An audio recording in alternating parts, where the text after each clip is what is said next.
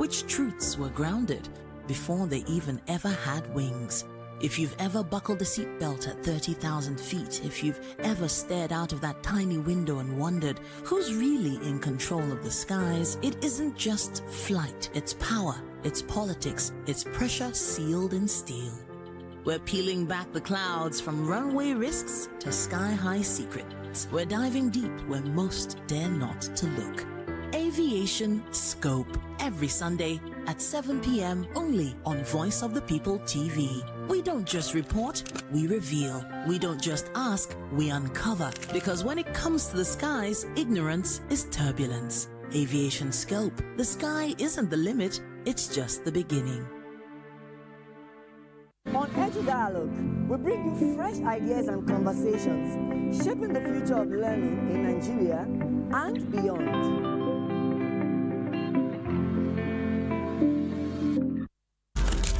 In a world where power shifts with every headline. In a nation full of questions. In a world filled with noise, the truth needs a voice. The policies that shapes our world and the economy that determines our future. Every hour, every day, the grapevine keeps buzzing.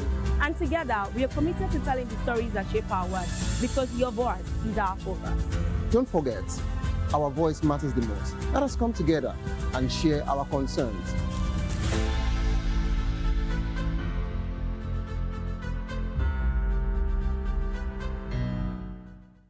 Welcome to the locker room, the home of football talk that matters. I am Jerry Arpayon. Join us every weekday, Monday to Friday at 5 p.m. Nigerian time, as we share the hot takes and hot debates in the exciting world of football. And joining me are the usual suspects, Ikechukwu and Mayowa, as we break down all the hot takes and everything that's happening in the football. Don't just watch football, live it with us. Catch us on the locker room and Voice of the People television at 5 p.m. Nigerian time. And like I always say, if not 20 minutes off, please the sport. And it's Hakim Ziyech, who puts the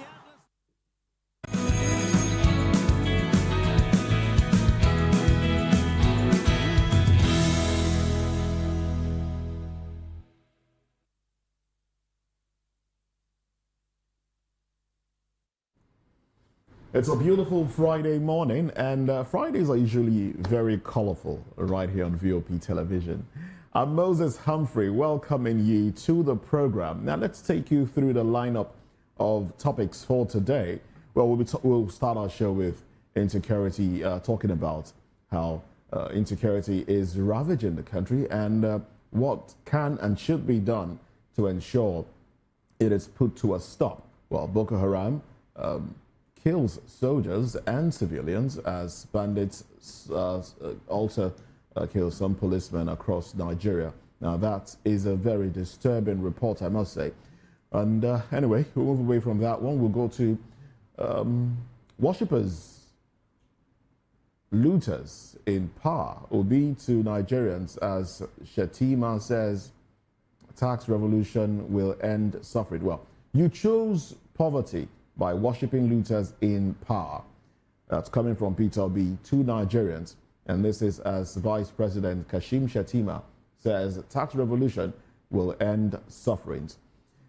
Also on our table this morning, Tinubu running 3 budgets at once in total confusion. Nigerians suffering like never before. This is coming from the ADC. ADC is the opposition right now. Well, these are the major conversations this morning, and we do expect that you will stay with us as we get through all of it. Welcome on board. Good morning. Thank you so much for joining us on Friday's edition of VOP this morning. I'm Jane Ogoye. TGIF, Moses, how are you feeling this morning? TGIF? Yeah, I'm feeling good. Are you still? Am I still? What? Are you still? Should I tell them? No. Okay. I don't know what that is, but... Okay, let's just dive in. In a landmark victory for Nigeria's hard-working federal civil servants, the Federal Executive Council, presided over by President Bola Tinubu, has approved a transformative new exit benefit scheme, granting retiring federal civil servants a gratuity equivalent to 100% of their total annual emoluments. Essentially, that's 1 year, full year's salary package, in addition to other existing benefits under the contributory pension scheme. Effective from January 1, 2026, this applies to officers in Treasury-funded ministries, departments, and agencies who have served a minimum of 10 years, addressing long-standing calls for better retirement welfare after gratuities were largely phased out under the 2004 CPS. The head of the Civil Service of the Federation, D.D. Esther Wilson-Jack, hailed the move as a profound recognition of civil servants' dedication and sacrifices to national development following recommendations from an interministerial technical committee involving the National Pension Commission, Budget Office, and Accountant General Office to ensure sustainability. The policy, announced on 5th of March 2026, aims to boost morale, attract talent to public service, and promote a more motivated workforce. I think this is a good development. However, I'm just wondering why most times some of the most loftiest of ideas of our government usually come on the wake or in the trail of a new election. And what I found rather interesting, curiously actually, I remember that the gratuity scheme, as highlighted, was phased out in 2004. And at the time, they said the Federation accounts couldn't fund it. Yes. And the Treasury accounts couldn't fund it. And here I'm thinking 20 my maths, if my maths is correct, I think it's 22 years after, right? Or 20 years after. Okay, let's just say 20 years. 20 years after. 20 years after.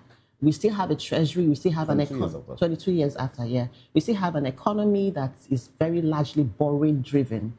We're still borrowing to, we still borrow to fix some aspects of the economy. And then I'm wondering, if they said at the time the treasury couldn't fund it, what has changed, especially now that Nigeria is at an all-time borrowing spree? And then, as lofty as this sounds, I think we're still missing some of the points here. How about pension scheme? You know that a lot of... As the PFA. Yes, the PFA. I know they scrapped it. I think for government workers, they have the contributory pension. Yeah, PFA has not been scrapped. That's what's been running. It has been morphed. No, now you have the pension administration. I think you have the private... Moses, we have the private... I think the Stanbics of this world and co. Yeah, those are... But I'm saying that PFA, lumps... the PFA. RSA. The RSA, yes. There's a...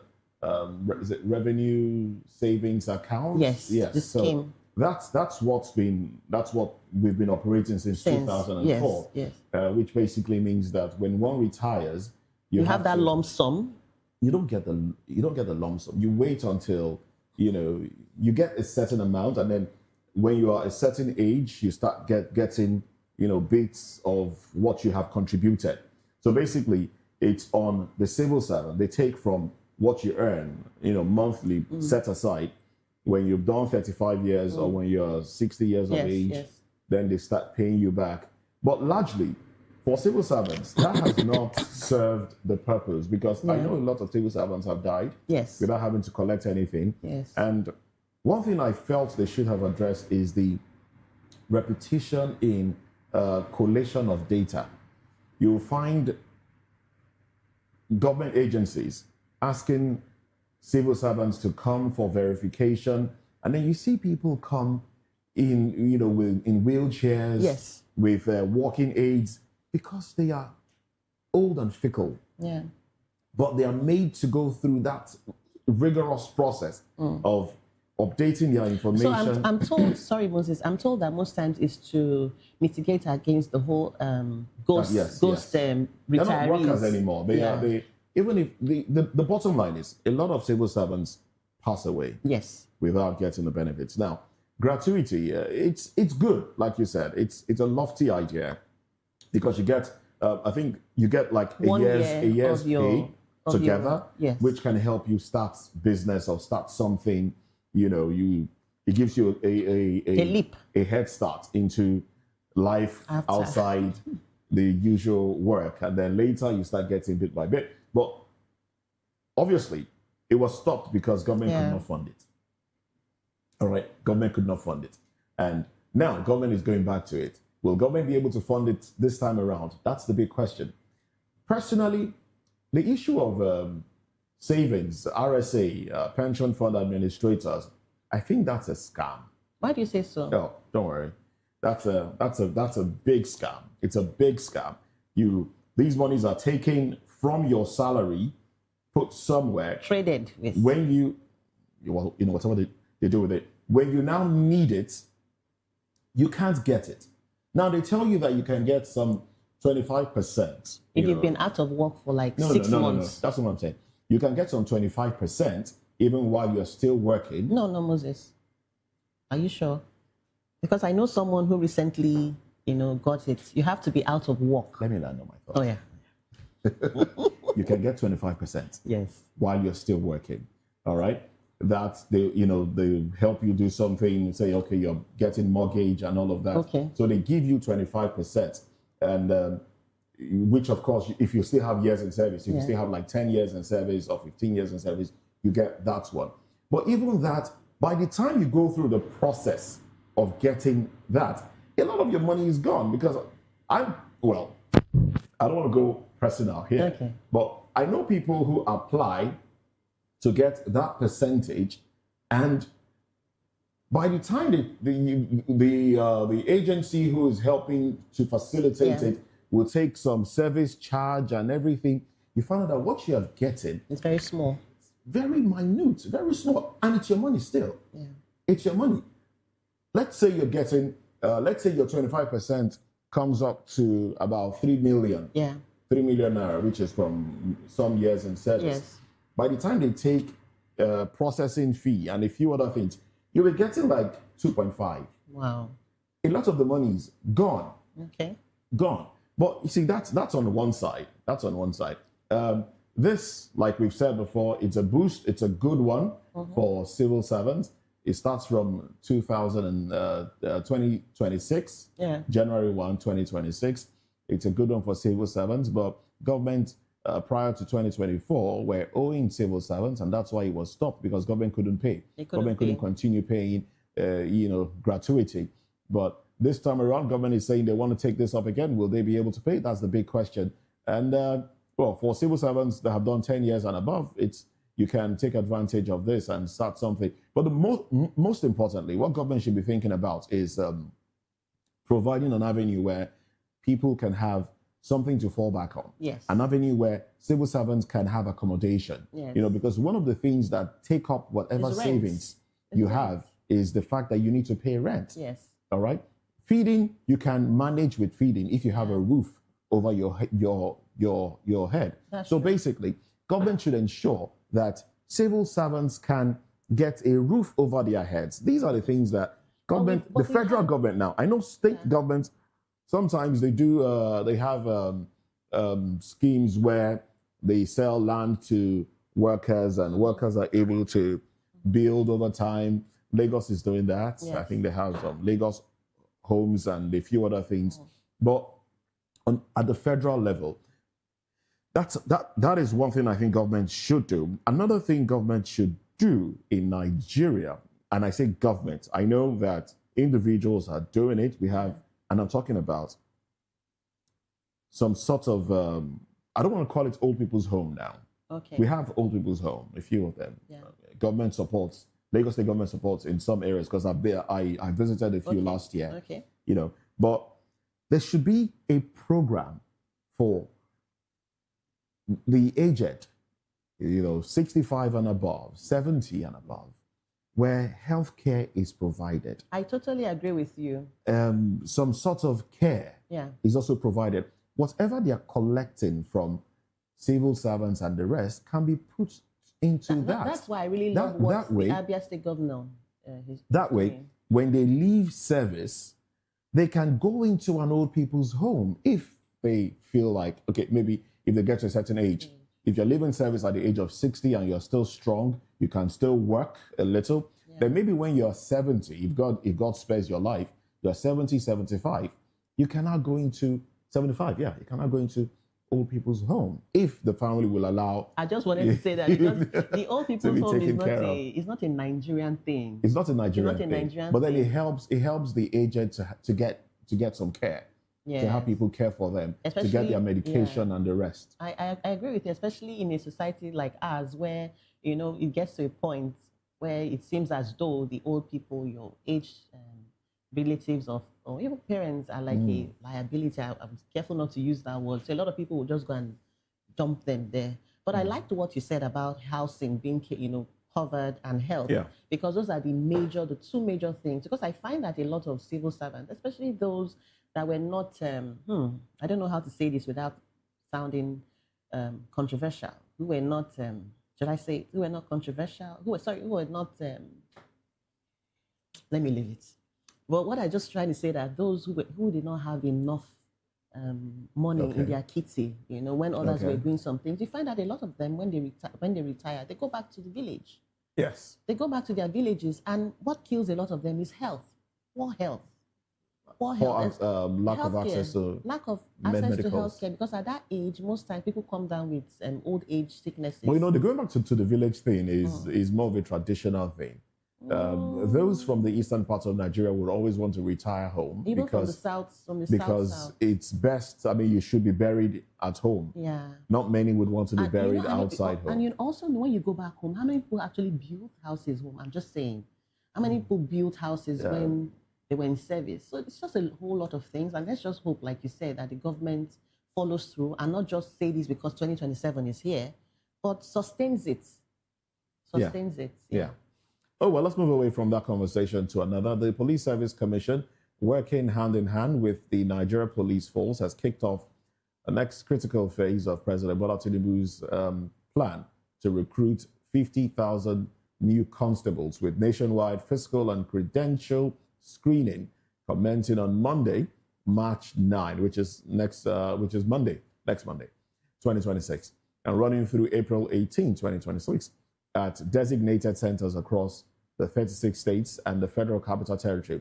Now, this follows an overwhelming response where over 600,000 Nigerians applied during the online registration window that closed earlier this year, making it one of the largest single recruitment exercises in the force's history, aimed at beefing up manpower to tackle rising insecurity, crime, and community policing needs. Well, applicants who successfully registered must urgently log into the official portal at npfapplication.psc.gov.ng to check their status. So if you have registered, you can visit this website and check your status and know what next to do. Now, this is the process.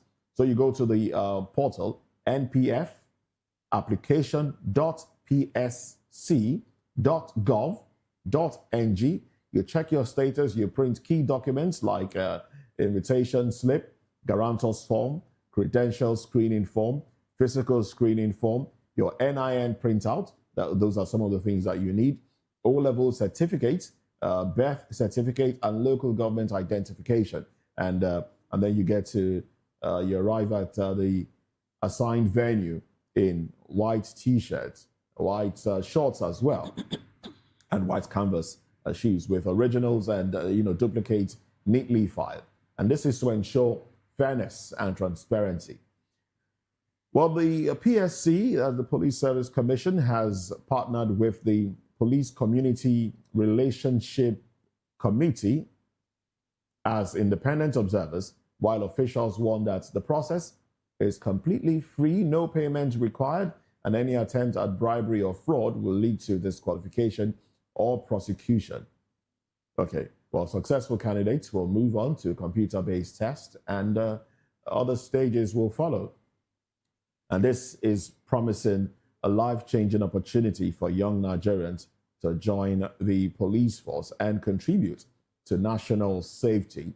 Well, 600,000, that's a large number, and it's good that people are registering. But I recall a few days back, a soldier made a video asking that politicians, bring their children. Politicians at all levels, even to the local government level. Local government chairman, if they have sons who are of age, they should bring them into the force. They should come and join.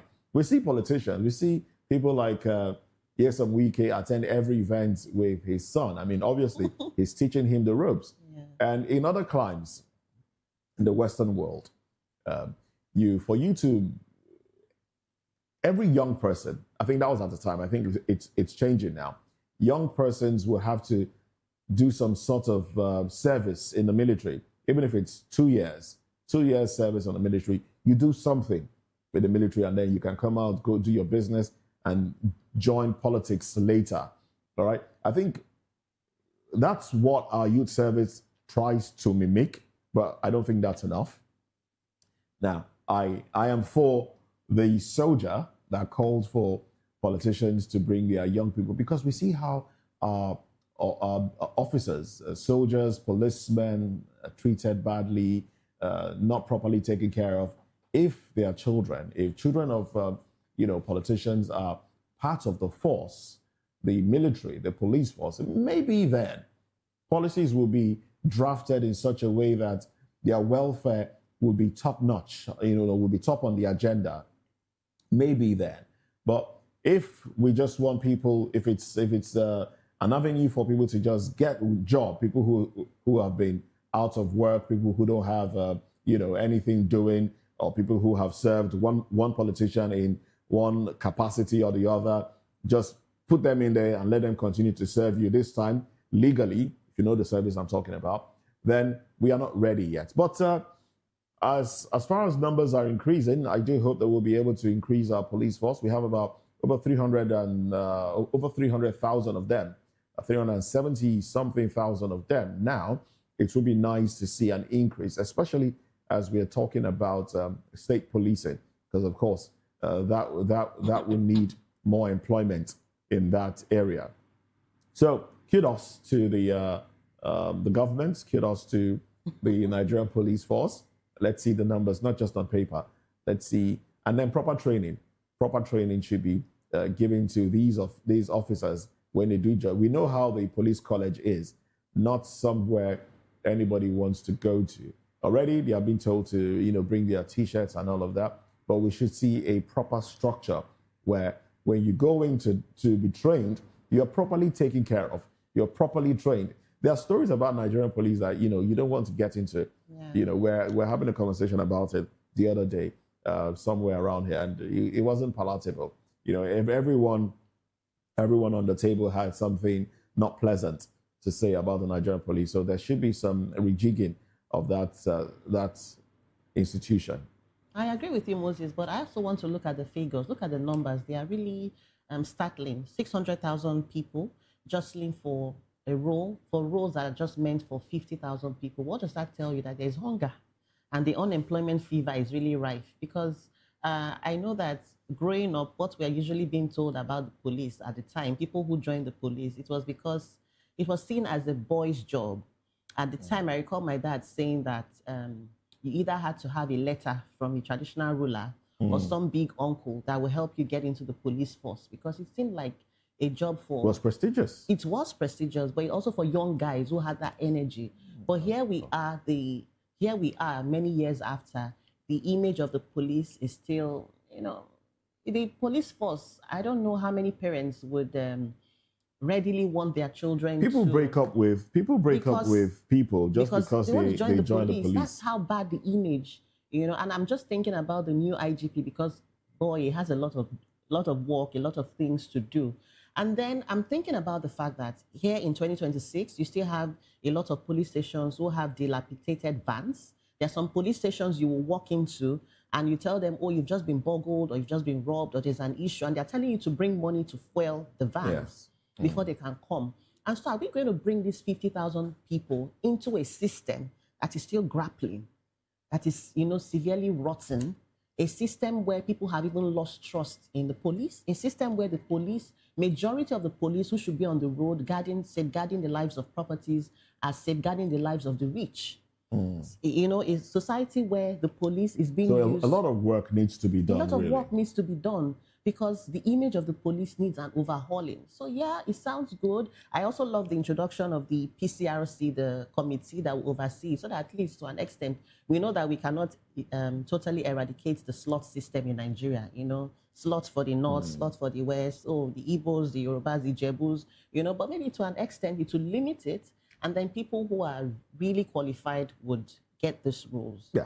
Well, the slot just gives everybody an opportunity. What did you say, the slots? Yes, it gives everybody an opportunity, ample representation across the nation, as against having, if you have more eager people from a certain part of the country, we don't want to flood the system with all of them because they're just eager. So let everybody have a representation. I agree. But, somewhere in my mind, I'm like, do they really want to join the police because they're passionate? Some people are passionate. Really? Actually, yes. They have very patriotic it's not as bad as you.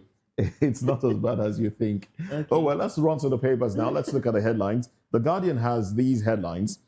The window headlines now. Disco's ration 200 and... Oh, my goodness. I just lost that one. Okay. All right, I'll take a break now. Let me take the Guardian. Let me take the Guardian newspaper. The Guardian leads with how weak safety nets make senior citizens street beggars and destitute. I think what we just spoke about now, Moses. Drug case against Abba Kyari on costs, NDLEA clarifies. Stella Odua 6 plea bargain deal over 2.5 billion naira fraud. 2027, IPAC threatens boycott as Afenifere backs Southern presidency. Disco's ration 2,830 megawatts as gas shortages cut power supply. Dangote refinery assures local supply amid global crisis and disruptions. Senate summons NNPCL former bosses over unaccounted 210 trillion naira. Federal government begins nationwide crackdown on irregular migrants. ABGA, APC, others spent 19.6 billion naira in 20 Anambra gubernatorial polls. Credits to government spikes by 37% as private sector lending stalls. And then the Vanguard newspaper, Nasarawa, Kogi, Benue in grip of terror. Residents reveal routes and transit camps. Amend Electoral Act or we boycott 2027 elections, IPAC. Middle East war spreads as Trump says he must okay Iran's next supreme leader. Power crisis worsens as generation drops 11% to 2,908 megawatts. Kano Assembly begins impeachment proceedings against Deputy Governor. Nigeria is poor because we celebrate looters. That's Peter Obi. Tinubu prioritizes 2027 over governance, says the ADC. Can we take the Punch? All right, then. Well, if that's all from The Guardian, then let's go to the Vanguard newspaper. Nasarawa, Kogi, Benue in grip of terror. Residents reveal routes, transit camps. And also, the window headlines, Senate summons Mele Kyari, Ajia, others over unaccounted 210 trillion naira. Amend Electoral Act or we will boycott 2027 elections, IPAC. Middle East war spreads as Trump says he must okay Iran's next supreme leader. All right, then. And then power crisis worsens as generation drops 11% to 2,898 megawatts. NISO blames poor gas supply. Kano Assembly begins impeachment proceedings against Deputy Governor. Nigeria is poor because we celebrate looters. That's coming from Peter Obi. And also one of the conversations on our table this morning.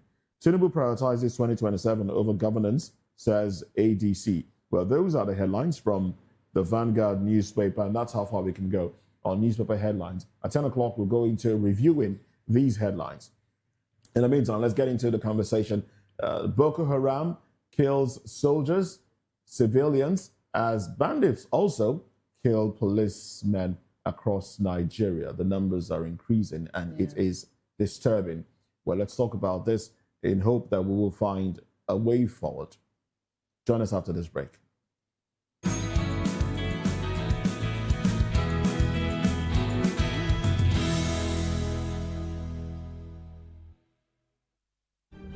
In a world where power shifts with every headlines, news breaks and events happens, we bring you unbiased and explicit information on politics, economy, and state of the nation. We break down the chaos. Facts, not fluff. Truth, not spin. We discuss not just politics, but a glimpse into the future. Voice of the People Television. Now you have more than a voice.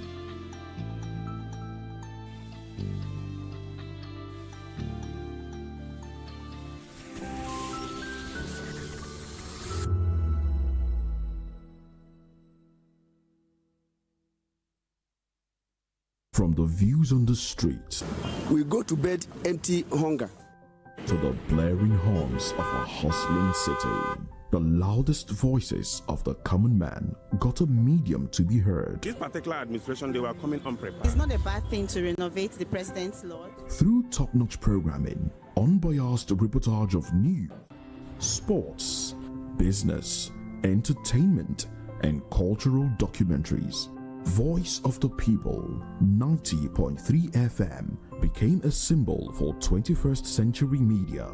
And now, a new baby is born. Voice of the People Television, Voptv, youthful, full of vigor and penchant for excellence in the continent's media space, exposing the wrongs, applauding the rights, dissecting the news without fear or favor, through factual and accurate stories and contents. Corruption kills three things that makes a society.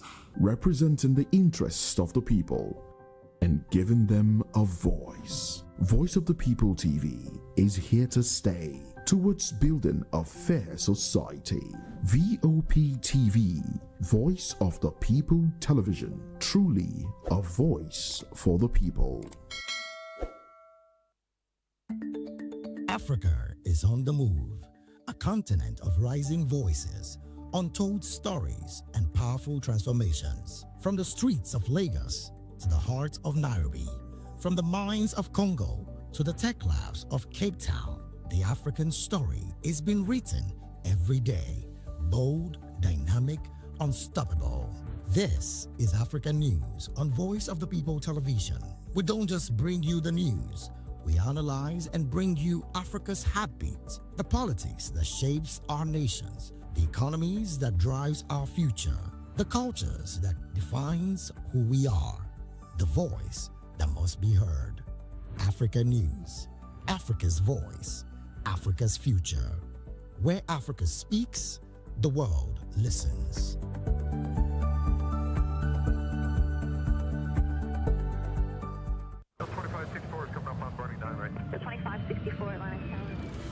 What happens in the hush behind hangar doors? Who signs the papers that gamble with lives? Which truths were grounded before they even ever had wings? If you've ever buckled a seatbelt at 30,000 feet, if you've ever stared out of that tiny window and wondered who's really in control of the skies, it isn't just flight, it's power, it's politics, it's pressure sealed in steel. We're peeling back the clouds from runway risks to sky-high secrets. We're diving deep where most dare not to look. Aviation Scope, every Sunday at 7 p.m. only on Voice of the People TV. We don't just report, we reveal. We don't just ask, we uncover. Because when it comes to the skies, ignorance is turbulence. Aviation Scope, the sky isn't the limit, it's just the beginning.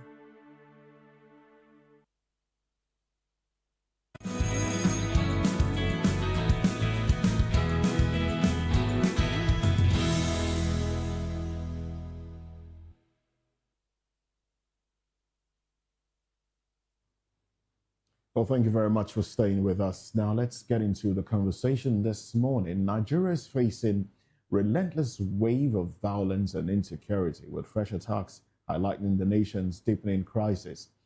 In Borno State, suspected Boko Haram ISWAP terrorists launched a deadly overnight assault on a military base and an IDP camp in Ngoshe, Gwoza local government area, leaving multiple soldiers and civilians dead, amid chaos and forced residents to flee into the bush.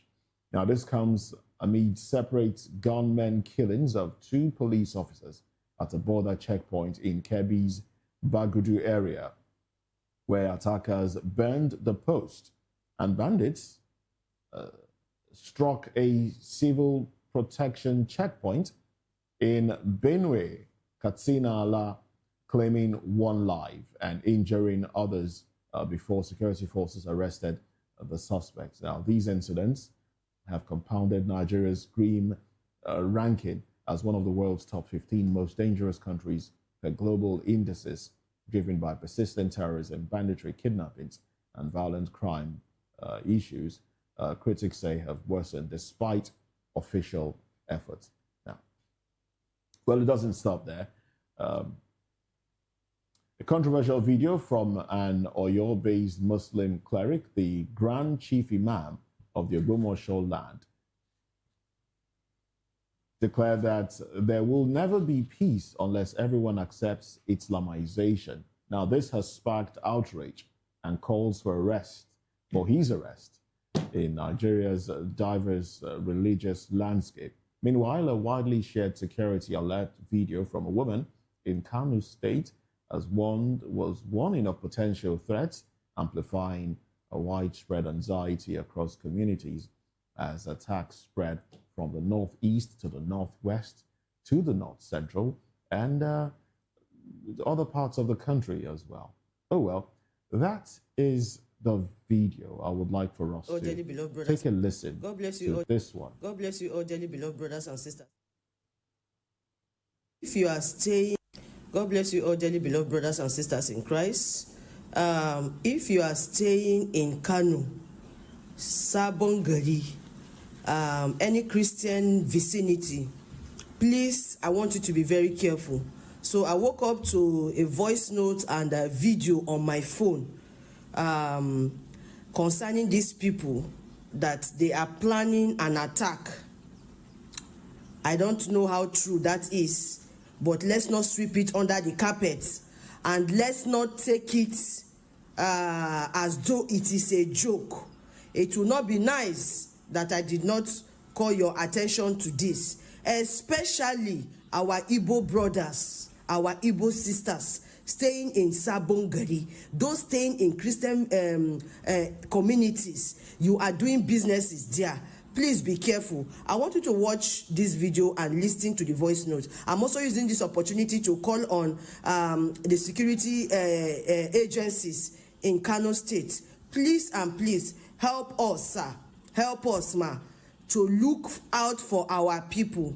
Make sure that this demonic plan is not carried out. May the Lord protect our people. May the Lord protect everyone. May the Lord protect each and every one of us in the name of Jesus. Please listen to this video.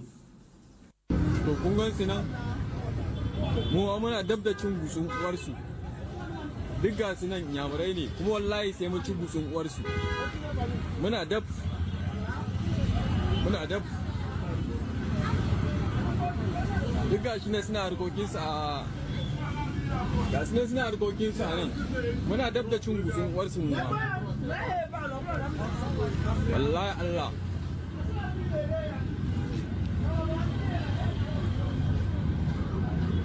duk ga su suna harkokin su ba taba su amma dan gusun uwar baban sai za mu fara cin gindin uwarsu za mu fara kashe su muna yanka su dan gindin uwarsu a yan tsinannu karnuka. Wani lafiya ya gida ya harkoki ya kasuwa. On Friday kaɗan zauna gida saboda za a yi zanga-zanga. To kar wani abu ya faru saboda ko mu ma ba lalle ba ne mu zo kasuwa. So ka samu ka zauna ka gaya wa friends ɗinka dan zauna gida after free haka mutum ya ji gari normal sai ya fita.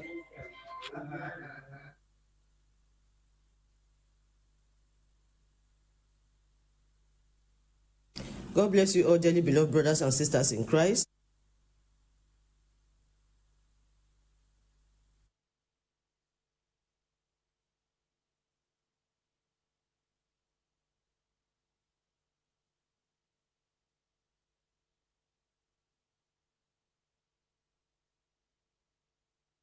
There you have it. That one largely spoken in the Hausa language.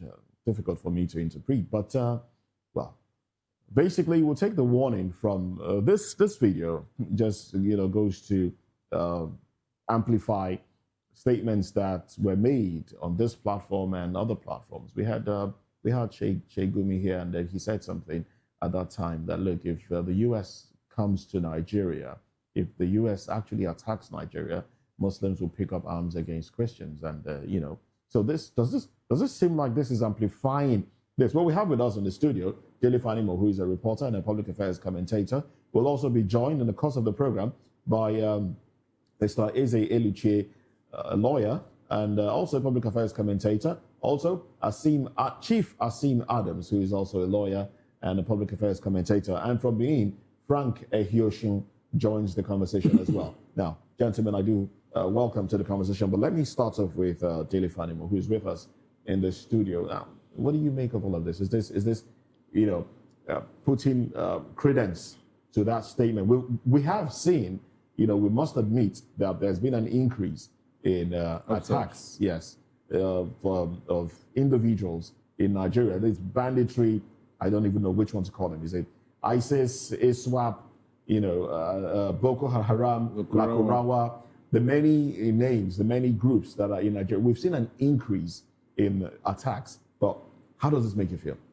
You see, if as a civilian and an ordinary man in the street like me would anticipate this kind of upsurge, I won't be excusing the security community for not taking proactive measures to stem this tide.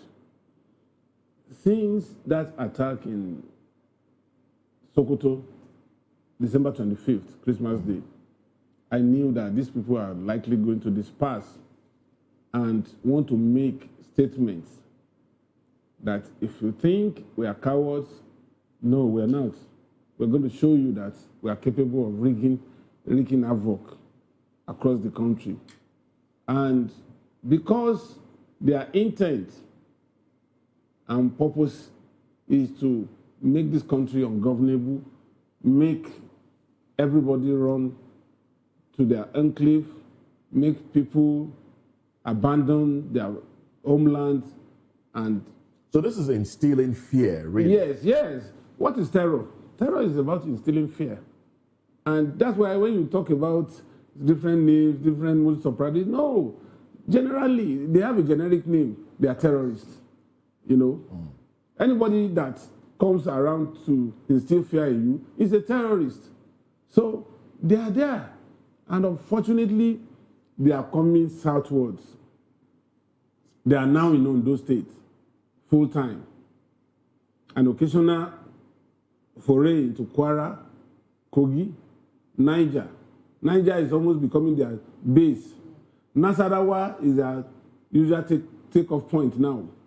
So, and in all of these, our security apparatus seems incapable of stemming this tide. And it's quite unfortunate. Why should I live in constant fear in my own country? As a freeborn who has not committed any crime, I have to look behind me. If you are driving, you are looking left, right, and center, looking through the mirror to see what is coming behind you. In a country that's supposed to be free, that is supposed to be blessed with all the things we need. UAE has only fossil fuel underneath the country, and yet citizens are enjoying to the fullest. We have more than crude oil here in Nigeria. We have so many things that God has blessed us with. Isn't it troubling that these individuals, they're very brazen? They are very brazen. They write to the communities in most cases and tell them that, look, we are going to attack you, and then they go ahead and attack. And we don't see a lot of preventive measure from our security agencies. We see there are instances where they've written to communities and communities complained to the security, to the police, and the police said, look, don't worry, it's not going to happen. But then attacks took place at the end of the day. Is it that our security agencies lack intelligence, or they just fail to act on intelligence even when it's handed to them? You see, for me, the total number of soldiers in this country, officers and men, is just 65,000. 65,000? 65,000.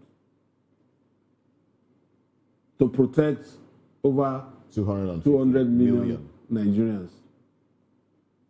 And a very low number of Air Force and Naval officers and men. As of today, we have 368,000 policemen and officers. All these figures combined is not even up to 500,000. But do we really need the numbers if we have a No, I'm just telling you. Drones? I'm just telling you. The world has moved to the point where the usage of drones you can sit somewhere. A few individuals, 4 people can sit somewhere and command drones that will attack, attack them in their enclaves. So do we really need the numbers if we have equipment? Moses, it's not going to be easy to use drones. So. It would have been easier if that attack was total in December. Okay. It was just an isolated point. Okay. And it was successful because they were concentrated on that particular spot at that point in time. But they have also developed another style of being nomadic. And most places where they go now, they use human shields. You can imagine if you are going after 10 terrorists and they have either their victim they have kidnapped, either the community members around them, and you send drone, you'll be killing 10 terrorists and almost 50 civilians. Public outcry would come. Why did they target these places and all that? So it's a very difficult situation we are in now. And that's why I was pointing out at the numbers. If it were to be we fighting a neighboring country, it would have been easier.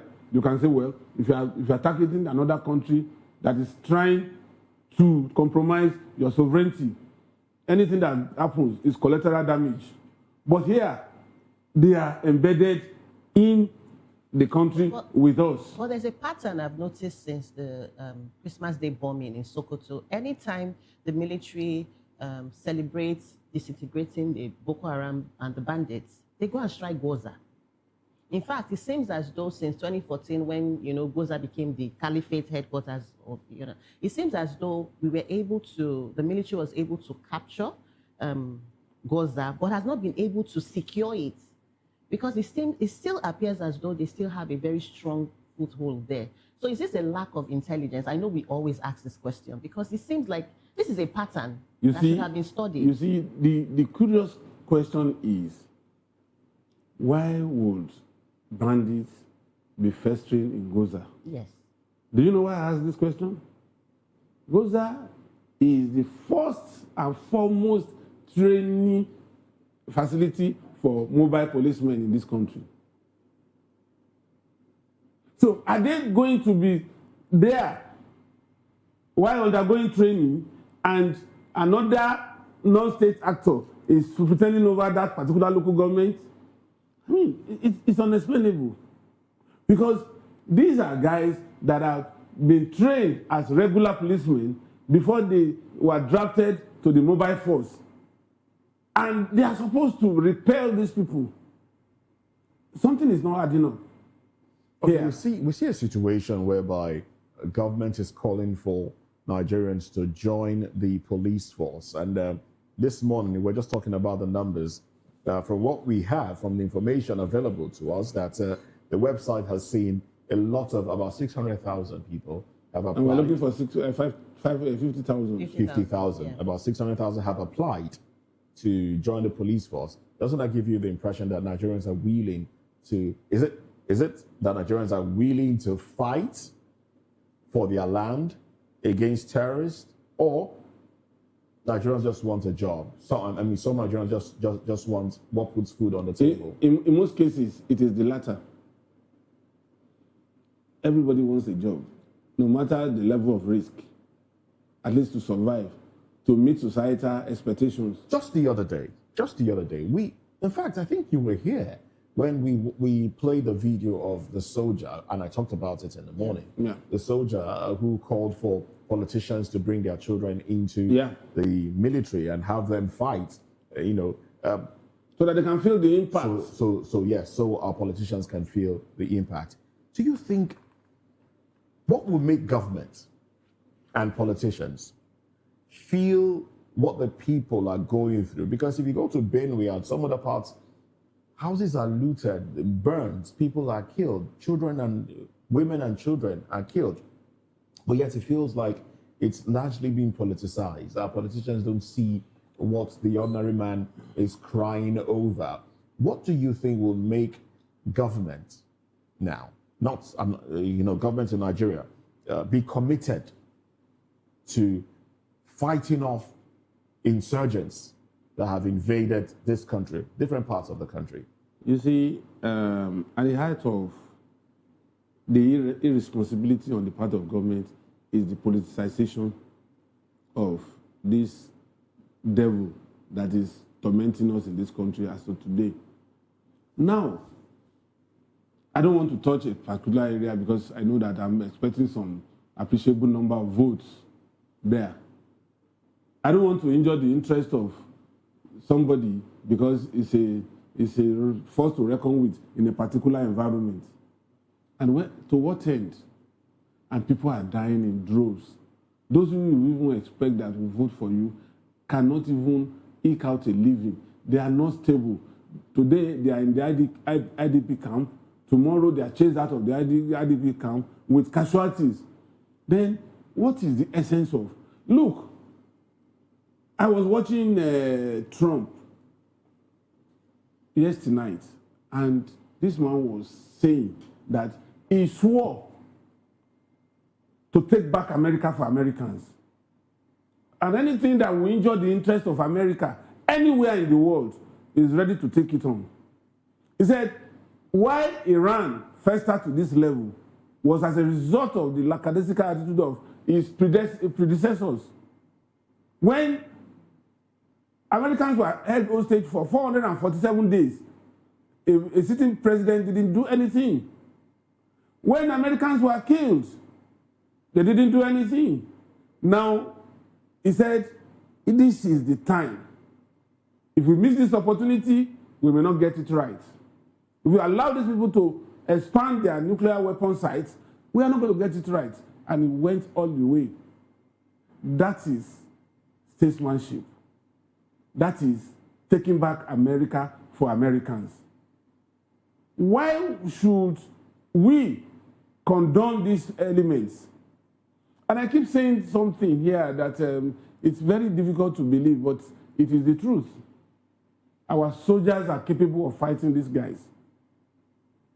But the unseen hand that is holding them back is what is the problem here. And that's why we keep saying political will that has turned a cliche as we speak.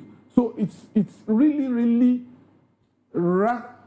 it's mind-boggling that we can't solve these problems. There is nothing these guys are parading that our military don't have. You imagine, you know how many people that have been tried for going after this Boko Haram in the military? You know how many people that have been court-martialed? Just because order came from above. When they were about taking out these people, that they should retreat. You know how many ambush by those who are recruited into the force that were Boko Haram members, that were giving credible intelligence to their members in the forest to attack soldiers. And as long as we do this, we are just papering over this crisis, and I hope it won't overwhelm us before we do something. All right, thank you very much. Now let's quickly run to our virtual guest. We have Mr. Eze Luche Esquire with us. Good morning to you. Yeah, good morning. How are you? Good to have you join the conversation this morning. It's a troubling one with reports of soldiers being killed, policemen being killed, Gwoza attacked, and a lot of military men and policemen were killed in that attack. And also this statement coming from an Oyo-based Muslim cleric called the Grand Chief Imam of Ogbomosho land, where he declared that he's quoted as saying that there will be no peace in Nigeria unless everyone accepts Islam. And this, of course, has sparked outrage in across the nation, especially on social media. How do you react to this? And then with all the killings going on, how do you react to this? Well, thank you very much. With regards to the character you are showing on your TV now, who spewed a lot of nonsense, the fault lies with the law enforcement agencies. When a man is brazenly threatening the country and you allow him to go scot-free, it gives the impression that the government itself is part of the nonsense the imam was spewing there. Because in any sane society, we would have expected automatic or immediate clampdown on that character to show that the government is not in line or in sync with what he's saying. But we have a government that continually allows such characters to populate, to pollute our environment. And they apply the law with very parochial sentiments. I mean, if it was an Igbo man that just uttered that he wants the IPOB to come and help Igbos in Lagos, he will be arrested and jailed. I mean, dumped himself. But here you have a man who is threatening the peace and quiet of the country, and is allowed to exist without any consequences. With regards to the lady who broadcast something about her fears about Kanu, I think it's also not good that we give currency to such broadcast, because there is no evidence, there is no reality. Anywhere you live in Nigeria today, you live in preparedness. But to come out and pointedly state facts about a particular market, and all we have is just audio broadcasts, which, as I know, some of them are actually just made while the person is sitting on the toilet. So, I mean, it is wrong to give currency to such broadcast by playing it on your media, because it will create tension where there might not be one. But with regards to the general insecurity of the country, look, we have to be very realistic. Who is ruling Nigeria at this? The quality of persons who are ruling Nigeria. You can't divorce the insecurity from who the people are at the helm of government. And I will trace it all the way back to the onset of the Buhari regime. On the 28th of February, 2013, just before the elections that brought in Buhari, the Boko Haram terrorists had a series of bomb blasts in Maiduguri. 28th of February, 2013. Over 100 people were killed, soldiers, civilians.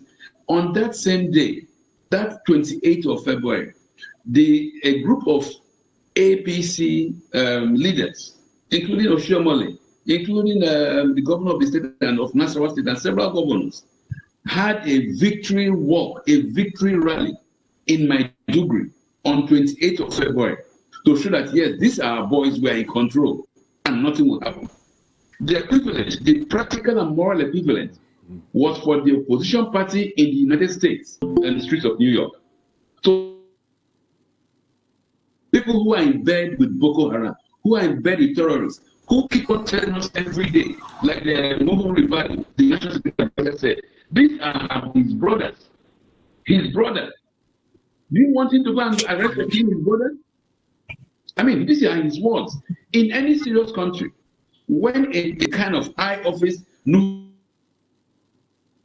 nonsense, he should have been sacked immediately. These killers are not our brothers. Even if your brother becomes a killer, I mean, you deal with him. And everybody was telling us that, what do you want? We have to negotiate with our killers, our brothers. Come on. I mean, and this is the same thing that continues to roll out. So how do you expect these brothers of Nuhu Ribadu and the presidency to be cowed, to be worried about any kind of changes in guards, whether you change the chief of the chief of defense staff, or you make the minister of defense somebody called Chris? And you see, they also do all these cosmetic changes because there was pressure that you are committing a Christian genocide. The government immediately brings in a man called Christopher, Saint Christopher, to become the Minister of Defense. And it exudes the scenario that there is no genocide, rather than tackling the issues.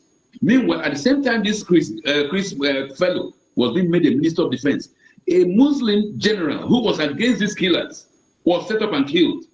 So the issue is not religion. It's not the religious orientation of the person who is in office, but rather the desire to secure Nigeria. And unfortunately, we don't have it with these characters in government.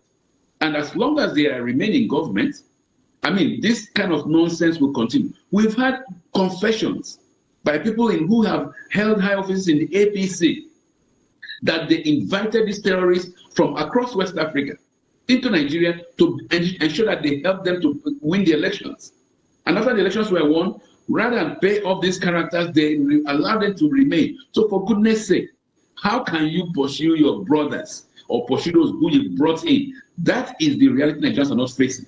So you can talk all the stuff you want to do, you can change all the Minister of Defense, you can change the Brigade of Guards, but so long as the mindset of those in government, from the presidency to the National Security Advisor, to even his ministers of defense, are to the effect that these are our brothers, nothing is going to happen to them. Now, what it means for Nigerians is this. You have to take preemptive measures. You have to be proactive. You have to be aware of your environment. You have to try to have some kind of safety or self-help weapons around you. Because if you call on the police, if you call on the Minister of Defense, they are not going to come and help you. As long as these characters who are in bed, who told us that when you kill Boko Haram, you are killing their brothers, remain in government. That is why I call upon all Nigerians. If you are worried about insecurity, if you are worried about the continued proliferation of terrorists in Nigeria, the easiest way is hold out your voter's card and ensure that you kick out these rascals from government at the next opportune time. Thank you very much. All right, thank you very much, Barrister Eze Luche, for your summation there, and I can feel the passion with which you spoke. Well, let's take this to Frank Ehioshun, who joins us from Benin. Frank, good morning to you. It's disturbing, really, when you see these numbers and you read up on the killings going on around the country. Military men are decimated, numbers reduced, and we're calling for more people to join the police force and the military. And the question is, would people be willing to join, seeing that remuneration hasn't been improved upon? Welfare, conditions of service are issues that Nigerians are still talking about. And at the height of it all, they are being killed in their numbers. Does it seem like government is willing to do anything at all to curb insecurity and boost the morale of our security agents? Well, Frank, please talk to me. It's quite unfortunate. I hope you can hear me. Yes, we can. Go right ahead. What makes this so painful is that it's a narrative that has been ongoing for decades, repeated on and on and on, rather than things getting better. They just simply remain on the path of getting not just worse, but much worse. And it's very, very painful, especially when the world over, the primary purpose of government is actually centered around the security of the citizens of the nation they preside over. So to have a country where government seem aloof on such matters is very painful. And whether we like it or not, in concurring with what the learned barrister said just now, from my local level of knowledge, I know that self-preservation is an inalienable universal right of every Homo sapien. Self-preservation. So where you live in a system where government has taken a responsibility, it's a duty call on you as an individual to ensure that you keep yourself safe. Unfortunately, where that is primed, the state in the long run is as good as, in fact, not just failed, but collapsed. It's been affirmed the opening time. In any geographical, in fact, any territory that is termed a nation, what makes for space that government should be changed over are divided into three basic categories. But of late, a fourth one is beheaded in the last by a decade or thereabouts. Air space, sea space, and land space. Those have been the prevalent three for time immemorial until cyberspace came to join. Nigerian government doesn't quite have a hold of any of the spaces. The only space where government is to have sway is to be the airspace. But these bandits and terrorists who the Minister of drones have equally taken a fight from home in that sphere. Because we hear about bandits and terrorists using drones to kill their Nigerian soldiers. I can bet on the fact that those of us that are discussing on this platform right now, if we are given the mandate to manage Nigerian security, the story will change within a matter of weeks. Because if somebody is given a responsibility and they are not deliverables within specific timelines, what is the essence of holding on to that office? All the people empowered to serve you, commissioners of police, the security chiefs in the military, Minister of Defense, National Advisor, what is the essence of holding titles when the functions they are meant to perform don't reflect any element of improvement? It's so shameful and painful. But I can tell you free of charge that government does not see security issues as their priority. The priority of government in Nigeria is their survival in office and what they can make for themselves as much as possible. That is why Nigeria has been on this trajectory of continuous downfall. It's so painful. Look at nations we started with. Singapore was not the nation to reckon with when Nigeria was viewed as the giant of Africa potentially in the mid-60s. Can you hear me? Yes, we can. Yes, we can. Even though it's kind of muffled, but we can hear you. But thank you very much, Frank Ahiosha, for your contribution there. I hope we get to fix your audio. If it's the mouthpiece, you might need to change it. Well, we'd like for you to stay with us as we get into other conversations. We'd like all the gentlemen to stay with us as we get into other conversations now. Now, let's look at the words of Peter Obi, where he has said that you chose poverty by worshipping looters in power. Obi to Nigerians. And also, Vice President Kashim Shettima says tax revolution will end sufferings. Well, let's dive into all of this in the course of the program. Stay with us.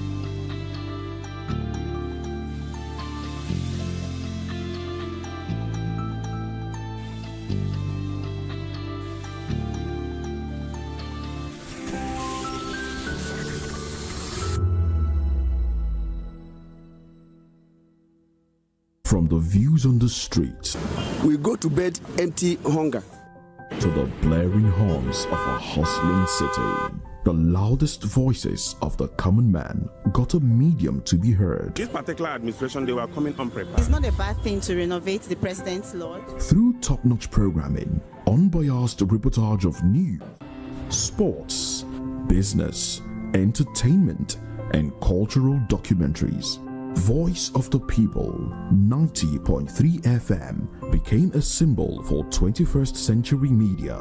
And now, a new baby is born. Voice of the People Television, Voptv, youthful, full of vigor and penchant for excellence in the continent's media space, exposing the wrongs, applauding the rights, dissecting the news without fear or favor, through factual and accurate stories and contents. Corruption kills three things that makes a society. Representing the interests of the people. and giving them a voice. Voice of the People TV is here to stay towards building a fair society. Voptv, Voice of the People Television, truly a voice for the people.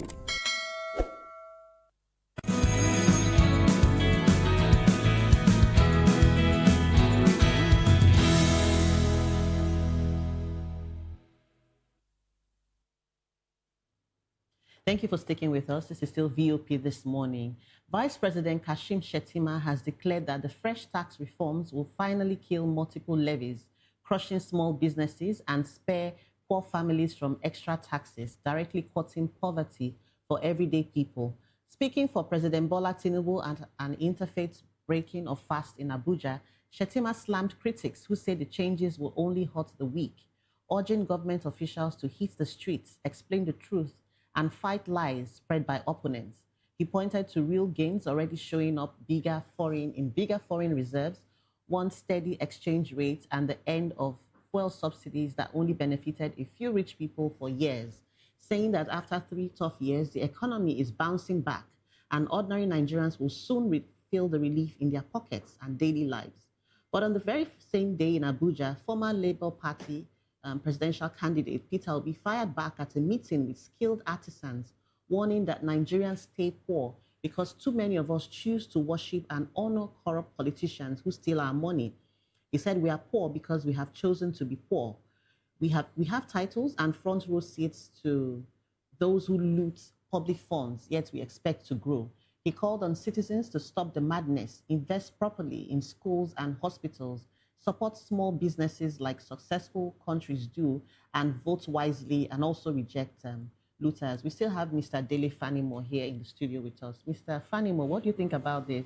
It's always been said that we operate a stomach infrastructure economy, a country. And in a country where the ordinary man knows that he can get a quick 5,000 naira, I'm just saying, to sell his votes, why do you think he would look the other way when there's so much, hunger and poverty in the land? I'm referring to Peter Obi's statements. You see, the mantra is always, government has no business in business. And if government has no business in business, government also has responsibility to make sure that there's a conducive environment for businesses to thrive. And that's why it's always going back to the government. But unfortunately, like Peter Obi rightly said, we are the enablers of those who deal with us. There are some legislators, as soon as they were voted in 2023, they have not visited their constituency more than once or twice. And what do? Once they make so much money in Abuja, they drop the crumbs. In the first instance, the people they are supposed to appoint as their aides to assist them, they will never appoint. And this money is paid, their salary is paid to this legislator's account every month. They would rather empower thugs, buy Okada for them, buy guns for them, waiting for another round of election. And when they come back, by August, September now, you'll see them around those villages. And those villages are villages they now navigate to when they need those villagers. But when it is time to distribute amenities, they'll say that place is not conducive. They cannot get there. But when they need them, they would always get there. Now, he has made 1 billion every year, apart from other perks, oversight functions and all that. And we know what legislators do with oversight functions. They will say, you record the episode of the mic. Now, out of this 4 billion, let's assume 4 billion in 4 years, they will now buy grinding machine, buy Okada, buy Kekena Pep and all that, which may not amount to 500 million. They will showcase it. Everybody will clap. Everybody will celebrate. The few ones that benefit from these largesse will be the people that will be championing their re-election. And he already has 3.5 billion in his kitty. He has spent 500 million. You will now go and vote for him, and the man gives you 10,000 naira per vote. 10,000 naira in 4 years is 2,500 naira per year. And every month is less than 200 naira. Every week is less than 50 naira. So what we are getting in 4 years is every day of maybe 50 naira. How did we find ourselves in this? So you are mortgaging your 4 years for 10,000 naira. And then, is that not enough explanation for what Peter Obi has said? That we are the enablers of these people.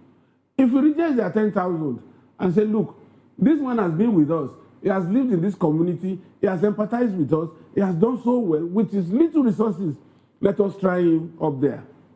But they will never do. They will despise him because our values has changed for the worse. Do you think it's a situation or case of values or just this survival instinct? Things are so bad that people just want to feed. It's not. Don't you think? It's not. Do you think it's more of a mindset thing? It's like you are justifying stealing because somebody. No, I'm just telling you that if you are saying that, then you are totally part of encouraging me to steal because I'm hungry. Some people will be hungry and look for menial jobs to do for survival. Some people will say, no, I will not do this. It is not that they are comfortable. But let's do it for once. Yeah. Let's reject these people for once. Ghanaians, all of them were not comfortable when they rejected that man that brought bags of rice to their community. But do you think we are ready to be uncomfortable so that things can work? Are we ready to do the right thing? And that is where the choice is. And that's why Peter Obi said, if you enable these people, you will remain poor. It's just like you have a choice between remaining poor and fighting poverty to prosperity. So it's your choice. It's not about God. God is not going to do that for you. If you know that this person is a looter, this is somebody that was a criminal before he found his way. Some of these legislators, some of them were Yahoo boys before they got tickets to contest because they have free money. And you know within that community that these are criminals, these are Yahoo boys, and you still went ahead to vote for them. So what good do you think those kind of people will bring back to your community? Nothing. Somebody who does not even have the mental capacity to debate in the floor of the house, other than to say, nay, eyes. What are you going to benefit from such person? All right, please hold that thought. Let's take this down to Mr. Iluche. Please, can we have your thoughts on this? Mr. Fanimo says Nigerians are not ready to, that we are not ready to, be a little bit uncomfortable and have things work the right way. Do you agree with him? Thank you very much. Certainly I don't. Because when you look at Nigerians on the street, Nigerians are very enterprising. They put in their best. They wake up early in the morning to try to eke out a living. But unfortunately and sadly enough, we are surrounded by a system, by a government that seems out to cripple Nigerians, to destroy Nigerians. Mr. Fanimo just mentioned that there are some Yahoo boys in the National Assembly or legislators. Just like also there are some people who forfeited hundreds of thousands of dollars who are in the presidency and as state governors. The thing is that Nigeria has been captured by criminal elements, and we cannot shy away from that. But with regards to what the Vice President, Mr. Shetima, said, which you used in your intro, it's sad that even those who are ruling us, when they churn out some of these laws, they don't even understand the Nigerian Constitution. The Nigerian Constitution allows for 3 tiers: the federal, the state, and the legislative. The federal, the state, and the local government. Now, under the Constitution, the local government is charged with some responsibilities, which they are also entitled to collect taxes from, such as liquor licenses, motor parks, and all that stuff. So when the government comes out with this omnibus tax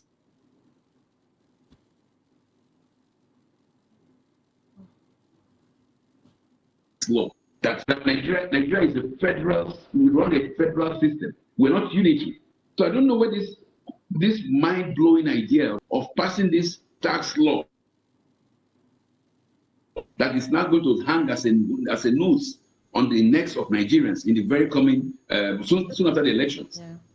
So you say that because of the tax laws and because of the innovation the government is making in Nigeria will be better. I don't blame the vice president.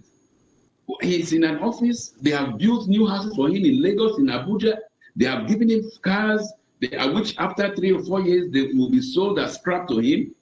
They are using a solar to power the Aso Rock where he lives. So as far as these characters in government are concerned, Nigeria is El Dorado. Nigeria is paradise. But for you and I, for the average Nigerian, or for the average Nigerian, for the over 99% of Nigerians who are not in Aso Rock, who are not in government houses, how have we fared in these evil machinations of these politicians? We have our currency depleted. We can't access the hospitals. Our children cannot even go to proper schools. And he has the temerity to come and tell us that the Nigerian economy has fared better under their regime. I don't agree. But let me even ask you. I need to get your thoughts on this. During the week, earlier in the week actually, the president signed a presumptive tax into law where other small-scale businesses will be made to pay presumptive tax, where you just assume that okay, this is what they sell, this is what their tax should be, and then they are asked to pay that tax. Now, what do you think about that, especially if you put it on the scale of the government's initial stance that not everybody will pay tax, seeing that some people earn below 800,000, is it 800,000 naira per annum, and so they may not need to pay taxes. But now we're seeing that even those that fall below those that earn about 800,000 per annum, there are others who are small business owners, like petty traders. Now they need to pay taxes. How do you react to that? Yes, I mean, that tells you the priority of this government. And Tinubu actually mentioned it when he was even coming in. He will say they will broaden the tax net, they will reduce the purchasing power of the naira, they will make us poorer. These were his comments before he came in. So he's rolling it out, he's implementing it, and I don't blame him because nobody actually put him in the power. So my view on this is that broadening the tax net is this. He fails to realize that the local government still have a duty to raise taxes from these market women, from these people on the streets, from the liquor owners, from the beer parlors. The local government areas have a constitutional mandate, and they will roll it out. So the government, by these very verbose tax laws, are only punishing the people more because there will still be the local and state government taxes to pay. Well, they've been asked to stop all of those. Okay. Those that collect those taxes have been asked to stop. So it's just going to go into He's joking. Mr. President, my dear, he is joking because constitutionally they are empowered. You cannot just by executive order say that the constitution should be wiped out. Who will take care of the motor parks? Who will take care of the beer parlors? Who will approve beer parlors? And do you approve those beer parlors or motor parks or market stalls without collecting the funds to make sure that you do those constitutionally mandated duties of the local government councils? But you see, the reaction of government to issues of finance and money tells you, like my friend here from Benin said, where the priorities of this government is. Once it's money issues, you see Mr. President signing one bill or the other, blah, blah, and then it's okay. If it's security of Nigerians, no, nothing happens. The other day, the Minister of Finance could not respond to questions asked with regards to monies released from the budgeted and released. The next day, rather than even sacking the finance minister, Mr. President sacked the Minister of State, who works under the finance minister. And then you see the spontaneity of response. It was immediate. For failing to do what you should do in the finance sector, there was spontaneous response. Now, for those who in the security sector that are failing every day, the NSA is telling us that the terrorists are his brothers. The GOCs are busy giving orders to soldiers to stand down, to allow terrorists to go in and lift students. Nothing, no responsibility, no actions are taken. So it tells you that the government's focus is solely how to enrich themselves, how to extract more blood, more money from Nigerians without commensurate development or commensurate infrastructural additions in the society. Thank you very much. All right, let's take this to Frank. Frank, now I hope your audio is a whole lot better. Welcome once again, Frank. Let's get your audio feed now. I hope it's better too, yes, but I guess in Nigeria happened to it. Yes, it is. It's a lot better.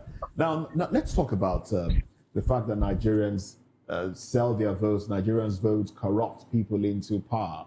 Now, in the just concluded Abuja FCT elections, there were some videos of some individuals who willingly sold their votes. I don't know if you listened to any of them. I mean, it was on social media and broadcast on some mainstream media as well. One of them that stands out for me is a lady who said, look, yes, she sold her vote.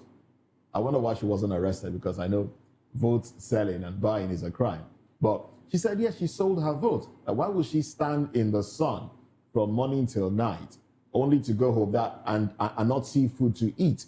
Because after all, the politicians know who will be there. They know who they will vote into power anyway. So it's better for her to collect something and go back home. When she gets home, she will have food to eat, as against standing in line, insisting on not selling, and then go back home and not have food to eat, and the politicians still put who they want to put in power. Do you think Nigerians are right to demand from politicians what is due unto them, to elect those that, are credible enough, as against those who are willing to buy their votes? In my view on this issue is a bit, will I say disparate now? I'm looking for the word to put in quiet. You see, I think sometimes the issues are taken unduly simplistic notes. That lady, for example, you referenced. If you want to consider the lady's position from the standpoint of the principle of optimization, she has a point. In a society whereby policy and practice, what is abnormal is incentivized, it becomes too stupid to do what is right, except for just because you want to toe the line of your conviction. That's why when I see people talking about the voters, naming the voters sometimes, I say no. We have a political system where, by the culture of government, by the present political order, it is almost impossible for your votes to even matter. Talking about government election, for example, the last time I was on this program, not this, one of your other platforms, where they're discussing the Abuja election, and I said, look, as bad as the Abuja election is, unfortunately, it is actually about the best local election we have in Nigeria. Because what you have across the states, they don't do elections at all. They just waste taxpayers' money in their hundreds of billions, and they declare people as winners. So, as a citizen, why would you blame the person who would trek in the rain, as in go through so much, and you go cast your vote, and at the end of the day, you hear of glitches, you hear of stories that are, in quote, Nigerian, that don't seem to work.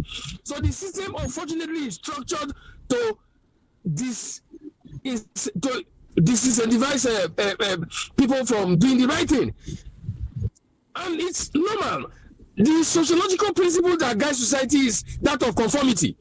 In the history of mankind, majority of citizens in all societies are conformists. What do they conform to? They conform to the prevalent pattern. What is the prevalent pattern? It is the pattern. So Nigerians going to vote, or people saying going by vote, trying to blame Nigerians, is actually the weak link of the argument. By that standpoint, unfortunately, revolution or what have you that people expect will never happen. It's just that change will come somehow. Because the more the people in power emasculate the people, the more they make peaceful change or peaceful improvement impossible, the more they make it likely that banditry, resort to arms, and all forms of extrajudicial means will not become the option that people will resort to. And in the long run, the state may be the victim. That is where we are headed. But as it is today, the government is responsible for the way things are run. It's as simple as that. See the electoral act that we are talking about. What did it take for the National Assembly and folks who had the interest of their political pursuit to structure the electoral act the way they did? It was so simple. In less than 10 hours, the president signed it into law. The tax stuff you're talking about just now, where you said the president talked about presumptive tax. Presumptive tax that you mentioned. Yes. He could do it without batting an eyelid because he's the president. But when it pertains to taking decisions that ensure the greatest good to the greatest number of people, it now becomes very difficult. They now say government is not easy. Government is a complex process. But when it pertains to taking decisions that pertains to what will benefit government, there is no consultation. In a enforcement and what needs to be done is done. And people come and discuss it on simplistic notes to say the citizens are not doing this or are not doing that. How will the citizens be mobilized? Even the opposition parties. When I heard the views mentioned there concerning Peter Obi saying that things are the way they are because people worship their looters.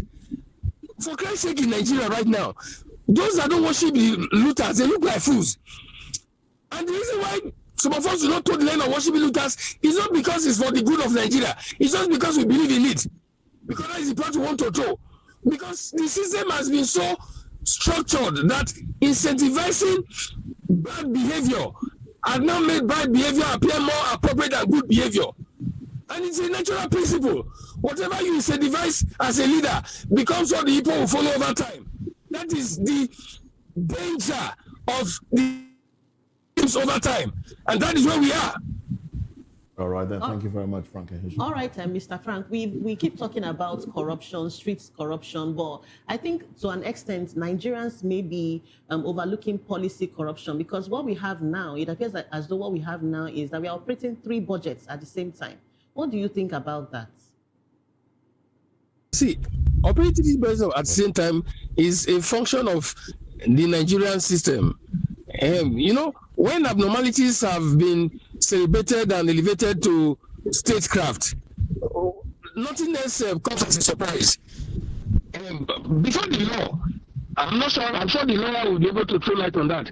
I'm not sure of the clear implications because if it were illegal to so do, it's strange that it's actually happening. That 3 budgets that's supposed to span a circle, a single year circle, are now being operated at the same time, and there's no setting out to which one is really functional. I'm not quite detailed about the complexity or the simplicity as the case may apply as to what the law implies on that note. That's fine. But let's touch a bit on VP Chetima's statement. He said the subsidy was removed so that because it benefited the rich for a very long time, that they wanted inclusion and for the poor, the ordinary Nigerian to, feel included. But with the subsidy removal, 3 years on, it appears as though it's still benefiting the rich, and the poor, and analysts are actually saying that it appears as though the APC is not in tune with the reality on ground because people are still groaning. What do you think about that? You see, I have said this the often time, that this issue of subsidy removal that these guys are celebrating, unfortunately, is actually the gamble of an escapist. The removal of subsidy is not the core issue. The main issue is the fact that government abdicated their primary responsibility. Because all the issues around subsidy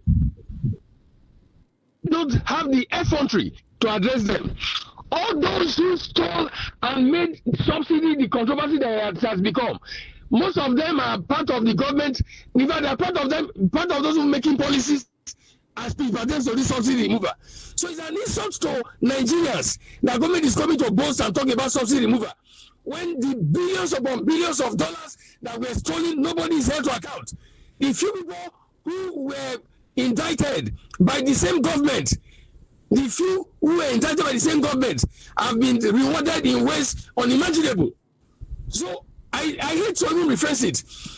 Government spent hundreds, in fact not hundreds, in dollars. It ran into tens of millions of dollars. You can check it from the days of Jonathan.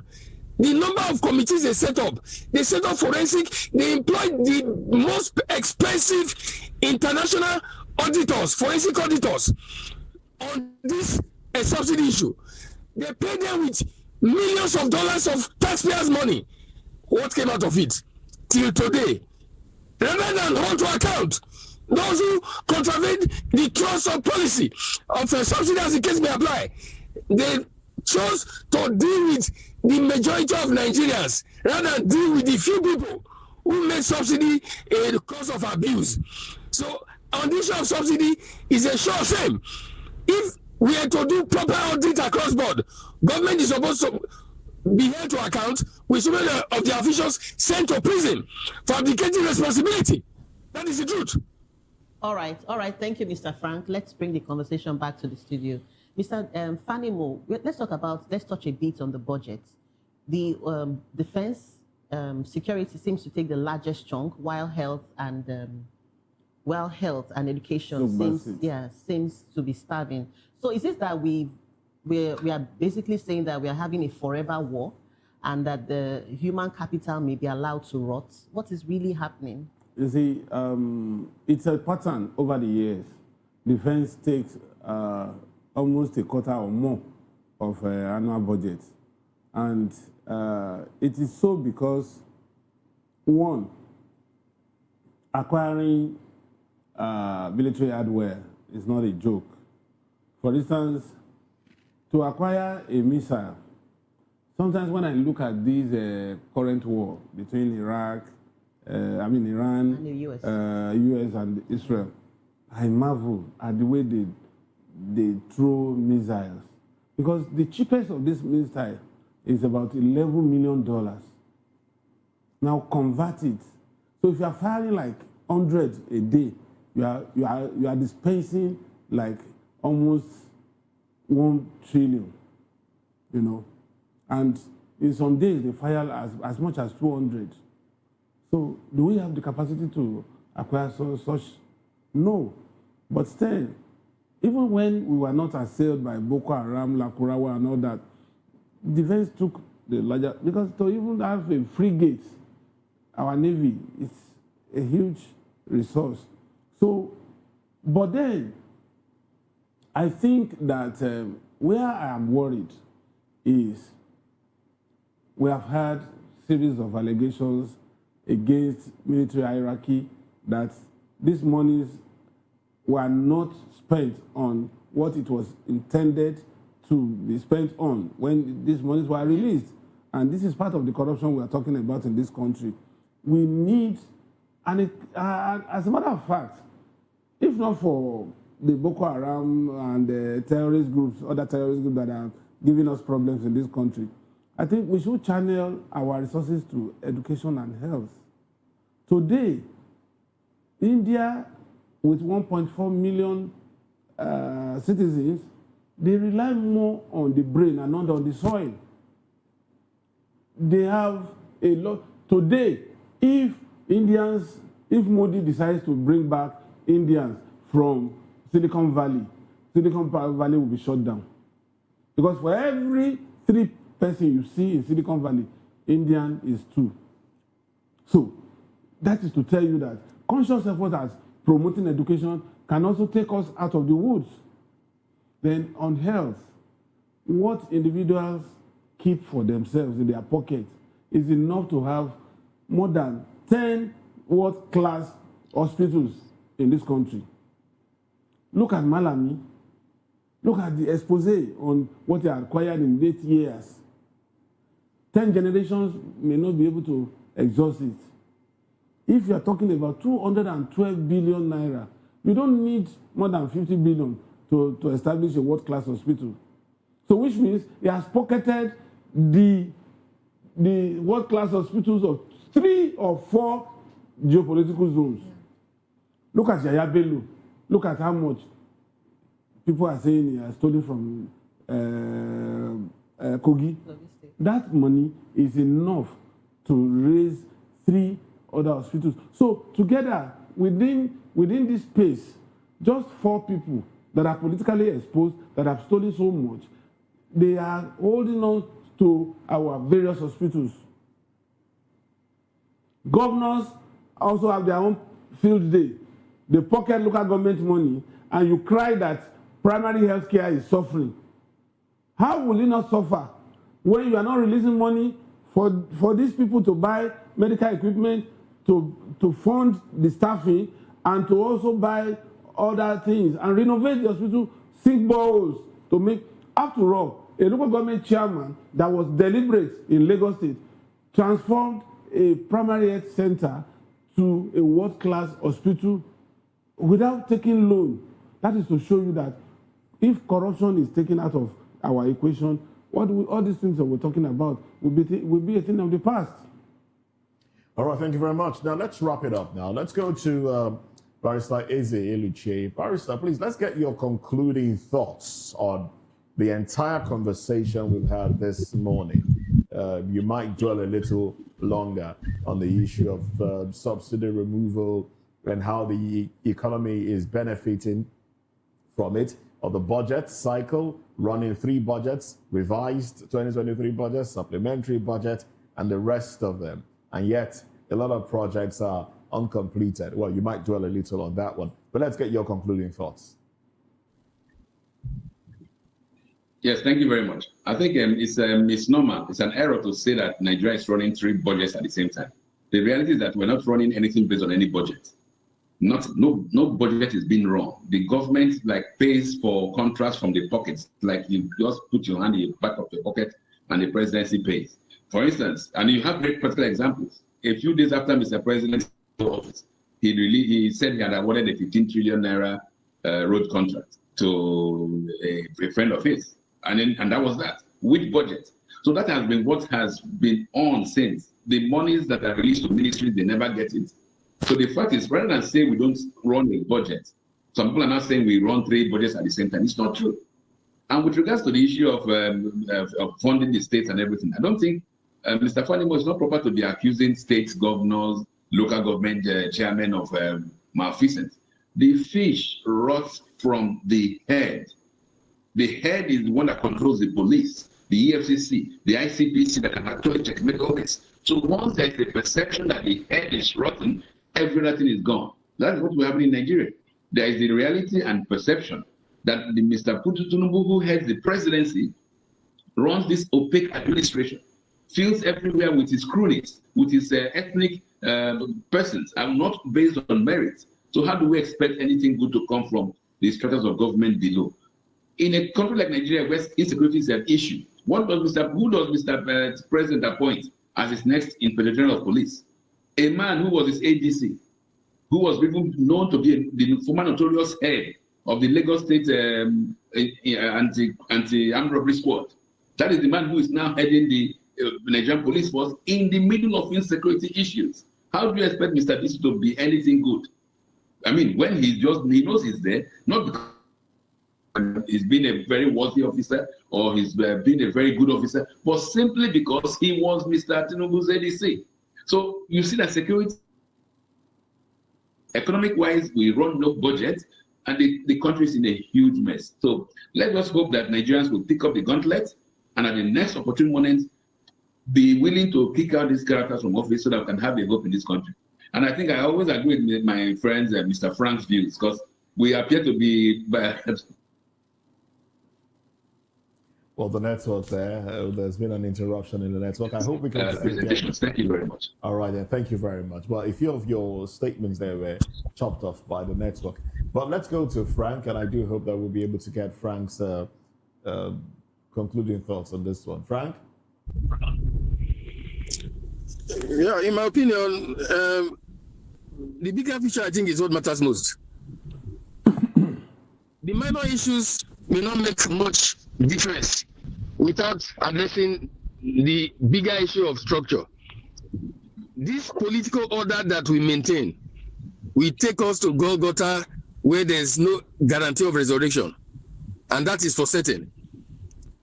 So if the order is not changed, the miniature interventions in different spheres here and there, left, right, and center, will keep us further down the hoods. And who knows? Like I've said before, There are states in the world that have been failed states for the past 50 years. So if Nigeria is close to a failed state, who says we cannot remain a failed state for decades to come? It's unfortunate, but it is what it is. Because where there is no conscious effort to redirect the train, and that effort cannot just come from left, right, and center. It has to come from the captain state. Tinubu can change Nigeria if he so chooses, putting aside the ego of ambition and the beauty of being in office, but the priority of the survival of the republic, where the systems are altered targetedly with timelines, and will feed into the dreams that our founding fathers had in adopting parliamentary federalism as the best system of government over time. If not, they should keep bringing elections, people will come in and go out. In no time, bandits will become our leaders.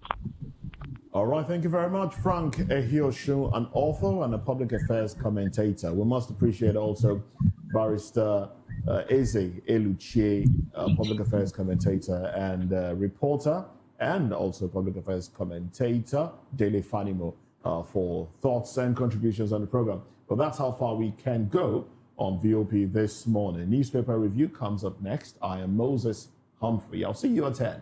Bye for now. Thank you for watching.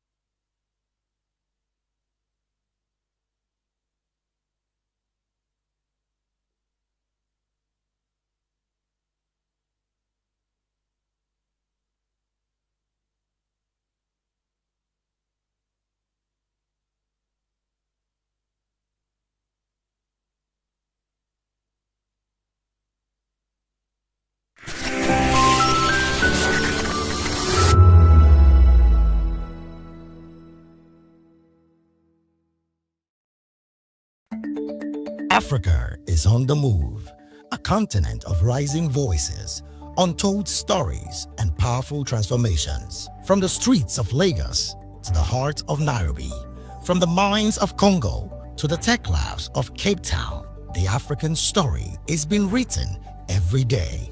Bold, dynamic, unstoppable. This is Africa News on Voice of the People Television. We don't just bring you the news.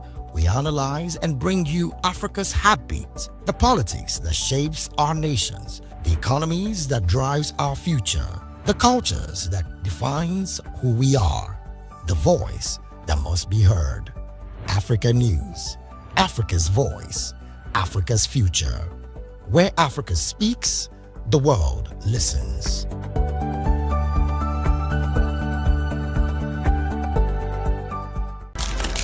In a world where power shifts with every headline. In a nation full of questions. In a world filled with noise, the truth needs a voice. The policies that shapes our world and the economy that determines our future. Every hour, every day, the grapevine keeps buzzing. And together, we are committed to telling the stories that shape our world because your voice is our focus. Don't forget, our voice matters the most. Let us come together and share our concerns.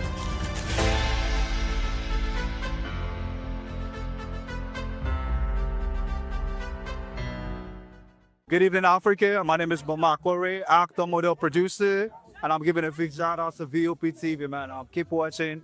Don't change the dial. Thank you and God bless you. My name is AY, and of course, I represent the voice of the people, and that's why I'm on VOP. AY say so. Hi everyone, it's your girl Miriam Tima from the Real Housewives of Lagos and the Real Housewives Ultimate Girl Trip Africa. Shout out to VOP, the voice of the people. You already know. Stay tuned, keep watching. And don't forget, VOP is the best. All right, hello, it's a brother that's shaking the man fine back with Melanie Poppy Black Skin Boy. This is VOP TV. If you're not watching VOP, I don't know why you're watching. Maybe you're watching your weight. Hello, beautiful people. This is Wale Ojo, and you're watching VOP, Voice of the People. Hi, guys. You already know who it is. This is New Energy. Flyers, whatever, live it. Keep watching VOP. VOPTV. Thank you. Hi people, Junior Albano here. Guys, please keep watching Voice of the People.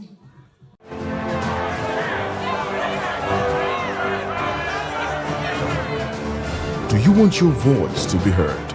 Do you know that you matter in the scheme of things?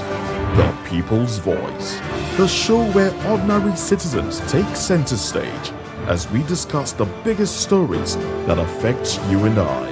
With you in mind, we facilitate lively discussions, debates, and interviews on the topics that matter most to you and I, from social justice to economic empowerment, education to healthcare, governance, and more, tackling tough topics and amplifying your voice.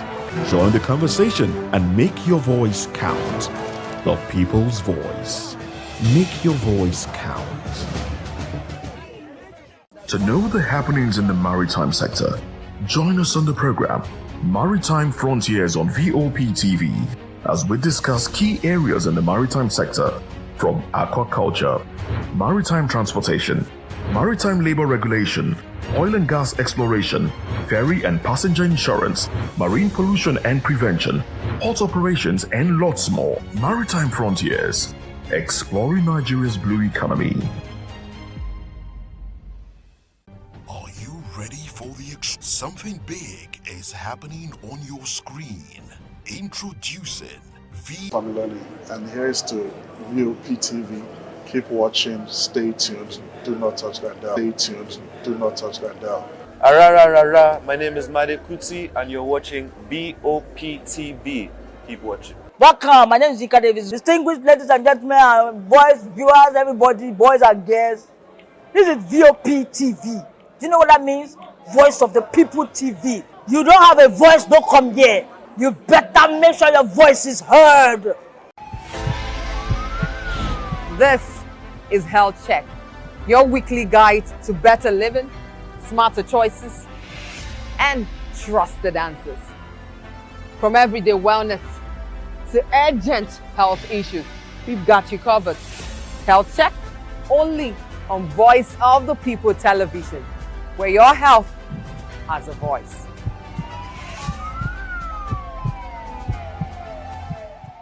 Behind lies a broken promise. Education shapes the nations. But who is asking the right questions? Introducing Edu Dialogue, the show that goes beyond the surface, exposes the cracks, the corruption, and the silence in Nigeria's education system. Edu Dialogue, Saturdays, 3 p.m., only on Voptv. We break the biggest stories, from missing funds to policy failures. We ask the tough questions and demand real answers. Edu Dialogue, this Saturday, 3 p.m. on Voice of the People television.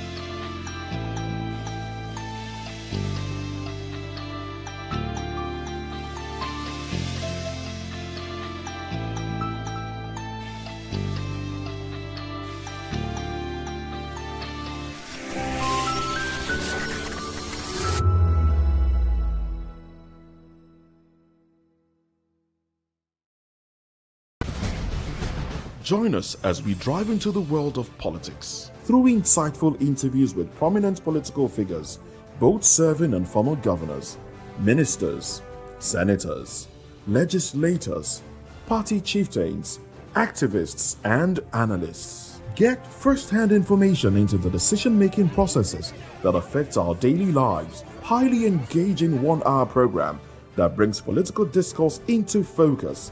I am Chukwuma Okoro. Political Lens, Monday through Friday, 6 to 7 p.m. Join us.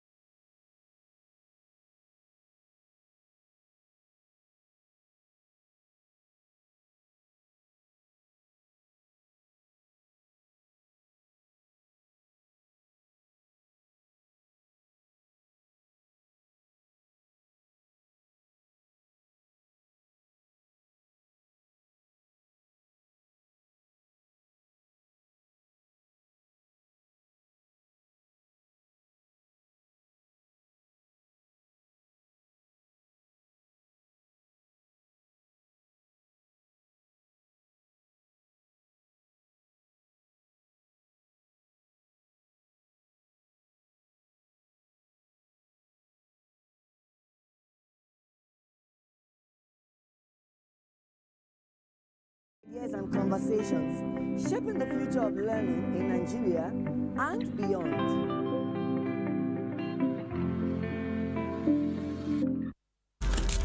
In a world where power shifts with every headline. In a nation full of questions. In a world filled with noise, the truth needs a voice. The policies that shapes our world and the economy that determines our future. Every hour, every day, the grapevine keeps buzzing. And together, we are committed to telling the stories that shape our world because your voice is our focus. Don't forget, our voice matters the most. Let us come together and share our concerns.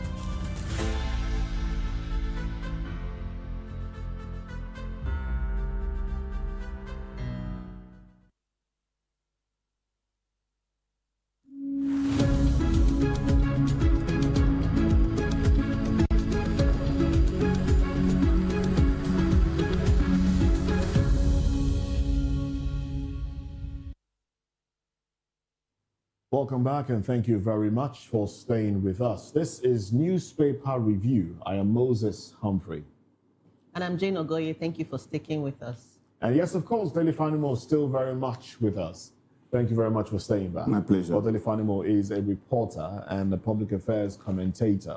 And being a reporter, he's worked with some of the dailies that we have with us.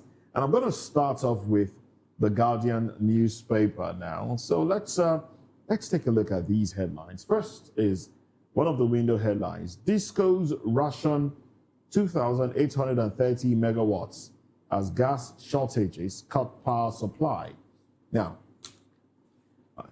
the riders to that headline: Nigeria to add 200 megawatts solar to national grid with over 1,000 mini grids. NJI may go off-grid as REA commences 100 billion naira solarization for MDAs. Okay, maybe I should just go a little deeper into this headline here for the benefit of our viewers. Nigeria's electricity distribution companies, DISCOs, have received only 2,830 megawatts of electricity yesterday. They received that yesterday as persistent gas shortages forced limitations across power plants, throwing most homes and industries into darkness. Well, Nigeria will add more than 200 megawatts of solar electricity to its power system as the federal government moves ahead with over 1,000 mini grid projects under a nationwide rural electrification program.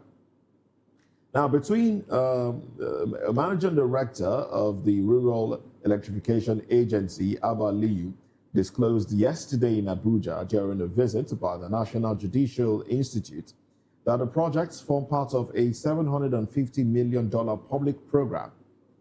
Operational data from the Nigerian Independent System Operators, NISO, show that generation on the grid stood at 3,940.53 megawatts, about 05 a.m., that's 5 a.m., on March 5, 2026. And between 6 and 8 a.m.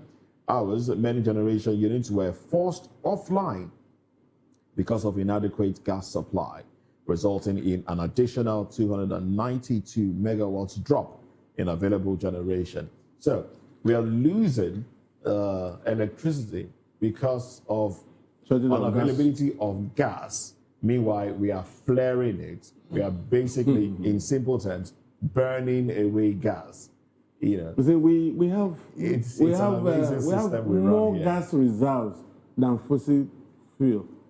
It's an amazing system we run. But unfortunately, like you said, we are not even looking that way, and we are losing so much because most of these gencos, they rely on thermal stations, not hydro stations, and thermal stations are propelled by gas.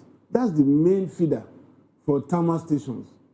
Whereas hydro stations like Kanji Dam, like the Mabula that Obasanjo turned the soil, up till now, we have not heard anything about Mabila. that is supposed to give us 3,534 megawatts, which is like 15 times combined thermal stations. For you to achieve about 3,000 plus among thermal stations, you would get an average of maybe 150, 180, 200 per thermal station, depending on the size. And yet, up to today, Obasanjo left government about 19 years ago. He turned the salt of that particular hydro station. Do you know that it was later found out when Obasanjo left government, by Yar'Adua government, that the company that was awarded that contract had been blacklisted by the World Bank before that contract was awarded to that. And so sometimes when you want to profile our leader, you want to put makeup on their faces to look beautiful, I marvel at the way we turn history upside down. Now, today, less than 3,000 megawatts for a country of over 200 million people. 2,000 megawatts is not enough to power just Southwest alone for consistent power supply. As a matter of fact, Lagos uses an average of 300 to 400 megawatts. Aside from the fact that most of these big corporations use generators and thermal plants to subsidize electricity and to make sure that electricity runs 24 hours a day. And when they run on this costly energy, they pass it on to the consumers. Nestle is not going to power his own plant and then say it's a charity organization and absorb it. It's going to pass it. Cadbury is not going to pass it. A lot of all these multinational companies, they're not going to pass it to their own budget, but they push it out and make you and I pay for it. So where is the benefit we are deriving from government in all of this?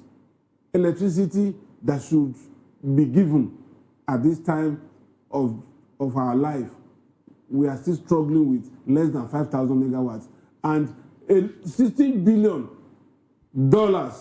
was spent during Obasanjo's regime alone in search of electricity, but what we got was darkness. As of today, we have spent over $40 billion on electricity. We are still talking about hovering between 2,000 and 5,000 megawatts. Whereas Côte d'Ivoire peaked at 40,000 megawatts. South Africa, with 90 million population, has about 65,000 megawatts. And we say we are giant of Africa. And to even make the matter worse, the average consumer is at the receiving end of all of these shenanigans. You pay for electricity that you didn't consume with crazy bills. Meters are there. Meter companies are on the Lagos-Ibadan Express way. Two of them, they have manufactured meters. Up to now, nobody has taken it from them. They keep telling us they have imported meters, yet most homes don't have meters. In nearby Togo there, you see villagers with prepaid meters hung on their doors. Yet, even on Bayan area, in Lagos, I doubt if we have metered up to 30% of those who use electricity in this part of the country. And yet, we are saying we are being assailed by all this. So it's a shame. Everything points out to failure in the power sector. Failure in the power sector. Oh, well, quite unfortunate, I must say. Still talking about energy, Dangote Refinery assures local supply amid global crisis disruption. You know, some Nigerians have said, look, this is a two-edged sword. It would have been a good time for Nigeria I say it's a two-edged sword. Rake in a lot of money. Government is raking in money. Consumers are suffering. Unfortunately so. Unfortunately so. But I should have been a buffer. Let me take the riders to that headline now. It says, get only 5 of 13 needed crude cargoes from NNPCL. That's why Nigeria. How many? 5 from 13. Rising oil prices will improve current account balances of Nigeria. Envoy says Nigerians in Iran safe, reaffirms rights to self-defense. Trump insists on involvement in selection of next Iranian leader. Okay, let's talk about, Dangote refinery, assuring local supply amid the global crisis. You see, but he's getting five don't forget out of 13 crude cargoes. Don't forget that our minute past president had taken off almost like 600,000 barrels of our crude up front. Yes. In terms of loan payments. Yeah. And we produce between 1.4 and 1.6 million liters a day. So if Dangote were to take 650,000 megawatts, what is left? Barrels of crude every day plus 600. That's about 1.250. Then we'll be left with just about 350 to sell all every day. And what is the significance of 250 to 350,000 barrels a day? That's why there's this shortfall. And I think somebody said it's going to last up until maybe 2030. Yeah. 2030. So, the man is resting. I don't know if he's resting in peace anyway. Yeah, but he's resting. He's resting wherever he is. And here but we are feeling the heat. Here we are, still feeling the heat. We are still feeling the heat. Just like Abacha is also still resting and he's still sending money to us from his grave. So it's quite unfortunate that we are finding ourselves in this mess. And Dangote is not for charity. It's there for business. His creditors are breathing down his neck. He must pay back the loan. Somebody who has invested over $22 billion in a business, he wants to make profit as soon as possible. So, and he gets most of his consignment, 13.5, shortfall of about 8 vessels. Why isn't he getting at least 10? He cannot get 10. I've just analyzed for you. We've 1.4, 1.6 is our peak. 1.6 million barrels per day. Our benevolent past president has used 6. Remove 6 from 1.6, remaining 1 million. And Dangote is supposed to take 650 out of this. What is left for Nigeria to sell? To push up our foreign exchange and to also finance our budget. So that's why he may not be able to get all what he needs to feed his stock, and he has to import. And he even mentioned the fact that they sell between $83 to $90 a barrel to him, those businessmen, even higher than the benchmark in the international market, because it's a matter of do you want to buy or you don't want to buy. Other people are waiting, and with the closure of the Strait in Iran today, it's going to be. I doubt if this war does not end anytime soon, we'll be buying petrol for. Well, United States might ensure that the Straits of Hormuz is opened up. They seem to be gearing towards that direction. But at what cost? At what cost? That's a heavy cost. That's a heavy cost. It would be. You understand? That's a heavy cost. And that means they have to constantly police that strait to ensure that vessels are not compromised. Well, I think the window headlines on the cover page of The Guardian just speaks to energy and power, because the third one here, Senate summons NNPCL former bosses over unaccounted 210 trillion naira. And the riders, House of Reps advances bill to legalize decarbonization plan. Queries National Library over alleged abandonment of 365 million naira Jalingo project. How do you react to Number one, 210 trillion. That was over a span of 10 years. Yes. The whole of 8 years of Buhari, there was no audit of NNPC's account. And this was somebody who held the position of petroleum minister as president. And it's not as if he doesn't understand the intricacies of this business. He was once petroleum minister during the military regime when 2.8 billion naira got missing. He didn't account for that 2.8 billion naira till his death. But because we easily forget our history, we voted for him, and he superintended over the same oil after 30 years. And today we are looking for 210 trillion. Is it not curious? And where will you find that kind of money now? Those who looted it, you'll be surprised, some of them may have died. And there won't be any trace. And these people, they take this money away out of this country to where we beg people for loan to go and keep. Imagine you have 100 naira in your pocket and you are looking for somebody that will borrow you 2 naira. It's just crazy. Everywhere you look, it's corruption facing you. And what is National Library going to do in Jalingo? That you are spending 325 million naira. All right, let's talk politics a bit here. This day leads with this story. Zamfara Governor Dauda Lawal set to join APC. Dixon Dom's PDP joins NDC. And the writer here says this underscores the need for strong opposition.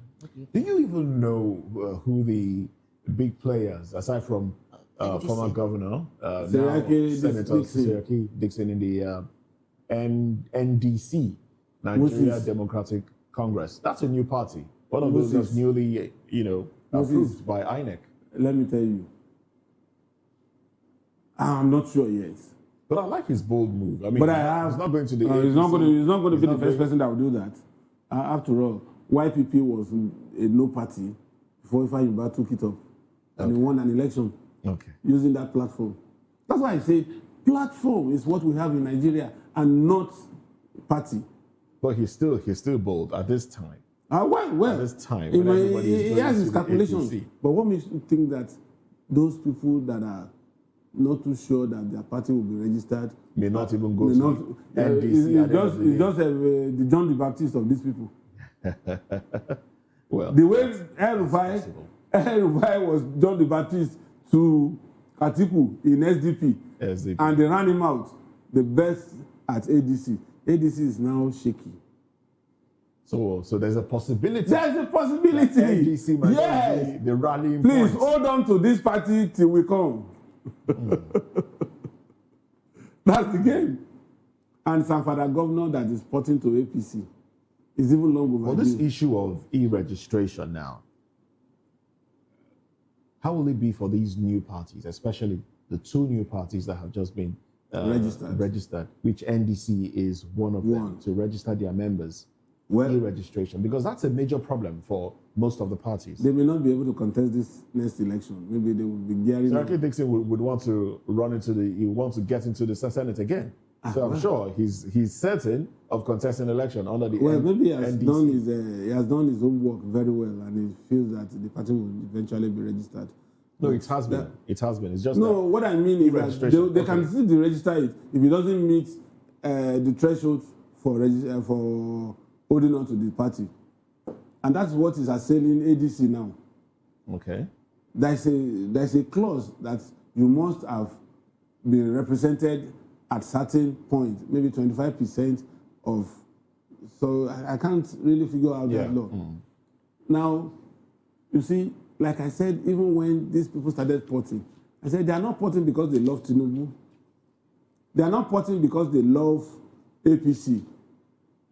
They are porting because they need to survive. And survival is the first law of nature. These people, they cannot afford to let anybody take the feeding bottle, which is our patrimony, from their mouth. They are forever hungry. They can't be satisfied.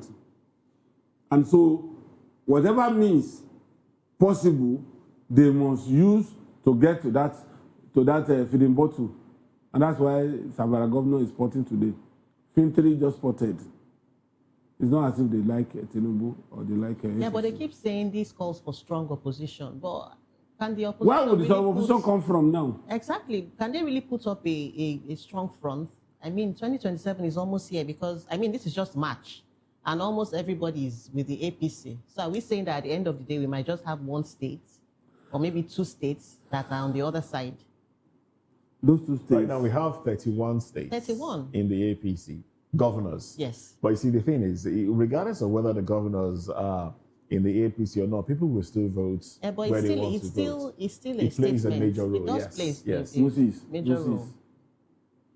Don't you understand that politicians are very smart? They learn from the mistakes of the past. Why are these people plotting? Sanfara is the example. Because it's sure. The current governor of Sanfara that wants to port to APC, he lost that election. The members of the House of Reps, Senate, and the State House of Assembly, all of them lost. But just one stroke of the pen by a judge nullified their election and they brought him back as governor. They brought the senators back as senators. They brought the House of Reps members as Reps members and all that. So that is very instructive for any other politician because now, I think it was last month that there was a judgment that says Turaki faction is the only recognized faction in PDP. What if appeal comes tomorrow towards end of primaries and say no, and everybody had taken form from Turaki, and they now say no, it is the other faction that is the Wike faction, that is the authentic leadership of the party. Everybody that bought form under Turaki would automatically lose that election because you can't build something on nothing. Same thing with the Labour Party. Labour Party today, Abure will be recognized today. Tomorrow, Nenadi Usman will be recognized. Naturally, nobody is sure of where the pendulum will swing at the end of the day. And it might be too late for anybody that has taken their form through any of these people to retrace their steps. And then you lose. So these are the reasons why these people are putting, because the only stable party now, today in Nigeria, is APC. Yeah. Not that everybody loves APC, but like I said, survival instinct will make you gravitate towards APC. And that's why Tinubu was saying that he has no sympathy for somebody. I mean, he has no sympathy for a sinking ship. You know, and that is what some of these parties are today. They're sinking. And those who held sway in those parties, they didn't take conscious effort to stabilize the ship. Yeah. All they did was to jump out of the ship. Yesterday we had a rep, I've forgotten his name right now. He's with the ADC, and he said something quite instructive, that he thinks it's high time all the opposition parties came together and put up a unified front. And then I recall Moses asking that, can we see a PDP that is even divided amongst itself come together with the ADC, we have the SDP, we have the LP. And then he did say, the ADC guy said they can either put forward an article or an OB, or the other way around. Either OB becomes the president, vice for presidency, and Atiku for VP. But we don't even know how that will play out, because some people will say Atiku will not leave the main Atiku will never drop his ambition for anybody. And I know that Obi has said he wants to lead. So what will happen with all of this? You see, it's like, there was this video I watched about 2 or 3 years ago. 2 dogs were fighting for a bone. And there was a dog waiting for either of them to kill the other. And after fighting to a point that they were so tired, that particular dog just came in. Took the bone. And took the bone away from them. That is what is happening in the political system we have in Nigeria today. Now, Atiku used that in 2023. And that was what led to the exit of P2B from PDP. He knew that Amechi, Obi, who else, from the South, would never agree for a consensus candidate. He pitched them against each other. And when they had fought to stand still, he just went there and picked the ticket. He's going to do that. Because for anybody to want to believe that Atiku, with all the resources he has put into making sure he becomes president, even if just for a day, will now, at this moment, say, no, I allow anybody to use my structure and everything. It's not going to happen. And another warning again is that an Atiku will never pick somebody like Peter Obi as his running mate. Because he knows that the idea of governance does not meet. Atiku is a transactional leader. Peter Obi is a transformation leader. How can the two of them meet? So if you could have answered a guess, who do you think he might pick? You said he can't pick an Obi. Won't pick Obi. So who do you think?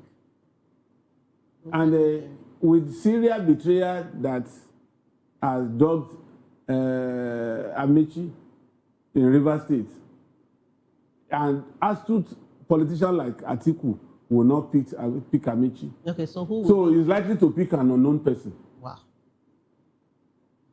All right. As his running mate. Let's take this story. DIG Mba, this is the Punch. It's one of the lead stories on the cover. DIG Mba, others retire 7 AIGs for promotion. You see, it is the tradition. But why Obasanjo, Tinubu wanted to upset that tradition is the fact that majority of these people, they were supposed to be either mates to Disu or junior to Disu. But quota system and other consideration favored them. For instance, let's take the case of Frank. Frank joined the police as cadet inspector. 2 years after Disu joined the police force as cadet ASP. For you to be promoted from inspector to ASP, minimum of 5 years. So by implication, Disu is supposed to be senior to Mba by almost 7 years in terms of promotion. Because he came with a higher rank. He came with a higher rank and earlier than this guy. But the system brought up so many things, and today is retiring as DIG. Some of Mba's mates are DCs, Deputy Commissioner of Police, not even Commissioner. But somehow, quota system favored him to that point and then accelerated promotion. There are some offices that they will take you there, you act, and then for the sake of the optics of that office, you will be given substantive rank. For instance, Undeyi, the first PRO, his mates are still SP. Today he's an assistant commissioner of police. So look at this guy that was released yesterday through the court. Abba Kyari. As at the time Abba Kyari was deputy commissioner of police, his mates were SP and CSP. Talking about him now, there's a headline here that speaks to him. It says, his drug case against Abba Kyari on course, NDLEA clarifies.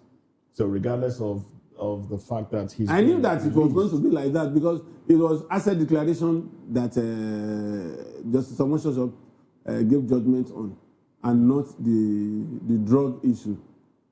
And you see, I've always said it, cases are won and lost at interrogation and investigation level. That's why most cases are bungled by EFCC, except cases of Yahoo boys. Because if you don't do diligent investigation, you are not likely to have evidence to prosecute. I have seen, when I was a judicial reporter, I have seen a judge making pronouncements during a judgment that, look, between you and I, he was facing the accused person on a robbery charge. No, I think it was murder. And said, between you and I know that you know, and I know that you committed this offense. But I don't have. But I don't have any evidence to convict you. So I leave you to God. And he discharged and acquitted that person. Okay. Well, there are some other headlines here I'd like us to touch on as well. Federal government begins nationwide crackdown on irregular migrants. You want to react to that one? I think the story is on page 7. So I just might. I think this has to do with NAPTIP. So NAPTIP says, slow justice undermining anti-trafficking war. See, we have a situation where Nigerians are trafficked to Benin Republic, to Ghana. The same way their nationals are also trafficked down to Nigeria. I think we have a lot more of Nigerians going over there now. To do what? House helps and the rest of them. No, they are the ones that are coming here for house help job. No. You sound certain. No. You see, Ghana's economy is doing better than Nigeria's right now. That's not true. That's very true. What is their GDP? I need to check that one out, but the economy is doing a whole lot better. Indices? How do you say? You can only tell me, if you tell me this, I would agree with you. The CDs is doing better. Relatively peaceful compared to Nigeria. Ghana's economy today. is doing better. Ghana's economy? Yes. You can say that. Better. You can say that. You know, you guys denominated your currency by removing 2 zeros to strengthen cities.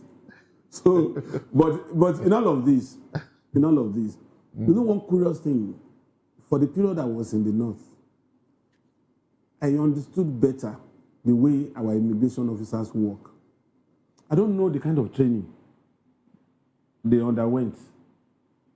Do you know that if a bus, a 18-seater bus, is filled with passengers, the immigration man will stop and fish out a Nigerian, a Cameroonian, just any other national, from that bus without anybody talking. And they never missed it. I saw it 4 times. There was a time I was traveling from Kebbi to Sokoto State. I saw it. There was a time I was going to Adamawa. I saw it. There was a time I was going to Kano from Kaduna. I saw it. And another time, I can't remember where I was going then. And they just picked out this foreign national. And you'll be amazed. I'll say, it doesn't look different from you. On a lighter note, I've had this conversation with friends, and they're like, if you go to any West African or African country and you see 10 people walking or 5 people, and a Nigerian is, even if the dress are like, you can pick the Nigerian. That's just on a lighter note. Well, I don't know. I don't know what they use. But then I was curious to ask that, because I had to ask one immigration officer. He said, "Don't worry. It's a secret of the trade." I know, But the point is, Moses, why do we not intensify such? Mm-hmm. When they want to take our youngsters, the youth, across our borders, they don't fly. They use buses to ferry them. Wouldn't it have been curious that you meet 10 roadblocks before you get to your destination, and none of these roadblocks will be able to say, where are you taking these children to? And that means it still borders on corruption. It's not as if these security operatives don't see them. And so it's a difficult job for that tip. Somebody told me that it's only when you fall out of the line with some of your other colleagues that they point you to the security agents to be dealt with. And that is what is playing out. It's a whole lot of problems. If you know how many Nigerians that are languishing in Oman, Turkey, doing menial jobs and being maltreated by their so-called bosses. The first thing they do is they take your passport from you as soon as you land in that country. That brings us to this issue of Nigerians fighting in the Russia-Ukraine war. Now, the story came up some time back of some Nigerians whose pictures... They decided No. Nobody kidnapped them from Nigeria. No, they were deceived. A lot of them were told that they were going there to work as security men. Moses. But then they were drafted. Moses. Now, I was watching one of these global TV channels yesterday, and Kenyans were protesting. Their children also. And, they were protesting with placards and the rest of them. Their husbands, sons were taken to Russia, promised to work as security agency. Obviously, they have agents in countries in Africa, Western Africa, and the rest that are recruiting soldiers, recruiting men, and they just give them 3 months training, 3 weeks training, and they push them out there, which is very unfair. Moses. Kenyans are protesting. Moses. Nigerians should do more. Moses. And every Nigerian is aware of Russian-Ukrainian war. So if you are going and to if your country is at war, and somebody is telling you to come and become security guard, Moses, with your intellect, would you follow that person? No, but then the fact that the country is at war, I mean, the kind of war going on between Russia and Ukraine is the kind that people within the cities and centers still live their lives. Still living their lives, yeah. My brother, if not for the problem we have in this country, nobody will tell you to go to a war-torn area. Even if they are saying you are going to be MD CEO of a company there, you will think twice before you leave. Because everywhere is a war zone, depending on where the enemy wants to attack. Yeah. You are not safe. Even as you are seated here, are we really safe? Bandits can come. Terrorists can come. You imagine taking farmer. How much can the farmer pay as ransom? Leaving the wife and taking the farmer away. How much? The whole produce that he has in his farm cannot even buy these people the Okada. Now, I'm even told that they are now requesting not for Okada again, not for ransom again. They are now requesting for virgins. That's the latest. When they kidnap and when you want to free your person, they will tell you, bring 7 virgins. Still talking about Boko Haram, there's a story in the Punch newspaper in one of the inside, on page 2. Hundreds still missing after Boko Haram attack. More than 300 residents, were abducted in Goza. I think we touched on that a bit this morning. You see, so 300 people are missing. Look, at any point in time, until recently when they decentralized the training of Mumbai police men and brought one to Ila, the hometown of the former IG, Tafa Balogun, Goza was the only place where they trained Mumbai policemen. And yet, bandits are everywhere, terrorists are everywhere in Goza. So, what is the essence of having a military a police formation in that place? And some of these 100 you are talking that are missing, they are either in captivity or they have been killed. And it's almost replicated almost everywhere, depending on the fraction. Benue is not at peace. Yeah. Plateau is not at peace. Kogi is not at peace. Niger is not at peace. Everywhere. Even my state now is not at peace. I'm finding it difficult to even imagine that I will travel to my hometown anytime soon. Because I don't want to be kidnapped. If somebody kidnaps me now, can Moses pay 100 million naira? The money will come, but God forbid. I think we can. Let's touch on one education. Just had to. Sorry, before we touch on that, just talking about this war-torn areas. You're talking about Nigerians going there to look for jobs, greener pastures. Right now, even in Iran, where we hear that Nigerians in Iran haven't started crying out that they want to come back. They want to be brought back to Nigeria. But in Sudan, there is some sort of civil war going on in Sudan. But yet, the Super Eagles, Nigeria has gone to play football matches in Sudan. So, in war-torn areas, life in most countries still goes on as normal, regardless of the fact that they might be having internal issues. Anyway, let's touch on the education, other... yes. There's an education story in the Punch newspaper. Low returns on varsity research spending worry federal government.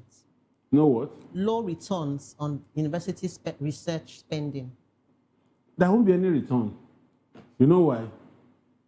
The town has refused to meet the gown, and the gown has refused to meet the town. You see, in California, universities around Silicon Valley,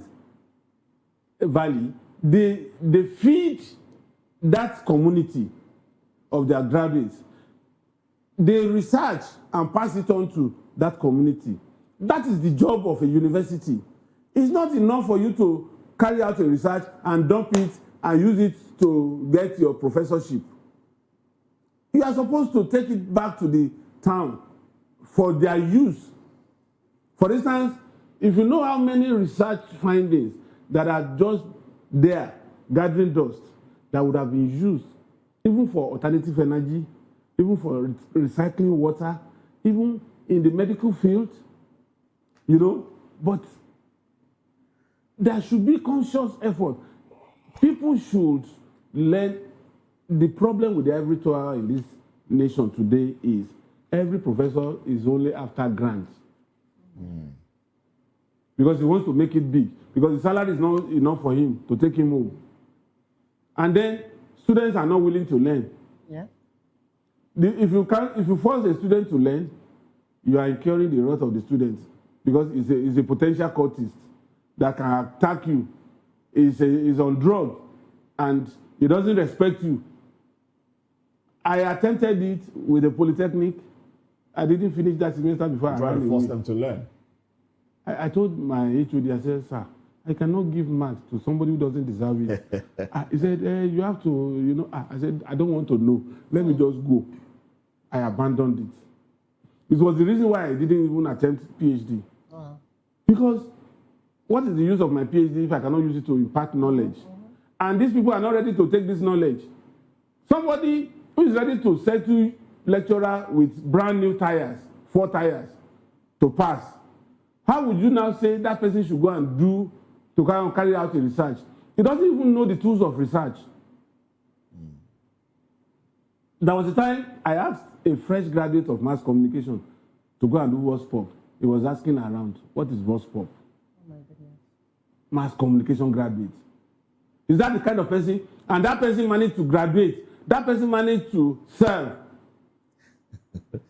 Let's bring it. Let's move away from that conversation. Let's talk about this headline here: old age distress. How weak safety nets make senior citizens street beggars, destitute. This is from the Guardian newspaper. I think it's a report now. Speaks you have made my hand sink. Well, it's a reality. Now, That's what I'm like us saying. to tie it to the current, the government just instituted gratuity. They just brought back gratuity starting from January 1, 2026, for civil servants. Is this a laudable one? The lump sum? It's a starting point. That will come. It's not too attractive. Remember why it was stopped in the first place? Because of the contributory pension scheme. That was introduced. That was introduced in 2004. You see, the point is, there's no safety net for the aged in this country. And a lot of people are in the informal sector. Even the private sector is not making matters better. In the private sector, they deduct your contributory pension. They never pay. They don't remit. Yeah. They don't remit. Some of them, not all of them. Some of them. I say some of them. They don't. Even majority of them. Let's be realistic with ourselves. After leaving the Guardian, I've worked with several places. Nobody has remitted my pension. And they keep deducting it. The only pension I enjoy is the one captured by the Guardian. So what we are saying is, communal life is also disappearing. Yes. Parents are no longer, children are no longer betrothed. That was why earlier today, I was telling Jay that, look, we should introduce what is done in the Western world, where out of your pension, some monies are set aside for care. When you get to a certain age, maybe if you retire at 60, you might just give you, okay, if God keeps you till about 70, then some people get tired at that time, and then they can be taken to some sort of home where they will be taken care of. Yeah. I know it's not part of our culture to take our parents to homes like that, but then we're getting to that point where people get too busy. In fact, parents are too busy to take care of their children. Yeah. They hire nannies. Send them to boarding schools. They send them to boarding school. They send them away so they can have time to go to work. So why then do you now expect those children? That's why I said communal life is already fading. It's fading. And people talk about why the communal life is fading, because I recall Moses saying that there's a trust deficit. Not even trust deficit alone. What's the issue? You see, subconsciously, we are running away from communal life. For instance, when I was growing up, I lived in a community where an average of 20, 30 people must interact with me in a day. But today, you live in a flat. People mind their business. It's your own business. You may not even know your neighbor. And you may be living in that place for 5 years without knowing your neighbor. In some gated estates, even when you decide not to join association, landlord association, you may not even know those who live in your environment. That's true. And then you are only responsible to your immediate family, your nuclear family. If an uncle is coming to visit you now, religion has even taken that away from you. You begin to suspect that your uncle or your brother from the village. Over, you start praying. You start kabashing. Casting and binding. Oh, well, this will be a good place to leave the conversation. Thank you very much, Dele Fanimo. It's always my pleasure. For your contribution. Jane Ogoye, thank you very much, my Thank colleague. you, Moses. I am Moses Humphrey, wishing you a beautiful Friday and a great weekend. Stick around, sports comes up next. Bye for now.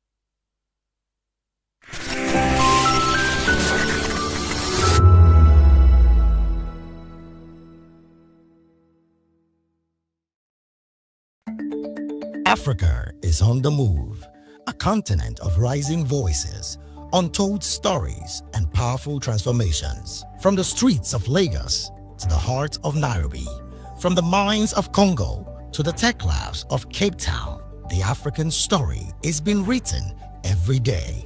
Bold, dynamic, unstoppable. This is Africa News on Voice of the People Television. We don't just bring you the news.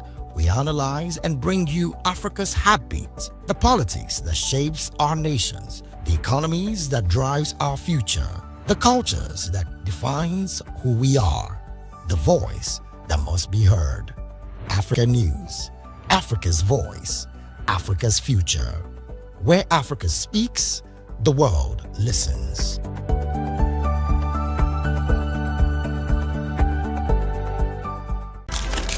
In a world where power shifts with every headline.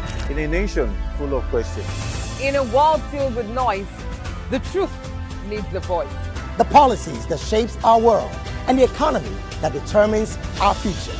Every hour, every day, the grapevine keeps buzzing. And together, we are committed to telling the stories that shape our world, because your voice is our focus. Don't forget, our voice matters the most. Let us come together and share our concerns.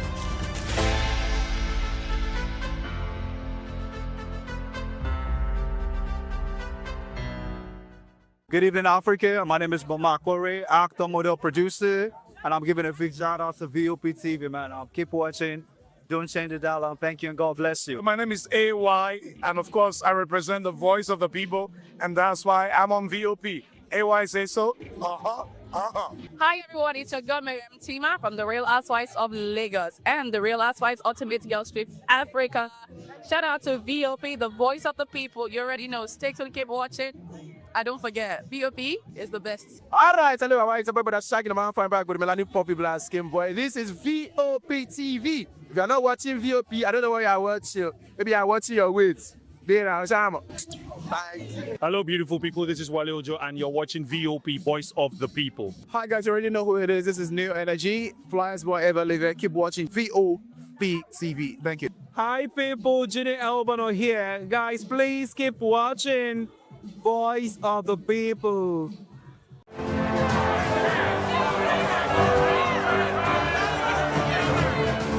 Do you want your voice to be heard? Do you know that you matter in the scheme of things?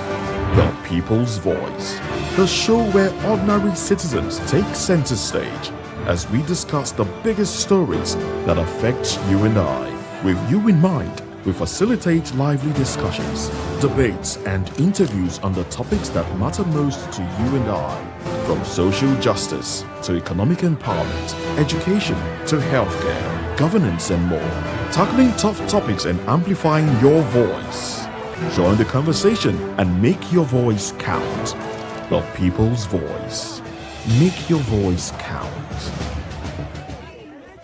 To know the happenings in the maritime sector, join us on the program Maritime Frontiers on VOP TV as we discuss key areas in the maritime sector, from aquaculture, maritime transportation, maritime labor regulation, oil and gas exploration, ferry and passenger insurance, marine pollution and prevention, port operations, and lots more. Maritime Frontiers, exploring Nigeria's blue economy.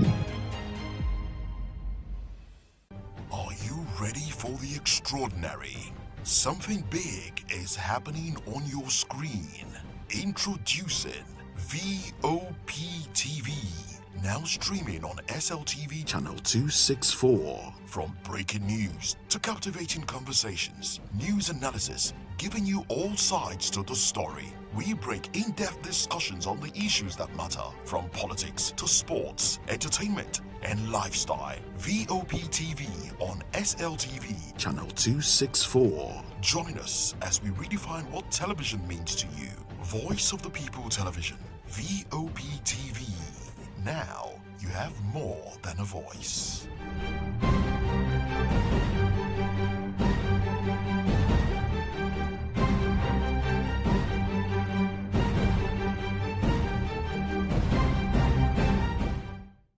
Welcome to the locker room, the home of football talk that matters.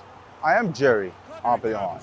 Join us every weekday, Monday to Friday at 5 p.m. Nigerian time, as we share the hot takes and hot debates in the exciting world of football. And joining me are the usual suspects, Ikechukwu and Mayowa, as we break down all the hot takes and everything that's happening in the football. Don't just watch football, live it with us. Catch us on the locker room and Voice of the People Nigerian time. And like I always say, if not 20 minutes off, please discuss.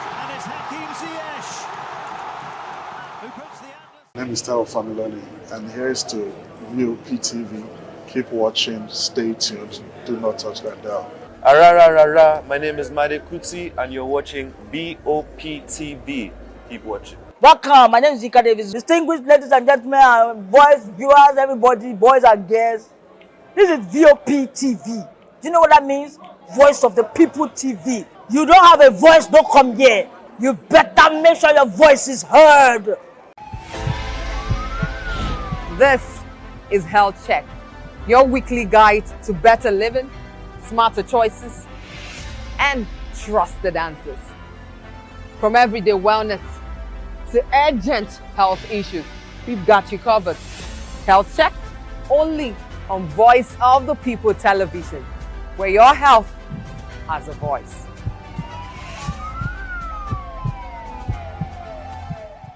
Behind every broken desk lies a broken promise. Education shapes the nations.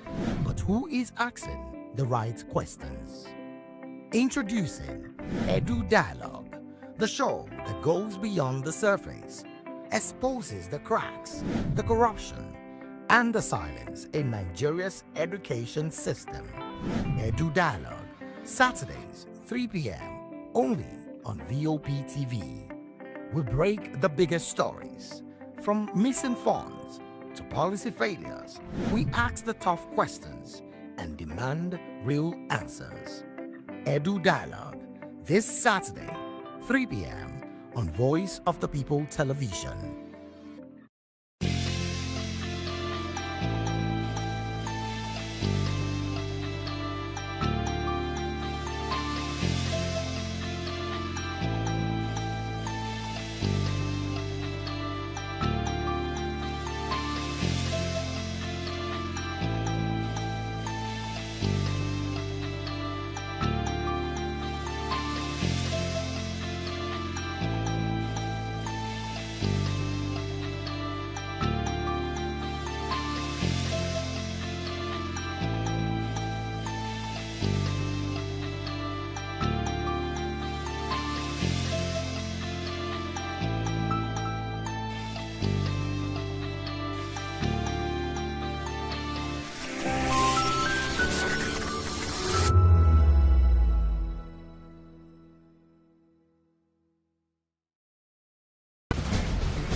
Join us as we drive into the world of politics through insightful interviews with prominent political figures, both serving and former governors, ministers, senators, legislators, party chieftains, activists, and analysts. Get first-hand information into the decision-making processes that affect our daily lives. Highly engaging 1-hour program that brings political discourse into focus.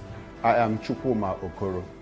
Political Lens, Monday through Friday, 6 to 7 p.m. Join us.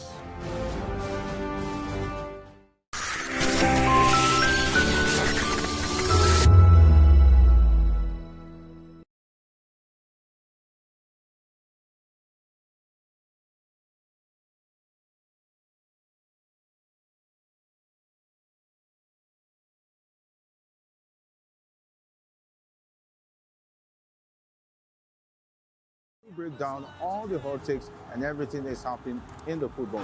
Don't just watch football, live it with us.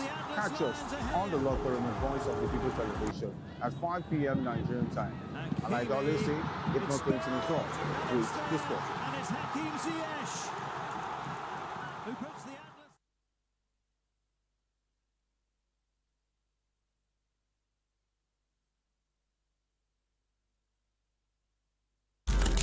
In a world where power shapes with every headline. In a nation full of questions. In a world filled with noise, the truth needs a voice. The policies that shapes our world and the economy that determines our future. Every hour, every day, the grapevine keeps buzzing. And together, we are committed to telling the stories that shape our world because your voice is our focus. Don't forget, our voice matters the most. Let us come together and share our concerns.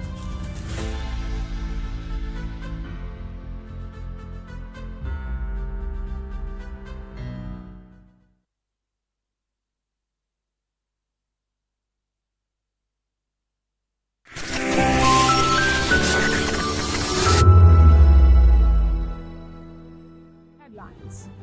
News breaks and events happens. We bring you unbiased and explicit information on politics, economy, and state of the nation. We break down the chaos.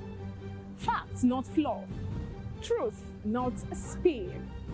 We discuss not just politics, but a glimpse into the future. Voice of the People Television. Now you have more than a voice.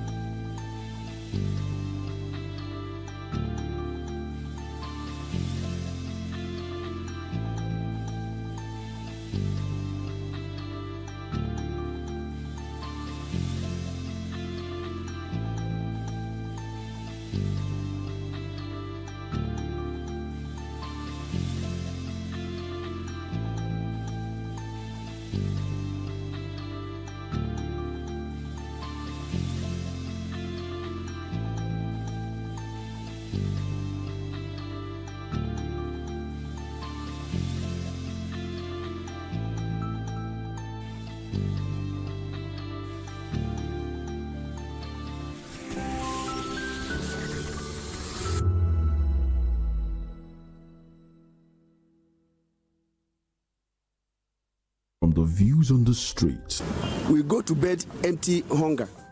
to the blaring horns of a hustling city. The loudest voices of the common man got a medium to be heard. This particular administration, they were coming unprepared. It's not a bad thing to renovate the president's lodge. Through top-notch programming, unbiased reportage of news, sports, business, entertainment, and cultural documentaries, Voice of the People 90.3 FM became a symbol for 21st century media. And now, a new baby is born. Voice of the People Television, VOPTV, youthful, full of vigor and penchant for excellence in the continent's media space, exposing the wrongs, applauding the rights, dissecting the news without fear or favor, through factual and accurate stories and contents. Corruption kills three things that makes a society. Representing the interests of the people and giving them a voice. Voice of the People TV is here to stay towards building a fair society. VOP TV, Voice of the People Television, truly a voice for the people. Africa is on the move, a continent of rising voices, untold stories, and powerful transformations. From the streets of Lagos to the heart of Nairobi, from the mines of Congo to the tech labs of Cape Town, the African story is being written every day. Bold, dynamic, unstoppable. This is African News on Voice of the People Television. We don't just bring you the news. We analyze and bring you Africa's heartbeat, the politics that shapes our nations, the economies that drives our future, the cultures that defines who we are, the voice that must be heard. Africa News, Africa's voice, Africa's future. Where Africa speaks, the world listens.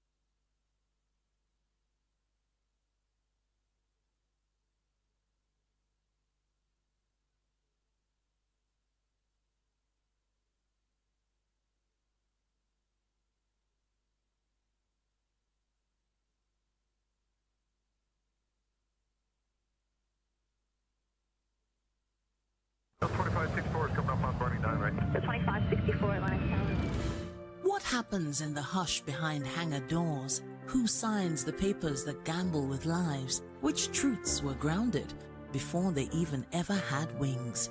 If you've ever buckled a seatbelt at 30,000 feet, if you've ever stared out of that tiny window and wondered who's really in control of the skies, it isn't just flight, it's power, it's politics, it's pressure sealed in steel. We're peeling back the clouds from runway risks to sky-high secrets. We're diving deep where most dare not to look. Aviation Scope, every Sunday at 7 p.m. only on Voice of the People TV. We don't just report, we reveal. We don't just ask, we uncover. Because when it comes to the skies, ignorance is turbulence. Aviation Scope, the sky isn't the limit, it's just the beginning.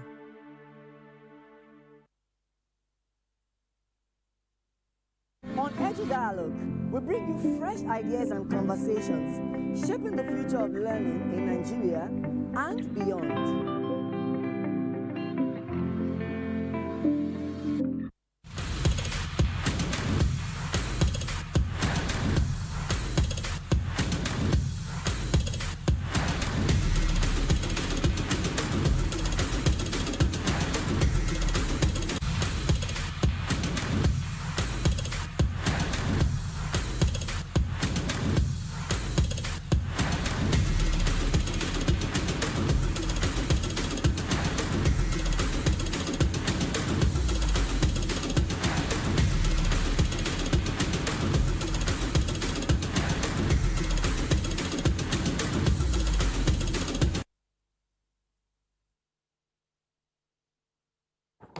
Friday don't reach. Now time to give enough sports information. We'll check everything. We will know where we want for to start now. I say Martin, I say country people now do una good morning. When I don't welcome saying I don't day for TV. So and here now with the Sports Republic show, we say they come your way. Every time we say on Friday don't go knock so and we don't reach, we'll give information we say I need to understand. Many TV shows play for area. But I want to tell you I don't know what happen, so we're never to tell. I don't know I want to talk I don't know I want to paint as it be now this Super Eagles matter your guy be like say don't tag Gele. But more first talk about women world tournaments based on the rescheduling and CAF don't do another, they don't go reschedule CAF Women World Cup. So and this news not to come well because after discussion we say CAF and the partner don't discuss FIFA and other stakeholders for the matter. CAF now don't go decide say they go reschedule the WAFCON, make them ensure successful and important women's competition. And this one are for unforeseen circumstances. They talk people they para, people they vex, people not get joy for the matter. People they say why they go do it like this. We will carry some kind picture more show now, some kind of update. Even when they call this Babajide, she the vex too, she the talk for the matter. Super Eagles player. I lost the talk. But what did the vex people for this story? So now I'm say we don't know what it will make CAF do this WAFCON tournament, make them postpone now. This information what they give now, that's so job be now. Because if you check the news now, and I go see say women WAFCON, they don't used to push and go outside. And now information we say CAF don't give them. Now what about players if they don't travel with their logistics, all their materials? They don't want to play.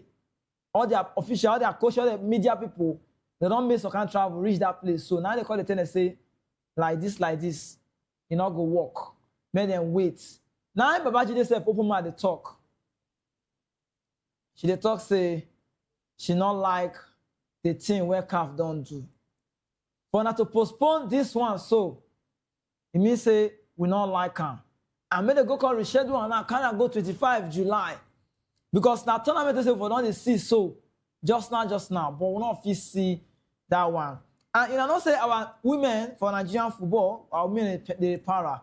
Many of them not get joy. Many of them when they look into this, they say they want to go play and want to go win now. And I don't say Nigeria football, all our Super Falcons, our record not be here. Record will get too big, long. So people now the one that say, I want to run this matter, I want to do one. I want to come up for this matter. But CAF don't say, but they wait. But see, the only thing the best on the matter be say, the information not come there. But showing a CAF post there, you see CAF, what CAF talk. We not be saying that with the talk. CAF don't post them for their own official page. Say, this one, we don't reschedule one. We can't come in and see them.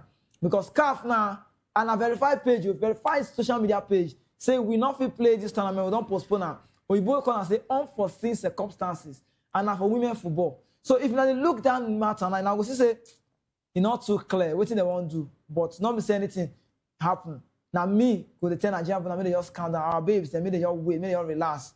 Understand? Whenever I bring you that one, for you bringing that CAF note for that one. But you get what I want to talk. You know, if they ask our women, how ready are you people? Not before AFCONs, not before WAFCON football. You know, not say we're not talking, we'll talk again. Nigerian football for women category, they develop every day. And if the Super Eagles fit to this kind of thing, not go bad. But people, they fear us. Now we be like nation, we say we're not the host, but we win. And I be the Super Falcons. So. But for the WAFCON, nobody fit talk about WAFCON, we don't recognize Super Falcon because now we, the runner. And our coach will be Madugu. Starts well and he go end well. So we get some kind of player we say you did for, but we don't know whether our players go still there or Shola go still there. Kokwana Jose don't come out. So Shola just follow down like that. They don't say she don't hold. But that information we can give now legit. Understand? But we'll still move now, more jump, come up for that one. We'll still wait for that one, physical coin aside. But again, what we see now, Walid Regragui. They call him Morocco head coach. He don't come up for him post now. They call him now with immediate effect. And he don't make decision based on World Cup where they come. So now Mohamed or Habi now be favorites to take over. So Morocco now not get coach again. You see this man? Now see this man? Now he be coach for Morocco. But at the final of the year, so he don't resign, he not take, he not do the job again. He not connect with Morocco. He don't leave. He don't move. And I with immediate effect. But the matter where they worry, be say people they find say, waiting make Walid Regragui come out. Where be say your team they go walk up so. But some kind of times for life, you good maybe say you take decision, and if you want to take you take on time, make it clear, make it fast. You don't need to depend on. If doctor say, I don't want to do it again, maybe they feel say they not appreciate her enough, or time don't reach to take more because here, every story get your own bad parts. Any story, every good story get your own bad parts. So your own story now, you say, he don't want to do it again.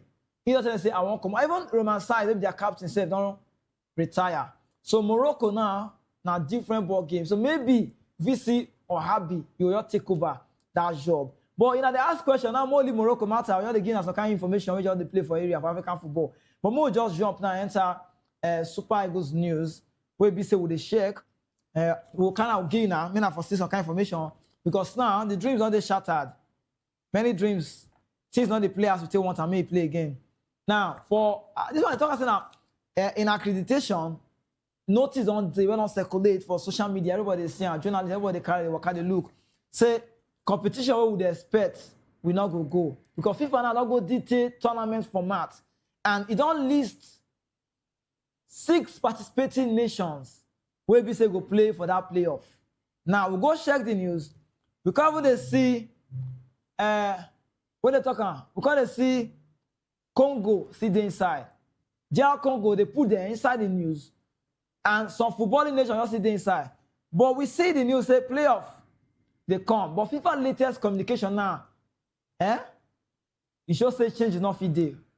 That one the signal better one again Nigeria. People say, Baba may not forget her. Say you don't confirm Nigeria, say we not fit play for playoff. So Nigeria will not see World Cup.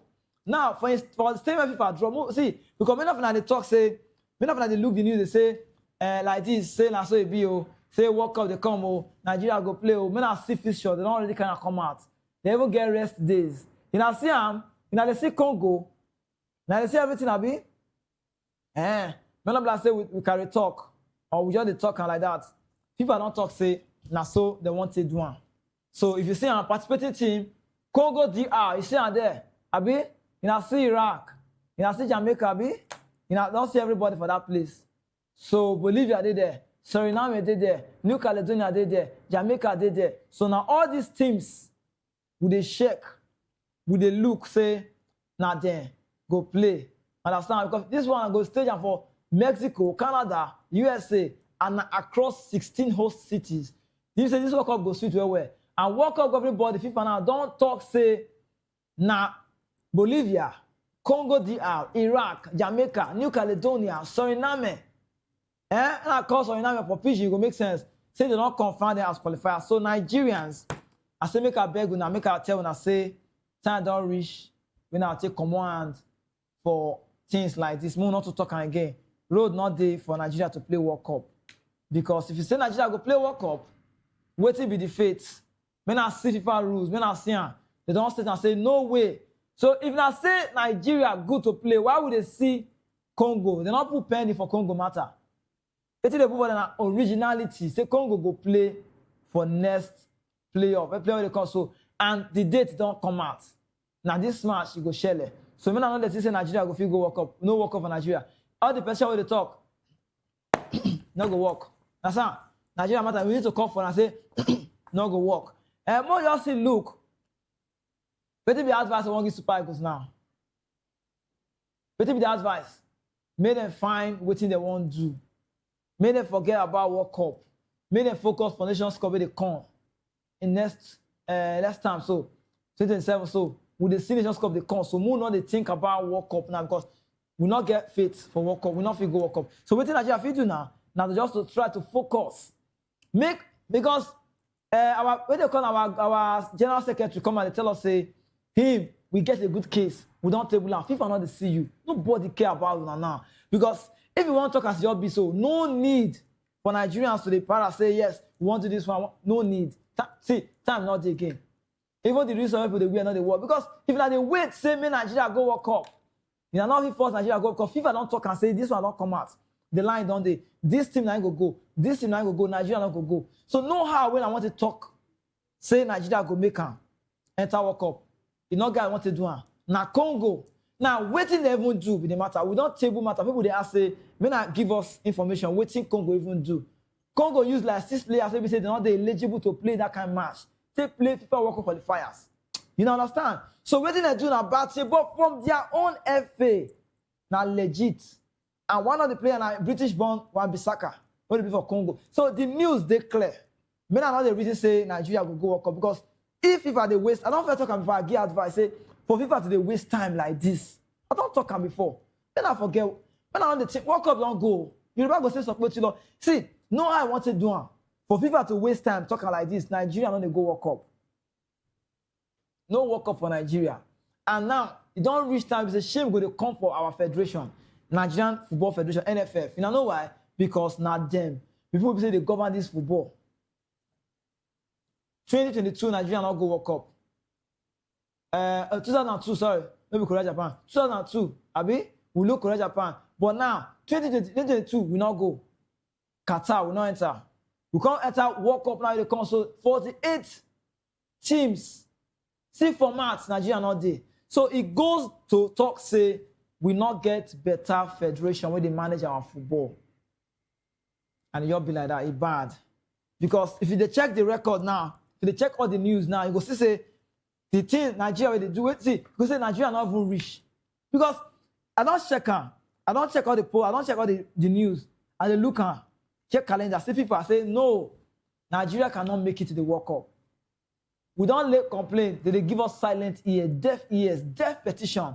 We don't talk them. We not guy want to do them.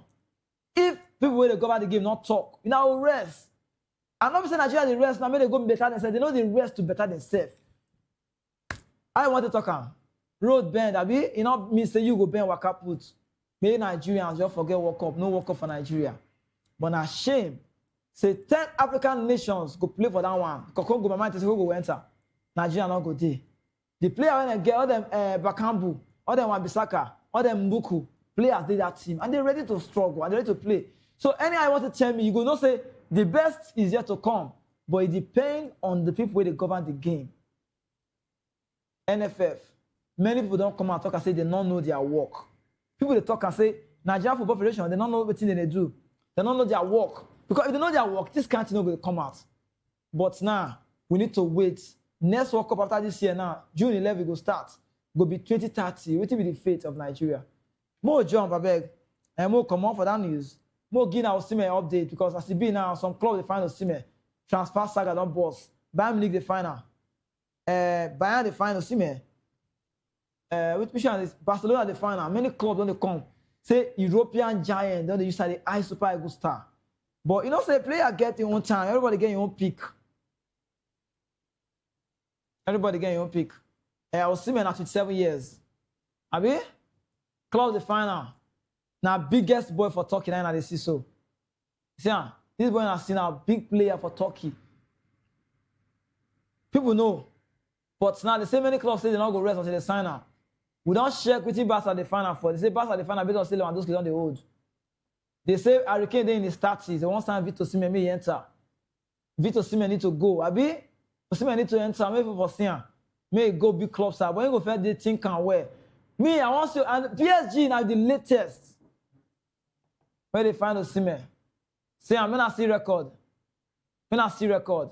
66 games. Abi? 53 goals. And 13 assists. Not block them all. That's all. You see, now Osimhen be this. Now record 66 games. See, this one not they get the hype where you need though. Because if they want to do and say now Hurricane I score this one, 13 assists, when I leave and not be work to assist you, you're gonna make them. But I work to score goal. Osimhen don't score 53 goals inside 66 games. But I don't know what you want to talk about. Then I work last record. No matter how you talk about Osimhen, now work class record with the see so. So Victor Osimhen, whether I go come out or not come out, but we know say Osimhen go come out because as it be now, there's no need for Osimhen to day club baby say people they watch say now small side. They will be best for Turkey, but for top life football, I don't feel open my mouth talk say Qatar now top 5, they're not even there. So now Turkey in there. So we wait to know that Osimhen will just come out for that side. But we only run the jump, they go because many things come out. You get one guy they say now be Okosha. He too good. We're showing a PSG record. He too good. I made the name 2 times. He don't spell they call JJ. No name JJ coming 2 times. Now, coach be that one. He talks say he don't regret some kind of things. But bros, no matter how you try, you know if you regret your past, because if you want to move ahead, that to forget all this way on past area. Osime news, he dey play now to up in game, so that when you don't play finish, he will look back, say yes, I can remember what I did. But Okosha own now. Okosha now they talk saying they pay now. See him, this is how to play ball. He took play ball. He took play ball. He regrets saying not win trophies for PSG. And if now follow Coach Amata, see now when the best that there. Now legend of the club. When he did for PSG, when after France 98, where he scatter everybody, carry tinted there come. The thousand people. Understand? As now when you finish, now they rush like 2-0. Say come and stay with us, come and play with us. But coach they come and they talk, the PSG don't win Champions League, they don't win so many things. Say they pay now for entire because you get time where we say 84 goals now score for PSG. 84 goals. No, 12 goals now score. Now, coach not score 84. No, man of first. He scored 12 goals, play 84 matches. So he almost play 100 games, but not reach 100. And in record now still stands out. But if now look at Coach Amata, you know win African best. Now Nations Cup winner. Many things make this guy be like say you need to regret. You don't win African best, but at least better pass can maybe say not score for Nations Cup. I be understand. But based on individual awards, cannot pass him. But for national team, the achievement, you understand? He played USA 94. Now there for start. He play Olympic winner. Go France 98. If you say go give and they go give Haji. Understand? He don't play World Cup for Nigeria. People know him. But whether they know him, they don't know him. Not be the matter with the team.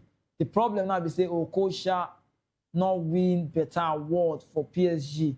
Because we know in news, Eintracht Frankfurt, we know in Enugu Rangers story, I tell you, move, we know the thing.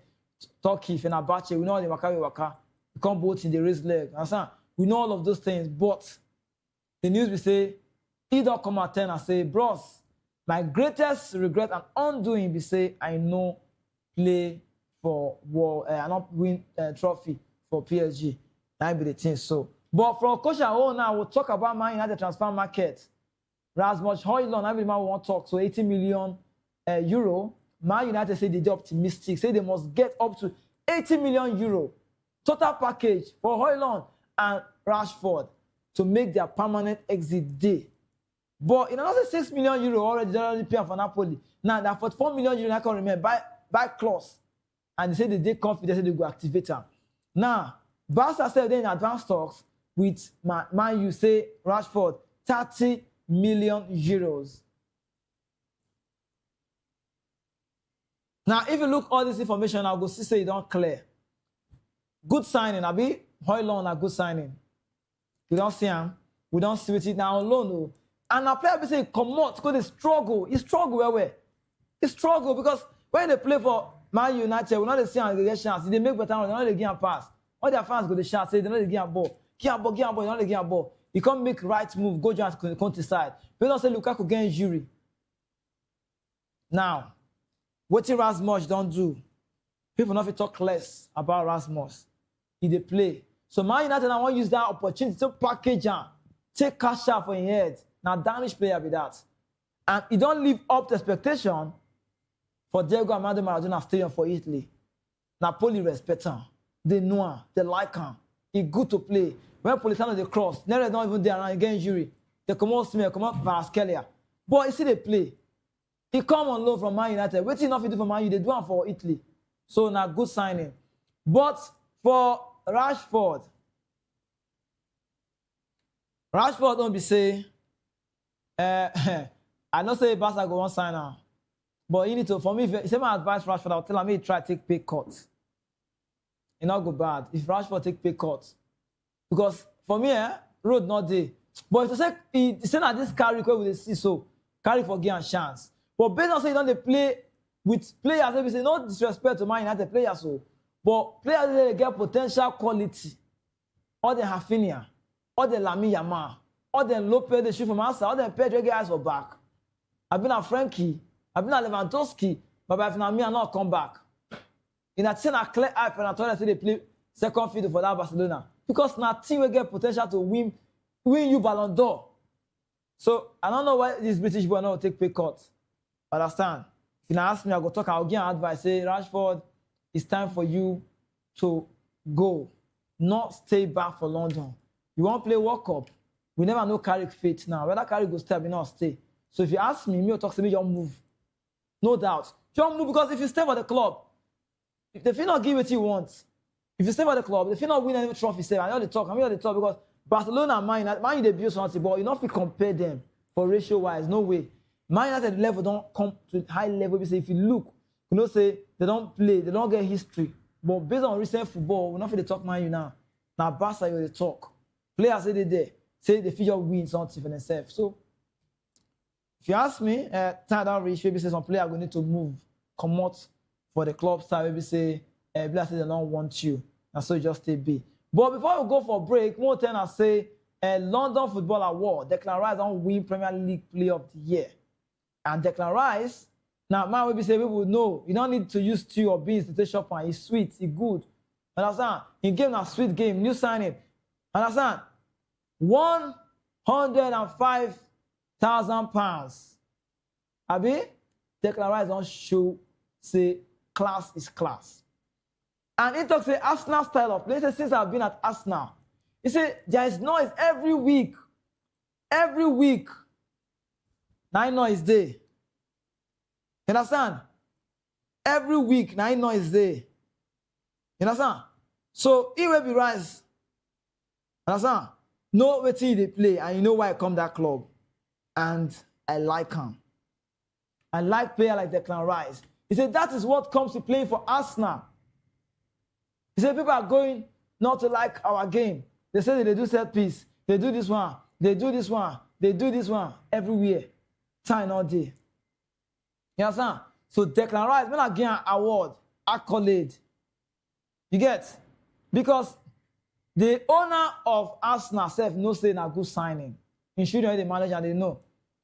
Andre Berta know. Ateta knows they are signing with this. You know, see, for a player to win this kind of awards from West Ham, now champion in BO. But I'm not going to underrate him. He come as a champion. He come as, see, now from West Ham, he take come. He win Conference League. If you don't like him, but a European trophy, may I win Conference League, man, but I win, I might lose Carabao Cup. Who don't help? But Declan Rice, we be saying don't need beans. She puts you now, you know, you don't even need them. Who don't good, don't good. Who don't fine, don't fine. Who don't what, make up now advert. You understand? So you know, guy want to paint him. Me they talk every time. Say waiting the white now white, if you black now black. Say Declan Rice good, you don't like him. Take him like that. You understand? I don't know what come over me. Now for my way they shit. I don't talk him before, I will talk him again. Declan Rice again a better, perfect football. And that's what Arsenal is doing. No, I want see, did they play what? £105,000. Abi, check out. If it easy, but now £105 million signing.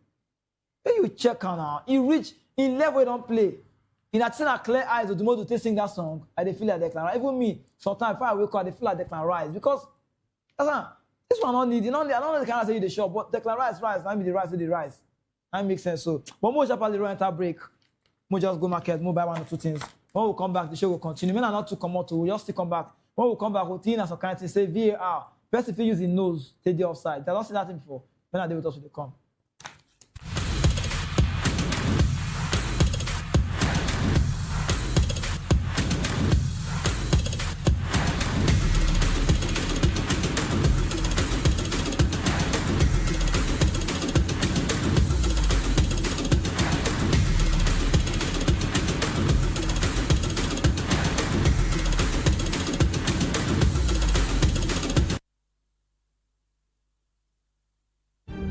In a world where power shifts its every headlines, news breaks and events happens.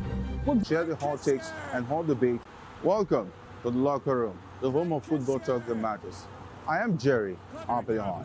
Join us every weekday, Monday to Friday at 5 p.m. Nigerian time, as we share the hot takes and hot debates in the exciting world of football. And joining me are the usual suspects, Ikechukwu and Mayowa, as we break down all the hot takes and everything that's happening in the football. Don't just watch football, live it with us. Catch us on the locker room and Voice of the People television at 5 p.m. Nigerian time. And like I always say, if not 20 minutes off, please, the sport. And it's Hakim Ziyech, who puts the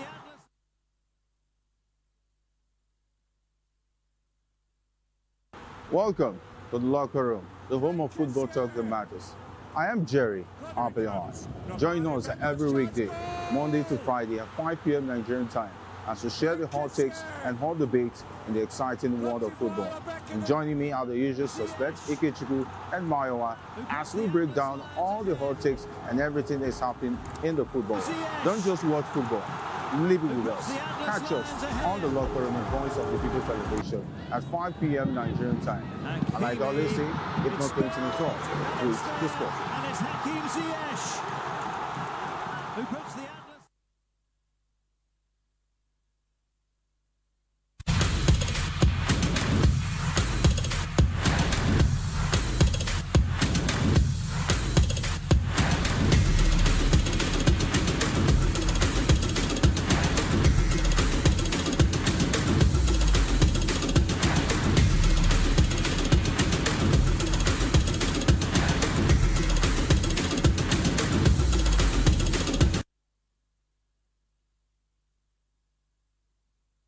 You never, you not get everything on the happen. No. Now don't welcome back. Now do I say my secret? Now say now they watch Sports Republic show from top Voptv. And more run enter Martin. I say person knows video offside. More just showing at the team and I say, should we do like this? Say now penalty. They do like this. Do like this. You don't go. When I say, you know this guy the outside. Yesterday match we talk about Crystal Palace match. We'll talk. But you know say this guy now the outside. Waiting the outside now he knows. Wait, my own check. Moi aussi, this, even face and nose. But this thing now, if we check this thing now, some go say now answer, but when I look, time don't reach, so we carry this in the drum for you. When I see him, I understand what you with the top because your nose can be outside, your tip of your arm, this that one day, maybe or tip of your finger. I want to carry you go outside. But I not see this through. People they talk say FIFA don't spoil, they don't they understand. Say news, they don't do that. Say FIFA don't spoil this thing. Say VR review. I say they got talk some kind of things. But this thing outside. This one now. But we don't see old time football where we say offside now your full body. But now, Baba, you don't even need to, you don't need your full body again to take the offside. You can be offside even with the snip or string of your hair. But not the VR, we'll sit down one.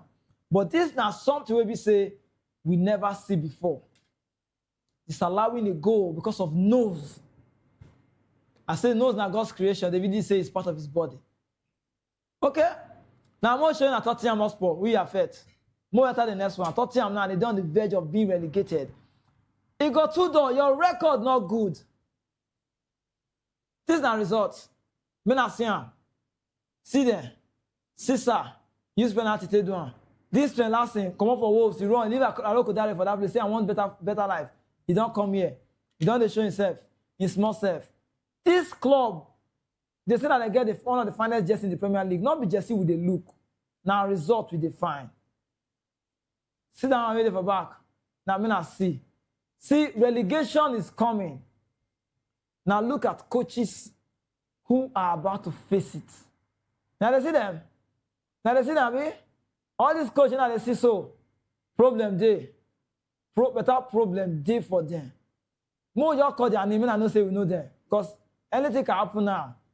From that one, we say, you put your from Berlin, a fucker. Now be that. You understand?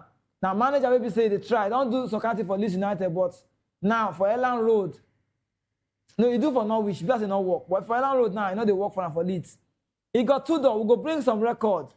Tottenham record and your own record. Now, he got 2 doors from Juventus, not rich. They'll come out. He don't come here now. He won't go replace maybe say things they happen. He never win one match. I've been at Victor Pereira, maybe say do match, he collect 2-2. Maybe that's a win World Cup against Man City. That one a testimony for church, for Sunday when they don't reach. Victor Pereira, they do the work now for Nottingham Forest. I've been at Nuno Espirito Santo, maybe that's a team that they try. But no matter that they try, they see it for 18, West Ham. I've been at Scott Parker, Burnley. I've been at Rob Edward Wolves. Worst record, but they don't try. Now, they don't break Derby County record, so they don't use to advance. So all these coaches, when they see so, they're on the verge of relegation. But no matter what they try, remember they tell me, say 2 teams here, they sure. Pass the one where they play for Man United. Pass the one where they say they use to do deodorant. It's too short. Wolves and Burnley, I hereby confirm you. Now me they confirm I will not be Premier League. So you know don't they relegated. So Scott Parker, try for another job or you try come back. Robert Edwards, you're too good for championship. That's your level. Because see, more talking, coach get manager. Go see this football where they talk. Levels day. People, see, they get big coach, they get small coach. They get average coach. For some day with me, no one day with me, but you see day with me, I play. Understand? Average coach day. Mino, I mean a small coach. All of them just sit inside. But whether you look on or you don't want to, this coach is not small coach. I don't see any coach be say they will be say because this one a big coach, not small coach. I don't see. Why I say can I come? I'll leave on like that, I may play. Understand? But most jump, stand not today. So what did they now? Tottenham. I don't think I said they're on the verge of relegation. Now the last time we Tottenham Hotspur fall out of England top division, now back for 1977. Wakari got to the team show for you now. I mean I see him. Wakari, I mean I see the sack. Now they finished 22 and bottom up for first division for 1976, 1977. And they can't relegate the entire second tier. Now Spurs now don't go back straight back to the following season with promotion with first attempt. Now what will they talk now? Will they talk about Igotudo and the record for sack? Now read that, Mark now. The update. Me not for seeing. This one, they never even born me that time. They say we will return. They never even born me that time. They are trying to return. They don't return and I say they struggle. You see all these ones, we will return. They don't return. That more look sports and sacking.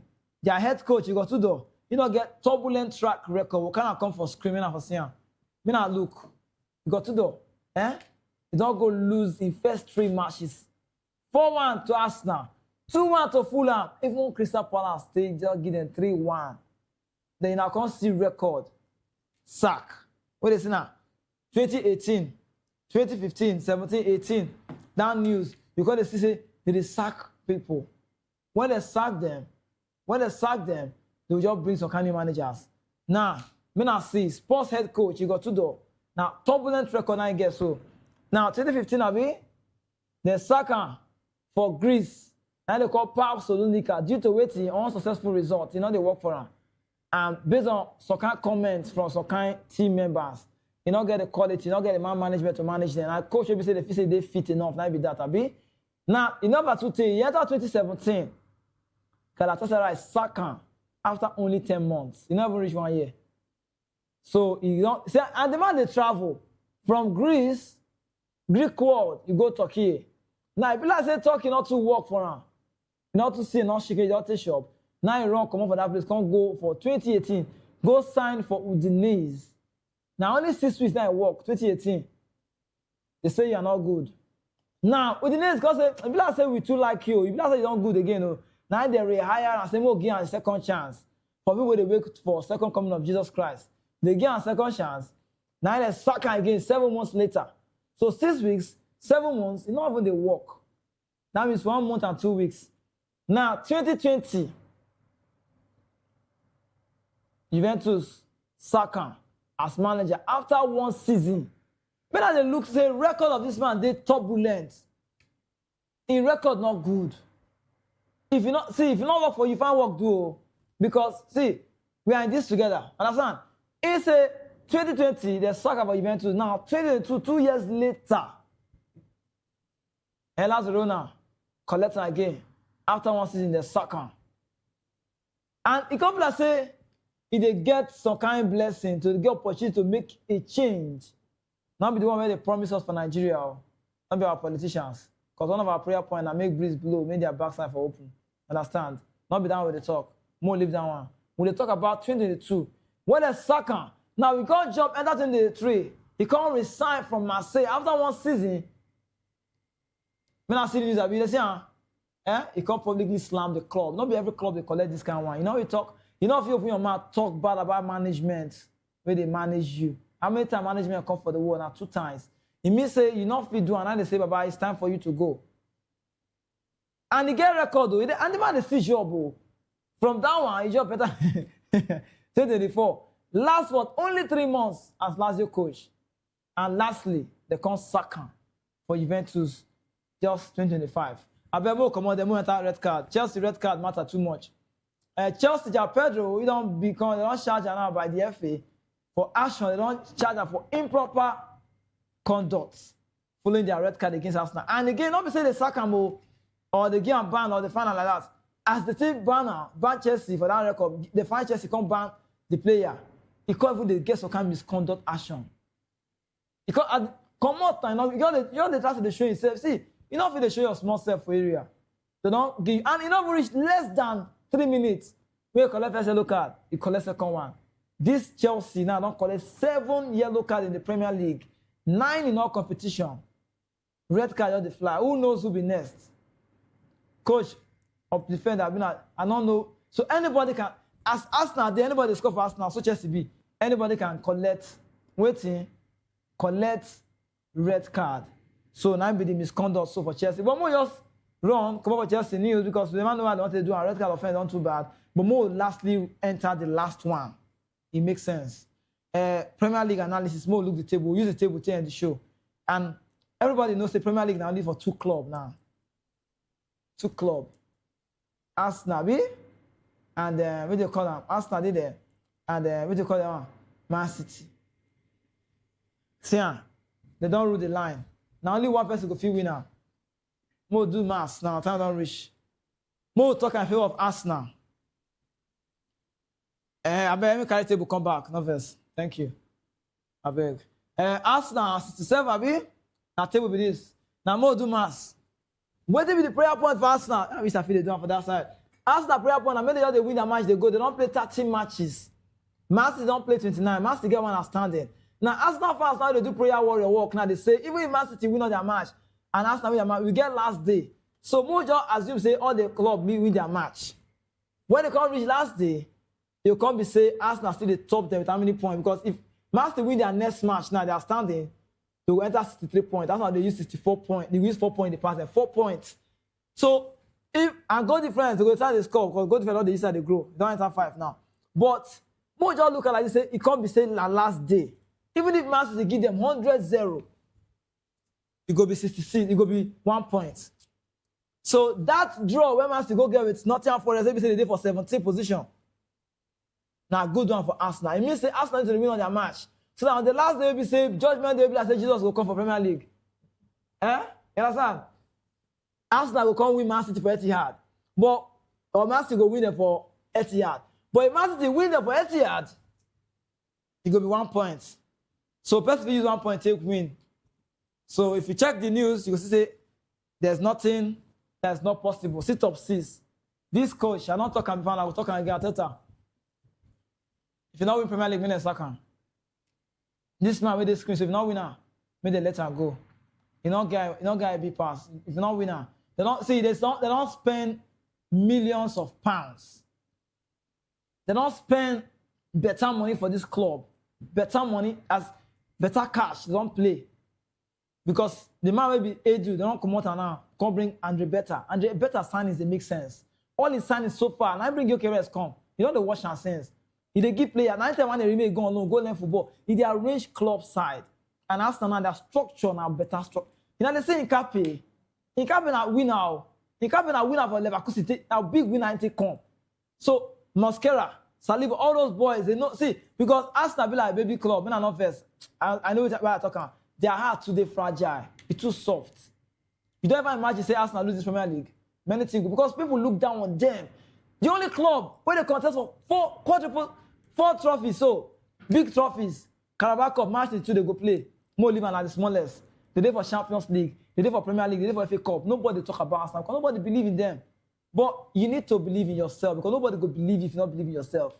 May they win Carabao Cup, may they let Man City know say will come. But they don't win, Man City win them, their mentality will go down. Even as it be, so nobody believes in Nottingham Forest will stop Man City. They say at the final day, anything can happen. David don't talk kind for book. Say football be like biscuit. If he crack from anywhere, if you like me, the shop crackers, now so you play. I better not reach, I won't come out. We'll go down again. Tomorrow we'll go there for TV, and that time will be 11 a.m. Nigerian time. We still get midday news when they come for the news. So we they give all the information when I need for ourselves. My name is Nakizike, and time don't reach for me to come out. I go match break. But 11 a.m. Nigerian time tomorrow, boys, men, we all day here. Give a time for me to be I need to know. And that one will make sense. We'll go see again. We'll continue this one again. For next week Friday, we'll be saying they speak English. Now this one we call vernacular. We call it PG for area. Now it makes sense fast. I play. We'll see.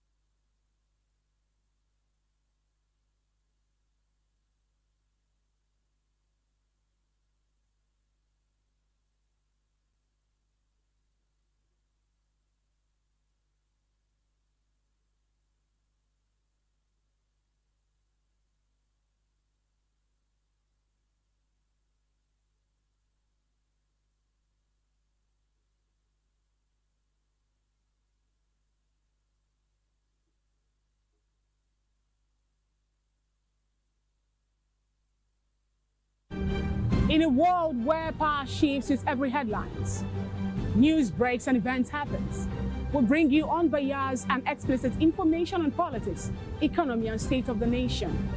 We break down the chaos. Facts, not fluff. Truth, not spin. We discuss not just politics, but a glimpse into the future. Voice of the People Television. Now you have more than a voice.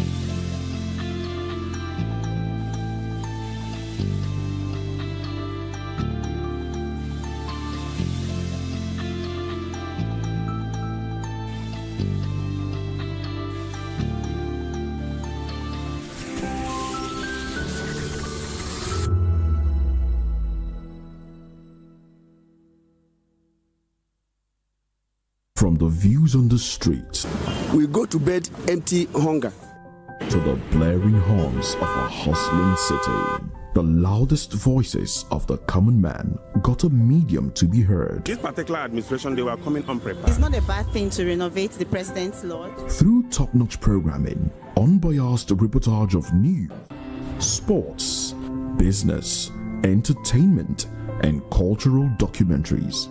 Voice of the People, 90.3 FM became a symbol for 21st century media. And now, a new baby is born. Voice of the People Television, Voptv, youthful. In a world where power shifts with every headline. In a nation full of questions. In a world filled with noise, the truth needs a voice. The policies that shapes our world and the economy that determines our future. Every hour, every day, the grapevine keeps buzzing. And together, we are committed to telling the stories that shape our world because your voice is our focus. Don't forget, our voice matters the most. Let us come together and share our concerns.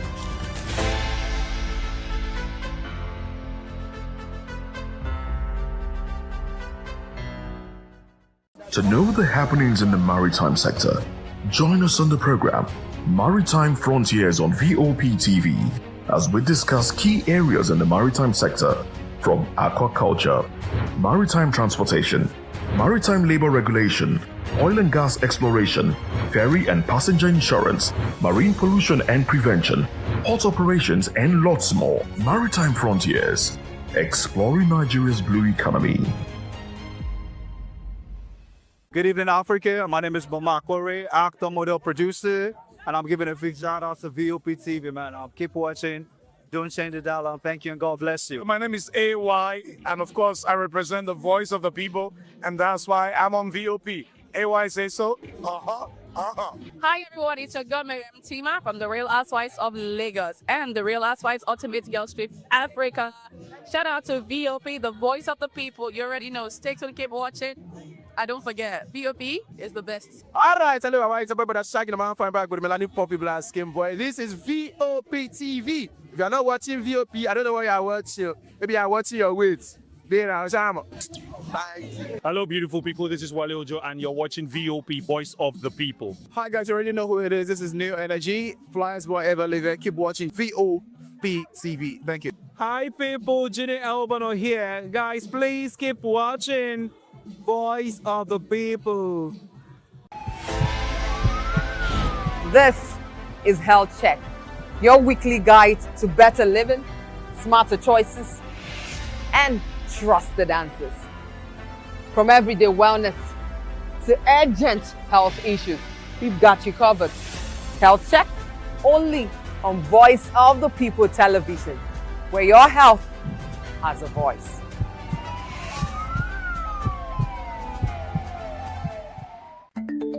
Africa is on the move, a continent of rising voices, untold stories, and powerful transformations. From the streets of Lagos to the heart of Nairobi, from the mines of Congo to the tech labs of Cape Town, the African story is being written every day. Bold, dynamic, unstoppable. This is Africa News on Voice of the People television. We don't just bring you the news. We analyze and bring you Africa's heartbeat, the politics that shapes our nations, the economies that drives our future, the cultures that defines who we are, the voice that must be heard. Africa News, Africa's voice, Africa's future. Where Africa speaks, the world listens.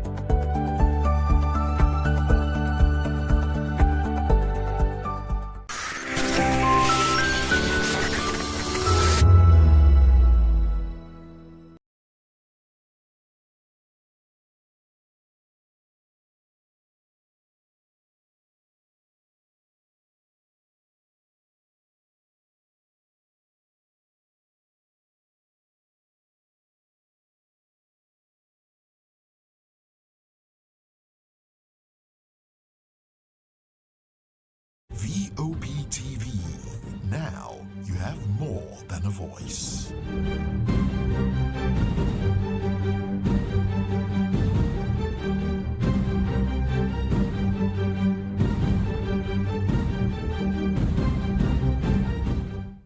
In a world where truth is the ultimate power and opinions scream the loudest, it's time to wade through the noise. Hunger no get tribe. Hunger no get religion. and scan the human interest and trending topics that matter. Stay tuned to The Issues, your plug to the stories making the buzz, from politics to science and technology, social justice, and more. Let's tackle the tough questions and expose the truth. The Issues on Voice of the People Television. Don't just react, understand.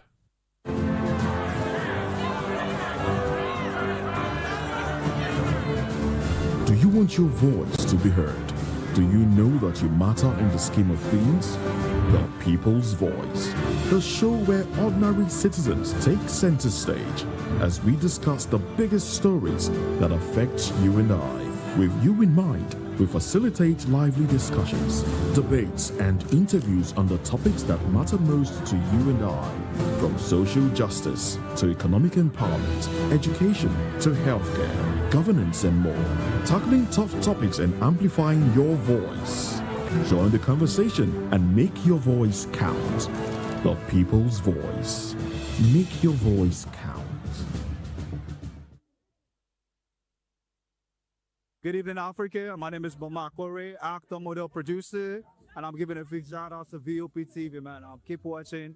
Don't change the dial. Thank you and God bless you. My name is AY, and of course, I represent the voice of the people, and that's why I'm on VOP. AY say so.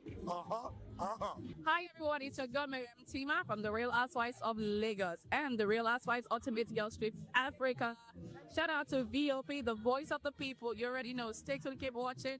And don't forget, VOP is the best. All right, hello, all right, it's a boy, but I'm shaking the man fine back with Melanie Poppy Blast Skin Boy. This is Voptv. If you're not watching VOP, I don't know why you're watching. Maybe you're watching your weight. Bye. Hello, beautiful people. This is Wale Ojo, and you're watching VOP, Voice of the People. Hi, guys. You already know who it is. This is New Energy. Flyers, whatever, live it. Keep watching VOP TV. Thank you. Hi, people. Ginny Albano here. Guys, please keep watching Voice of the People. In a world where power shifts its every headlines, news breaks and events happens, we bring you unbiased and explicit information on politics, economy, and state of the nation. We break down the chaos. Facts, not fluff. Truth, not spin. We discuss not just politics, but a glimpse into the future. Voice of the People Television. Now you have more than a voice.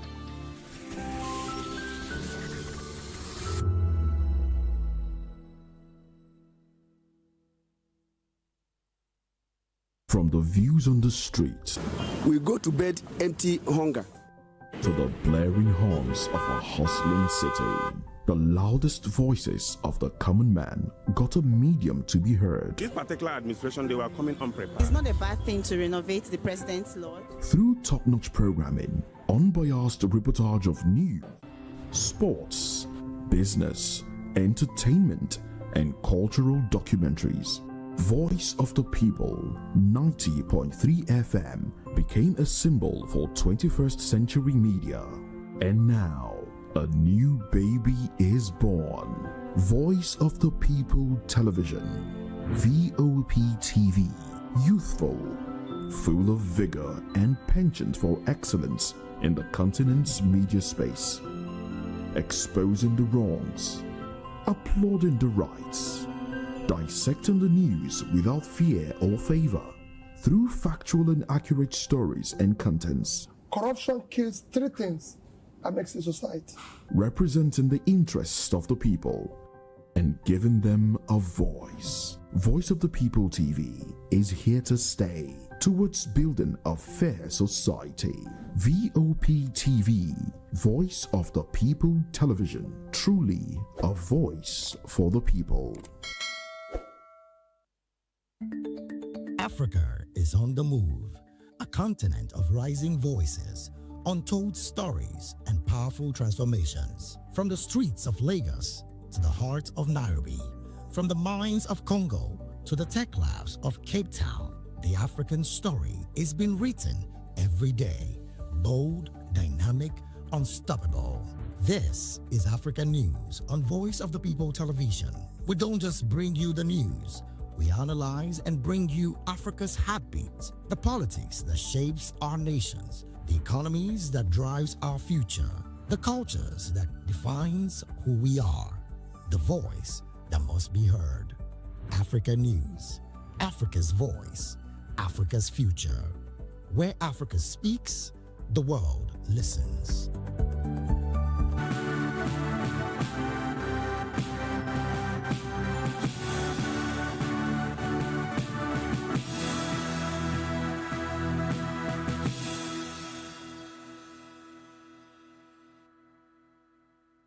Well, hello and welcome to the Media News and Voice of the People Television. I am David Edwin.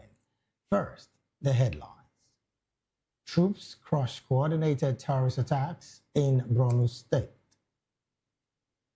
Kyari faces probe over unaccounted trillions. INEC releases final governorship candidates list. Iyabo Obasanjo confident of winning APC tickets. 4 cops fired over traders' killings. Ebonyi State demolishes shrines after gruesome land killings. In business, the British pound holds steady against the naira. And in sports, a national para games kicks off in Abuja. In the world of entertainment, Peter Jochie laments rising cost of electricity.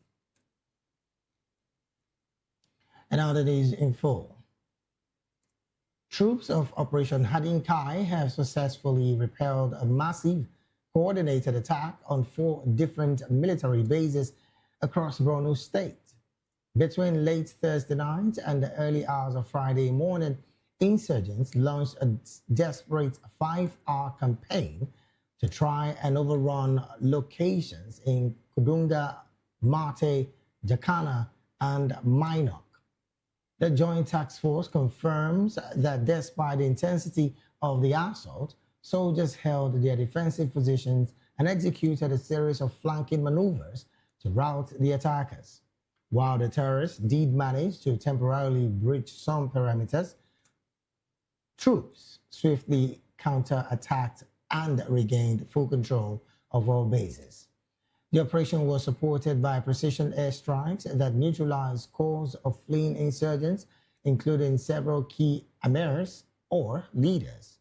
Regrettably, the military confirms that a number of brave soldiers, including a gallant officer leading from the front, paid the supreme price during the fierce engagement. Military officials say these failed attacks show a growing sense of desperation among terrorist elements who are currently under immense pressure. Ground troops are now conducting mop-up operations across the affected areas, and the High Command reassures the public that they remain firmly in control of the battle space. The Senate Public Accounts Committee is turning up the heat on former NMPCL boss Mele Kyari and his top management team. They've been ordered to appear before lawmakers to explain what happened to the staggering 210 trillion naira that hasn't been properly accounted for. Senator Aliyu Wadada says the committee isn't buying the company's excuses after reviewing nearly 20 audit queries from 2017 to 2023. At the heart of the probe are 2 massive sums, totaling 210 trillion, which the Senate insists must be fully explained or refunded to the National Treasury.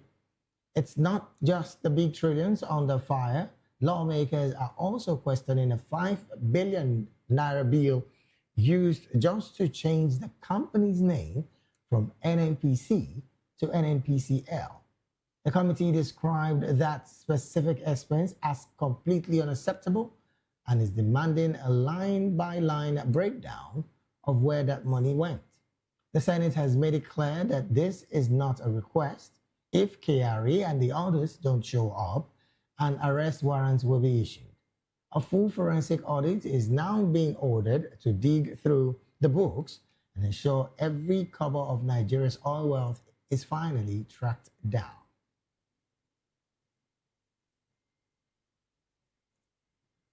The race for the Osun State Government House is officially heating up as INEC released the final list of candidates for the August 15th election. While 14 political parties have made the cut, the People's Democratic Party and the Labour Party are notably absent from the final lineup. The All Progressive Congress has locked in Bola Oyebamiji as their flag bearer, who recently named Benjamin Adereti as his new running mate. They'll be facing off against the incumbent Governor Ademola Adeleke, who is running under the Accord Party banner this time while retaining his current deputy. Voters won't have to wait long to see the candidates in action, as official campaigning is set to begin next Wednesday, March the 11th. APC candidate Oyebamiji is already making waves, insisting that his party will rely on grassroots consultation rather than federal might to secure a win. With the list now finalized, the focus shifts to voter registration and the distribution of permanent voters' cards across the state's 30 local governments. This election marks a critical test for the political alignment in Osun State, especially with several heavy hitters switching platforms ahead of the polls.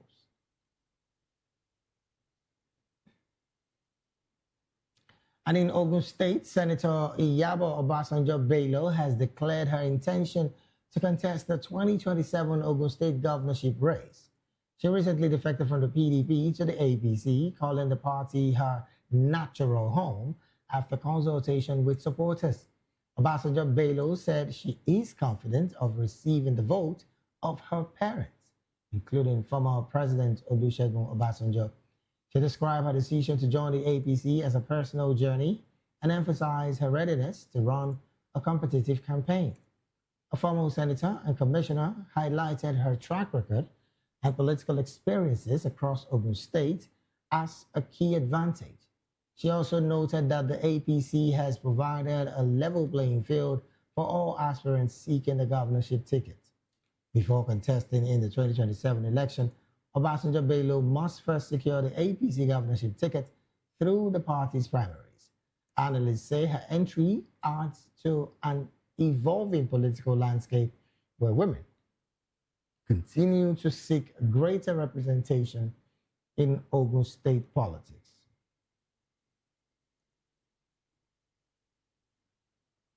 And then in Lagos, the Lagos State APC is celebrating the success of its recent electronic membership registration and party congresses.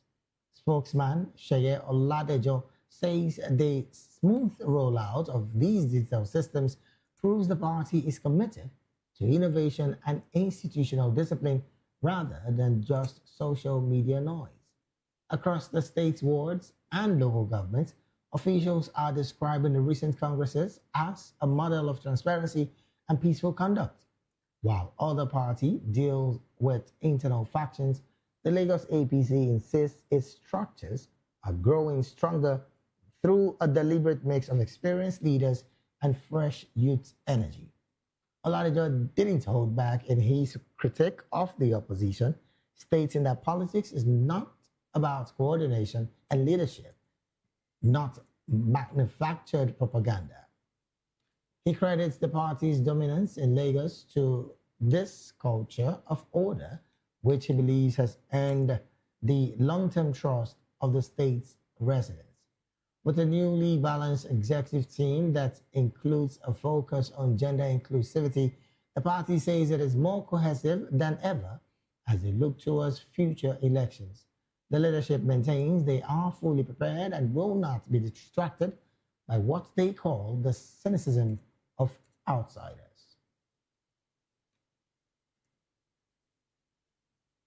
Still in Lagos, the Lagos State Police Command has officially dismissed 4 officers linked to the tragic killing of 7 traders at Owode Oniri.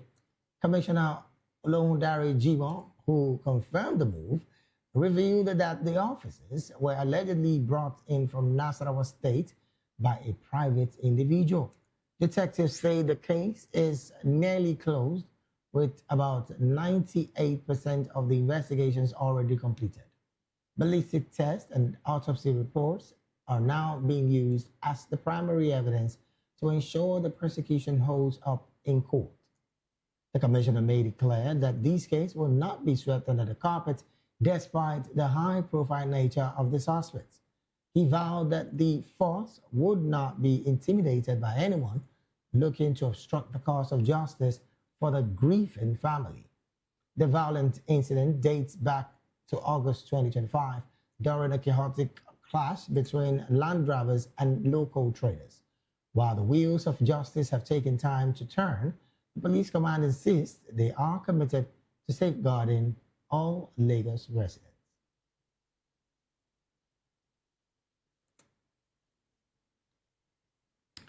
And still in Lagos, the general manager of the Lagos State Neighborhood Safety Agency, Prince Dr. Ifalade Oyeka, says Lagos State is fully prepared for the introduction of state police. He told journalists that the agency, known for pioneering community policing in Nigeria, is strategically positioned to evolve into a state security structure once the legal framework is in place. Prince Oyeko added that the LNSA has been restructured to operate a proactive, technology-driven, intelligence-led model designed to prevent and mitigate security threats before they happen.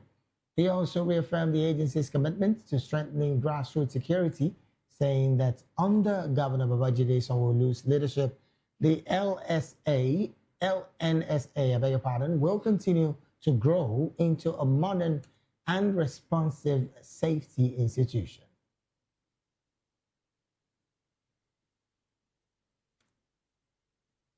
And in Ebonyi State, the Ebonyi State government has ordered the immediate destruction of all shrines and deities in the Amasiri community following a horrific wave of violence. Governor Francis Nwefuru issued the directive after a security meeting linking these local sites to a deadly land dispute with the neighboring Okorojo community. The conflict has taken a dark turn, with reports confirming that 4 victims were beheaded during the clashes. The governor is refusing to lift a street curfew or reinstate sacked political appointees until the severed heads are returned and the killers are brought to justice. To prevent further bloodshed, a 19-member committee has been formed to finally demarcate the disputed boundary. Led by the Commissioner for Border and Conflict Resolution, the team will work to create a permanent buffer between the warring communities. Amashiri remains under intense pressure, with schools closed and traditional rulers dethroned as part of the state's punitive measures. Officials say the shrines are being leveled because they are believed to be fueling the spiritual and physical aggression behind the land war.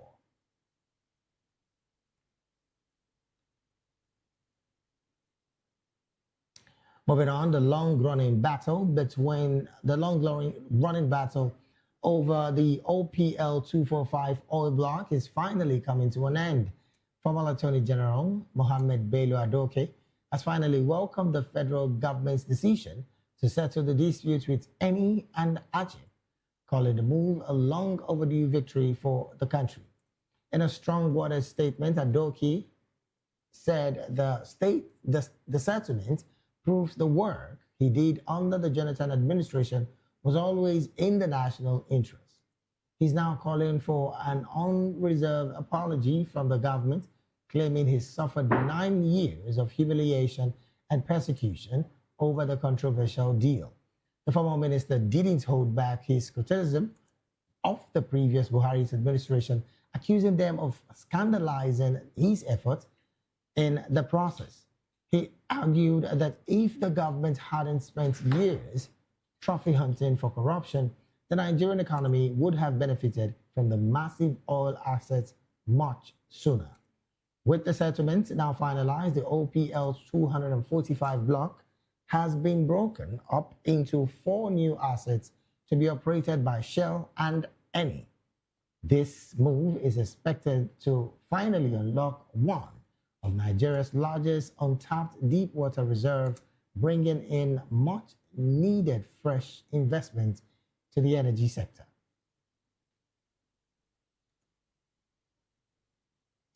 You're still watching the Midday News right here on Voice of the People television. We'll go straight to the analysis segment of the news. And joining us now to make sense of these stories and more, in the studio with us is Mr. Dele Fanimo. Mr. Fanimo is a seasoned reporter and also a public and political affairs analyst and commentator. A very good afternoon to you, Mr. Fanimo, and thank you for joining the conversation. My pleasure. Also joined us virtually to make sense of these stories and more is Ismail Ogushola. Mr. Ismail is a public and political affairs analyst and commentator as well. Mr. Ismail, a very good afternoon to you, and thank you for joining the conversation this afternoon. We would like you to please unmute your mic so we can hear you clearly as well.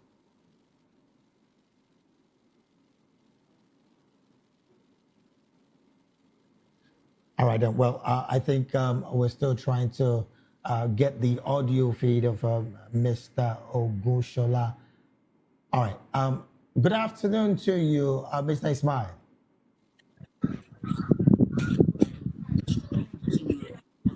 Yeah, good afternoon in the studio. Thanks for having me today. Thank you so very much for joining the conversation. Well, I'd like to start this conversation from your end because these settlements, I mean, the long-running legal battle over the OPL 245 oil block is finally coming to an end as a result of so much mediation. And of course, dating back to former Attorney General Mohammed Bello Adoke, who of course started that conversation of the dispute settling. What do you make of this long running battle that has finally been closed, and they hope for more gains for the Nigerian government? What do you make of this, basically?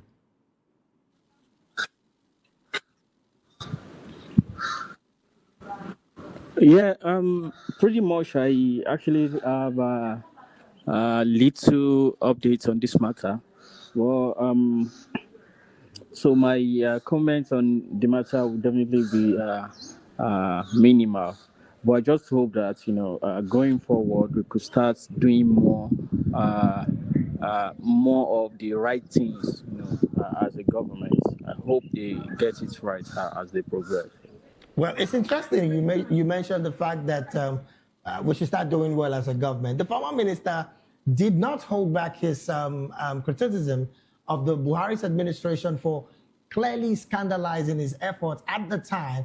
And of course, he argues that if the government hadn't spent years of trophy hunting for corruption, the Nigerian economy would have benefited from these massive oil assets even much more sooner. Is it about scandalizing people's efforts rather than consolidating on it? Because I understand that government is a continuum.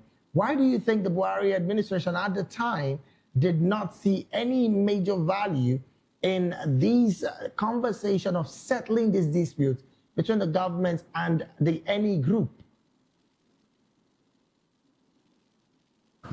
Yeah, I think another problem that our government also face, or that they create, that also results to this gap of trust between the government and the people, is also how they try to address issues as if there's no problem going on. They will come out to paint scenarios, even the ones that are obvious, that everybody can see. they try to paint it as if it's where everything is glossy, right? And also because our government, they are somehow egoistic. So when they see something or impact anybody is doing, and it is not an impact they can lay claim to, they don't want to acknowledge it, right? Even at the So expense it's of also it not about benefiting the egoistic, and country.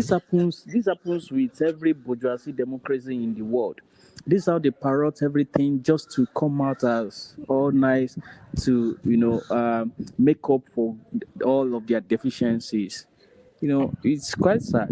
All right, then. Let me bring this conversation to the studio. Mr. Fanimo, this particular settlement right now, clearly, before now, was supposed to help Nigeria even much more by way of us tapping into the deep water reserve, which is going to give the country much more investments in the energy sector.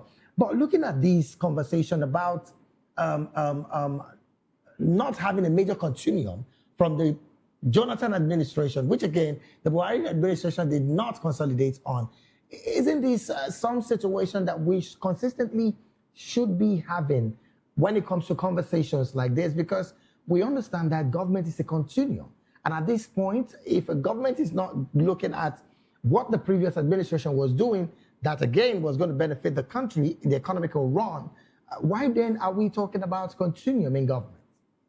Well, you see, overall, it appears that it's a general problem, particularly in this part of the world. You see, nobody wants his predecessor to outshine his tenure. Knowing that he's from the opposition at the time. Even if it's the same party. Okay. Everybody wants to outshine the other. That's why, look through all the projects. Most projects will be designed not to outlive the incumbent. And if it is getting to a point that it will outlive the incumbent, prematurely the incumbent will commission. An example is Ekiti Airport. No radar, nothing. But because the governor then, Fayemi, wanted his name imprinted on that project that he commissioned it, he hurriedly, at the tail end of his administration, he went to commission it. And nothing has been done thus far afterwards. Up to now, it's not functioning. So we have a lot of such things around. Look, OPL, oil prospecting license. Yes. It's something that should be at the heart of any government. Because there is no new oil reserve that will not turn out minimum of 50,000 barrels per day. Now look at the years there have been disputes over this OPL. Till this time,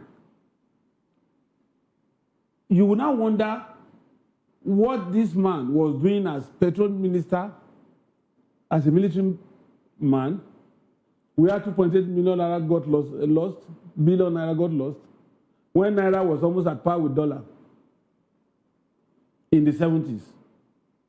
And coming back again in 2015, still holding on to that portfolio as president and petroleum minister. For 8 years, there was no resolution to this OPL. And this OPL appears massive for it to have been dismembered to 4 units. 4 units, yes. Which means it is likely that we would get between 200 and 300,000 barrels per day. Now calculate the loss in the 8 years of Buhari. It is in the same Buhari regime that Naiti shouted, EITI shouted, Extractive Industry Transparency Initiative shouted there was no audit, not to talk of forensic audit. Now, KPMG came into NNPC, and what was their finding? They discovered that 210 trillion cannot be accounted for the almost 10 years until that audit was carried out. And this is somebody who said he should bring his NEPA bill in place of certificate. Well, I like the fact that you've mentioned the 210 trillion. That again is a major conversation that made it into the bulletin today. I want to talk on the part of corruption. Should we, as a nation, frown so vehemently with this kind of corruption? Because 210 trillion naira is about Nigeria's, using the present budget estimation, and of course the last budget presentation. That means 4 year budget. That's 4 years budget, because our budget peaked at 58 this year. Yes. And so 58 in 4 years will amount to a little over 210 trillion. And that's what is missing. Well, it's interesting to also note that the Senate have also summoned the person of Mele Kyari, and the Senate Public Accounts Committee has summoned him, and they are saying that he would have to come to answer question as concerning that 210 trillion that you mentioned a couple of minutes ago. But interestingly, one other thing that they also said that he would be answering questions to is the 5 billion naira bill that was just used to change the company's name from NNPC to NNPCL. 5 billion naira, Mr. Fanimo. The man in question is working freely in Nigeria as we speak. Who told you he's in Nigeria? Let's assume that he's in Nigeria. I doubt if that man is in this country. They allowed him to travel out of this country because the powers that be will not want him to divulge certain information, because it is in their own interest for the man to stay in one of the Caribbean cities to enjoy his loot. Let's talk about the power of institution, Mr. Fanimo. Is the Senate, even though they've asked him to show up, is the Senate powerful enough to call for his arrest? Why not? Should he not? Yes. Come? The Senate has the power. If you are summoned about 2 or 3 times and you fail to show up, the Senate has the power to call for his arrest. There's also the part of institutional failure, which I want you to talk about before I go to Mr. Ismail. Looking at the fact that the Senate clearly is talking on this same situation, why do you think the NNPCL, even before now, is also quiet about the fact that the 5 billion naira was used for change of name? You see, let me tell you. Because there is still a minister in the NNPCL. They will defend it. I tell you, they will 5 billion naira? I said they will defend it. Naira is nothing to them in NNPC. The least paid worker earns almost the same thing as a director in the ministry. Mr. Fanimo, as a layman, help out Nigerians understand, how much does it cost to have your company name put out there in the CAC? You see, what they will tell you, I know the way it works. Corruption is a very complex thing. If you are not smart, corruption will overtake you. In other words, corruption fights back heavily. It's not even fighting back alone. It will dominate you, and you'll be subsumed. Okay. Now, let me take this conversation to Mr. Ismail. Mr. Ismail, concerns are being raised. Oh, I hear that he's out. Oof. I would have loved to get his view. But let me still stay with you, Mr. Fanimo. Should this call for Mele Kyari be issued, and of course he comes in, forensic audits have clearly stated what the books, have been talking about over time. Why do you think the present GM of the GMD, I beg your pardon, the person of Ojulari, hasn't specifically spoken about the past figures as used and spent by the NNPCL before he got into office? Because there are some allegations about some funding also that have been missing when he came into office. And he said, look, this is dated back to when the last boss was there. You see, there is nothing like the previous person stole. And you came in, you saw it, you didn't raise alarm. There's something called vicarious liability. And it has happened to me. You think that's what is playing out here? You think that's what he's playing out? Of course, he has to explain. For him not to have raised the alarm at that time. Look, when I became the chief executive officer of a leadership newspaper, some dot checks were issued before I ever dreamt of coming to the company, not to talk of even working there. One day, EFCC came and picked me. I got into the EFCC's office and I said, look, yes, I'm the current chief executive, but I was not there when this thing happened. They said, that is not known to them. That since I'm the person in charge today, it is me they know, and so I have to account for it. I was released on administrative bail before buttons were pressed and those people were settled, the contractors that were owed. That is the extent to which you can't claim ignorance of anything that happens in a place where you preside. So you cannot come and tell Nigerians that somebody else who had probably died is now in charge. All right, then. Well, we would be looking at this conversation as it progresses. Let's quickly jump to some political matters. Mr. Fanimo, as it stands, INEC says they are very much ready for the Osun State election, and of course have released the final list of candidates for the August 15th election in Osun State. Interestingly, the PEP and the Labour Party notably were absent from that lineup. What do you make of that? That looks like a straight path for the person of the new Accord candidate. I'm talking about the incumbent governor, Ademola Adeleke. Or should Oyebamiji of the APC get more hand because he said he's doing grassroots politics as it stands? Oyebamiji is an also ran. You understand what I'm saying? Okay. Make me understand that. I've been trying to rack it up. He's an also ran candidate. For the optics and for negotiation towards becoming maybe a junior minister in if APC wins at the national level. Okay. When did he show up? The general consensus in Osun State today is that Adeleke has surpassed their expectation. Number one, all the areas of salaries owed by Aregbesola and Oyebamiji, Oyetola, yes, he has settled. Almost 10 years backlog of gratuity and pension settled. Even with not getting the fund for local government? Yes, settled. And he still manages to pay local government workers. Now, factor all that.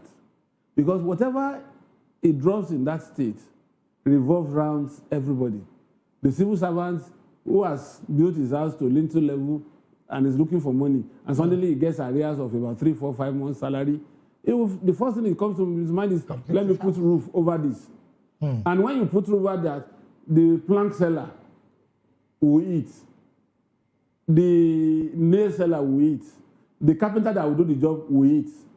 Those who are just starting their foundation, the bricklayer, the people that fetch water, the people that help the mansonists, and all that, they will eat.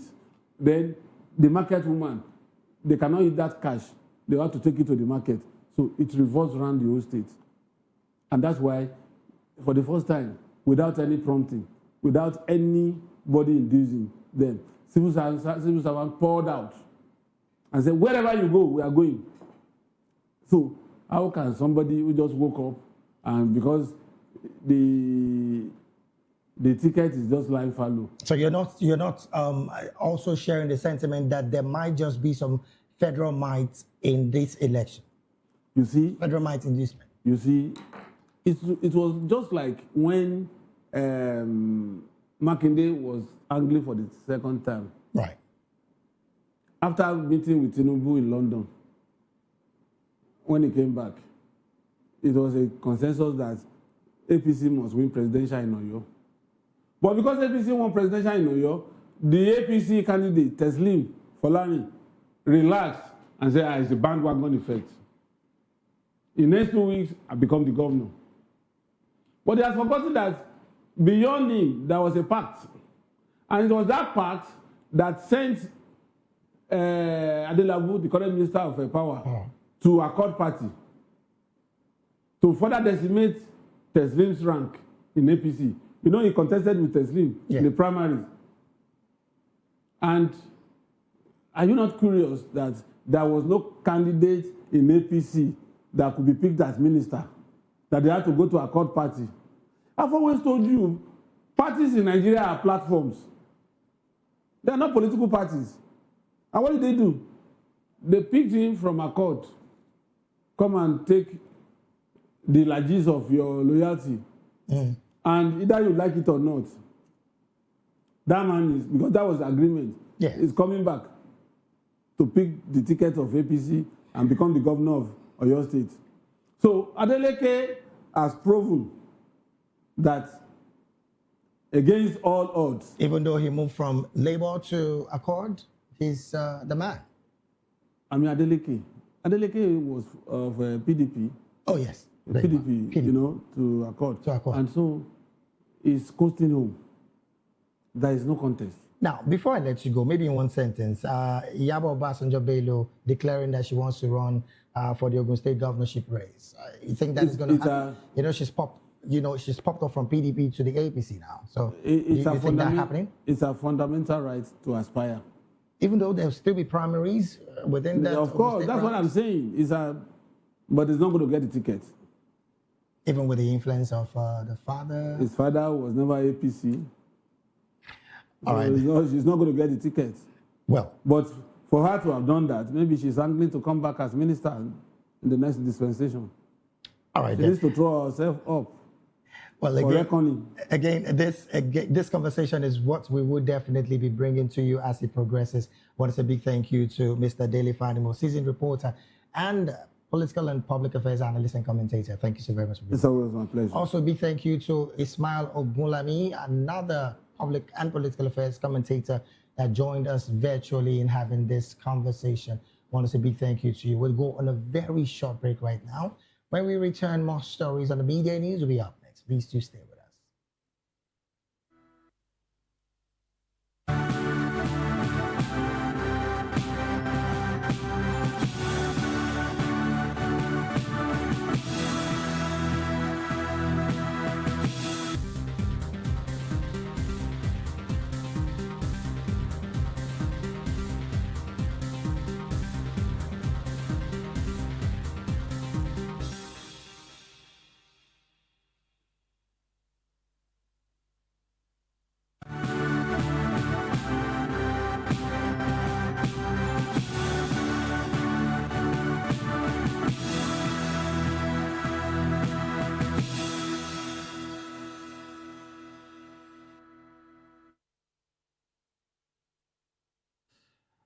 Glad to have you back. It is still the media news right here on Voice of the People television. Now to more stories. Nigeria is taking a bold step to safeguard public health against climate shocks. The Nigerian Meteorological Agency, NIMET, launched an integrated climate health early warning system this week in Lagos. The system is designed to translate weather and climate data into clear guidance for hospitals, health agencies, and vulnerable communities. NIMET says timely alerts would save lives from heat stress, infections, and vector-borne diseases. Speaking at a workshop, NIMET Director General, Professor Charles Anosike, stressed that collaboration is key. He explained that while climate risk data exists, gaps remain in coordinated planning and decision-making across the health sector. Key stakeholders, including NEMA, WHO, the UK Met Office, and the Federal Ministry of Health, pledged support. NIMET says this initiative is not just science, it is a national imperative to build resilience and healthier communities across Nigeria.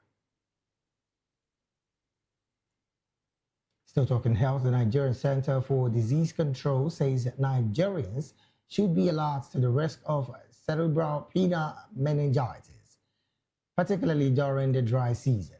The agency says overcrowded and poorly ventilated environments increase the risk and children, young adults, and people with weakened immune systems are most vulnerable.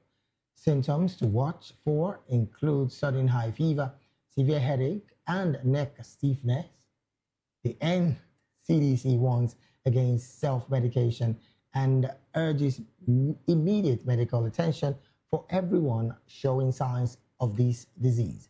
The agency also stressed vaccination, good hygiene, and prompt reporting of suspected cases, noting that early antibiotic treatment significantly improves survival.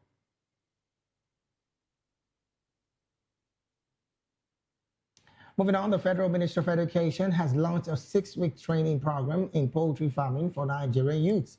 The initiative aims to boost food security, tackle unemployment, and equip young people with practical skills for self-reliance. Our correspondent Abigail Olga has this deal. TVET Center are mandated to train 100 Nigerian youth free on poultry farming and on completion with global recognized certificate, and starter pack will be given all participants. An initiative designed to boost food security, tackle unemployment, and empower young people with practical skills for self-reliance.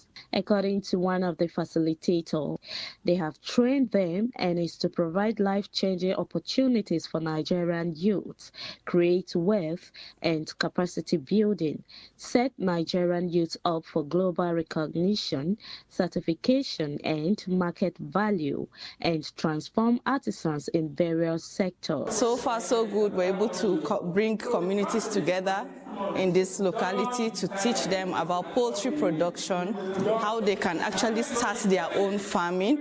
It's an empowerment program for the youths. The government is trying to encourage them to go into farming business, poultry farming business, so that they can make good use of this opportunity to establish themselves, walk into the farming sector with confidence, go into the farming sector with confidence, and so that they can do something productive for themselves. Before now, I thought it's just going to the market to buy chicks, to just train them just the way we train local chicken. I never knew that there is a way you train them specially to give you a positive result. So now from this place, I'm able to understand that the way we train local chicken is not the same thing we train the other agricultural one. Though the local chicken can be trained just like the way our forefathers, sometimes they allow them to feed themselves, but this one, we're taught from stage 1 till the end, where I will have to take care of them properly. Hygiene is important, vaccine is important, and then their vitamins is important. That I am not supposed to just train them anyhow. I have to take very, very good care of them to give me a very, very positive harvest. I started our TVS training program on the 15th of January, which I've learned basically the ethics and way in which a poultry can be managed or run. The various way on how to start our poultry chicken, which is the brooding, down to when it has matured. He also made mention of the feeds, how to calculate, and how to, give daily rations to chicken. I am Abigail Olga, reporting for Voptv in Abuja.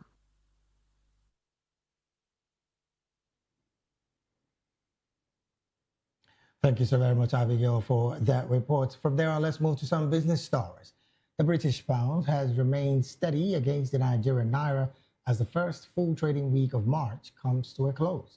Official data shows the naira trading around 1,850 per pound, reflecting a stable market environment.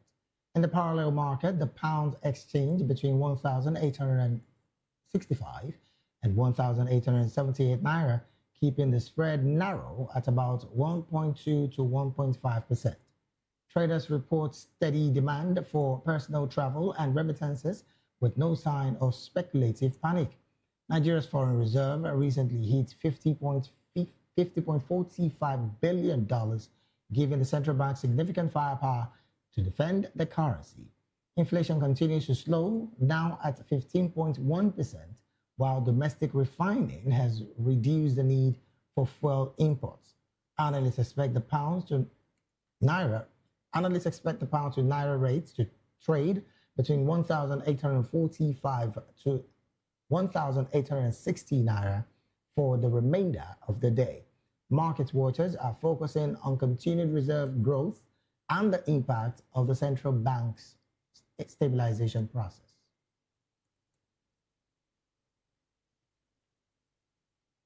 And from business, we move straight to sports. The National Sports Commission has officially given the green light for the third National Para Games set to take over Abuja later this month.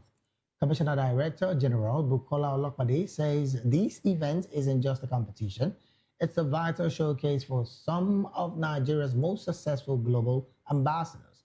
The Commission is making it clear that equal focus is now a formal policy, not just a slogan. They are pledging to provide the same level of funding and developmental support to para sports as they do for every other discipline, ensuring no athlete is marginalized because of a disability. Olopade, who has a long history in wheelchair basketball, says these games are the starting line for our future Paralympic gold medalists. By investing in grassroots competitions and the Moshood Abiola Stadium, the Commission aims to build a sustainable pipeline of talent that keeps Nigeria on the global podium. The action officially begins on March the 26th and will run through April the 3rd, bringing together thousands of athletes from across the Federation. It's a major move towards national pride and inclusion, proving once again that strength of character far outweighs any physical limitation.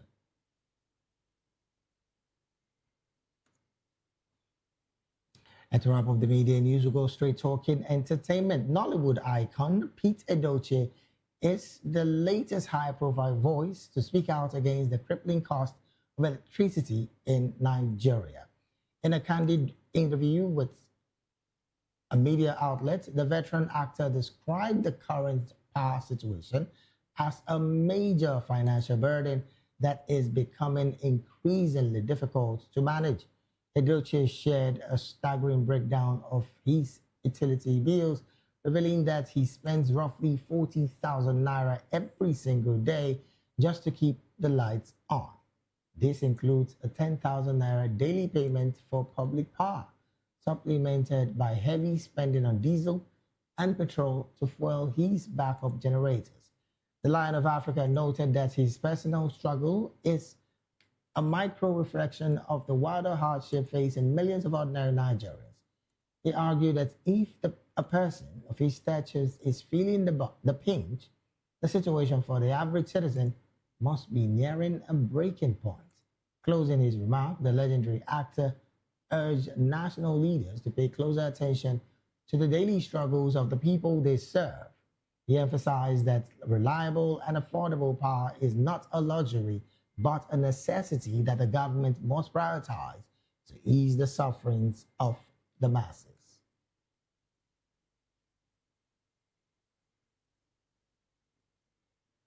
And with that entertainment story, we've come to the end of the midday news right here in Voice of the People Television. Do well to subscribe to our YouTube channel.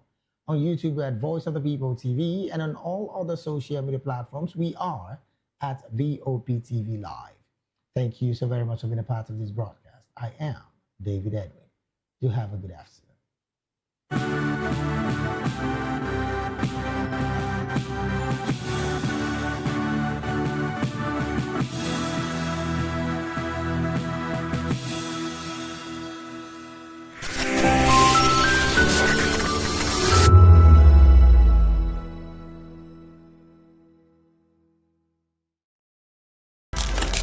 In a world where power shifts with every headline.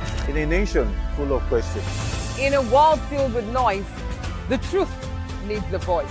The policies that shapes our world and the economy that determines our future. Every hour, every day, the grapevine keeps buzzing. And together, we are committed to telling the stories that shape our world, because your voice is our focus. Don't forget, our voice matters the most. Let us come together and share our concerns.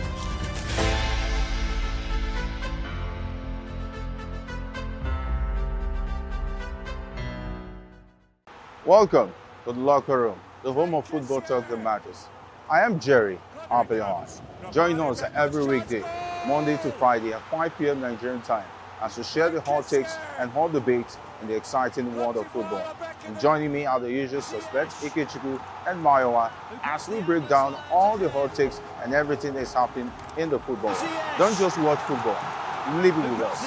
Catch us on the locker room and Voice of the People television at 5 p.m. Nigerian time. And like I always say, if not going to the talk, please discuss. My name is Tao Familoni, and here's to Voptv. Keep watching, stay tuned, do not touch that dial. My name is Made Kuti, and you're watching Voptv. Keep watching. Welcome, my name is Zika Davis. Distinguished ladies and gentlemen, boys, viewers, everybody, boys and girls. This is Voptv. Do you know what that means?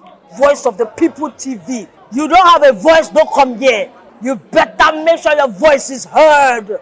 To know the happenings in the maritime sector, join us on the program Maritime Frontiers on Voptv as we discuss key areas in the maritime sector, from aquaculture, maritime transportation, maritime labor regulation, oil and gas exploration, ferry and passenger insurance, marine pollution and prevention, port operations, and lots more. Maritime Frontiers, exploring Nigeria's blue economy. Behind every broken deck lies a broken promise. Education shapes the nations. But who is asking the right questions? Introducing Edu Dialogue, the show that goes beyond the surface, exposes the cracks, the corruption, and the silence in Nigeria's education system. Edu Dialogue, Saturdays, 3 p.m., only on Voptv. We break the biggest stories, from missing funds to policy failures. We ask the tough questions and demand real answers. Edu Dialogue, this Saturday, 3 p.m. on Voice of the People television.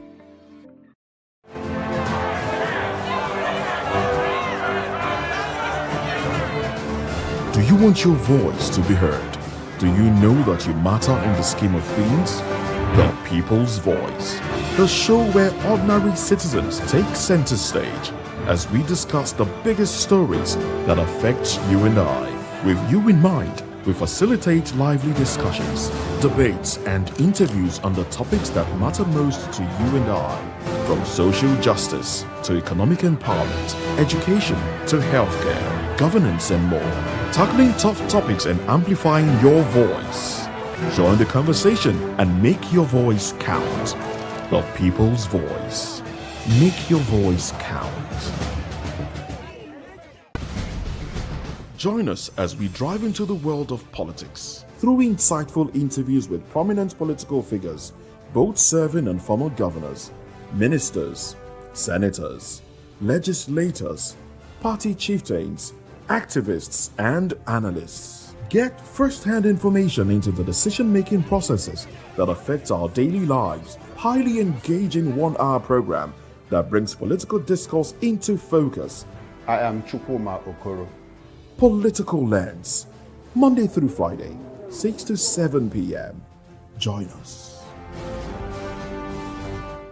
Good evening, Africa. My name is Mamakore, actor, model, producer, and I'm giving a big shout out to Voptv, man. Keep watching. Don't change the dial. Thank you and God bless you. My name is AY, and of course, I represent the voice of the people, and that's why I'm on VOP. AY say so. Hi everyone, it's your girl Miriam Tima from the Real Housewives of Lagos and the Real Housewives Ultimate Girls Trip Africa. Shout out to VOP, the voice of the people. You already know. Stay tuned, keep watching. And don't forget, VOP is the best. All right, hello, it's a boy that's shagging the man fine back with Melanie Poppy Black Skin Boy. This is Voptv. If you're not watching VOP, I don't know why you're watching. Maybe you're watching your weight. Hello, beautiful people. This is Wale Ojo, and you're watching VOP, Voice of the People. Hi, guys. You already know who it is. This is New Energy. Flyers, whatever, live it. Keep watching VOPTV. Thank you. Hi, people. Ginny Albano here. Guys, please keep watching Voice of the People. This is Health Check, your weekly guide to better living, smarter choices, and trusted answers. From everyday wellness to urgent health issues, we've got you covered. Health Check, only on Voice of the People television, where your health has a voice.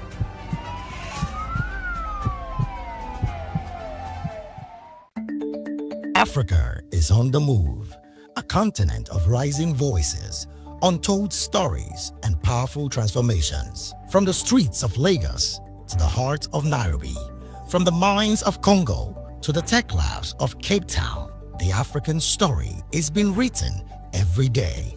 Bold, dynamic, unstoppable. This is Africa News on Voice of the People television. We don't just bring you the news.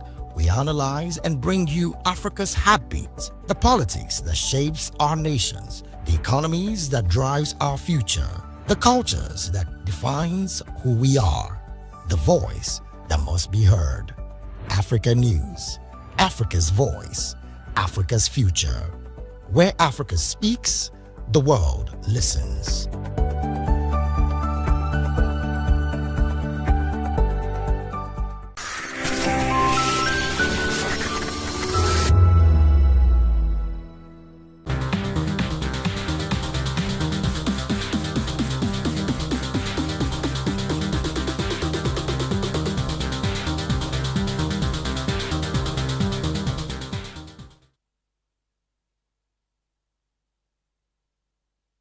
And welcome to the show Spotlight on Voptv, the place where stories come alive and voices matter. This is the show where we shine the light on creativity, culture, style, music, and purpose-driven people who are shaping the world around us. Yes, it's another week, and a week, yes, to stay inspired and grounded. And I'm sure that you have not forgotten that I'm your special baby girl, Precious Agumanu, a.k.a. Call Me Prezi. And guess what? Today is very special. Why am I saying that it's special? Because somebody so interesting is joining me today. I don't let him introduce himself because it's been a long time he has been on the show with me. And why are you smiling? Today is different. What is there? Is it your conscience that is dealing with you? My conscience can never deal with me. No, I only ran away for a while. Oh, you see? He said he ran away. Especially avoiding anything February. You understand? Father, I ran away from Billy. You understand? 14th wow. of February and all of that. So now this is March. Let's march forward. Okay. And let's move on. I think that's fine. All right, welcome on board. My name remains Savior, not Precious Agumanu, a.k.a. Okay, that's 1-0 now. All right, yes, this is the show where we shine the light on creativity. We're going to talk about a lot of things today. And yes, it's a new week because we're going to talk about a lot of things that are happening around you and yes, in Nigeria. And first off, before we go into what we have today, Savior, your smile is so different this morning. How's the week been for you? It's a new week. It's a new month. Happy new month to you. Oh, happy new yes. To my people, happy new month. So it's an opportunity for us to dream dream again, keep as pushing. You said that you ran away. How you want to take the dream again? No. The dream is not about fulfilling. The dream is for me to believe that all hope is not lost. You understand? That I can still, achieve whatsoever it is that I set my mind to get. And that's what I'm also asking you to do. You understand? Keep believing in yourself. Your advice, oh God! Now people will go believe Savior Mother because how can you tell me that you will tell me that you ran away for 1 month and now you're telling somebody to dream? Guess what? Like how do you expect people to dream? I don't understand. That is the best advice anybody can get. Wow! Run away from unnecessary belief. Then show face again. Like reappear later when you think everything has subsided. But keep dreaming, keep hoping, keep believing that you can achieve what you want to achieve. And please don't forget anything that wants to break. Your calculation, your target, run away again. Wow. So it doesn't matter how many times you run. The idea is you are escaping and you are returning. When the billing is about to come, move. And sometimes don't even wait. See, there's a way you check the weather. This billing is coming. So before the person would even ask, move. You understand? then you come back again and everything. In fact, don't talk too much. The reason why Savior ran away was because that he refused to give us our Valentine gift. And see, he's even smiling because he knows Valentine is gone now, so we have to wait till next year. Why would you say I it's was gone? not around. Well, I'm sorry. Let's wait till next year. I'm sorry. No, I'm sorry I was not around. But you know, I could have done so much, but so sorry. Like, you know, I was caught up with so many things. So sorry about that. Anyway, we are used to this. This is the scope right now. So we're going to... Don't tell me that this is the scope. There's no scope here. It's the scope. You are a broadcast journalist. I'm a broadcast journalist. We've been busy. Oh, wow. Do you understand? Oh, wow. The fact that you do entertainment, you have time. I do the political part, and I've been busy. I'm sorry. Okay. On Valentine's Day, I know some of you will be supporting him. On Valentine's Day, everyone can actually attest to it. I was here. On the 14th, yes, it was on a Saturday. Okay. I did morning buzz. And what happened after that? You weren't around. And afterwards, when you were around, I was not around. Well, we're still going to talk about this. But first off, please, let's close the conversation here. Let's not talk about it offline. First off, what's on our list today? We're talking about Pella. So, you know, recently, Pella shocked most of us by getting his girlfriend a gift. Me, I felt that the girlfriend, they were no longer together. Okay. But right now, I saw a new, sweet, beautiful ride given to Jarvis recently. And in my head, I'm like, relationship went on almost way scatter, scatter go. And as far I don't even have to categorize it, but relationship went all scatter. Where did they put person there go cause accident for himself because of woman? Now all of a sudden, you don't go buy the motorway you use. Oh God! So my point here is, okay, this is it. Let's see this for ourselves. Let's see this.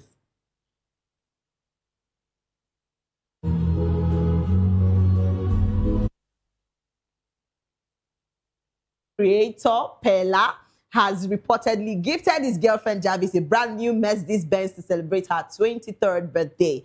So the surprise presentation, which was shared in viral video online, captured the emotional moment. Jarvis broke down in tears as she received the luxury vehicle. So the grand gesture has since sparked widespread reactions across social media, with fans praising the romantic display. So the birthday gift comes amid renewed public interest in the couple's relationship, which has experienced both highly publicized ups and downs in recent months, further fueling conversations about their rekindled romance. So these two people don't come back together. Hey. I think it's now, well, I will still use that word scope. I think it's now the scope where people, you know, now do things because of love. Even people taking poison, you know, because of love. We would people not they go. People not they jump themselves. we will come to this. So first, we need to establish the fact that at some point, you know, they had issues, they broke up, right? Yes. No problem. But I'm surprised that people like you are surprised that these people are back together. Let me take it further. Don't forget that even to couple, you know, some couple that actually divorced, sometimes most of them find their way back. Yes, yeah, I know. On several cases, it has happened. Now, the ones that are separated, they find their way back. You understand? See, there's nothing that is cast in stone. This is about emotions here, right? One person is feeling, you know, feeling bad, you know, to an extent than the other person, or feeling, you know, more hurting, you know, than the other person. And of course, he or she decides to walk away from the relationship. This particular person is hurting because he or she feels that you shouldn't have abandoned them at this point. You should still talk, or, you know, let's just try and see how to work things out. So on the other side, on both sides, of course, there is an issue, and of course, this one has gone, and this one is still not in the issue. So on this their case, Pella was the one at the receiving end. You know, it felt hurting, it felt abandoned. Why should Jarvis just, you know, abandon me or just walk away from the relationship? But just like what I said this morning, and I'll say it on national TV. Okay. It is always on rare cases. It is always on rare cases that we see that a woman would leave a man, you know, and would not come back if he is doing fine. If the man is doing fine financially, they usually find their way around. Take it from me. I'm not saying a woman's intention So are laced, around, financial stability or whatever. Yeah. But please don't forget that to an extent, if she knows that the financial security is there, from her partner, no matter what happens, there'll be a settlement. It might just take time. But in this case, the reason why I can't take time is because the grounds at which, they broke up was not really, something substantial enough. Sorry. It was not something serious. You see, this is where we have issues. Don't say it was not substantial because you don't know.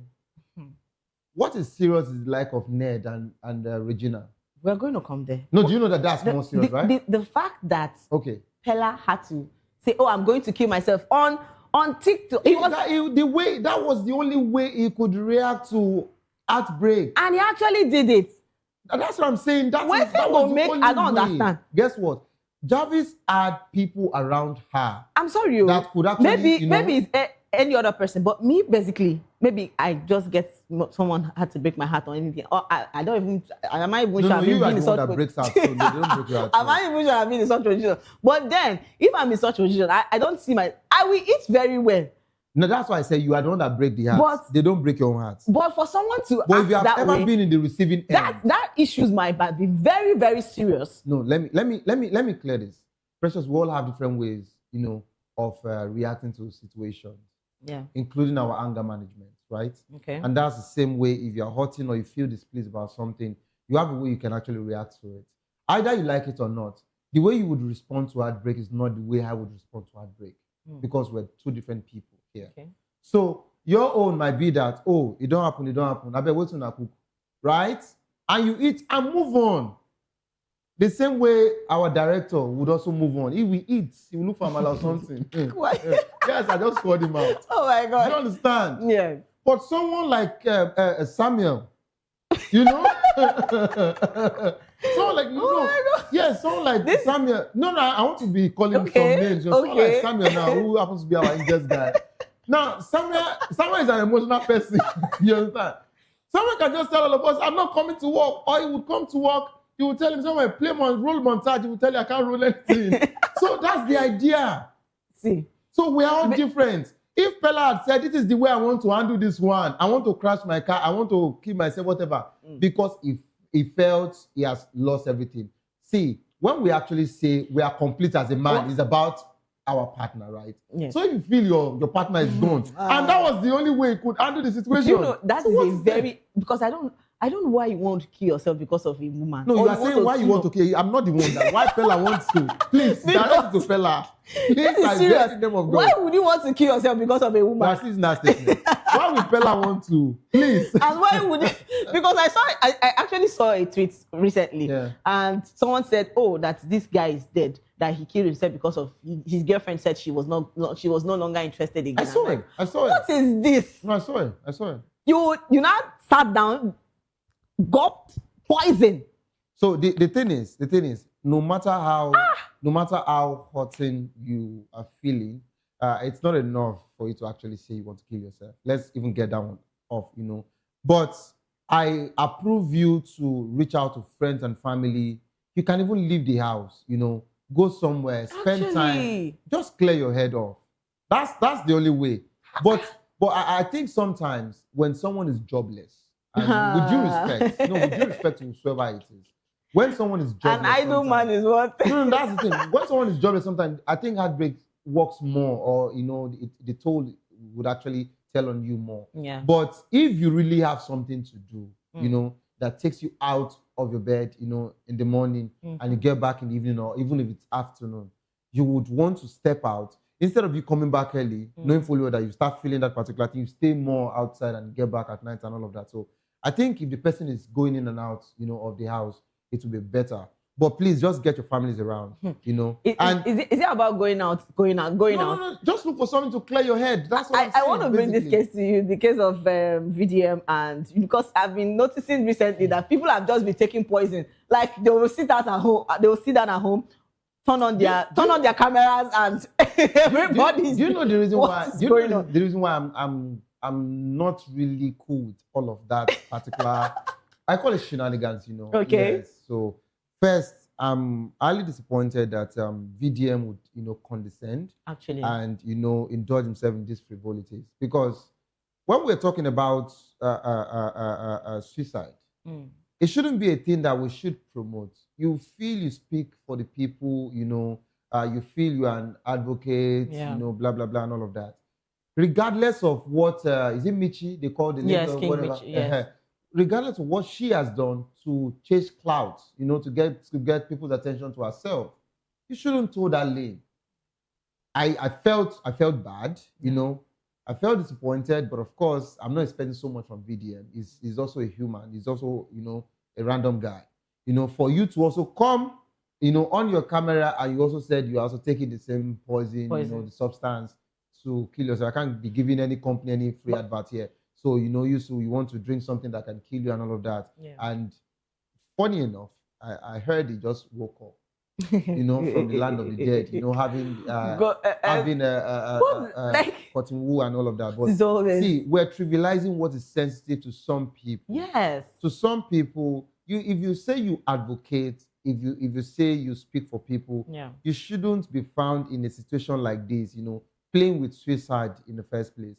I want you to go and check, the data as regards to how many people commit suicide in Nigeria, in Africa, and in the world. Yes. There's some people that hunger is not the one that is not hunger that is killing them. It is not the nuclear that they are firing here and there from Iran or what have you that is killing them. It is about them taking their life because of different situations, peer pressure, financial situation, family situation. And we are here, you are going on social media. Now, for the very first time, I have never seen reason or agreed with anything Ned Woku has ever said. But now I think I'm agreeing and accepting the fact that we have to regulate social media.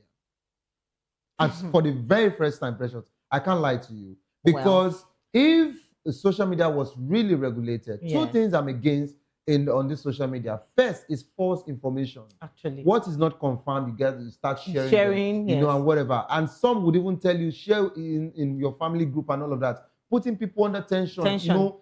Having fears and all of that. So that's one. Secondly, it's about trivializing what is quite sensitive to other people. Some people might be going, it's just like you, coming on social media, laughing or creating jokes about people's deformity. I do not take it. I do not like it. So things like this are sensitive. You don't talk about taking people, your life, what you don't know what people are going through. And you don't even know how you have encouraged some people, while at it. So basically for those ones, let's even leave their matter. They are not a serious people. That's what I would call them. But for that guy that you mentioned, that actually killed himself because his girlfriend left, I'm sorry, and condolences to his family. But to any other person, this is just for me to say, please, there is nothing that that deserves you to take your own life. Actually, there's nothing. Seriously, because even when I saw people started recreating, there's a challenge of people taking poison right now. They'll buy sachets of poisons and they'll be taking it. I'm like, okay, why are you people supporting? That's Nigeria. But for now, maybe I need to deviate, or let's share a lighter note on more. So let's deviate from this. I think the best content for now, it is this particular song that everybody's playing, and this whatever. And the next thing, it looks like they are moving, they run, and the bird carries them to fly and all of that. I've not seen that particular thing going on social media. So like that's the latest now. I think people should just even take their attention off from that of VDM or every other person that is trying this their viral content. But congratulations to Jarvis. And guess what? This is one thing about women. What happened? Jarvis was happy when she saw the car. Guess what? She's not supposed to be happy. Pella did another video. I beg. Don't Pella go did there. another video while she was in the kitchen that she's angry because Betty girl was washing dishes. And Pella was saying, sorry, baby, you just have to wash the plate, yeah? Sorry. After now, don't worry. I'll still buy other things for you. But let's not forget the message Pella also posted.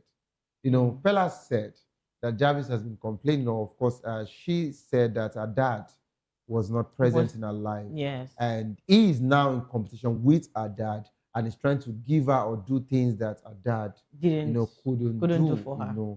Which is lovely, but I think that that was not needed, you know, to be in the public domain. One. Secondly, maybe you should just marry her so that you can officially you know, step into that role. Not a situation where you will disturb us again from TikTok to Instagram that you're broken up next tomorrow.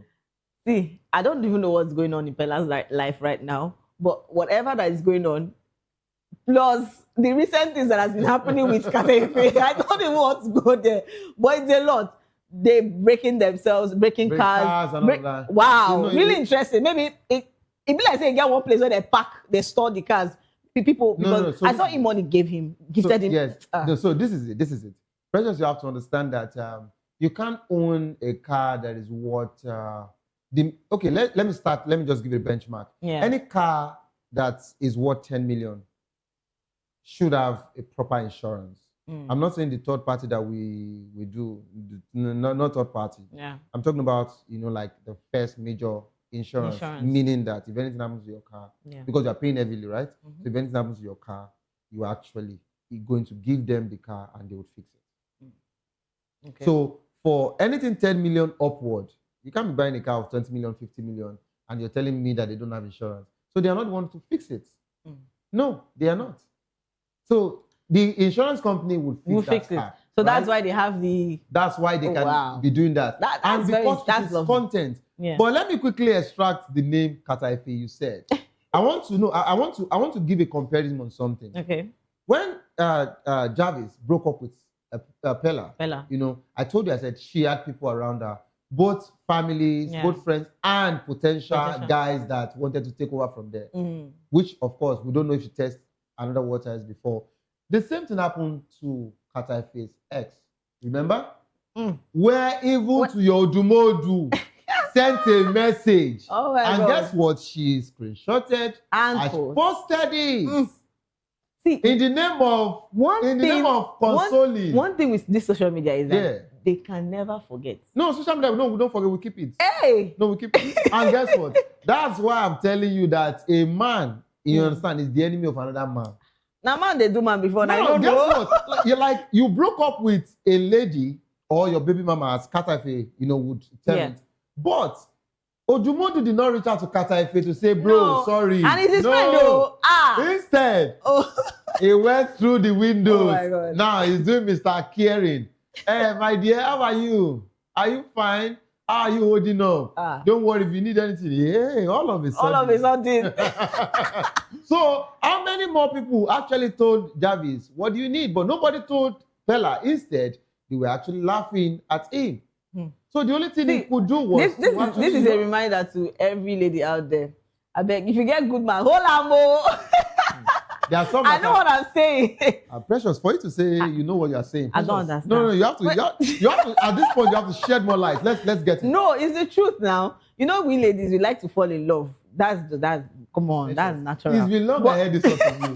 Like, no, this year will be a good year, 2026. I don't understand. It's gone. Father Lord, God, I beg go. See, so please leave me. She said, we ladies, we like to fall in love. Precious. No, we love actually now. You love love. The truth, we love love. Oh, wait me that. Please let's not move away from what I'm trying to say. So, ladies, we love love a lot, and we like the fact that a guy is actually director, fame and well. we want to see the edit later. We like the fact that the guy is, taking care of us, and ladies, some ladies like us. I said director, fame and well. Our director actually gave you a close. He gave a close shot. It shows that there is support. No, we want to hear you. Go ahead. No problem. So, ladies, we like the fact that we love our men being in control, but at some point we also want to be in control. And I think some guys don't really understand that part, and that's why ladies and guys have that issue around them. But to all my ladies, sometimes the Bible even says that women submit to your husbands, right? So there should be this submission. Maybe a lot of ladies want to, you say you are this one will talk 100, you yourself don't raise your voice. I beg, if you see good man, we really care about you, love you, take care of you, do the needful things that you need to. Why? Because of. All right. So officially, I need to clear the air. What she's trying to say, of course, women will never come out straight to tell you what they are trying to say. But let me tell you what she said.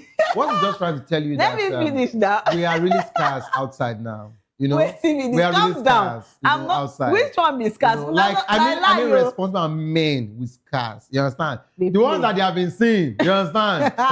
So that's why she's telling you now. Please, my ladies, hola. The one you have, hola. It's just the truth. Please. It's not about. Most importantly, we'll look at the money because they said even when money enter, love is what's sweeter. So please, money important. But even when the money is not there, but he's hardworking and he's also, he's also there for you. You should know when somebody is in love with you and does all those things for you. I beg, hold on tight. Wow. Because you feel live out. This is the first time I'm seeing like Precious, the motivational speaker. I don't know. Precious, the love doctor, like Precious, the coach. Like, this is lovely. We love this one. And I'm going to tell, the office, we have to take this up. No. This is lovely. Please go ahead. No, like, I'm jotting things down. Please, enough of that. I've already said what I want to say. Our ladies do well. That's the thing. And yes, you have heard it. She's run away from the love matter now. But let's leave it for her. Please, let's move over to our comment section. And that is where we have a lot of people coming out to say congratulations to Javis and Pella. Oh, some people are actually surprised that Pella and Javis are back together. So yes, let's move over to our comment section and see what people have actually come out to say. And somebody said, Sam P01 said, wow, biggest Javis. And Gina said Gege is setting ring lights. Okay. And Naomi Ugu 1 said 25th, not 23rd. Okay. And Ola Siber said TV Una don't start to. Okay. And another person said Taxman, they watch Una. Is well with you people. See, for people that are really in love, people should leave them, let them enjoy themselves. I hope you understand that Taxman, they watch Una. So yes. Pella talking about also because your new tax you'll be paying, your price just went up. He complained about the tax. Pella can cry on national TV now. Pella set full camera to cry to tell them, me, I don't have money. They used to say I don't have anything. No, please, the tax this you gave me is too high and all of that. Now you just bought. You did not even check for black color. I'm telling you. You bought this special color. Don't worry, relax. It's the power of a woman. Power of a woman. Actually, power of love. Power of love. And no, I love the fact that you talked about love in a very good way today. Sincerely, this is like. So I'm not been talking about it in a good way. No, you don't come at this straight, oh. Today you took your time. No, yes, today you took your time and you advised the ladies. This is what I wanted to hear. You did not just advise a young girl. You advise the ladies, you advise women, housewives. Okay. You just mentioned to them, husbands, cars. Let me just break it down. That's what you said. Don't be waiting. Husbands, cars. Don't put her like that. The good one you have, hold it. Because if you step out, we don't know who's at the door. Please. It's what you're saying. I'm just trying to amplify now. Am I saying anything else again? I don't talk say husbands, cars. But you said good men. But he said good men, hold your men tight. Savior. He said good men. Putting words in my mouth. But he said good men. No, I will protest. Please, let's go back to our next story. After this show, protest. Protest waiting. Please, let's go back to our... People should leave Savior. Don't focus on me. All right, our next story, we're talking about former Big Brother Naija housemate Leo Da Silva has taken to social media to express frustration after reportedly sacking an employee over alleged theft despite providing financial support that included salary, transport, and feeding allowances, as well as assistance with the employee's child's school fees. So the reality TV star shared his disappointment publicly, questioning what more employers are expected to do when staff members allegedly betray trust, even after receiving substantial support. So Leo's comments have since generated widespread reactions online, with many social media users debating issues of workplace loyalty, employer generosity, and accountability. So before we go into this, move into the comment section, I would love to say things concerning this. You have a staff, right? You do things to, you pay your staff, and in return, your staff is supposed to work, right, diligently. And a lot of people now see the fact that, some staff now see the fact that they can now, how will I put it? They want to override their boss. In the sense that they feel if they have a good boss, they now want to, do things that You overstep boundaries. overstep boundaries. Exactly. So it's a lot of people that do this. And when people come out to say things concerning, they'll be like, oh, they are maltreating me. Oh, they're not treating me well. Oh, this happened. Oh, that happened. And you see a lot of people coming out on social media to say things concerning people that are being maltreated. So, and the fact that we are not looking at, some people don't see the fact that, that there are these people that employers that are good people that do good things, but because of the employees are not being diligent in their work, and they're not being diligent, even in character, anything. But it's how people just see it, and they don't look at them. They just move over to the fact that, they are being maltreated. And this is an example of it. So I think what happened to Neil, another version rather, happened to me last week. So let me just, since we're talking about staff now, let me just pour it here. So basically, I've changed between last year. I've changed just 2 dry cleaners. Wow. Okay. So let me explain. Okay. So it is either they get to bring someone's clothes while they are delivering my clothes. I'll call them. Oh, wow. Come and take it. That's one. Yeah. Secondly, I look for my clothes often. Unlike before, where it used to be complete. So whenever the company is about to start with you just meet a new one, they get to give you good services until you start trusting them to just give them clothes without cross-checking your clothes. That's when it starts, missing. Yeah. And not until one actually sports a very expensive lace material of my wife, and I said that was the end. And this other person that we trusted, they said I should, this one is better, whatever. I just changed last week. And if I am to tell you the amount of things that was done, I don't think it will be okay on national TV. But guess what? Yeah. Even when you bring some of them home, of course, we have someone that comes to the house to clean and all of that. Sometimes money means. So he's not making this up. Yeah. And there are these new companies now, which of course I think if you want to, I'm not here to actually spoil business for anybody. Yeah. Where they will tell you, no, we can give you living or what do they call it, part-time, whatever, cleaners that just come, they take care of your house, including nannies, and they go. Yeah.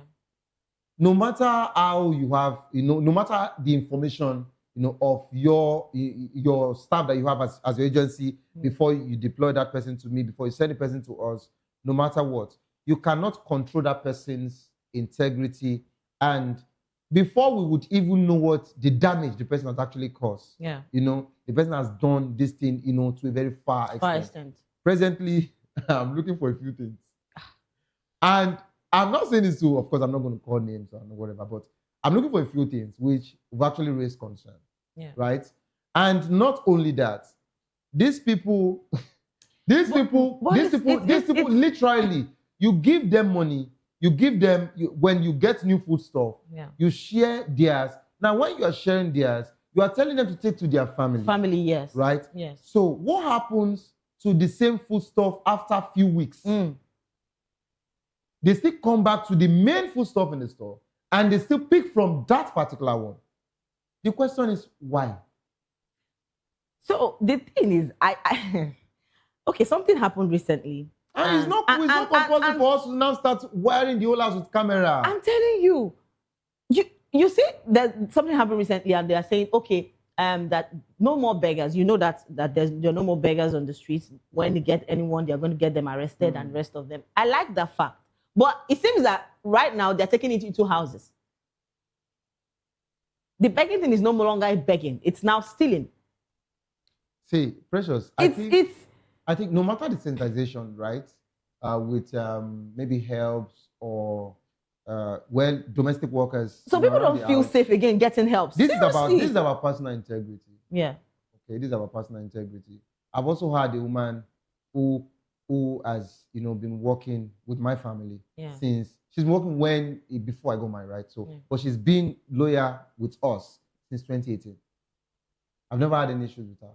Okay. In short, Mama would come to the house if I carelessly drop some things, as regards to cash or whatever, either from my wife or mine. Yeah. She arranges them, put them somewhere. She locks the door, go. When we are back, your money still there. She will tell you where and where she saw what you don't even think you still have. Yeah. So that's what I'm saying. This is our personal integrity. Let's call it spade a spade. Sometimes you travel, you leave your keys in the hands of someone you don't also know their family. Yeah. You understand? You don't know what has happened. So I'm not against people who have, wired the whole house with cameras and all of that. But the truth is, everything boils down to, personal integrity. If the person is a good person, we still have good people, good workers there. So I wouldn't want the bad ones to spoil. But the majority, but I want to speak about the majority of people that are bad, let me put it, are bad people that are not really diligent in their work. A lot of people have complained about helps a lot of times. That does not mean we don't. A lot of times. That doesn't mean we don't. Because I can count how many people would say, oh, the person fits employ like how many helps in 1 week. But can I also say something? Do you know what? Do you know what? So bad news spreads fast, right? Yeah. The same way I would also tell you that we have good helps, we have good, domestic staff that they've been doing well for years. I've seen someone who has been working with my friend's father for 30 years. Okay. I think you should know what this means. But when we see this when we have this kind of people, we should compensate them very well. So yeah, very of course. important. So basically, I think maybe that's the reason why people. But just that, social media, of course, it helps us to quickly push the bad news. But I would also advise that if you have good workers, come on social media, talk about them, to praise them, take care of them, and do better. Maybe, just maybe, that particular kind gesture will touch these bad ones to change, to stop stealing, and start doing what is right.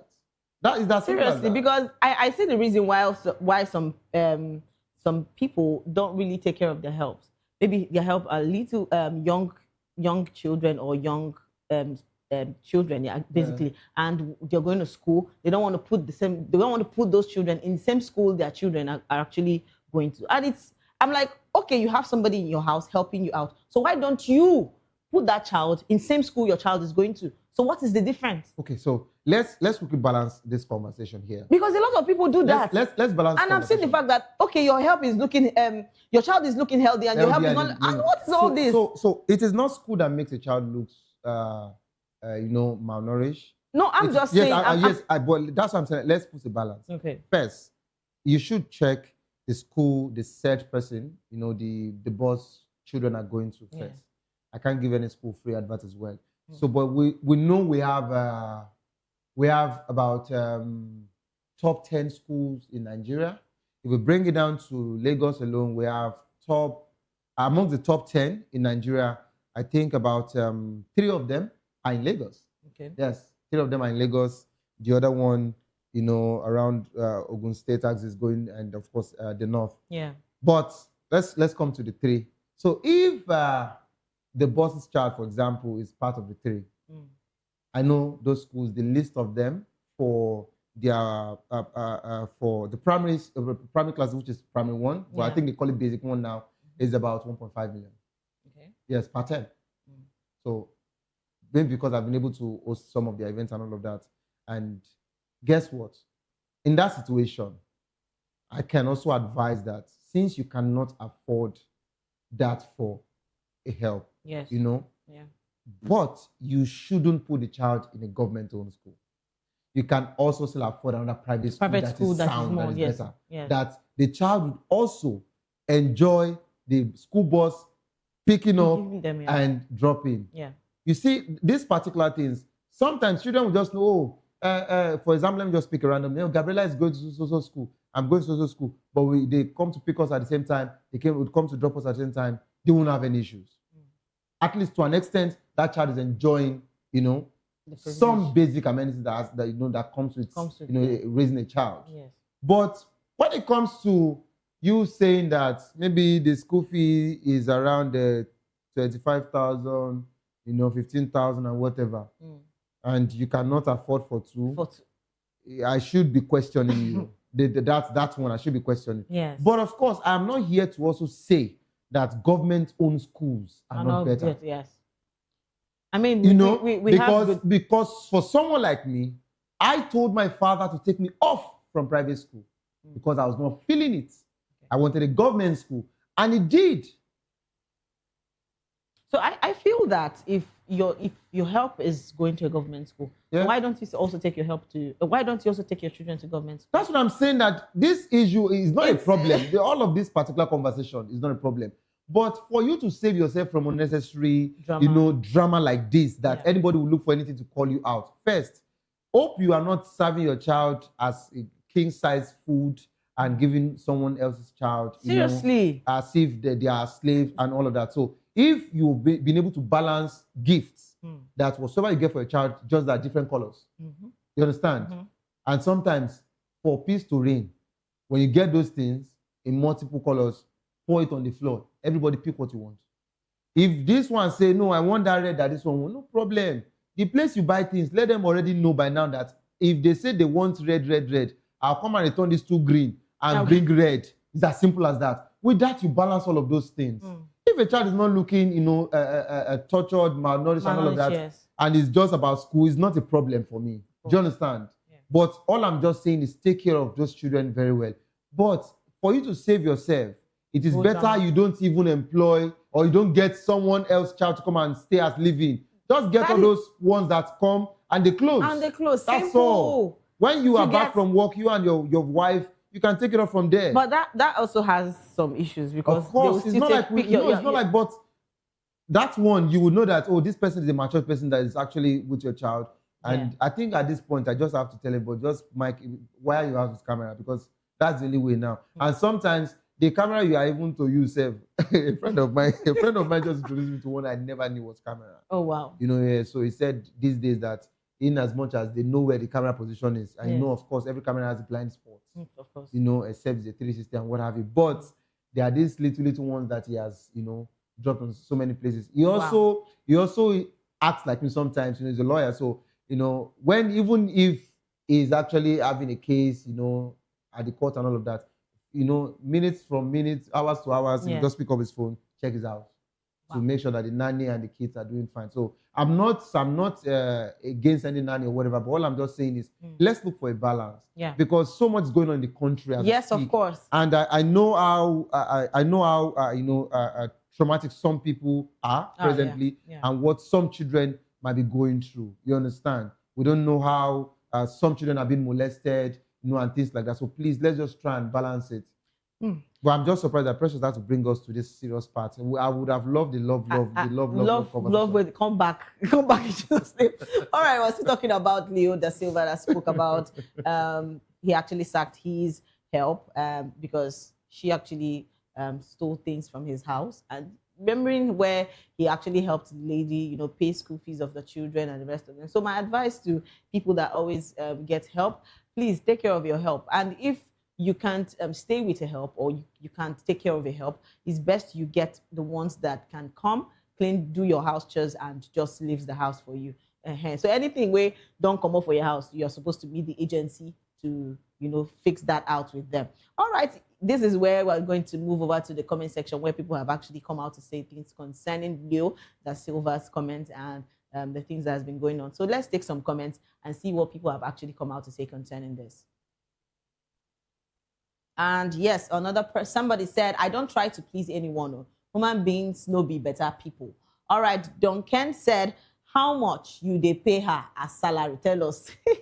Sometimes salary has issues with those in that they regardless, make regardless, if actually, the salary was not okay, if the salary she wouldn't have taken the job. It's as simple as that. Wow. Let's not even go there. And cute Elam said, the heart of an average Nigerian is evil. You will think nothing can surprise you until you meet some Nigerians. All right, let's take on another one. Another person said, I paid for her daughter's WAEC and computer training, placed her on a housing allowance, medical allowance with jumbo salary. She diverted a lot of business, stole heavily, and even shared some money with some of my students as well. All right, let's take more comments and see what people are actually saying concerning Leo da Silva's comments. Let's take more and more comments.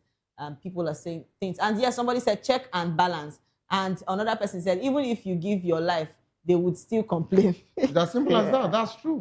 It's well. All right. And Chioma said you can give someone your all and they'll still find a reason to say it wasn't enough. All right, we have more comments. Let's see more. And Amaka said, lately have been practicing limited kindness. Regardless of how kind you are to certain people, they often remain dissatisfied and unappreciative. That shouldn't stop me from being kind, actually. And it won't stop me. And yes, another person said, almost some staff would have you questioning everything, working and someone else taking it. You know, if you trust anyone for this life, just install CCTV.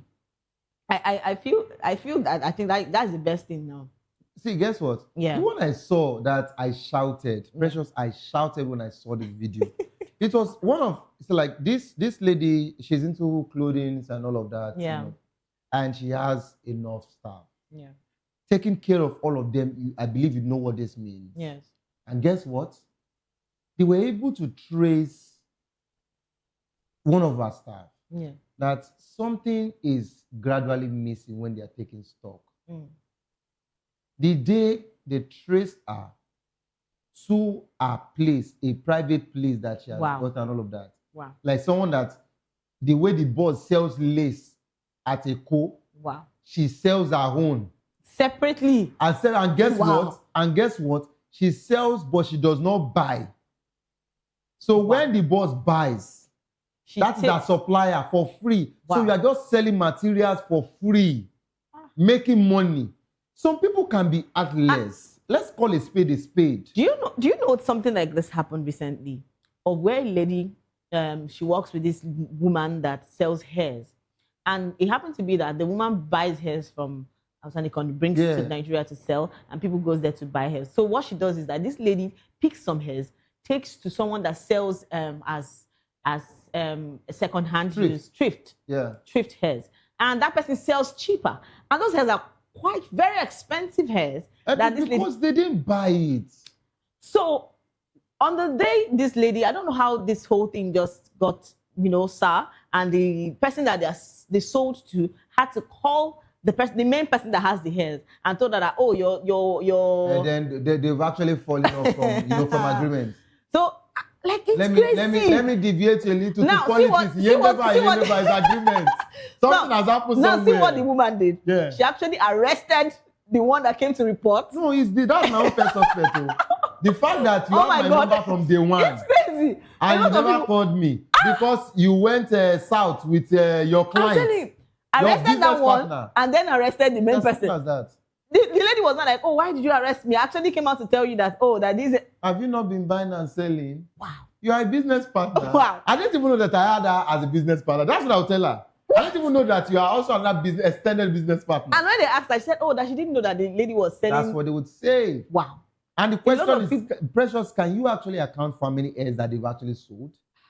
Now, this lace that we're talking about, this lace that I'm talking about, do you know how much that she has actually sold? Something she's been doing more than a year? Yeah. Wow. Back to back. Wow. So she's even living a low-key life, but she has so much. No, they checked her account, they checked everything. The woman just said, I'm not even saying anything. Everything in that account belongs to me. Wow. Yes, let's even start from there. Everything I just feel people need to start doing better things. Like, come on, taking people's thing and causing them pain and doing all this, are they really necessary? It is well. It is well. But sincerely, if you are planning to do it and miraculously, may they catch you in Jesus' name. I'm not even praying that prayer. And miraculously you watch this show.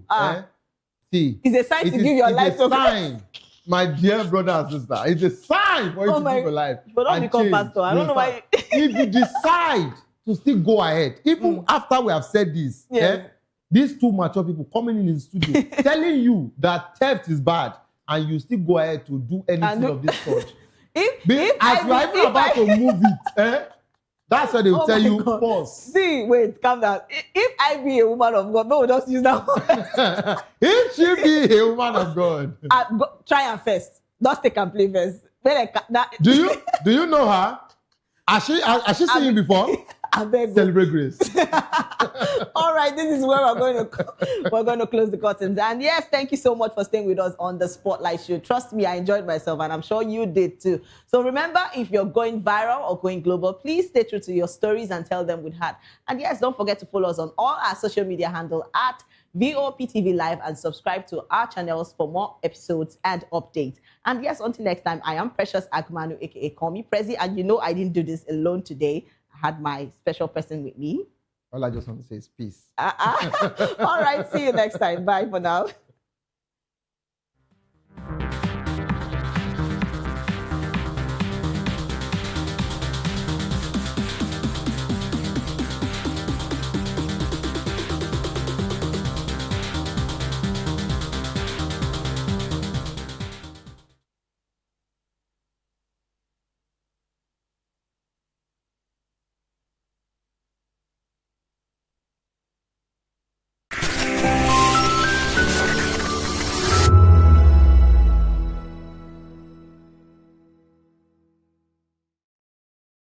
Are you ready for the extraordinary? Something big is happening on your screen. Introducing Voptv, now streaming on SLTV channel 264. From breaking news to captivating conversations, news analysis, giving you all sides to the story. We break in-depth discussions on the issues that matter, from politics to sports, entertainment, and lifestyle. Voptv on SLTV channel 264. Join us as we redefine what television means to you. Voice of the People Television, Voptv. Now you have more than a voice.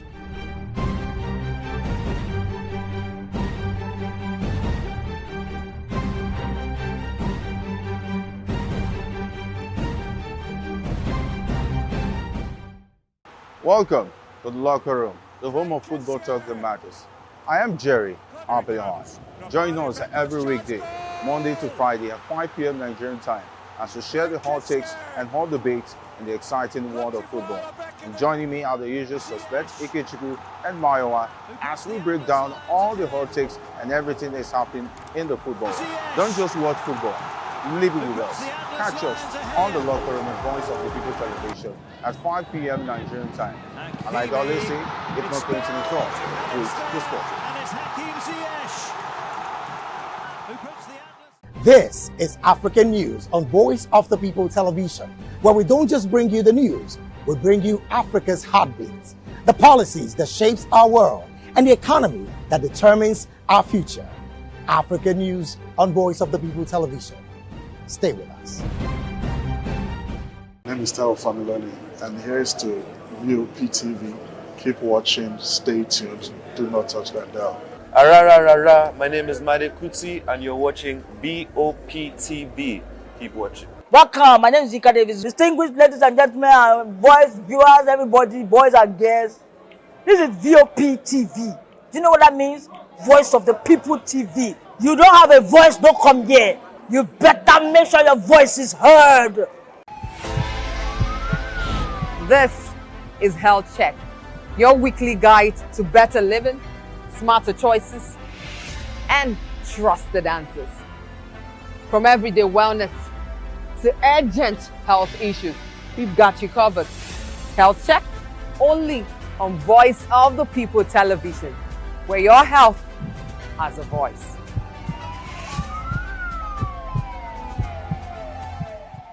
Behind every broken desk lies a broken promise. Education shapes the nations. But who is asking the right questions? Introducing Edu Dialogue, the show that goes beyond the surface, exposes the cracks, the corruption, and the silence in Nigeria's education system. Edu Dialogue, Saturdays, 3 p.m., only on Voptv. We break the biggest stories, from missing funds to policy failures. We ask the tough questions and demand real answers.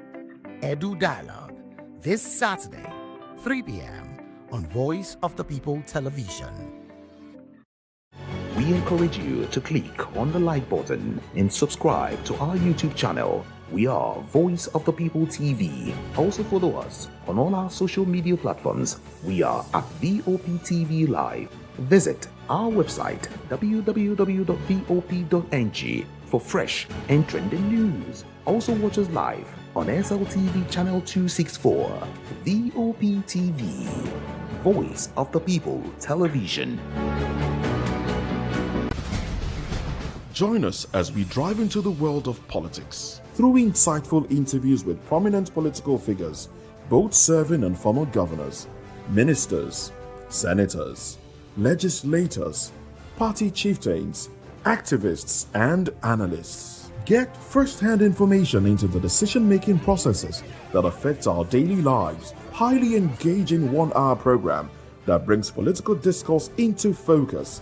I am Chukwuma Okoro. Political Lens, Monday through Friday, 6 to 7 p.m. Join us. In a world where truth is the ultimate power and opinions scream the loudest, it's time to wade through the noise.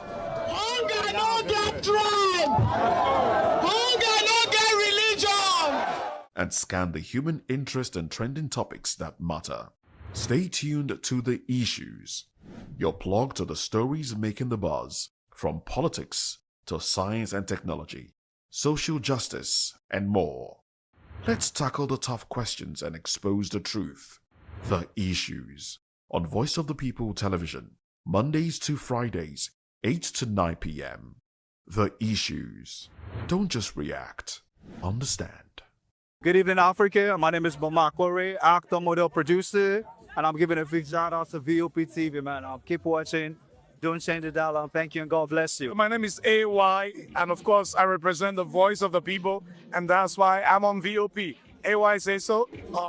Hi everyone, it's your girl Miriam Tima from the Real Housewives of Lagos and the Real Housewives Ultimate Girl Trip Africa. Shout out to VOP, the voice of the people. You already know. Stay tuned, keep watching. And don't forget, VOP is the best. All right, hello, I'm brother Shaggy, I'm fine back with Melanie Poppy Black Skin Boy. This is VOP TV. If you're not watching VOP, I don't know why you're watching. Maybe you're watching your weight.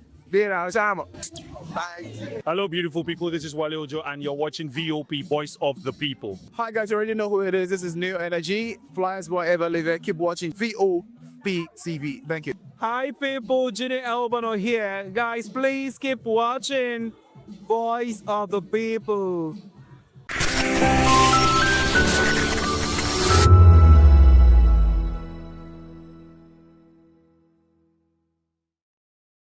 The Oluwo Fish Market, also known as the Ekpe Fish Market, is the biggest fish market in Lagos State.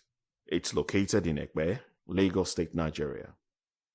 The Oluwo Fish Market traders are mostly women because of the chain of distribution, which allows the fishermen to catch the fish and deliver them to the traders, who in turn sell them to the retailers. This strategically located fish market is the biggest in Lagos and reported to be as old as the city of Ekpe, even though the date of the official commissioning of the market is dated 10th November 1989. The name of the market is derived from the name of the family that sold the land it occupies to the state government, the Oluwo family, while chief that most locals call it is the traditional title of the Oluwos. The market is said to have been initially located at the marina front, a short distance from the present abode, before it became too small to accommodate the number of traders' influx. For anyone to have heard of the Ekpe town being referred to as the fish basket of the state, the root of the name lies in the significance of this fish market as a major producer and exporter of fish to various parts of its parent state, Lagos, and Nigeria at large. The category of most food items sold at the market makes it fall into the category of wet market. Fish, as well as wildlife, typically known as bushmeat, are common sights at the Oluwo fish market. The animals are rather brought in alive or dead, and are also sold in the best form that the buyers prefers. However, the COVID-19 virus outbreak created another dimension to the existence of Oluwo Fish Market in Lagos, as there are high concerns about wet markets being the hotspot for zoonotic diseases that causes virus like COVID-19. This led to the brief closure of the fish market by the Lagos State Ministry of Health in order to reduce the possibility of another zoonotic disease outbreak in the state. In 2021, the federal government of Nigeria started the rehabilitation of the Ekpe fish market to meet international standard. The improvement of the market was designed to meet international standards, improve earnings, and encourage commercial activities. Africa is on the move, a continent of rising voices, untold stories, and powerful transformations. From the streets of Lagos to the heart of Nairobi, from the mines of Congo to the tech labs of Cape Town, the African story is being written every day. Bold, dynamic, unstoppable. This is African News on Voice of the People Television. We don't just bring you the news, we analyze and bring you Africa's heartbeat, the politics that shapes our nations, the economies that drives our future, the cultures that defines who we are, the voice that must be heard. Africa News, Africa's voice, Africa's future. Where Africa speaks, the world listens.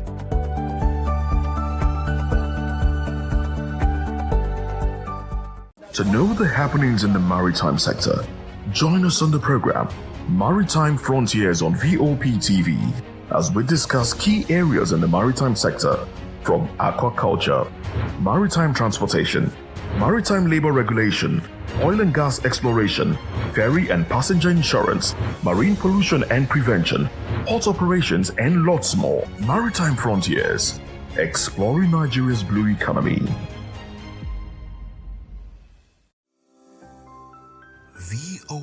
Voptv. Now, you have more than a voice.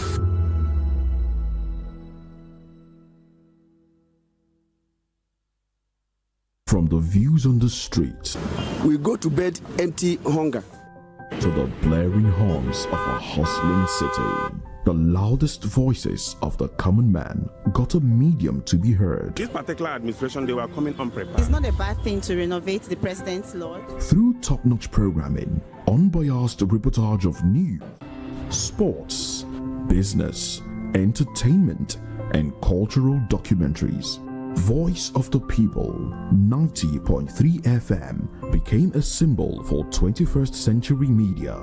And now, a new baby is born. Voice of the People Television, Voptv, youthful, full of vigor and penchant for excellence in the continent's media space, exposing the wrongs, applauding the rights, dissecting the news without fear or favor, through factual and accurate stories and contents. Corruption kills three things that makes a society.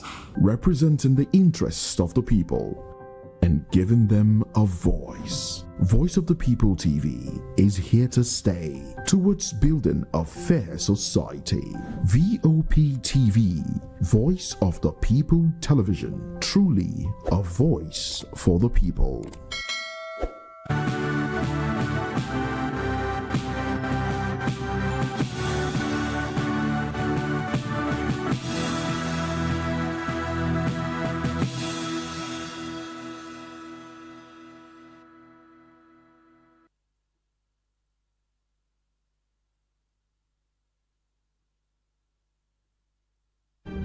In a world where power shifts with every headlines, news breaks and events happens, we bring you unbiased and explicit information on politics, economy, and state of the nation. We break down the chaos Facts, not flaw. Truth, not spin. We discuss not just politics, but a glimpse into the future. Voice of the People Television. Now you have more than a voice.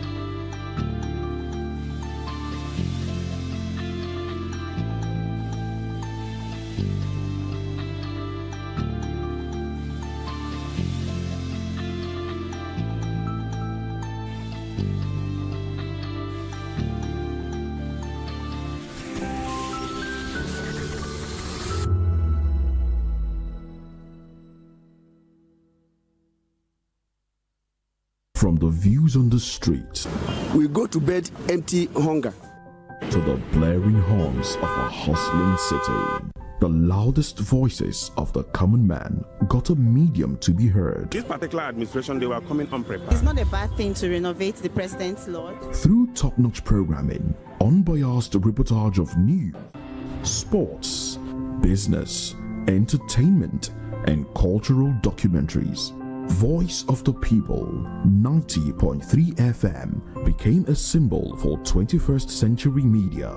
And now, a new baby is born. Voice of the People Television, Voptv, youthful, full of vigor and penchant for excellence in the continent's media space, exposing the wrongs, applauding the rights, dissecting the news without fear or favor, through factual and accurate stories and contents, Corruption kills three things that makes a society. representing the interests of the people and giving them a voice. Voice of the People TV is here to stay towards building a fair society. Voptv, Voice of the People Television, truly a voice for the people. Africa is on the move, a continent of rising voices, untold stories, and powerful transformations. From the streets of Lagos to the heart of Nairobi, from the mines of Congo to the tech labs of Cape Town, the African story is being written every day. Bold, dynamic, unstoppable. This is African News on Voice of the People Television. We don't just bring you the news. We analyze and bring you Africa's heartbeat, the politics that shapes our nations, the economies that drives our future, the cultures that defines who we are, the voice that must be heard. Africa News, Africa's voice, Africa's future. Where Africa speaks, the world listens.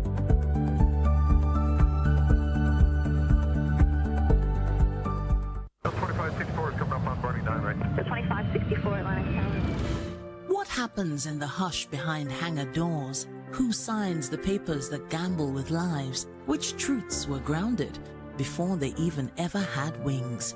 If you've ever buckled a seatbelt at 30,000 feet, if you've ever stared out of that tiny window and wondered who's really in control of the skies, it isn't just flight, it's power, it's politics, it's pressure sealed in steel. We're peeling back the clouds from runway risks to sky-high secrets. We're diving deep where most dare not to look. Aviation Scope, every Sunday at 7 p.m. only on Voice of the People TV. We don't just report, we reveal. We don't just ask, we uncover. Because when it comes to the skies, ignorance is turbulence. Aviation Scope, the sky isn't the limit, it's just the beginning.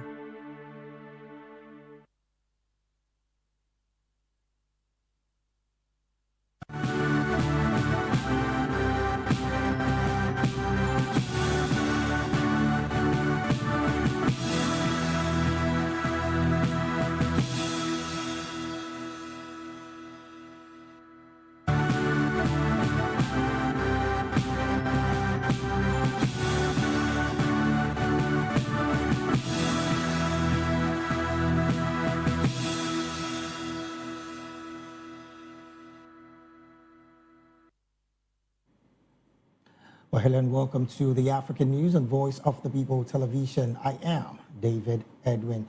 Before we begin the news, we would urge you to kindly visit our website. It is www.vop.ng for fresh and trending news stories. We begin the African news from the story where African policy experts and diplomats have urged urgent reforms in the United Nations Security Council, saying it is time for the continent to secure a permanent seat in the body to reflect today's shifting global geopolitical realities. Participants at a forum on sustaining the momentum for UNSC reforms amidst a dynamic global geopolitical context, which brought together diplomats and experts linked to the African Union, noted that Africa remained underrepresented in the Council's permanent membership. Speaking at the event, the director of Amani Africa Media and Research Services, Solomon Ayele Dressel, stressed the urgency of reforms amid rising global instability, stating that the world is at an inflection point. Amongst others, Ghana's ambassador to Ethiopia, Robert Afriye, highlighted the historical context behind Africa's long-standing demand for permanent representation. He noted that 60 years after UN's foundation, and with Africa the only major regional group without permanent representation in spite of its roughly 60% of the UNSC's workload on peace and security issues, equitable participation in global decision-making is long overdue.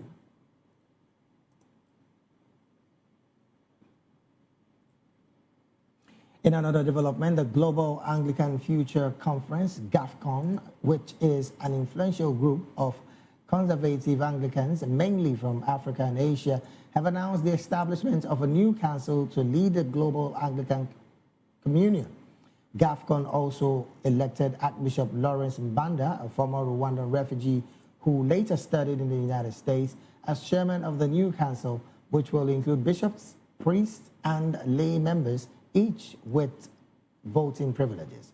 Secretary General of the new council, Bishop Paul Donison, told the conference in Abuja, Nigeria, that believe in the current instruments of communication no longer meets the need of the majority of Anglicans around the world. The move challenges the authority of the Archbishop of Canterbury and highlights a deepening rift within the communion after years of tension over theological and social issues. GAFCON opposes liberal shifts in parts of the communion, including the ordination of women and greater inclusion of lesbians, gay, bisexual, transgender, and queer members. It strongly criticized the Church of England's appointment last October of Sarah Mullally as its first female Archbishop of Canterbury and thus spiritual leader of the world's 85 million Anglicans spread across 165 countries.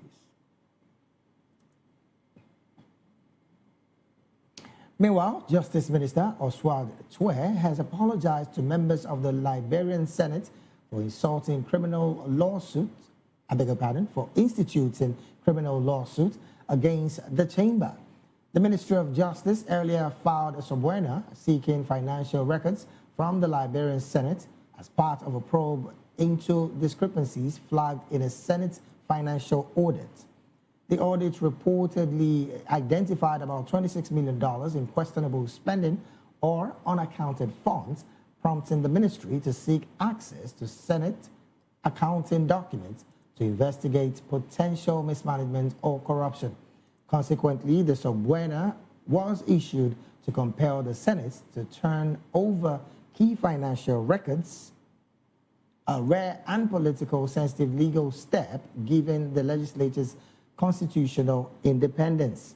However, a few hours after the subpoena was filed, the ministry withdrew its request and the court reportedly quashed the subpoena order, reportedly stalling a portion of the investigation and raising questions about procedural, legal, and political dynamics behind the push for Senate records.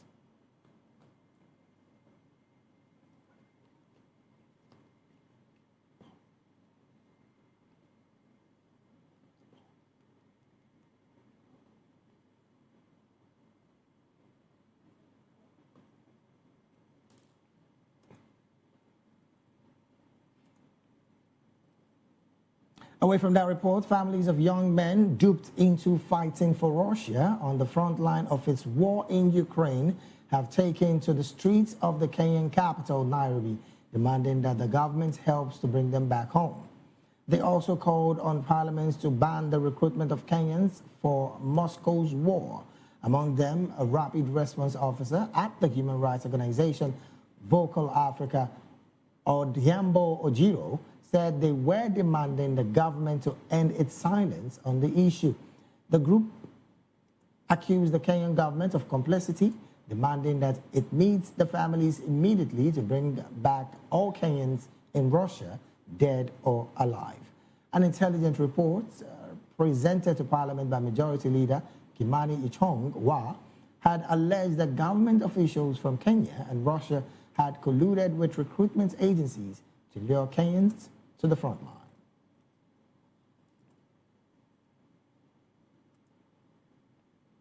Meanwhile, a group of 43 government repatriated Ugandan students have safely arrived home following the airstrikes launched against Iran by the United States and Israel, which began over the weekend.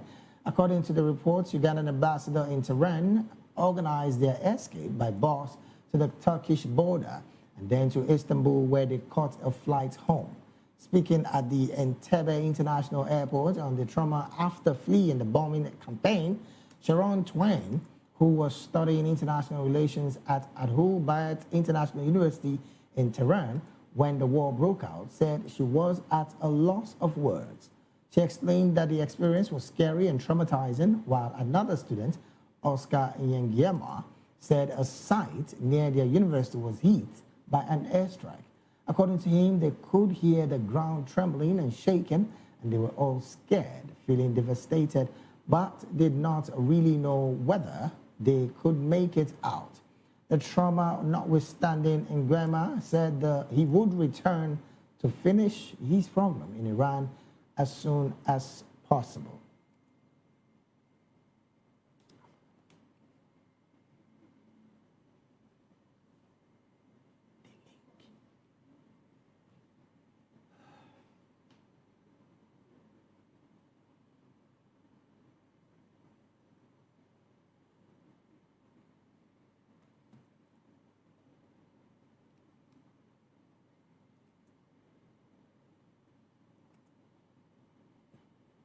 Still in Uganda, the Ministry of Health has commissioned 210 community health extension workers in Kugungiri districts to bridge the gap between communities and health facilities while strengthening disease prevention at the grassroots level.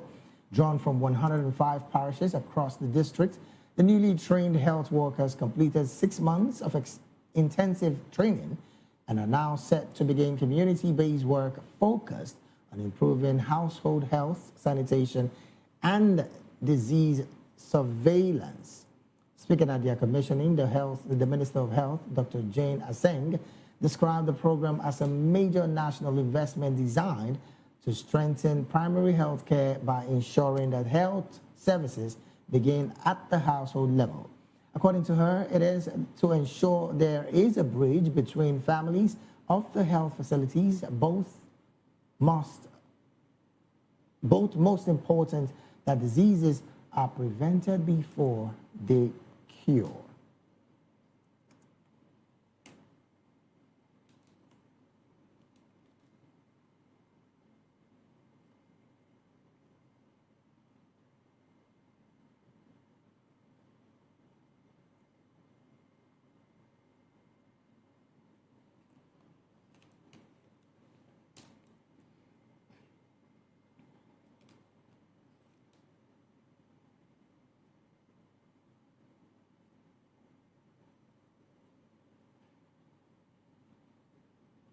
Moving on, no fewer than 15 members of the Benin Armed Forces have been killed and 4 wounded in an attack by armed men in Kofono community, according to the Army statement.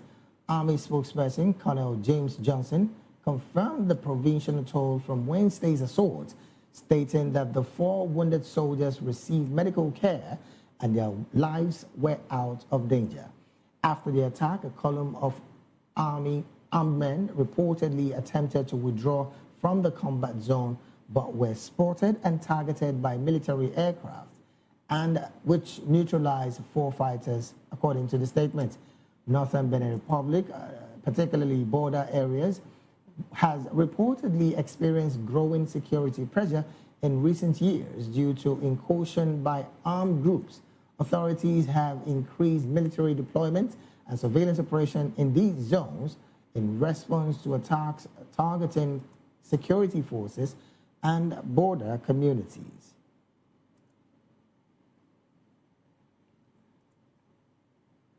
And in South Sudan, South Sudanese army says soldiers, including 2 officers, will face a court-martial over a civilian massacre last month.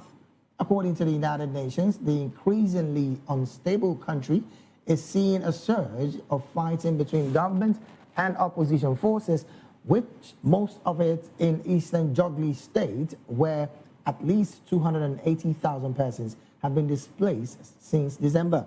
No fewer than 25 civilians, including women and children, were killed in Ayod County in Jogli State on February the 21st, according to the opposition.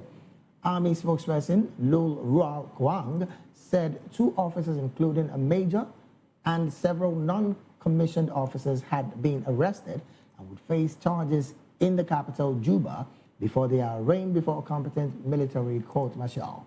He said the deaths were attributed to some elements under General Johnson Eloni, who was filmed in January ordering troops to spare no lives in Jogli State.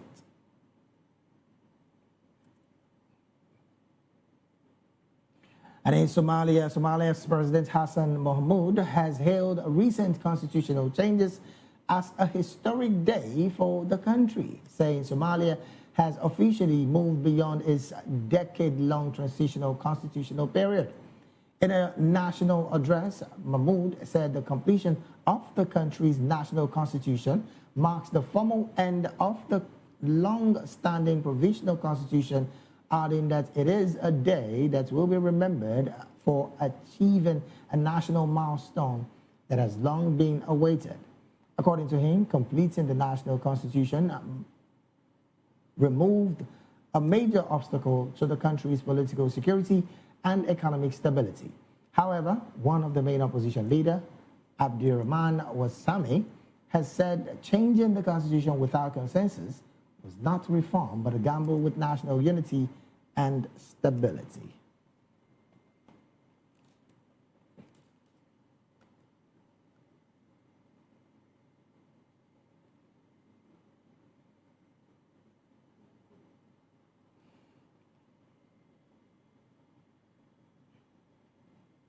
You're still watching the African News right here on Voice of the People television. We'll go straight to the analysis segment of the news.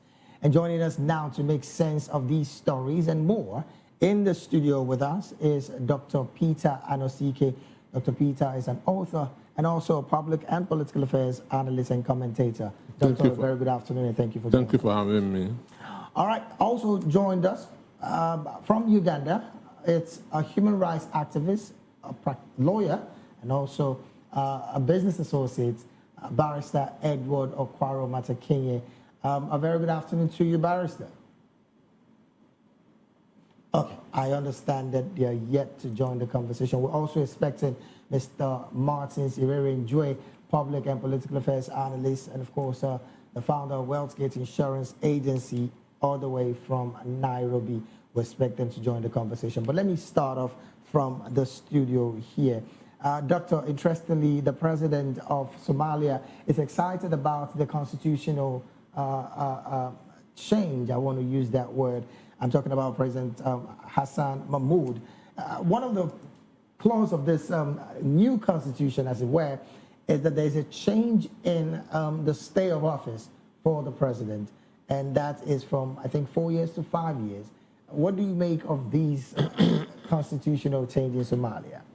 Well, I was watching the picture that's of the president, and I have also seen the picture of other Somalians. So the president is looking robust, healthy, in contrast with the pictures of his own people. So to me, it means he's not really feeling what his people are feeling. And changing a constitution is supposed to be the will of the people on paper. Understand me? Okay. That is what the people want. And it's not meant to benefit just an individual. All right. So prolonging his stay from the normal 4-year term to 5 years is selfish. Oh, well, another part of the conversation again is the fact that if you have a dual citizenship, you would have to renounce the other citizenship. And most importantly, this is for people coming into the position of president, prime minister, ministers, and the likes. What do you make of this? Because some have said remittances in Somalia is one of the strongest backbone of funding that they are consistently having. So if you're going to tell me to let go of my dual citizenship with another country and you're expecting to get that level of foreign remittance, then there must be something that is supposed to be done on the part of that particular citizen. What's your position with that as well? Somalia has a very strong strength in the United States. Even a woman that's a congresswoman, Oma, is from there. Understand me? And he has been talking tough in the United States. Understand? Yes. That's in the Congress. When that's at the last State of the Union speech by President Donald Trump. Yeah. When Donald Trump said that if you are in support that America, that citizens should be protected, understand? So those that didn't stand up, Donald Trump said, shame on you people. And Oma, the Somalian, was the woman that shouted back to president. And that I want that woman to be deported to wherever she comes from, because she had been a nuisance in the United States. So I feel that law should be targeted at her. Understand me? Okay. At the Constitution. Okay. Because she has a dual citizenship, yes, an American citizenship. That's why she is in the Congress, and also a Somalian citizenship. All right, then. I understand that Mr. Martin Siriri Njue has joined the conversation. Let's establish communication with you. A very good afternoon to you, Mr. Martins, and thank you for joining the conversation this afternoon.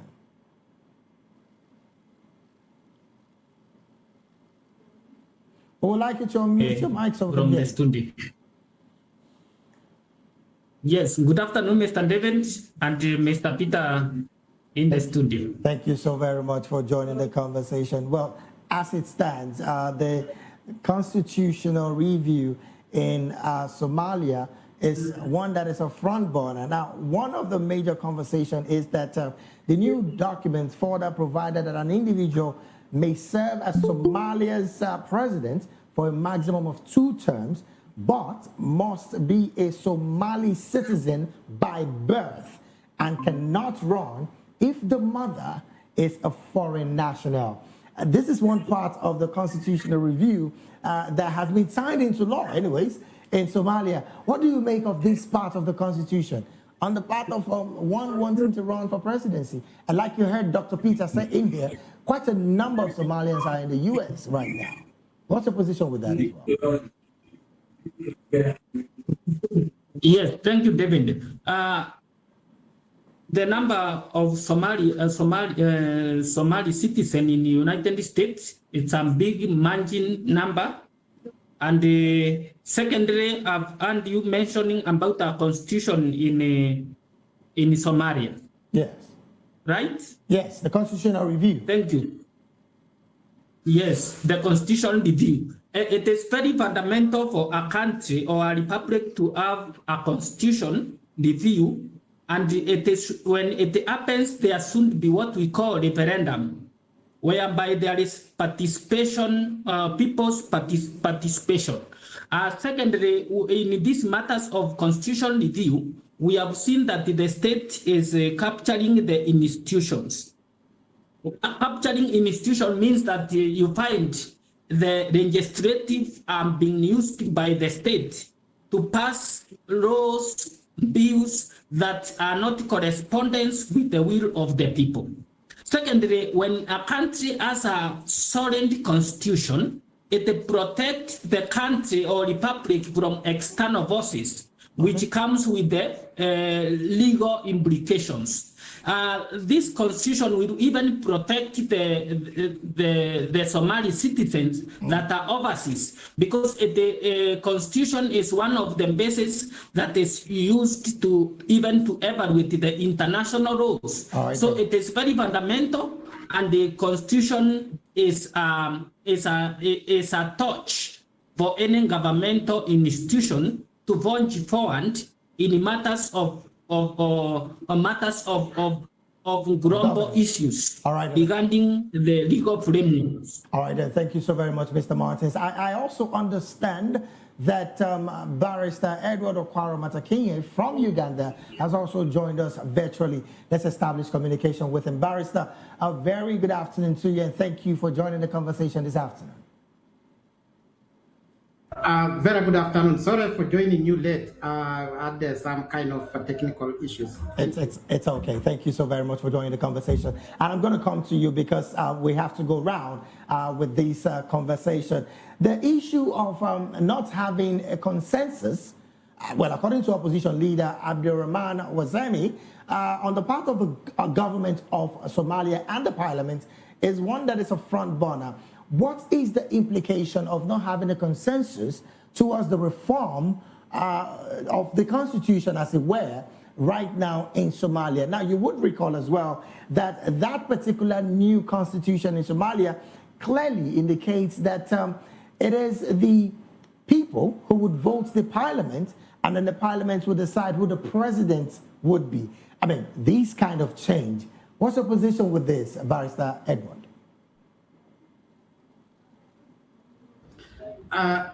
You know, David, in every country, there are always modalities of rule of law. In this case, probably when you look at the constitution of Somalia and established under that rule where people are actually given a mandate to elect their representatives who will finally be making a decision on who's going to be a president. That would not be a problem to me, but now there's always what we call sovereignty of the people. Depending on what they have sent the representatives, you have seen cases whereby representatives have been taken over by individuals' interests. So it also depends what representatives have actually taken from the people and what exactly are they representing. So in this view, when it comes like reforms of a constitution, this should be a consultative kind of arrangement. Okay. All the partners should be involved, and in this case, we are talking of the partners being the citizens of that country.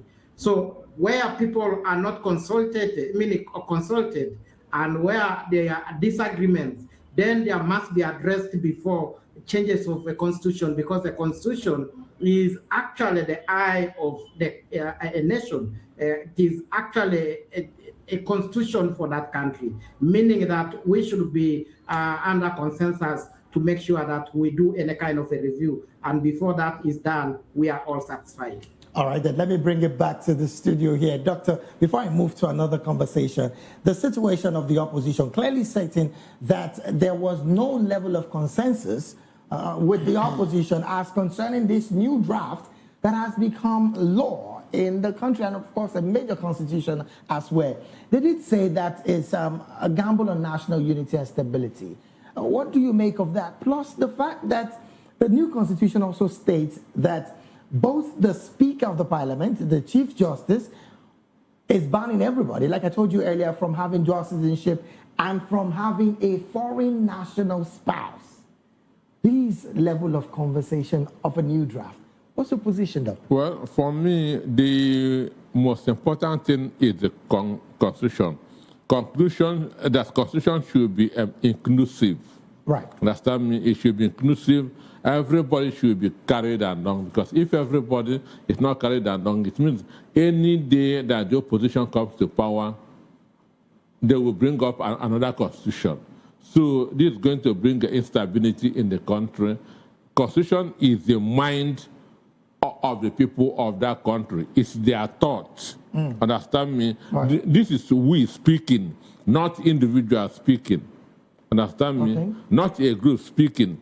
So Constitution is the totality of the will, of the thought of people. So in other words, there should be a major inclusion of all parties. That's why, even though our own is a fraud, but it started with we, the people of Nigeria, understand me, hereby resolve to live together as one.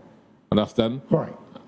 Even though we were never consulted before Nigeria Constitution was written, drafted. Right. So the truth is that it's supposed to be that's all inclusive.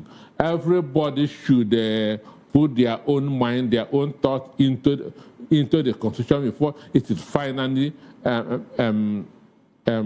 drafted. With this concern, Doctor, what's the implication of having a drafted constitution that is not all-inclusive? That is instability, because tomorrow, if the opposition finds themselves into power, they want to draft another constitution. Because of time, really, let's jump into another conversation. Doctor, and I'm going to start with you on this. The South Sudanese Army have said soldiers, including two officers, will face a court-martial over a civilian massacre that happened last month. Well, according to the United Nations, an increasingly unstable country is, of course, the surge of fighting with government aid and opposition forces and all of that. The juggling states had over 280,000 people displaced just last month as a result of this fighting. Of course, it's been unveiled now by the South Sudanese government that some military officials were involved in all of this, escalating it to the level at which it is. What do you think can be done to checkmate these kind of abnormalities within states? And of course, South Sudan, where we know there's power sharing between the first vice president and the president himself. I'm talking about Salva Kiir and Riek Machar. Well, let me start from Nigeria, because what the news that just that broke now. Yes. General Gowon, they said that he had fever and mistakenly signed the Aburi Accord. Understand me? That it was fever that made him to sign the Aburi Accord, which later resulted into Nigeria-Biafra Civil War, and which more than 3 million people were killed. That it was fever. So this shows you how, what I don't know the right word to use, but this should, the way to go is a serious deterrence. Understand me? That's a bringing up laws, punishments that will make them not to engage in anything that is not professional. I understand. In a war, conventional war is between soldiers and soldiers, not soldiers and civilians. Okay. So if you derail from fighting a soldier and going to massacre civilians, then you should face the punishment. To me, we should be death sentence or life sentence. Understand me? Okay, after the court martial. After the court martial. So there should be a serious deterrence. And what will bring that about is a serious, heavy punishment Understand? Let them know that killing civilians has serious consequences. All right, then. Let me take this conversation to Barrister Edward. Looking at the fact that several, like Doctor also alluded to, several civilians were massacred in all of this. Some have said, on one part, this looks like the South Sudanese government is trying to just have this to appease the UN over the consistent massacres that had happened before now. Does prosecuting a few soldiers truly changes anything, as it were, Barrister Edward, really? In fact, it's not, I believe it's not even proper in law when you look at a legal perspective. It is unacceptable today in African culture. Let's leave even the international kind of arrangements we normally enter to. So I believe it is not to me it is not a right issue. It is not a right thing because these are things, they are courts of law. There are always areas you can always charge these people. There are court martials, there are where you get somebody is guilty, you can always punish somebody, but not by actually hanging or killing, which is unacceptable even when you come to biblical terms, when you come to the religion today. So I believe the government is it's going a wrong direction to me. All right. Well, some have asked questions about the level of factional chaos that might erupt as a result of this court martial should the major who is involved in this decide to open his mouth. Do you see any sentiments in all of this, particularly having to have a factional chaos within the military apparatus in South Sudan? Or do you just think this might just go the very normal way, after which a competent military court martial would be sanctioned, would handle the case?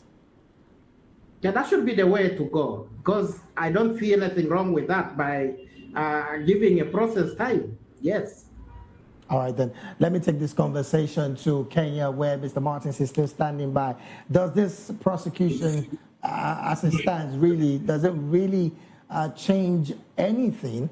Because some have said this is actually the same military who consistently massacre people even before now. Why pick a tiny little few just to appease the UN, clearly to say that you're doing something? Is this the same sentiment that you think most South Sudanese will be having? Or is there something else that can be done to checkmate the activities of military officials within the ranks of South Sudan?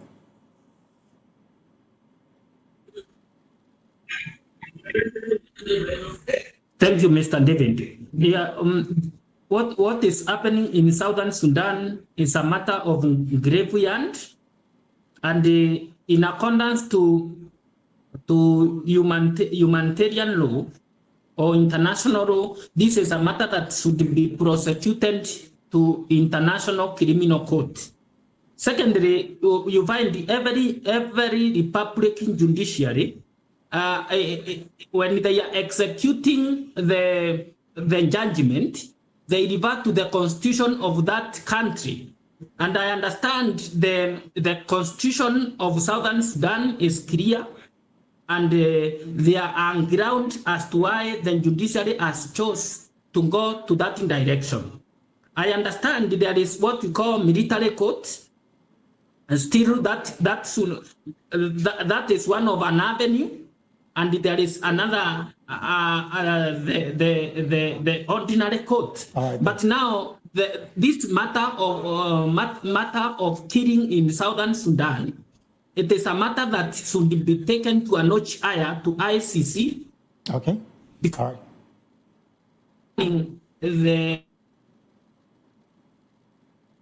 Oh dear, I think we're having a bit of network situation there, because I'm actually struggling from hearing you. I don't know if you can hear me, Mr. Martins. Okay. Okay, I understand that we have a bit of network issues. Let me bring it back to the studio here while we wrap up the conversation. Doctor, in Kenya, there is a protest by the families of the people who are being found in the front line of the Russia-Ukraine war, asking the government to bring their people back home, dead or alive. And there's also a story I saw about a number of Ugandans as well who are recounting their ordeal in Tehran, the very site of the attacks by the U.S. Israel against Iran attacks. What do you make of this, particularly the fact that families are asking government to please bring back their people, dead or alive? The issue is this. We are there really duped into fighting that war, understand? We are there really, deceived into traveling? We are there really deceived into signing for the war. Are you insinuating that they did it with their clear eyes? They will have gone there it is legal. Anywhere fight is going on, mercenaries can go sign for war. Understand me? Okay. Mercenaries, people go. I'm recruiting mercenaries for this war. People pay to go and fight. Okay. People go to pay. Even people sign to go and overthrow a government of a country. It has been happening. So for me, if they are deceived, then the hiring agency should be held responsible. Understand me? Okay. If they are deceived into fight, because you may say that I'm looking for a job, understand? You don't have the idea of a job that you really want to understand me? So that's okay, we are recruiting, but they don't want to tell you where you are going and what you are going to do. But if they were deceived, understand, then government should do everything to bring them back. But if they really sign, I'm going to Ukraine to fight as a missionary, then government has no hand there. Wow. Okay, so I want to also talk on the path of the economy of the country. Some have said it is because the grass is green on the other side. Thus, the reason why they're going to look for other jobs in these foreign countries. Unfortunately, the jobs are not the kind that they possibly wanted at the time.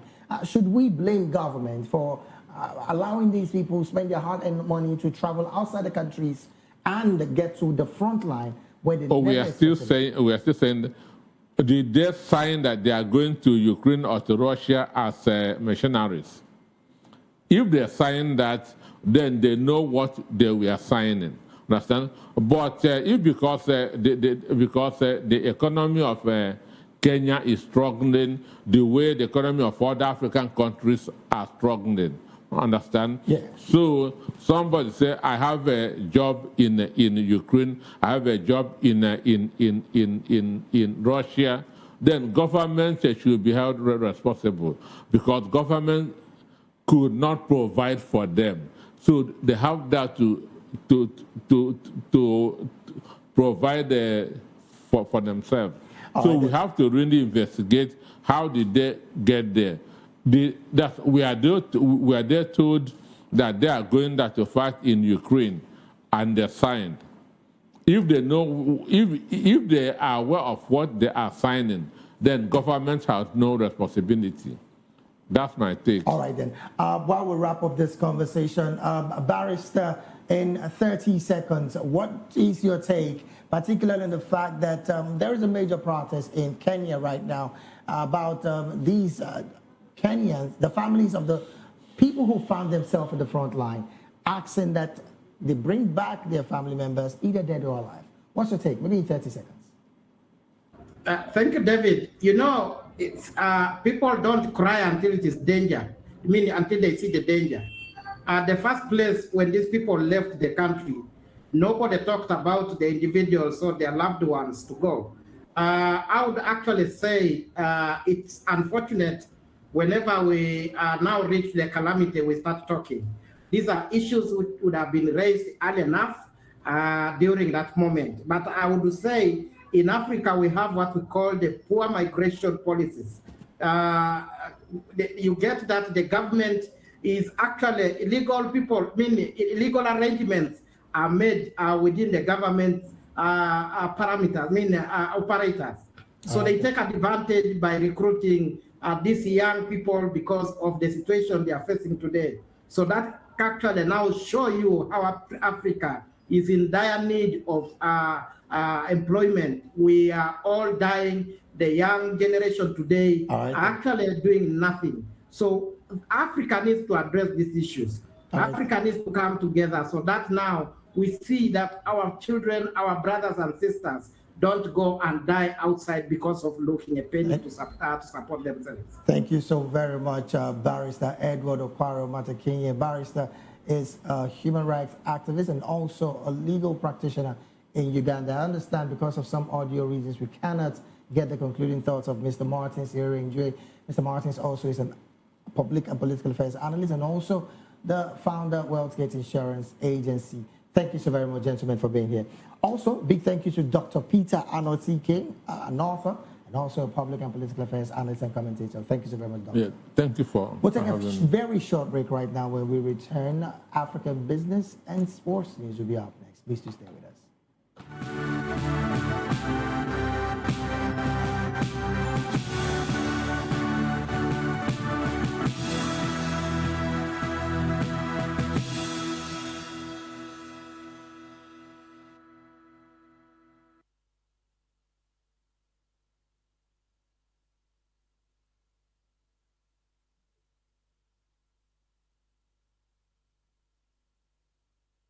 Glad to have you back. It is still the African News right here in Voice of the People Television. Now to some business stories. Malawi Central Bank has cut key interest rates by 200 basis points, citing a gradual decline in inflation in its first monetary policy meeting under the new governor, George Patrici. The decision takes the policy rate to 24% in the first adjustment since February 2024, as the donor-dependent Southern African country has battled to rein in rampant price pressures. In a statement, the Apex Bank said the 200 basis point reduction in the policy rate was a caution and measured adjustment, reflecting the improving inflation outlook. Inflation has fallen for 3 consecutive months, reaching 24.9% year-on-year in January, and has been above 20% since mid-2022.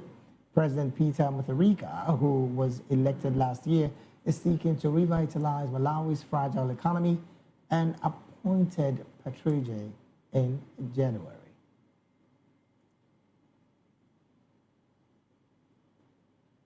And to wrap up the African news, we go straight talking sports. The Confederation of African Football CAF has confirmed the postponement of the Women's African Cup of Nations WAFCON tournament to now hold during the European summer from 25th of July to August the 16th. Earlier, scheduled for March the 17th to April the 3rd in Morocco, CAF said the host pushed for a change in dates due to what the Continental Federation described as unforeseen circumstances. Coming after weeks of uncertainty and just 12 days before the event was due to get underway, CAF, without further details, said the decision was taken to ensure the success of the women's competition. However, it did not confirm whether Morocco would still host the tourney for the 3rd consecutive time. CAF President Patrice Motsepe had previously ruled out a postponement as the competition serves as a qualifier for the 2027 Women's World Cup. The 4 semi-finalists qualified directly for the tourney in Brazil, while those that lost in the quarterfinals were to have other chance through intercontinental playoffs. Now, teams are left without any games to play during the international break, which is another setback for the players and women football fans.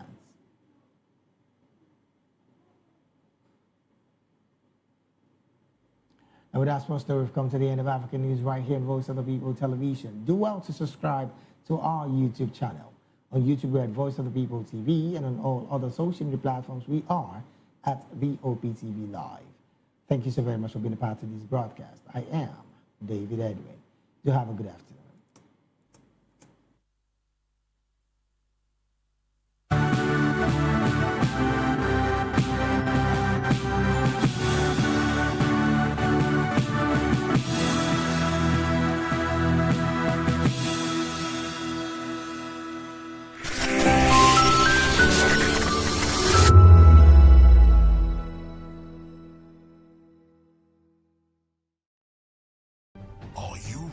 for the extraordinary. Something big is happening on your screen. Introducing Voptv. Now streaming on SLTV channel 264. From breaking news to captivating conversations, news analysis, giving you all sides to the story. We break in-depth discussions on the issues that matter, from politics to sports, entertainment, and lifestyle. Voptv on SLTV channel 264. Join us as we redefine what television means to you. Voice of the People Television, Voptv. Now you have more than a voice.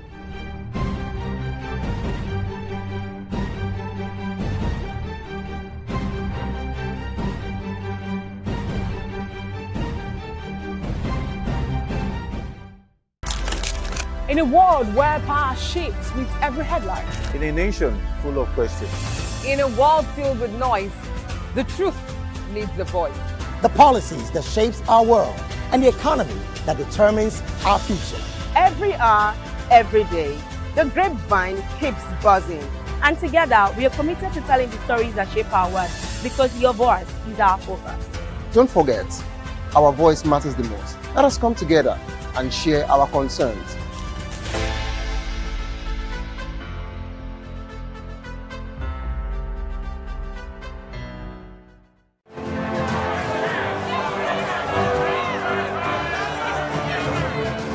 Do you want your voice to be heard?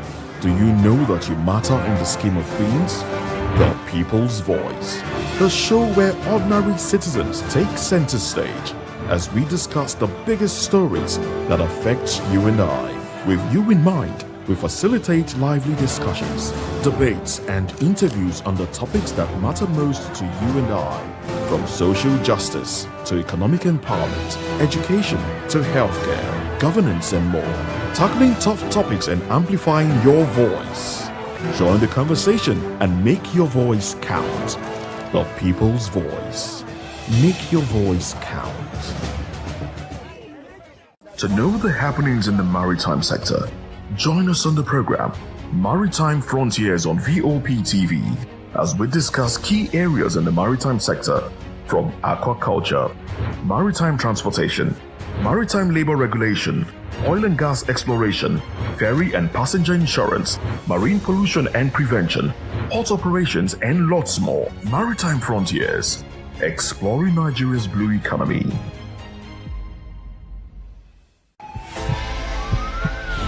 This is Health Check, your weekly guide to better living, smarter choices, and trusted answers. From everyday wellness to urgent health issues, we've got you covered. Health Check, only on Voice of the People Television, where your health has a voice.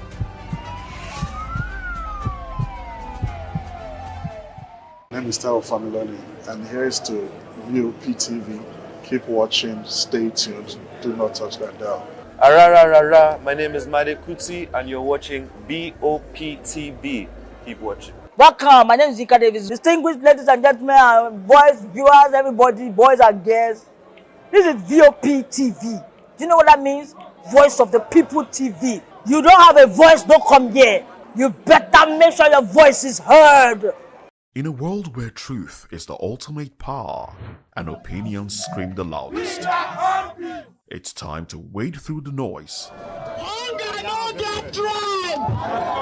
Hunger no get religion. And scan the human interest and trending topics that matter. Stay tuned to The Issues, your plug to the stories making the buzz, from politics to science and technology, social justice, and more. Let's tackle the tough questions and expose the truth. The Issues on Voice of the People Television, Mondays to Fridays, 8 to 9 p.m. The Issues. Don't just react, understand. Welcome to the locker room, the home of football talk that matters. I am Jerry Arpeon. Join us every weekday, Monday to Friday at 5 p.m. Nigerian time, as we share the hot takes and hot debates in the exciting world of football.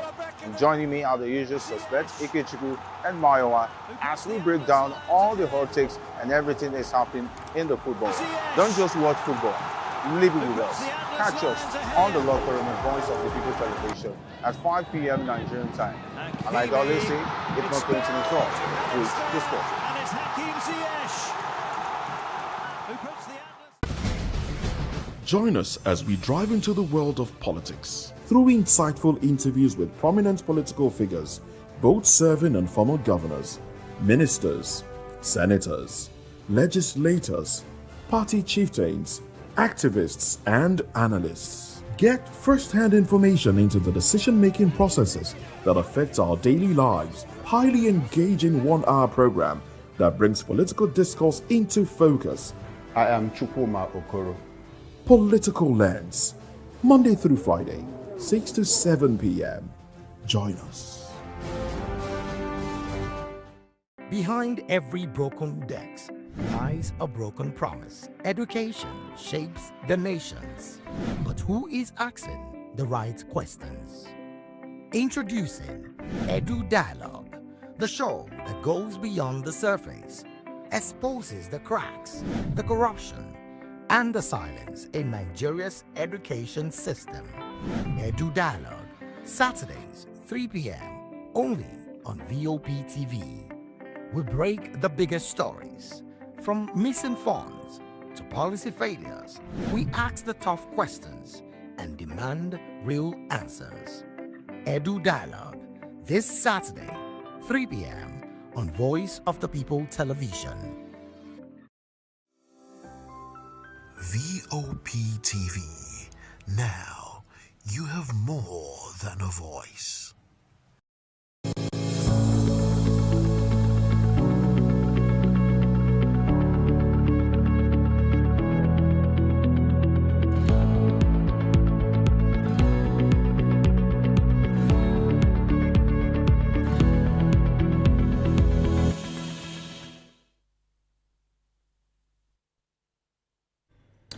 Hello, welcome to Health Check on Voice of the People television.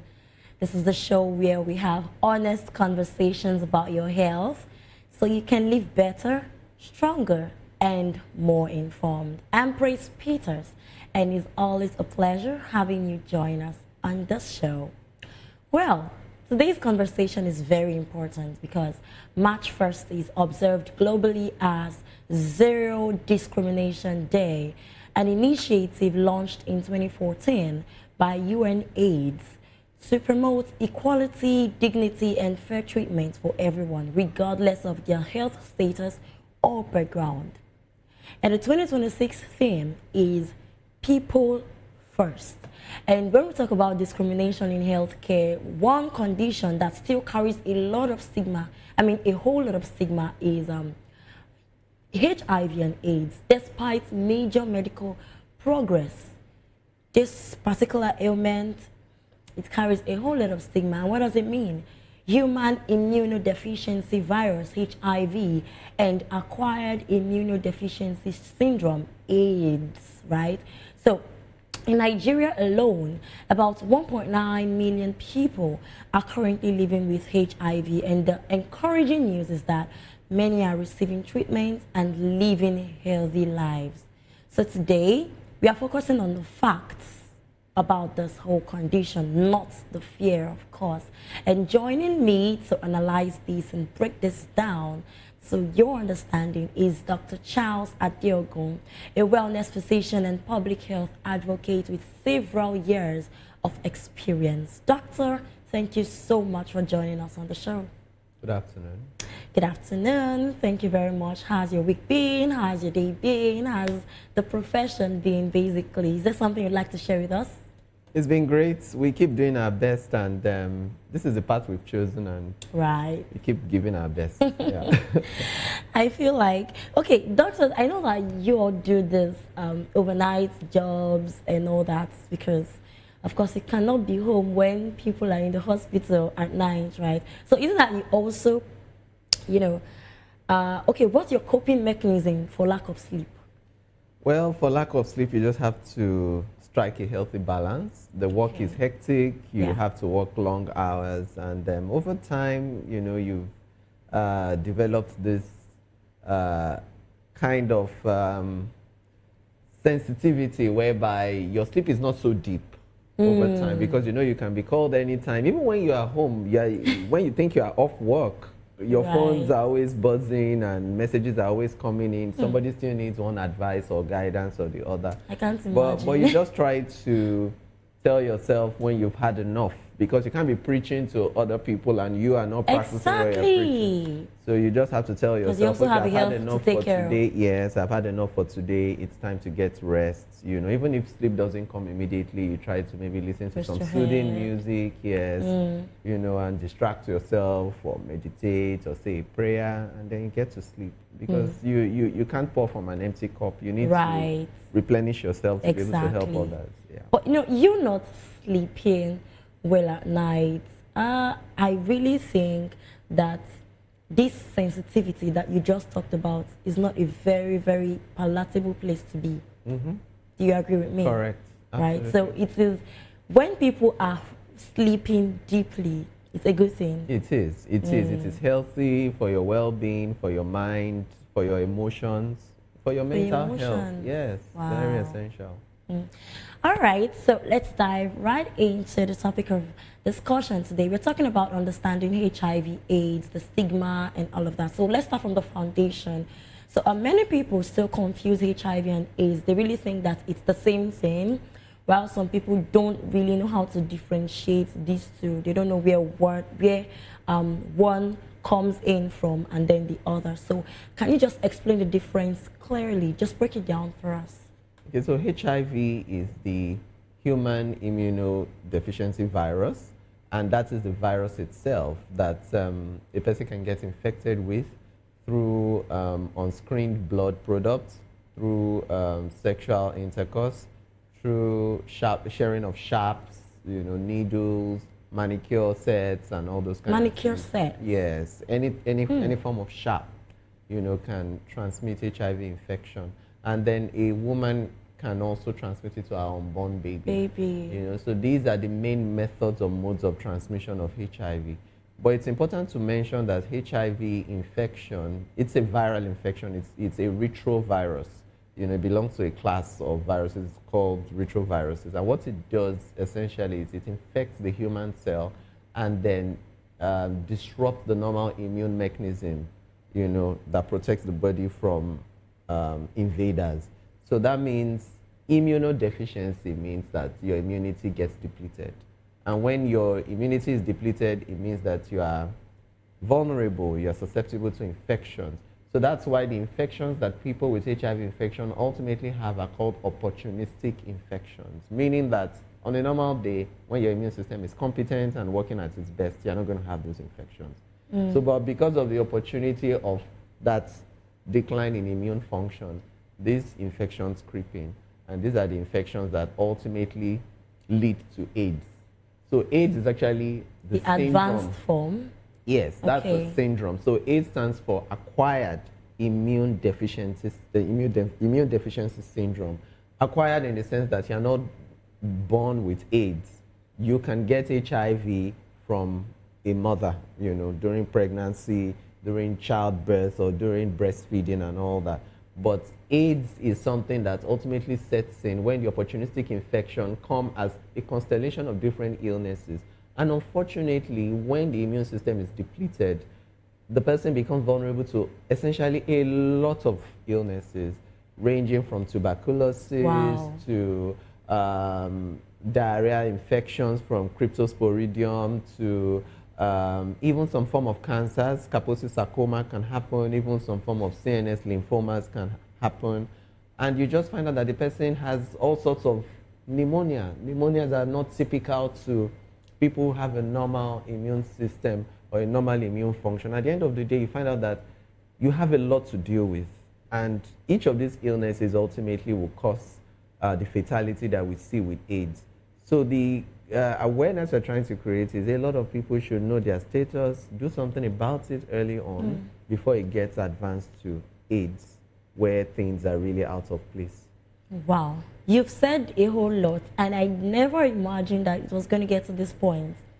You've talked about the fact that there is no one way to getting HIV, different ways. And really, I think people only pay attention to a certain area, the sexually transmitting parts, right? And they don't really pay attention to the fact that sharp objects, and even when we hear sharp objects, we just feel like, oh, I cannot just sear myself, and you know, these manicure sets that you talked about is actually something that we should actually even pay attention to, because we do this a lot. And we still find a lot of people on the streets, you know, people get the queue. And those objects they use, they don't even sterilize them. To get, you know, these things done. And those equipments being used, they are not sterilized, they are not properly kept, they are not properly handled. You don't even know who is even handling these tools. You don't even know if the person himself is also a carrier of the so-called virus. And it is not only HIV that can even be transmitted this way. Hepatitis B and C can also be transmitted exactly through these routes of transmission. We really should be careful about you know, these objects that we use. Very correct. Anyway, you talked about the fact that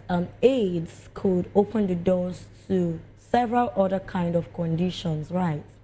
Wow, that's really, really big and deep. Okay, so once people hear HIV, they immediately panic as if the story has already ended, like a death sentence. Like, you know, when in reality, treatment has actually changed everything. You agree with me, right? Absolutely. So please tell us about the treatment and how accessible it is, how easy it is, and all that. So there are different types of treatments. You have different combinations. You have different classes of antiretrovirals. We call them the ARVs. So basically what they do is they help to reduce the rate of replication of the virus, and then they help as much as possible to keep your viral load down. There are certain tests or investigations that we conduct for people living with the virus that helps us know what their status is like and how well they're doing. We have the CD4 count that helps us know their immune status. You know, once the CD4 count is optimal, we know that at least their immune system is satisfactory. And, you know, if the CD4 count drops, then we know that we need to really do something to help them because they are vulnerable to infections around. Then we also have the viral load. There's a test for that that actually helps us assess the concentration of the virus in the person's blood. It helps us number it and have an estimated value for it.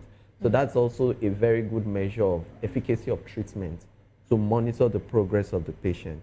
Then these antiretroviral drugs come in different forms. We have the ones we use for what we call PMTCT, prevention of mother-to-child transmission. So if a woman who is HIV positive is pregnant, she needs to be on certain antiretroviral drugs during pregnancy to ensure that the risk of transmission across the placenta is minimized. So that the baby so is it's protected. possible that a pregnant woman carrying HIV can actually give birth to a healthy baby. Absolutely right. So this is something we need to pass out there. For Which means if you don't know your status, you won't even know how to handle your problem. Exactly. So when you go for antenatal screenings, you know, ideally in a proper health facility, you should have a number of routine tests done on you, which would include the HIV screening, hepatitis B and C.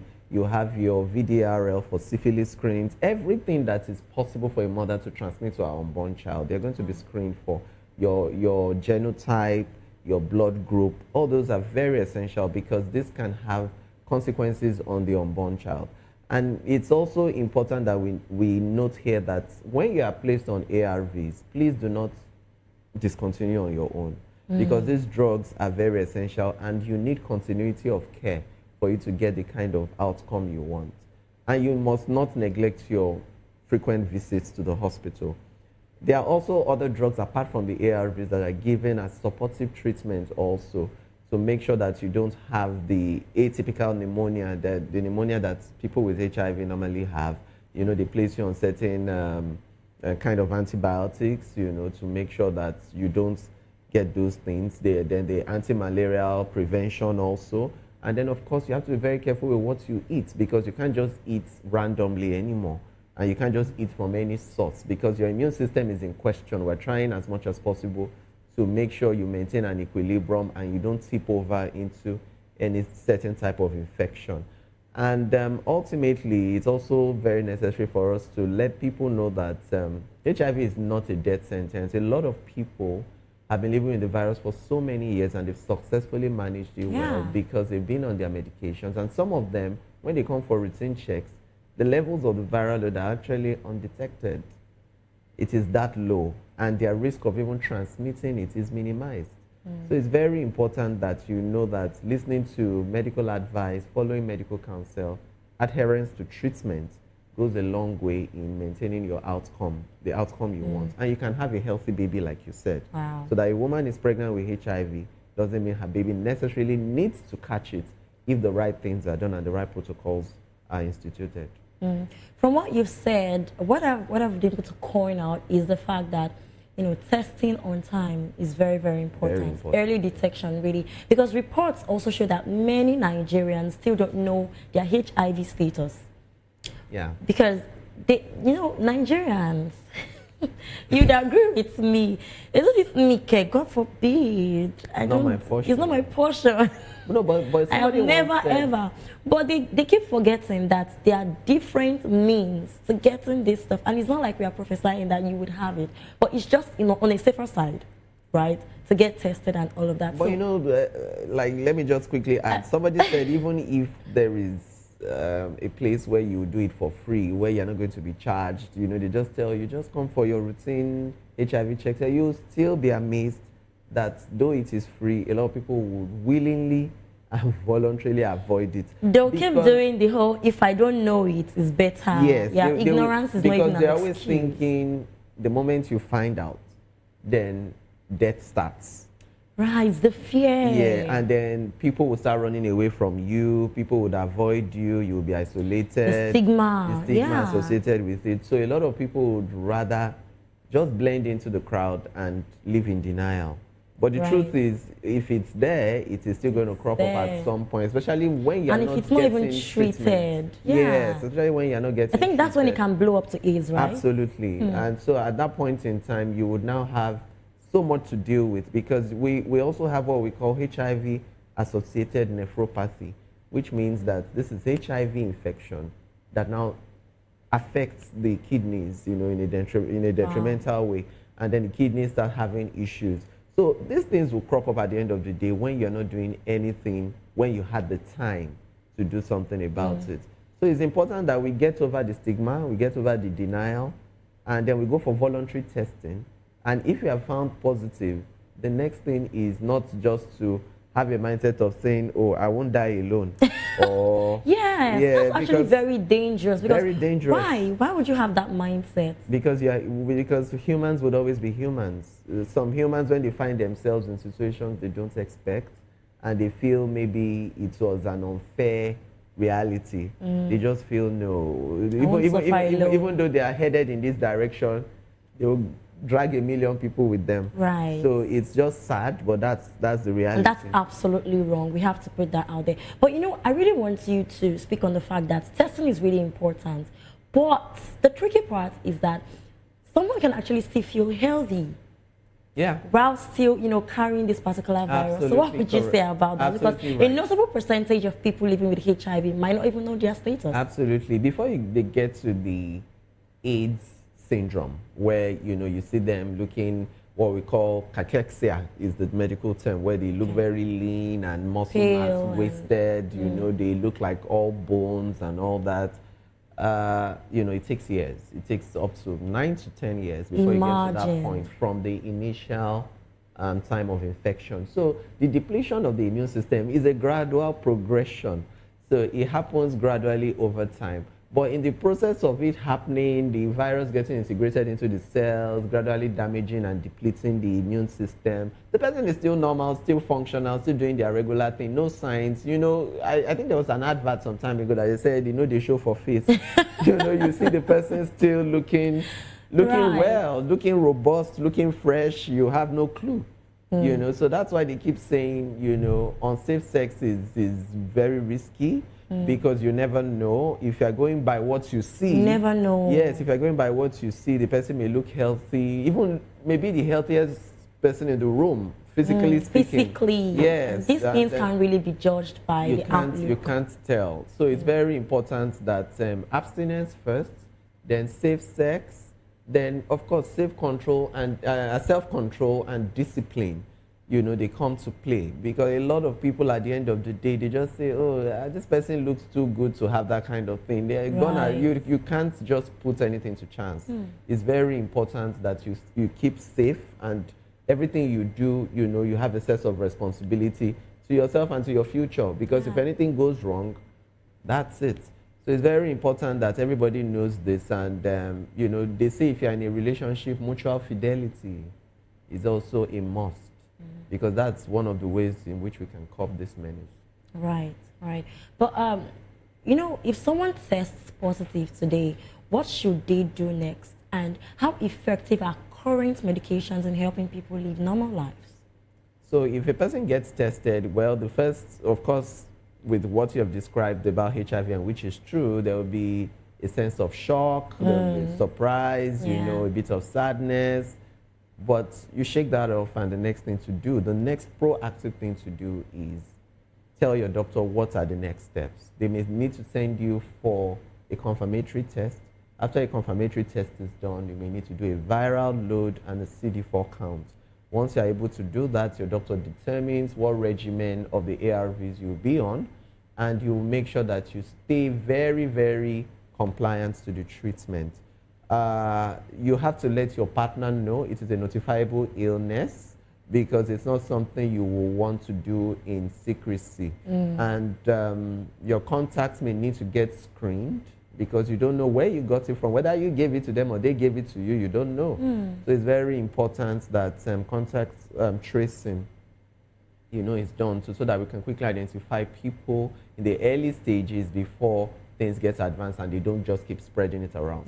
Then ultimately, when you're going for your periodic checks, you make sure that you eat healthy. You can't afford to, I don't want to use the word being HIV positive means that you have an asterisk on your health, but it is actually in reality. So you can't afford to now engage in some detrimental habits that will further worsen your health status, like binging on alcohol, or being a chain smoker, or doing hard drugs and all that, you know, because you just took the path of self-destruction very quickly. So it's very important that you try as much as possible to live healthy.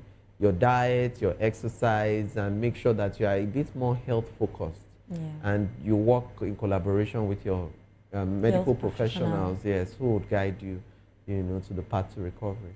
You know, if this would make anybody out there feel better, I think from my research, globally, HIV-related deaths have reduced significantly over the years because of treatment access. You know, how much has treatments changed over time? Treatment has really been a blessing. It has really, really given some people back their lives. It has really, you know, renewed hope for a lot because of people. now I think it is possible to live longer, even with these viruses. Still be functional, you know, still carrying on with your career or with your profession or whatever you are into.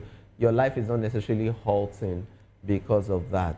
But we know that it's still a condition that comes with a bit of emotional issues to it too, because you need a lot of support, because it's usually quite a lot on the individual, especially when they just find out about their status.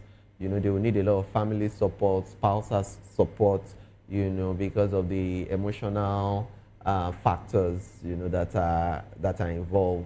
Because of course the person too will still be. But is it even possible for a spouse to not infect the other one? Yes, it is possible when the viral load is very minimal. So that's why we're emphasizing on early treatment. Start treatment early. Start, you know, evaluating your status early, especially when your immune system has not gotten really to a very horrible level. It hasn't been depleted significantly. Because that's where the real problem starts from. The opportunistic infections, the rash, the fever, the diarrhea, you know, the weight loss, and all the other symptoms come when the immune system is way damaged, and the body is just vulnerable to any infection. So anything that happens all around, they are vulnerable to it. So I think the best time to figure things out is now. Now know when you're still looking healthy. First. Yes, know your status. And another thing to add is when you know your status and your status is negative, It doesn't mean that you are free forever. It just means that at Keep that taking time, necessary precautions. yes, it just means that at the time of test. That's why when you see most HIV results, you would see HIV negative ASAT this date, because we don't know what will happen the next moment. So you need to know that every test given to you that reads a negative report means that as at the time of testing, that is your status. So that means you still have a lot of work to do. You still have a lot of precautions to follow if you want it to remain negative. Well, this has been very enlightening, Doctor. We'll take a short break now, and when we return, we'll talk about the prevention, stigma, and how people living with HIV can live full and healthy lives. Please stay with us.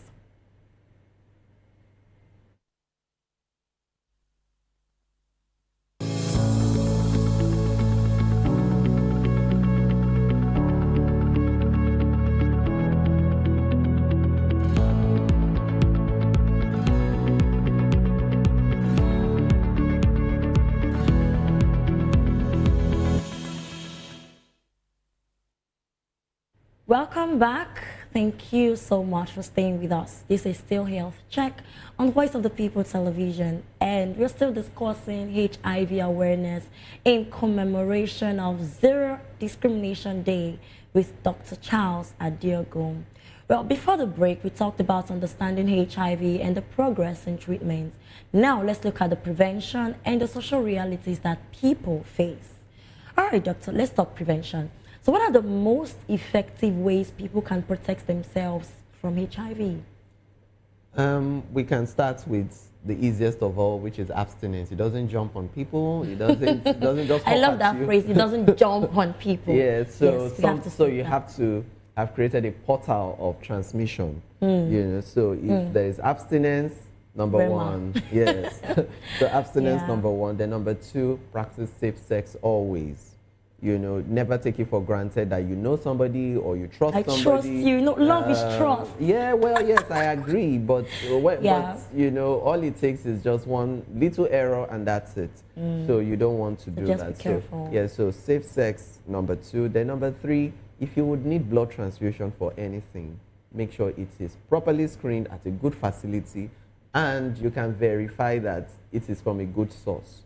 Because transfusion with blood contaminated, blood or blood products contaminated with HIV, hepatitis B, hepatitis C. It is finished. That's so all. That's just it. So then sharing sharps, sharing needles, people who use they abuse drugs, you know, like the heroin injections, or people who are addicted to IV drug abusers, you know. These things happen because we know that in our society now we have almost like a pandemic of drug use. Yes. So a lot of people are addicted to some of these recreational drugs, and you find out that they are in groups. So they share needles, you know. Yeah, so this person would give it to the next person, and that is how some of these infections keep spreading. Then also, a pregnant woman should make sure she goes for antenatal. There's nothing like I'm pregnant, I don't need to go to the hospital. What would they do for me in the hospital? They would do a lot for you in the hospital, because when you had your first child, you may not have been HIV positive then, but that was 3 years ago. You don't know what has happened between then and now. You don't know the encounters you've had. You don't know the exposures you've had. And unfortunately, some people find out during their routine antenatal screenings that they're newly HIV positive. It is also very important that once you find this out, you start your prevention of mother-to-child transmission protocols. We've mentioned that earlier. It is also very important that you also know that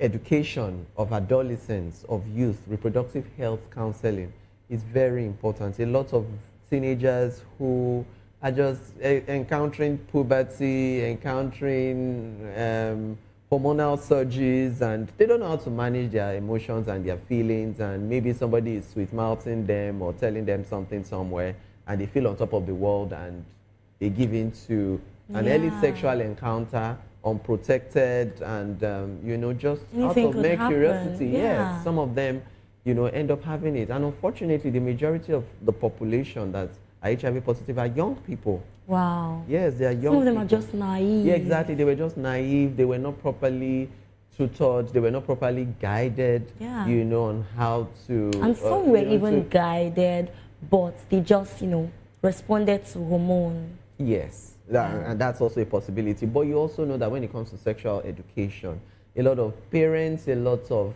adults, you know, in their lives are still a bit reluctant in discussing these things. Yes. And we keep saying sometimes it's better to talk about this. Talk about it. It's better to talk about it, better safe than sorry, because you would blame yourself that you did not give the person the right counseling when the person needed it, and now the person has made an error that they may live with forever.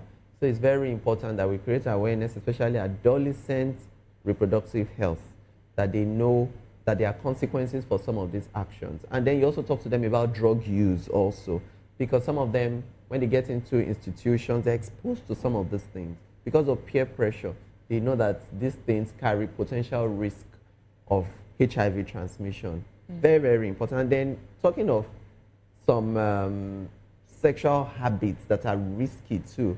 You know, there are a lot of sexual habits that people indulge in now that even carry a higher risk of HIV transmission. Yes. A lot of people need to know about this. Like anal sex, exactly, oral, all these all things. that. We need to talk about them so that people know about this, and we don't need to shy away from them, because these things happen. We can't live in denial. Yes. They happen, and they are still responsible for the higher numbers of newly infected people we have, which are young people, like I have mentioned. So we keep creating awareness, public health advocacy, and letting people know that these things are real, and it depends on your choices and how informed you are. So these are the main methods of prevention of HIV transmission. Wow. We have not even spoken about, you know, people using having personal objects, personal equipment for general purposes, Very like your important. clippers, Your clippers, and your all pedicure that. set, your manicure set, your shaving sticks, Yeah. you know, your razors. You don't, there's nothing like I am in a public place and someone says, please, can I have a razor there? And you voluntarily give them yours. Nobody does that. You don't share your toothbrush, so you shouldn't share your razors, you know? Are you sure they don't share their toothbrush? I give up on that Okay, one. we should not. Let's not even go there. Okay, right. So, you know, viruses don't check whether you are rich, whether you are religious, educated, or careful. You know, anyone could be at risk, really. So we should really, really test ourselves. So let's talk about stigma and the real life story now. Doctor, you know, beyond the mental side, stigma remains one of the biggest problems. You know, I remember reading a story about a young Nigerian woman who tested positive in her early 20s. You know, her biggest fear was not the illness. Her biggest fear was if people would find out, you know, and what would happen from there. Yeah. You know, she stopped going to the clinic appointments, you know, because she didn't want anyone to see her. She became depressed. She became isolated. And, you know, isolation is one very bad thing, you know, not talking to people and all that. And her health started to deteriorate. And not because treatments didn't exist, but because the stigma pushed her away from fear. And it was only after meeting a support group that she restarted treatment and she regained her health. And today, she's living well. So, doctor, stories like this shows that sometimes discrimination can be more dangerous than the virus itself. Absolutely. So, from your experience, how does stigma affect patients? I'm sure you've seen a lot of that. It is something worth discussing, and it's still very heartbreaking, because for me, I think it still comes from a place of complete ignorance, complete insensitivity, and lack of empathy for people living with the virus. Because a lot of people just think, this is that abominable illness. So we're talking of that. Yeah, in and fact, then they just that label you dreaded- like, that this one that you dreaded have illness. HIV. Are you And then sure you are not, even if you know, sat on a promiscuous chair, and all that? even if you sat on a chair, you know, in a gathering, they would mark that chair you sat on. Some people would make Some sure will even tell their kids not that to come closer to they you. will never sit on that chair again, or they have it sanitized, they have it. But we should know that. Some even throw it to their faces. But we should understand that it doesn't spread that way. We said it is from contaminated blood and blood products, infected blood and blood products. It's from unsafe sex, a pregnant woman to her unborn child. Yeah. You know, those are the methods of transmission. So it is not going to be transmitted because you touched the person. It's not going to be transmitted because you hugged the person or embraced the person. Really? So, it is not airborne. So you can't be in the same space with the person and believe that because the person is within the same space, you have contracted it. It's very important that we don't, put more burden on these people more than what they're already encountering. Exactly, burden. And, yes, and we should show empathy and support because, like I said, support is very, very important for any illness at all that any human has. And Doctor, I'm sorry to cut you off. You would agree with me that the emotional trauma kills faster? Yes, it does. It can aggravate things and make things deteriorate very quickly. For any illness any human being has, if he has good support system, family that is loving, friends that are accepting, people that show concern, true love, genuine support, the person's will to stay alive. Honestly, you've expanded the person's life yes, even aside the treatment, that alone, that the person has a sense of belonging, a sense of self-worth, a sense of dignity. A sense of belonging. Yeah, the person still feels I'm wanted, I'm still loved. This illness does not define me. This illness is not everything that it is to me. Yeah. I am more than this illness, and people still accept me, people still cherish me, and people still think I'm important, and they still help me build my future back. They help me put my life together. That's enough reason to live. Yes. But when everybody runs away from you, when everybody, they don't even want to share cutlery with you, they don't even want to sit on the same table with you, they don't even want to, in fact, you are isolated in every way. You're isolated physically, you're isolated emotionally, you are isolated mentally, in everything. Nobody, you are not included in anything. Even when they are counting people that will go on a trip, of course, you are naturally excluded because nobody wants you around. That alone is not only depressing, it is emotionally draining and ultimately can make the person even suicidal. Yes. Look at it, yes, because it can even tip somebody into when you are ideation. isolated, you start having very unimaginable, unthinkable thoughts. Because what's the essence of living? A sense of worthlessness sets in. A sense of worthlessness, a sense of guilt. You feel like the worst person ever. You feel like you've committed the unforgivable sin and that the whole world is against you. So a lot of people, are actually in that phase of their lives. And the only way this can be turned around is when people are better informed, when we create this awareness that these are our brothers and sisters. Yes, they have this condition, but we should show love. We should extend our hand of fellowship to them. We should extend our hand of support to them. And we should give them that sense of belonging that, yes, you may be living with this, but we still love you, we still cherish you. Yes. And we are with you along this journey. While you are taking your treatments, while you are going for your regular visits, we'll support you emotionally in every way you can to make sure you pull through. Because there are a lot of people out there today that they've lived with the virus for so many years, but because of the strong support system they had, and because of good doctors and adherence to treatment, you would never know unless they tell you that they are living with this. And we even have couples that live together happily with this condition. So it's very important that we do better as a people by being more informed. This is the 21st century. We should delete the old ways of thinking and the wrong notions and perspectives that we have or attitudes that we have towards certain illnesses, especially ones that carry so much stigma. And like it's not only HIV that is highly stigmatized. Yeah, we have psychiatric illnesses, we have epilepsy, that still has a lot of stigma associated especially with it. This one, because people, it happens openly and it comes unannounced sometimes. So when that thing happens, everybody will just like, during that seizure episode, in fact, nobody will want to give you a handshake, nobody wants to come near you, nobody wants to share anything with you again. We need to do better, yes, because these people didn't bring this on themselves. And that's why I really, really celebrate support groups, the NGOs and all of these people. The advocacy going on. Yes, I think they are doing a very good job. Yeah, but yes, while they are doing a good job, it is still to the people because they are trying to create a reorientation of the populace, and that reorientation has come from the people themselves. So no matter the advocacy, no matter the awareness creation, all that would lead to ultimately is to improve people's knowledge, create better information about this condition, but it is still left for the people to make a change in behavior and change their perception towards this condition.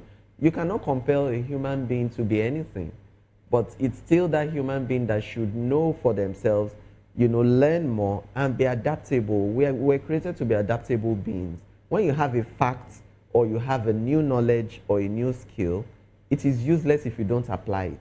So if you are now getting this information that it is not transmitted through just mere touching people or having people in your space, if you don't now apply it to your daily life, then it's useless to you. Yeah. So we appeal to people, let us make use of the knowledge acquisition. Yes. Let us make use of what is available to us, and let us help our brethren, because they are brothers and sisters. Honestly, Yeah, hugging does a lot of therapy. It's healing. It's healing, right? Very Knowing therapeutic. that, oh, I am loved. Yes, I am wanted. Yeah. And do you know what it means that somebody can't touch you? It's one of the worst feelings ever. Or people are keeping their distance, or people just don't want you in their space. No. It is horrible. So we should do better. Very, very terrible. And we shouldn't worsen what they're already going through. Yeah.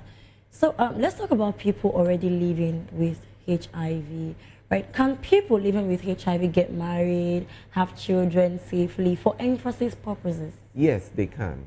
It's very possible for them to get married. You can still live a normal life. You can still live a normal life. You can pursue your dreams. You can, get to the zenith of your career. You can. Doesn't stop you from, soaring in your career prospect. You can do so many things. You can even diversify from where you are into other businesses, You can live your dreams. It's very possible. But you can only do that when you have a stable mindset and your mental health is not depleted because of the illness. And the only way we can do this is to make sure that you stay physically healthy. And how can you get that done? Is to start treatments when you need to, and to maintain the treatment. And please, let us emphasize also, we've seen people who started the treatment well, till somebody somewhere introduced them to something that would work well, and these things are not verifiable. At the end of the day, it's so sad, it's very heartbreaking for me, in particular as a doctor, watching people die because they stopped what was working for something that was guesswork. And at the end of the day, you can't salvage the situation because the harm has been done already. So please, go for time-tested and trusted methods of treatment, which is what is available in the hospitals. Please go to see your doctor. They place you on any medications. Please adhere to it. When your medications are exhausted, please go for a refill. It is for your own good. And you will do yourself a lot of good. You will do your spouse a lot of good. And you will live long for your children. And all your loved ones too will be happy to have you around for longer. It is very necessary that we emphasize on these things. Please don't stop what works for what you cannot verify. Don't stop what works for what you cannot verify. And one thing that we are not even saying here is, I have seen this one happen firsthand. People having the easily giving up mindsets, right? Like, oh, this has been going for so long. Every day I take drugs. I'm already tired. Let me just end this. Those kind of talks and thoughts. So I really feel like people should, put up a thick skin, knowing that, this has happened. What's the way forward? It's not to kill yourself. It's to just, forge ahead and keep moving, right? So really, the treatments the drugs and all of that could get tiring, but don't stop for the sake of your family. But just like I said, to quickly add to what you just said now, people are different temperaments, different reactions to stress. So there are a group of people that they may have that kind of feeling. They give up easily, they bend easily under so much pressure.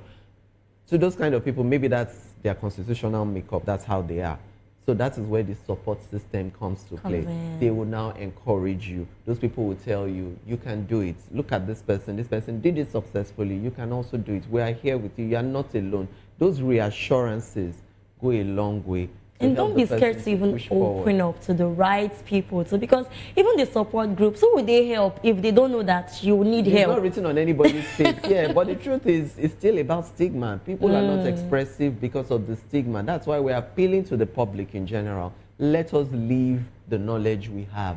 Let us apply this knowledge that we have gotten, that it is not transmissible as we thought it was. So we do not need this discrimination. We need to be more supportive and we need to be, the backbone for these people so that they can really, really do well and integrate properly into as citizens of the country and be productive. Because if we lose them, we're losing a lot. Yeah. So we need them around. We need their productivity, we need their creativity, we need their skills. So please let's encourage them and let's apply what we have learned. Right.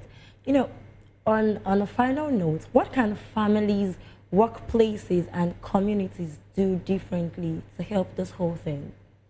Well, workplaces and families should be more accepting, less discriminatory, and then, it's okay to realize that when people live with these things, it doesn't change their humanity.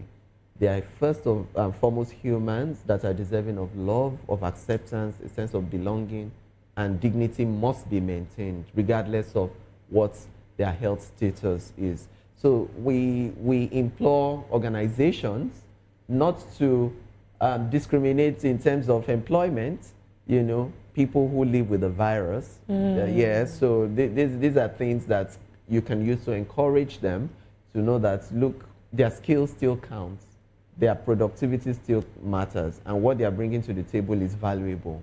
So these are the things that encourage other people to come out to be the best they can and to develop their talents or whatever skills they have. And for family members, these are your loved ones. They were your loved ones before this infection crept in. And that infection has really not changed who they are. Their identity is still intact. So somebody who belongs to your family, you cannot say you disown them now all of a sudden because of something that has happened.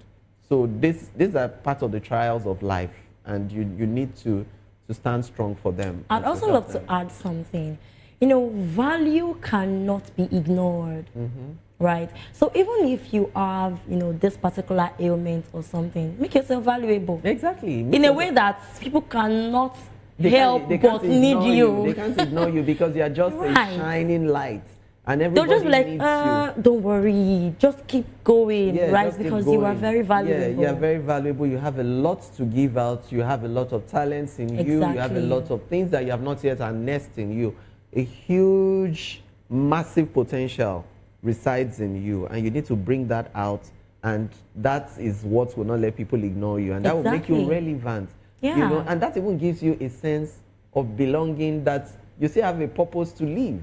And you have something to live for. Yeah. So it's very important that you don't lose hope. Never get to a point of despair, or never get to a point where you think, the end has come, because you still have a lot ahead of you. And, medicine is dynamic. Things are changing very quickly. Who knows what the nearest future may hold. We may even have a permanent cure to it. So never lose hope. Exactly. Thank you so much, doctor. Having this particular condition is not the end of the world, really.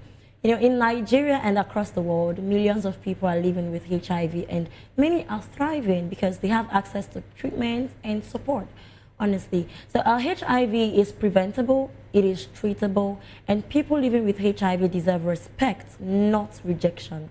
Because at the end of the day, people come first. A very big thank you to Dr. Charles. Thank you so much for joining in this conversation and for sharing your knowledge with us today. Thank you. We really learned a lot. Thank you so much.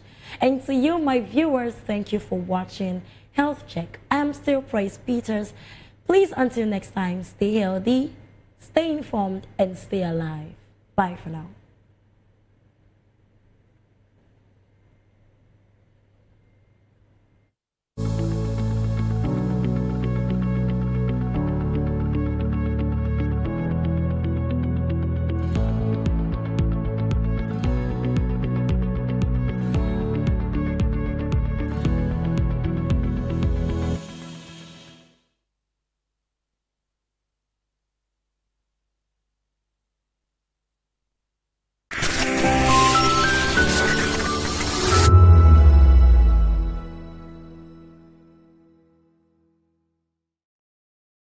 Welcome to the locker room, the home of football talk that matters. I am Jerry Apelon. Join us every weekday, Monday to Friday at 5 p.m. Nigerian time, as we share the hot takes and hot debates in the exciting world of football. And joining me are the usual suspects, Ikechukwu and Mayowa, as we break down all the hot takes and everything that's happening in the football. Don't just watch football, Leave it with us. Catch us on the Locker Room and Voice of the People television at 5 p.m. Nigerian time. And like I always say, if not 20 minutes off, with the sport. And it's Hakim Ziyech who puts the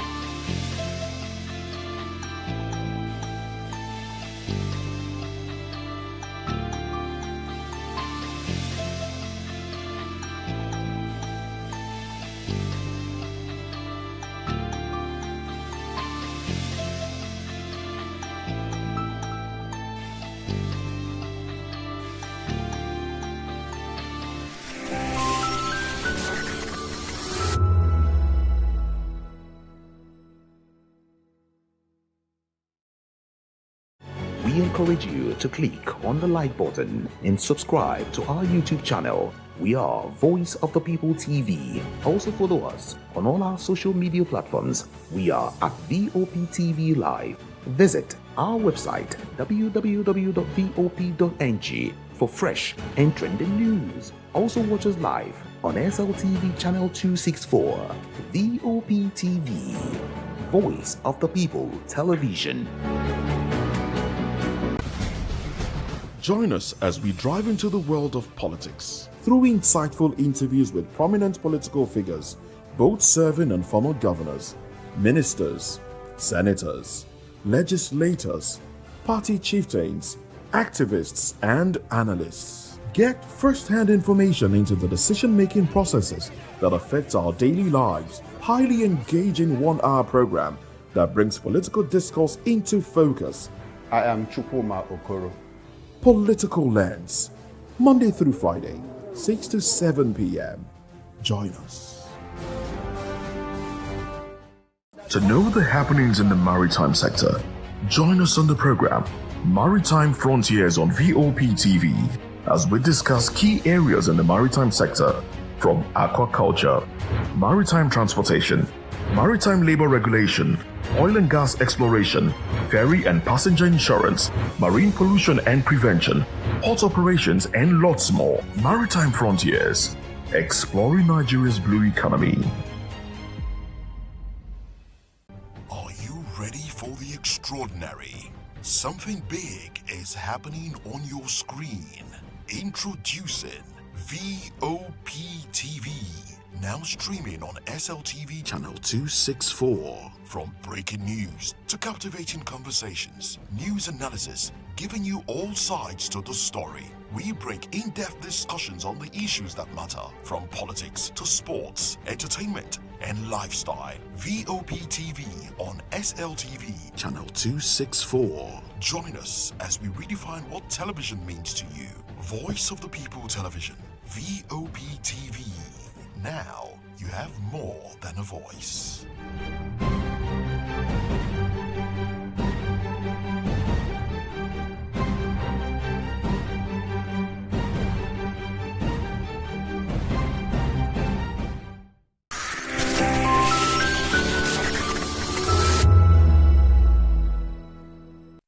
At a press briefing in Alausa Ikeja, Lagos state officials defended the recent demolitions in Makoko, stressing that the exercise was strictly for public safety.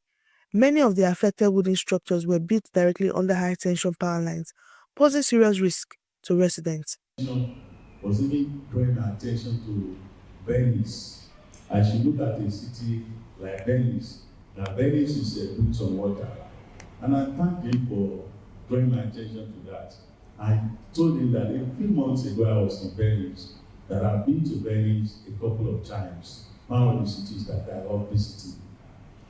And that's what you have in Venice, how you compare to what you have in Mexico. In Venice, the local authorities say they don't want something, the people will not go and do it. I said, Makoko has been there. I can understand it's like an oil block for some people. A thriving one, a flourishing oil block, they go to Makoko and portray the people as being very poor, and portray the people as people who are pushed to be living in the conditions in which they are living by the government, and portray them as people who are hopeless. But they do not know that that is one side of Makoko that they have seen. But then, we all know what is behind all of this. They send such pictures overseas and tell the world that there have been a lot of things in Nigeria. Some will even go to Makoko on their birthdays and begin to share drinks and all of that, as if the people are beggars. I think this idea of denigrating people in order to promote yourself and your interest is very bad. The special advisor to the governor on EGIS, urban renewal, Dr. Babatunde Olajide, says the urban regeneration is a top priority for the Babajide Sanwo-Olu administration. He explained that the plans aim to create a safe and conducive environment for residents while improving infrastructure and sanitation. If we do not do them, then we are endangering the lives of the people that we signed and swore and vote to protect. As a result of that, you have something, areas are being classified action areas. This governor has actually not classified any area as an action area. This has been done during the time of Asiwaju, during the time of BRF, during the time of Governor Ambode. But you see, we cannot continue to just designate areas, do you have something, as slum areas or blighted areas when we have not even tackled the ones that we have on ground. There is no need to be trying to go to other areas. So we are only still dealing with the things that we found in the books. However, we need to do it, and I've explained all of these things to you. These are things that we have to do in a systematic way.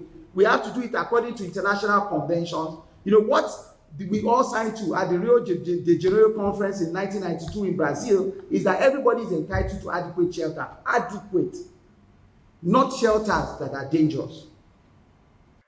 Dr. Olajide revealed that the state has committed $2 million as counterpart funding for Makoko regeneration, with an additional $8 million expected from the United Nations agencies.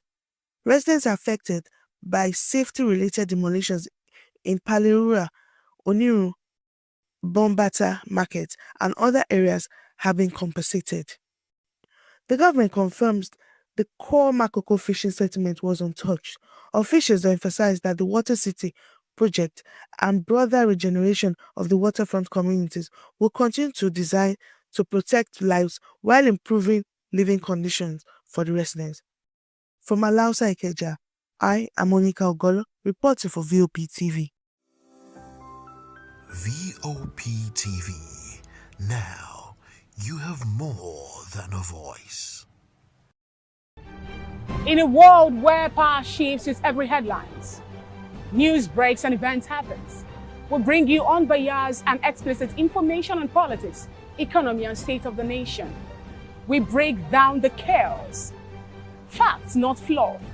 Truth, not spin. We discuss not just politics, but a glimpse into the future. Voice of the People Television. Now you have more than a voice. Good evening, Africa. My name is Mamakore, actor, model, producer, and I'm giving a big shout out to Voptv, man. Keep watching. Don't change the dial. Thank you and God bless you. My name is AY, and of course, I represent the voice of the people, and that's why I'm on VOP. AY say so. Hi everyone, it's your girl Miriam Tima from the Real Housewives of Lagos and the Real Housewives Ultimate Girl Trip Africa. Shout out to VOP, the voice of the people. You already know. Stay tuned, keep watching. And don't forget, VOP is the best. All right, hello, I'm back with Melanie Poppy Blast Game Boy. This is Voptv. If you're not watching VOP, I don't know why you're watching. Maybe you're watching your weight. Bye. Hello, beautiful people. This is Wale Ojo, and you're watching VOP, Voice of the People. Hi, guys. You already know who it is. This is New Energy. Flyers, whatever, live it. Keep watching VOPTV. Thank you. Hi, people. Ginny Albano here. Guys, please keep watching Voice of the People. Africa is on the move, a continent of rising voices, untold stories, and powerful transformations. From the streets of Lagos to the heart of Nairobi. From the mines of Congo to the tech labs of Cape Town, the African story is being written every day. Bold, dynamic, unstoppable. This is African News on Voice of the People Television. We don't just bring you the news. We analyze and bring you Africa's heartbeat, the politics that shapes our nations, the economies that drives our future, the cultures that defines who we are, the voice that must be heard. Africa News, Africa's voice, Africa's future. Where Africa speaks, the world listens.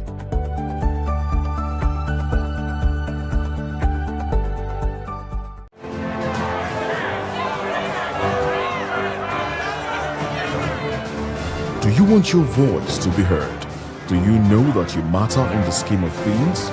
The People's Voice, the show where ordinary citizens take center stage as we discuss the biggest stories that affect you and I. With you in mind, we facilitate lively discussions, debates, and interviews on the topics that matter most to you and I, from social justice to economic empowerment, education to healthcare, governance, and more, tackling tough topics and amplifying your voice. Join the conversation and make your voice count. The People's Voice. Make your voice count.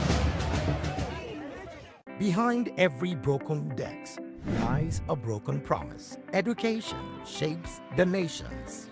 But who is asking the right questions? Introducing Edu Dialogue, the show that goes beyond the surface, exposes the cracks, the corruption, and the silence in Nigeria's education system. Edu Dialogue, Saturdays, 3 p.m., only on Voptv. We break the biggest stories, from missing funds to policy failures. We ask the tough questions and demand real answers. Edu Dialogue, this Saturday, 3 p.m. on Voice of the People Television.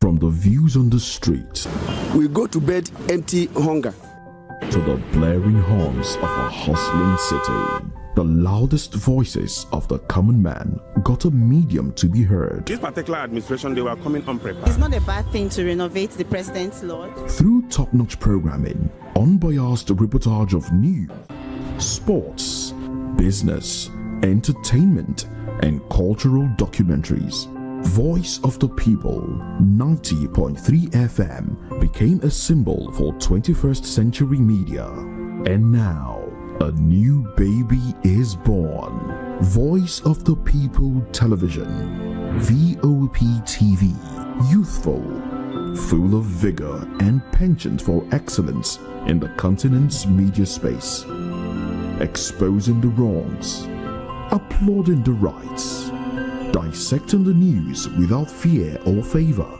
through factual and accurate stories and contents. Corruption kills three things that makes a society. Representing the interests of the people and giving them a voice. Voice of the People TV is here to stay towards building a fair society.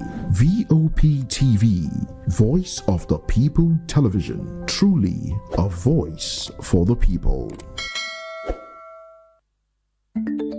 Africa is on the move, a continent of rising voices, untold stories, and powerful transformations. From the streets of Lagos to the heart of Nairobi, from the mines of Congo to the tech labs of Cape Town, the African story is being written every day. Bold, dynamic, unstoppable. This is African News on Voice of the People Television. We don't just bring you the news. we analyze and bring you Africa's heartbeat, the politics that shapes our nations, the economies that drives our future, the cultures that defines who we are, the voice that must be heard.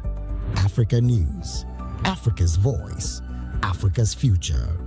Where Africa speaks, the world listens.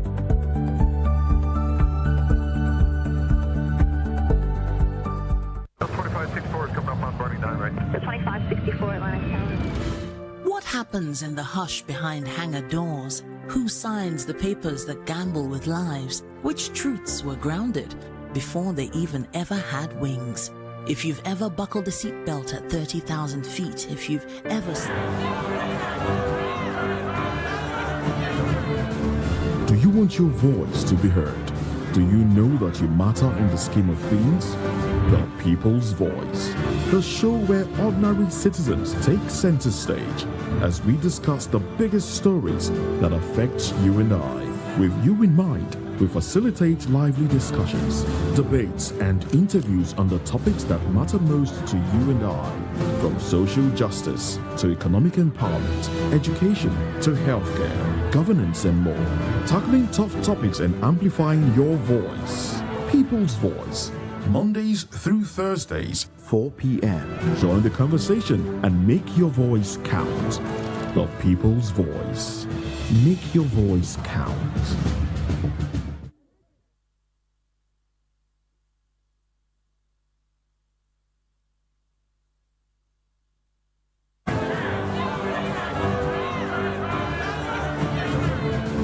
Do you want your voice to be heard? Do you know that you matter in the scheme of things? The People's Voice, the show where ordinary citizens take center stage as we discuss the biggest stories that affect you and I. With you in mind, we facilitate lively discussions, debates, and interviews on the topics that matter most to you and I, from social justice to economic empowerment, education to healthcare, governance, and more, tackling tough topics and amplifying your voice.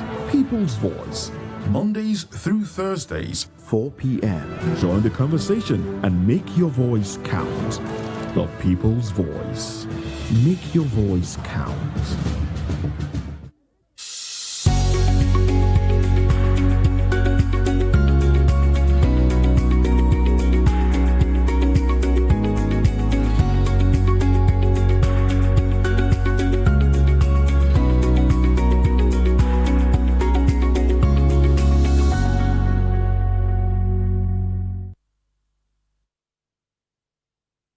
Hello there and welcome on board.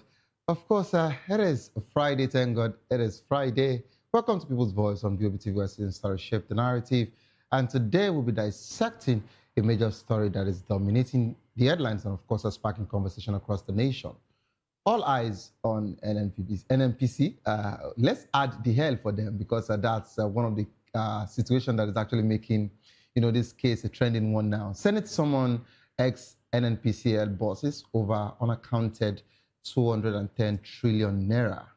Join the conversation with experts in science and perspective. Share your thoughts with us. I am Saviour Udo. Let's look into other news stories with details. Jandor betrayed interest in APC Lagos Guba race. Dr. Olajide Adediran, aka Jandor, of course, has reaffirmed his intention to run for Lagos State Governor under APC in 2027. He made the declaration in a broadcast citing his experience in governance and leadership as key qualification. Jandor had publicly declared his candidacy in October 2025, aiming to stimulate discussion on Lagos' future and, of course, developing the state. The APC has begun congresses to elect new executive, paving the way for the 2027 general elections. Jandor pledged to engage party members and the public as the process unfolds. I just hope that they would actually look into his side. I just hope, and the reason why I'm saying I just hope because I know the APC structure don't actually accommodate such. We're told that APC usually have, a long queue, and for someone who've actually moved before, he has moved to the PDP and now is coming back to the APC to say he wants a space. We already know what the queue looks like. Presently, at least for now, I can still mention about 8 people on that same queue. So I just hope that they will add him to it. Not about picking him, but of course, if they would even add him to it, as regards to the queue they have in the All Progressive Congress. Away from that particular one, ex-AGF Malami, the family secured 200 million bail in money laundering case. A federal high court in Abuja has granted bail to former Attorney General of the Federation, Abubakar Malami, and of course his wife Ashabe Bashir and son Abdulaziz Malami in a money laundering case. The court has set bail at 200 million each, with 2 sureties in like sum. One surety must own a property in Maitama or Asokoro in Abuja and deposit the title deeds with the court. The Economic and Financial Crimes Commission alleges Malami and his family laundered public funds totaling to 9 billion naira. They pleaded, of course, with the court that they are not guilty to the 16th count of money laundering and conspiracy. The trial is scheduled to commence on March 16, 2026. This case is getting more serious, and of course, we're all interested in this case. We just want to know what would, become of that particular man. I'm not saying this, I'm not talking from a point of winchant or political, standpoint, but I'm saying that for a former Attorney General of the Federation, he should do better, because the law rests on his, table. So we understand what this particular one means. So if found guilty, let the law take its course. That's what we're saying. Away from that particular conversation, let's move here to Abakari's drug trial situation. His trial continues amid assets case acquittal. The National Drug Law Enforcement Agency has clarified that its substantive drug case against suspended Deputy Commissioner of Police Abakari is ongoing, despite his acquittal in the separate asset declaration case. Justice James Omotosho discharged Kyari of 23 charges related to alleged non-declaration of assets, citing lack of evidence. The NDLEA alleges Kyari concealed ownership of several properties and failed to fully declare his assets. However, Kyari denied the allegations, stating that some properties were inherited from his late father. I love that particular one. The reason why I needed to, give that particular laughter, if he was actually talking about in Borno, where we understand, we would have said, okay, he inherited it. The one of Abuja had that particular one come. The one in Kano had that particular one come. So maybe because some of us will actually know where these properties are, and or we've actually seen when it was blown off, by the agency, and we're just surprised that how would you say that your father actually, just bought properties everywhere in this country? It's okay. It's okay if that's the case. But since the case now is that whatsoever, the court has actually, discharged and acquit a particular one, it is not affecting the ongoing one. So it means that it still has so many other cases, to answer with the NDLEA, and I don't think the NDLEA would actually want to free him for, any reason, basically, with the way they've been sounding. But of course, we just want clarity, we want accountability, and of course, we want justice to be served properly, and not to intimidate anybody or enchant anybody. He's also a person of the law, so they should look into this particular one. Away from that particular one, Tinubu's reforms yielding results, says Minister. Nigeria's Information Minister Mohammed Idris says President Bola Ahmed Tinubu's economic reforms are showing measurable results, citing a rise in foreign reserves to over $50 billion and removal from the Financial Action Task Force green list. Idris made the statement during a visit by Trade and Investment Minister Jumoke Oduwole, highlighting the administration's effort strengthen infrastructure and attract investment. The government aimed to boost industrialization, trade, and non-oil exports, leveraging initiatives like the African Continental Free Trade Area. All right, this particular one, I wouldn't say anything on it as regards to the president's reforms. I'll leave it for, my guest analysts to actually do justice to this particular, conversation here. To join the conversation, kindly call the number 09044732605, 09044732605. Follow us on social media at VOPTV Live. You can use the hashtag People's Voice on VOPTV, and of course on YouTube for Voice of People TV. Kindly hit the subscribe button, and together we can make our voices heard. It is time for us to go on a quick break. As soon as we return, we'll be dissecting the conversation. Senate summons ex-NNPCL bosses over unaccounted 210 trillion naira in this country. It's quite a serious one. Don't go nowhere, please. Stay tuned. We'll be right back.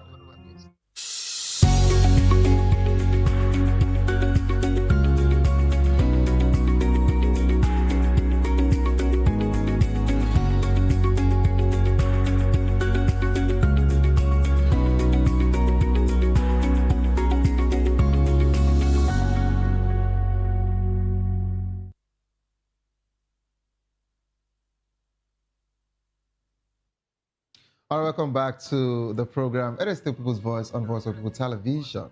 The Senate Committee on Public Accounts has summoned former NNPCL CEO Mele Kyari and other ex-officials to explain an alleged 210 trillion not properly accounted for by the company between 2017 and 2023. The committee demands answers on the missing funds, citing audit reports and warns of arrest warrants if they fail to appear. The NNPCL had claimed the funds were for joint venture expenditures and subsidy receivables, but the committee finds the explanation unsatisfactory. The panel also questioned 5 billion spent on renaming the company and orders a forensic audit of NNPCL's financial statement. This is my country, Nigeria. Okay. We're now being joined by Dr. Kayode, a social political technocrat and, of course, aviation safety expert. Good afternoon, Doctor. Good afternoon. And thank God it's Friday. Yes. Yes. Because at least after today's discussion, I know I can go and relax myself, enjoy myself, and then have good sleep. Okay. Because when you were talking about the suspended deputy commissioner of police, what's his name again? That said his father inherited his father's house in Abuja and not in Prono and all that. Who is saying it's not right? As much as snake can swallow money in this country, and we cannot arrest the snake, then even somebody's grandfather who is yet unborn can give the person house now. Abi, anything goes in this country, just anything. Okay. Can you imagine? You now telling us that a case brought before you, by an agency in our country, you are saying that case has no substance, and you dismiss it like that. And the person has said those houses were bequeathed to him by his grandfather in Abuja. Where was Abuja developed? Doctor, where was his grandfather there? What's the work of his grandfather?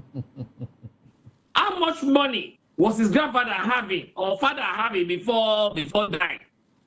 What's the pedigree of his family? And the court refused to do a forensic analysis of that before pronouncing the judgment. I mean, what a country. Don't be surprised tomorrow. That guy too will put on APC cap at one of their conventions. I'm not referring to anybody. Okay. All right, Doctor. Okay.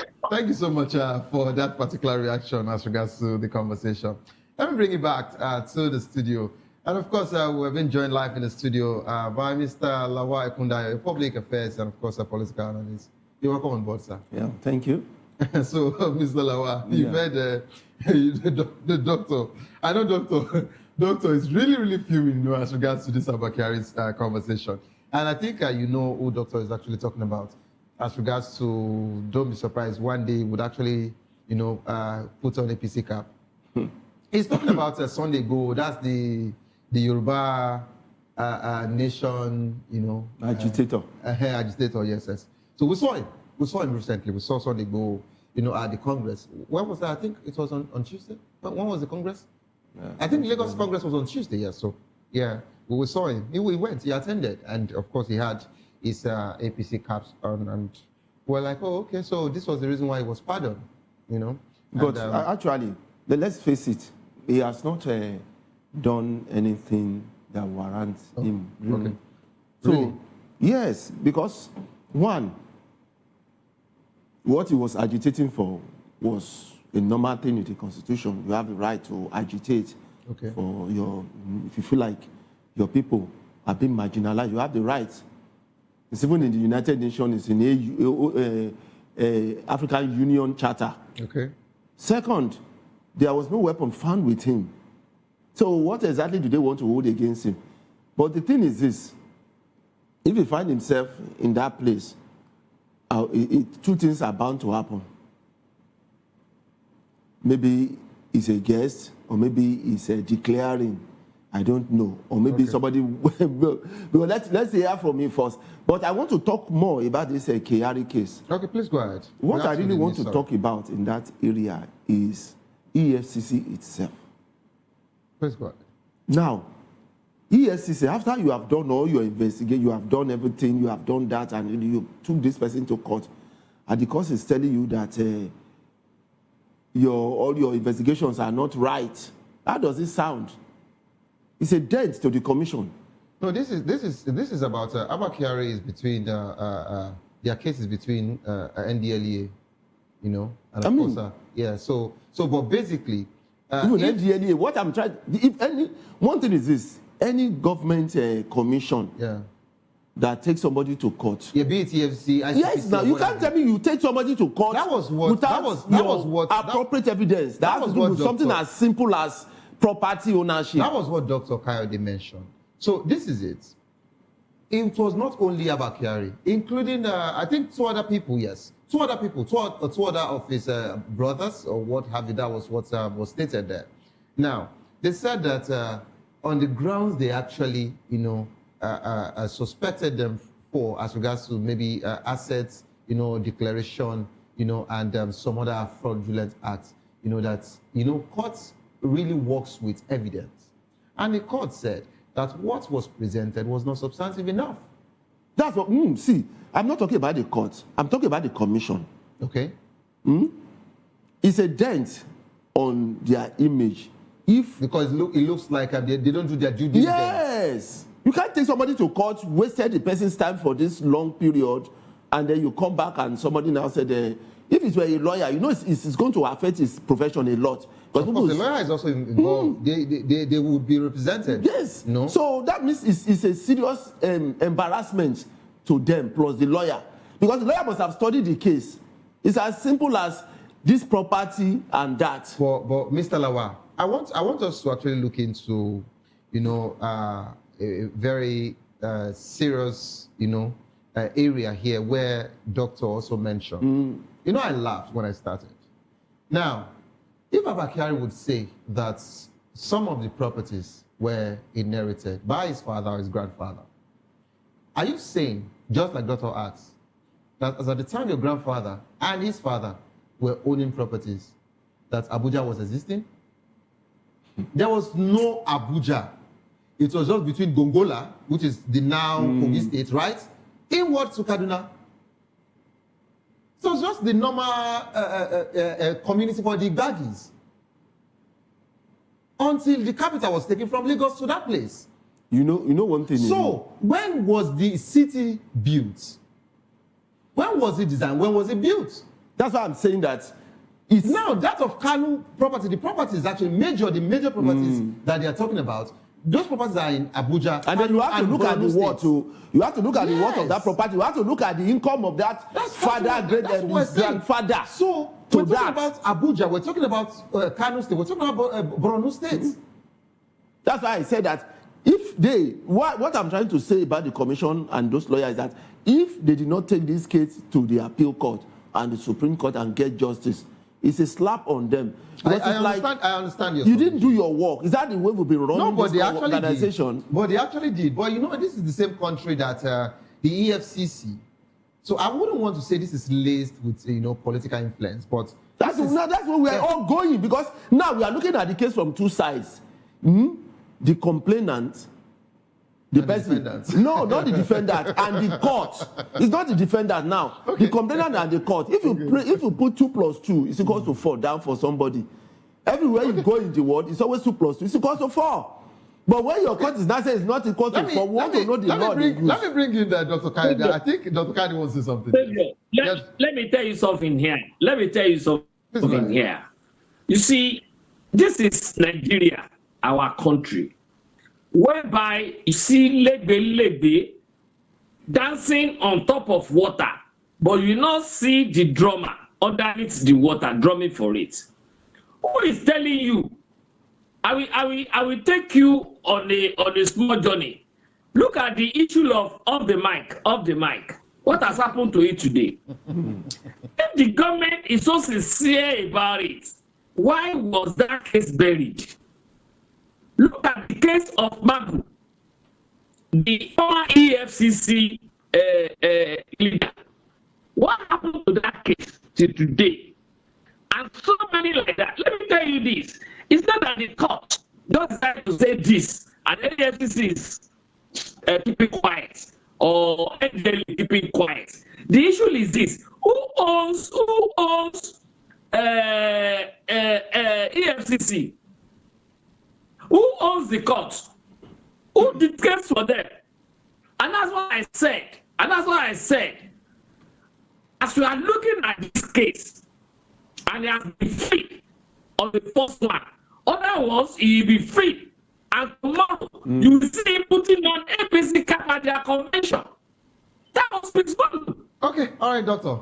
It is an orchestrated judgment, nothing more. All right, doctor. So don't blame EFCC or NDLA or whatever. We don't blame them. It is not their fault. Look at our soldiers. Look at our police. When they go out on foreign mission, they come back with medals. But look at how inefficient, ineffective they are when at home. I've not forgotten that the same onion planted in Nigeria, that when you cut it, it will make your eyes to bring out water. It's the same onion planted in Ghana, that even when you cut it, you know you haven't cut an onion. That is, they develop them on different soils, different culture, different atmosphere. So that is exactly what is happening. Don't let us blame NDLA or whatever. Let us blame the government. It is the government that is supposed to be on top of this game. All right, doctor. Thank you so much for that particular one. So, Mr. Lawal, you've heard Dr. Daniel said he shouldn't call out AFC or we are calling out the whole structures of the government, but institutions. He's saying now that the reason why you can't actually call them out is because they've done their due diligence, they've done their job, they've dropped, their case file on the table of the right, commission or the right people, which happens to be the judiciary. So anything that happens between judiciary and the executive arm is out of. Why do you have appeal? It's out of EFCC. Wait, why do you have appeal? Why do you have Supreme Court? But that was the reason why. I was about saying something, Doctor. I was about saying something as regards to this whole situation. That this was the same EFCC that declared the former governor of Kogi State wanted. Even if they knew where he was. But afterwards, the same EFCC came out to say that until the court, approves him guilty. Yes, because somebody is. So, but this is Nigeria. So let's come back. No, sir. Hello, sir. Let's come back to the main conversation. We need to come back to the main conversation. Look at what happened. Look at what happened to Minister of Finance recently. Minister of Finance, a member of the House of Reps, came up with that missing fund, and the House of Rep member queried her to the extent that she was removed and replaced by Oyedele. And we got the story that immediately after that quizzing at the House of Rep, at the Green Chambers, the guy was invited to Aso Rock. Why was he invited to Aso Rock? What happened in Aso Rock? I mean, Your guess is as good as mine, because when he now came out from Aso Rock, what happened? He declared from his party to another party. So what happened there?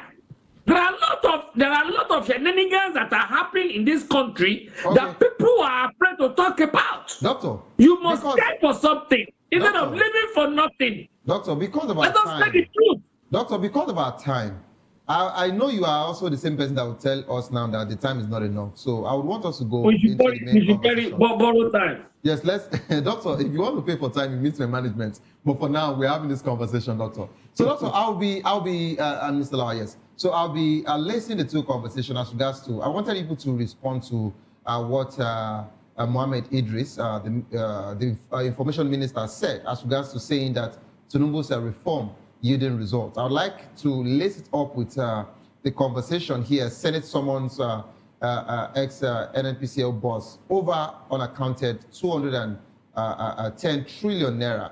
And the one that caught my attention when I saw this news was, how can, I watched the full video, you know, while they were actually at it, and the question was, how did you use 5 billion naira to change your name from NNPC to NNPCL?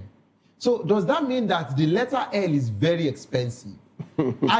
Sincerely, I want to know how expensive alphabets can be now in this country. And how much was paid to CAC? We have to get all of this clarity. Of course, it was said that forensic audit will be done, but we need to know all of this particular thing. Yeah, don't worry. We need to. And before I come back to the studio, Doctor, you heard the situation of the reforms that the information minister mentioned. Do you actually think, you know, he mentioned, I think he talked about, yes, the 50 billion, you know, foreign reserve of the country. With all of, will I say, the indices, you know, all of the data he has given to us, are you actually in support of that statement that the president's reforms, you know, in the nation is yielding results? The common man on the streets, the common listener to this program, they don't want to hear about indices. So don't let them call you now and start bombarding your social media. They don't want to hear about indices, because indices does not correlate with food on their table. It does not correlate with how much they are buying fuel. Fuel is now 937 naira again from 730. It does not correlate with how much money they have in the pocket as the sensible income to be able to pay school fees for their children, to take their children also to the hospital.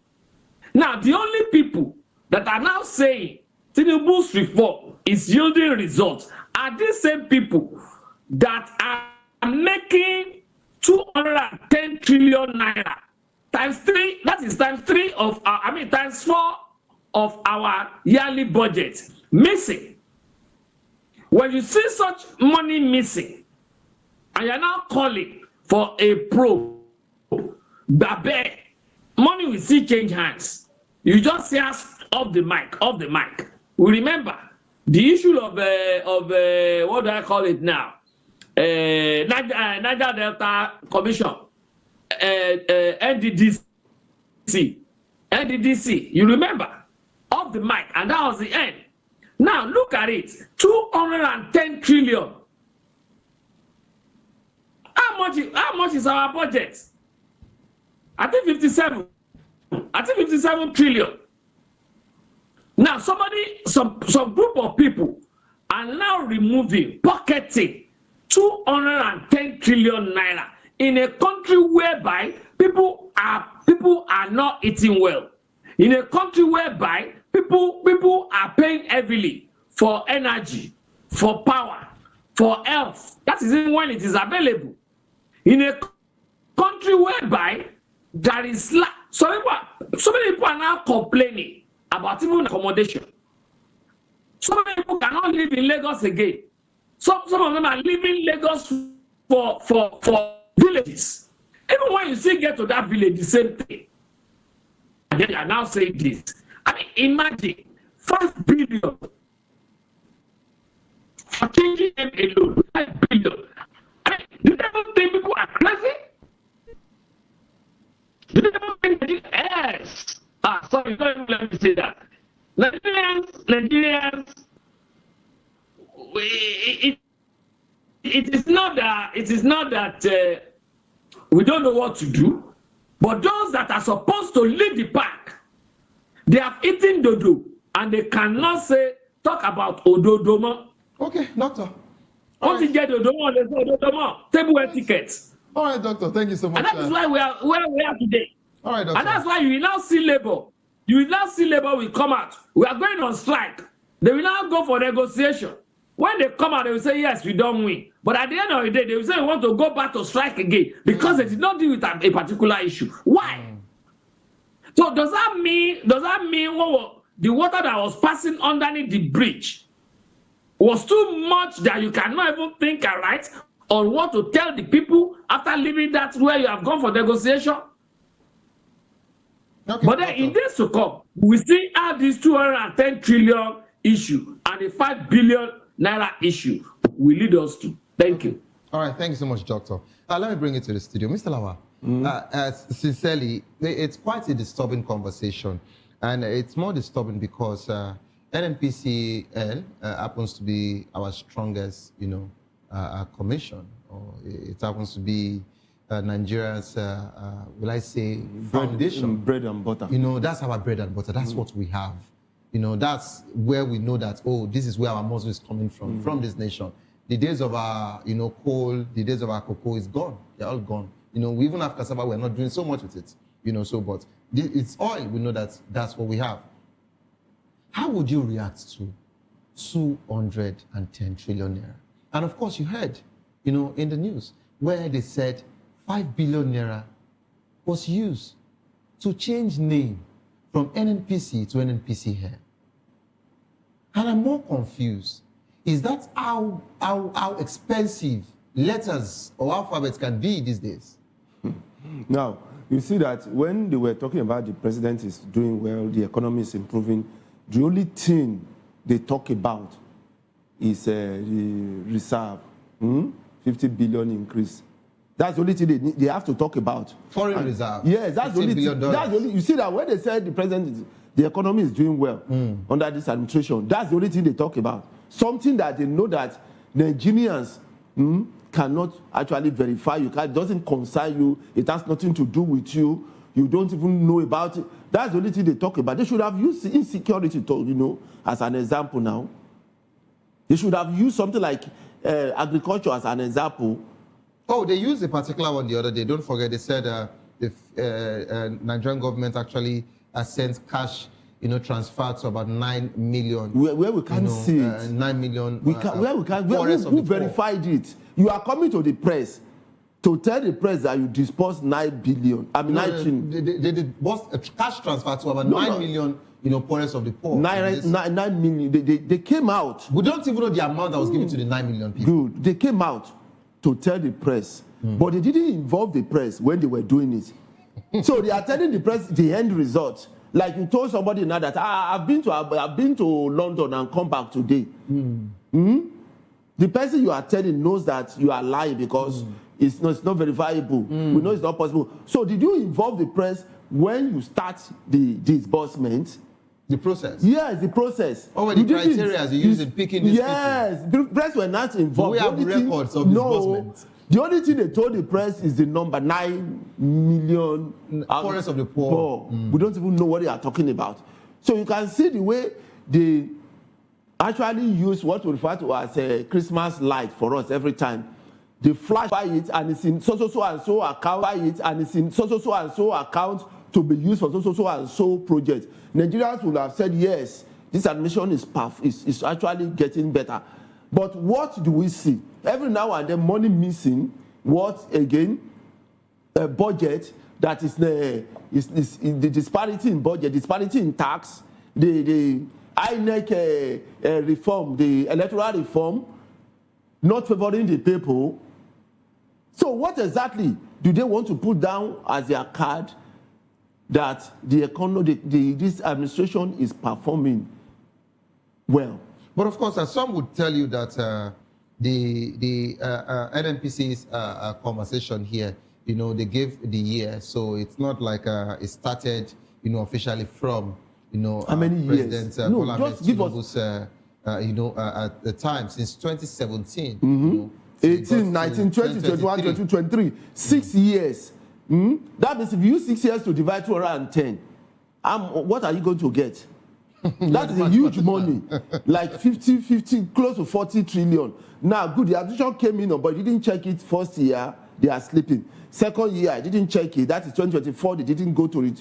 2020, when they come in 2023, they didn't check it. 2024, 2025, 2026 now, that election is coming up. That is when they are now talking about it. But you know when it comes so they'll be sleeping. I've forgotten that this NNPC is under the president, so of course. Because the president is the minister for petroleum. Is that not? And it's directly under him. But you know when it comes to audit, sometimes audits might actually, you know, auditing might actually take time. Take time, I say. What are you telling me? Are we fools in this country? That we know that you can do audit in a week, you can do audit in a day, you can do audit. I'm coming. You can do audit in a year. You can do audit in 6 months. You can do audit in 3 months. Yeah. You can do audit in a week. Is that not it? Just put the necessary what you need, the hands, and then it is done. Now, let me say we give them 6 months to do NNPC auditing. This is the 3rd year now since the administration came on board. Okay, doctor, let me explain how this. Let me explain. Sorry, Mr. Lawa, sorry.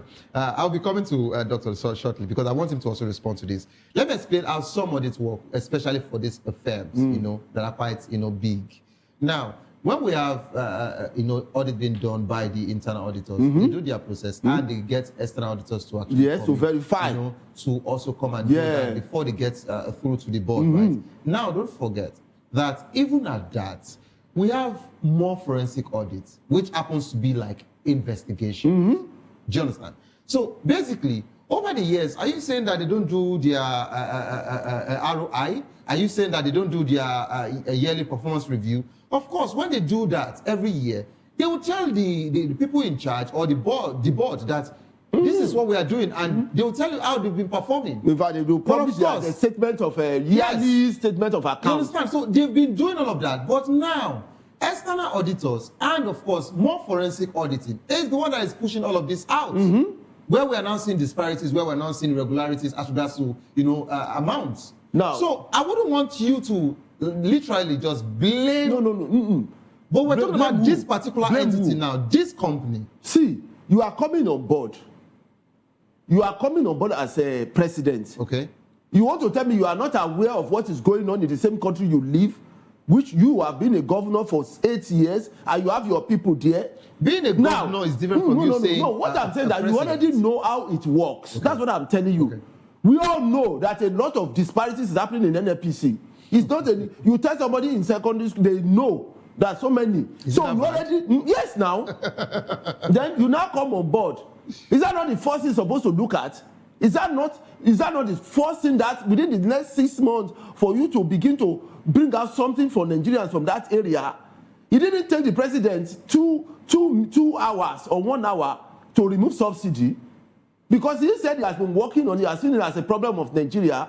You remove subsidy. What about this NNPC? And then you left it for 3 years plus. You understand what I'm saying? Okay. So this is not an excuse because the president could do that subsidy gone. That means he's aware of everything that's been going on in NNPC and ministry. I mean this petroleum ministry. We are not sure. No. For the president to come out that very day, it was doing inauguration to say subsidy gone. Yes. That means he had adequate information about that ministry. Lawa, and NNPC is under that ministry. Mr. Lawa, announcing subsidy gone is totally different from you having, you know, a first-hand information as regards to a forensic audit. Yes, no, you are not correct. Wait, let me tell you something.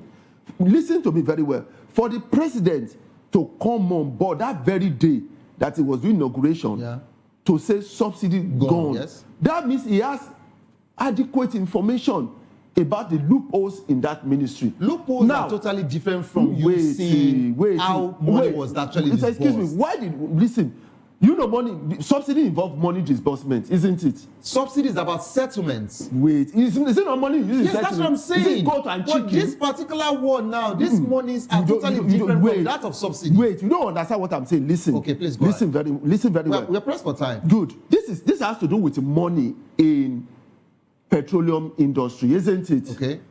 And part of this thing is this subsidy. Because money is being paid, there's an account that has to be done. Okay. So the president saw that in that area, a lot of money has been lost, isn't it? And then he thought the best thing he could do that day is so that means other areas in that ministry, he has adequate information about the financial. You can't just generalize. No, it's not because the president came up and wait. He didn't wait like 6 months before he said subsidy gone. He didn't wait 2 months. He did it that very day. So why take him this long to find for someone to detect this 110 trillion? Why this 2-3 years plus? That's what I'm telling you. I understand your standpoint, and of course we are all entitled to our opinions. But of course we know we have millions of viewers watching, and we wouldn't want to say what we're not sure of as regards to us saying that the president was given first-hand information, or of course he knows everything that has been going on with the NNPCL before even becoming the president. Subsidy is totally different from this particular money that we're talking about not being accounted for. It's still the same money. I don't agree with you. And I would want to mention to you, before I go to Dr. now, I want to mention to you, just like when you handled a particular school, right? Now, maybe you were around, in the school before, you were only promoted to, handling the school. Don't forget that regardless of what you really think about the school, there has to be a time where the board will sit for them to give a financial report over previous years from the previous person who was, in charge of the school before you came on board. And are you also saying that you were a complicit because, of course, we were working as at a time where someone else was heading you? See, if I wait, no. I didn't 1 minute to answer that question. No, wait, sir, I will not take that from you. Well, I'm not going to take that from you. What I'm trying to tell you is this. It's just a question. If you listen, you have a ministry, okay, and then you selected one aspect of that ministry, like subsidy. Yes, and you selected one aspect of that ministry, and you did something. You make a decision on it. Definitely, that means you are aware of what is going on in that ministry before you can single out that one. Because that one is not the only thing about the ministry. Okay. That's what I'm telling you. All right, thank you. So it took the president 3 years to come up with this one. That's what I'm saying. Doctor, you've actually seen that Mr. Lawal set stage for me. Even when I'm actually, wearing my, northern attire, I came in a very peaceful manner. But of course, Doctor wants, Mr. Lawal wants to finish me here. Mr. Lawal is calling out your president. But Doctor, what would you have to say as regards to how NNPCL gets to, disburse funds without proper accountability?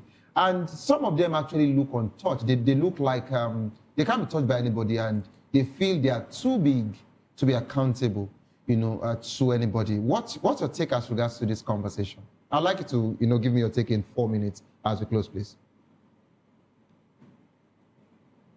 Doctor, please unmute your mic. I said, let me take my responses in flips. I'm not on mute. Are you hearing me? Please go ahead now. Please go ahead. Now, thank God Mr. Lawal mentioned the date Tinubu was being sworn in. There are some decisions being taken out of response to an issue. While there are some decisions being taken out of influence, that is now reaction, not response. Mr. Tinubu's removal of subsidy, I can categorize it as reaction out of the euphoria or say, president in Nigeria. It was a reaction, not a response. So it does not necessarily mean that he understand. I mean, he had really learned about all that have been happening in that ministry.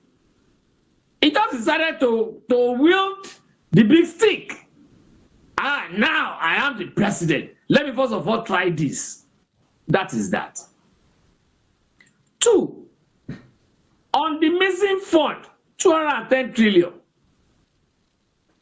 Thank God, while you were doing your discussion there, Doctor, I love the fact that you have cleared the hair for me. You have just mentioned what I was telling Mr. Lawa. Thank you. So please go ahead. Yes. Thank you. Yes. Samuel too mentioned. I was listening to you people intently, mentioned that, yes, but I know you won't like this. Chebi, it is election time. Well, it's election time now. Now, let me go to that election time. Yeah. About Kiari, this Kele Kiari, when he was leaving office, what happened? There was this missing fund there. When he was removed from office, how much? Was it 500 billion or something like that? Doctor, I didn't take it with him, so I don't know. Please go ahead. No, it was in the news now. It was in the news. I know. That was just a lighter note. Please go. Yes. The question is, how far have we gone with that? Okay. That is 1. 2, presently as we are talking now, where is Kele Kiari? Is he in the country? Male Kiari. Number 3, if we do a forensic analysis of his environment, are we going to find out that he too is now having a private jet? Is a question. Are we going to find out that he too is having a private jet? Now, Doctor, it's election time. Doctor, please, I would like you to round off your thoughts. We're pressed for time now. It's election time. Please go ahead. It's election time. We all know that when the news is being tightened on him, will he not drop some money? He will drop part of it now. And where will it go to? They spend money for election. Okay. They spend money for election now. And that's why I said, all these things, we only burden ourselves with all these figures, and then people will be crazy about it, people will get angry and all that. Nothing is going to happen. It has been stolen, it has been stolen. Only them, only talk back, only me latu back. All the money that our former father, Abacha, have been sending. Where is the money? What have you used the money to do? Whose pocket has money ended into? Look at the former governor of Kogi State. EFCC declared him wanted. They met somewhere. Why did they not arrest him there? Why? And what has happened to him today? No, what has happened to him today? So, you see, all these fraudulent activities in this country, we keep on persisting. Not until when we, the people, have made up our mind that we're going to say enough is enough. Bring our money. Look at the whole Accountant General of the Federation. See how much money he took away. Okay. All right. Look at that minister of whatever. Doctor, we're pressed for time. We have to go. Thank how you many do we want to talk about? All right. How many of them do we want to talk about? Thank you so much. But then we just use our hand. We just say pele. All right, thank you so much, Doctor. Thank you so much, Doctor. We're pressed for time. And it's gone. And that's how far we can actually go on the show. Thank you so much, Doctor. We can't take more again. I'm sorry about that, okay? Thank you. Thank you so much, Doctor. And thank you, Mr. Lawa, for being part of the program. This is how far we can actually go on the show.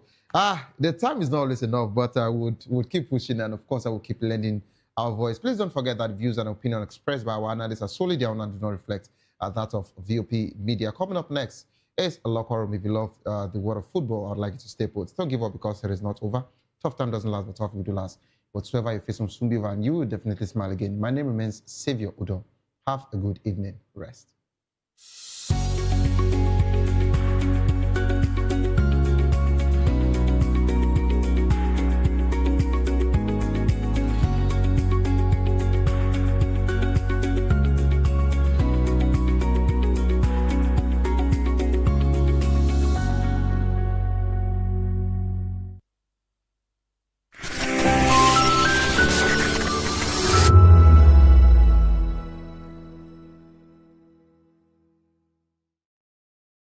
In a world where truth is the ultimate power and opinions scream the loudest, it's time to wade through the noise. Hunger no get dry.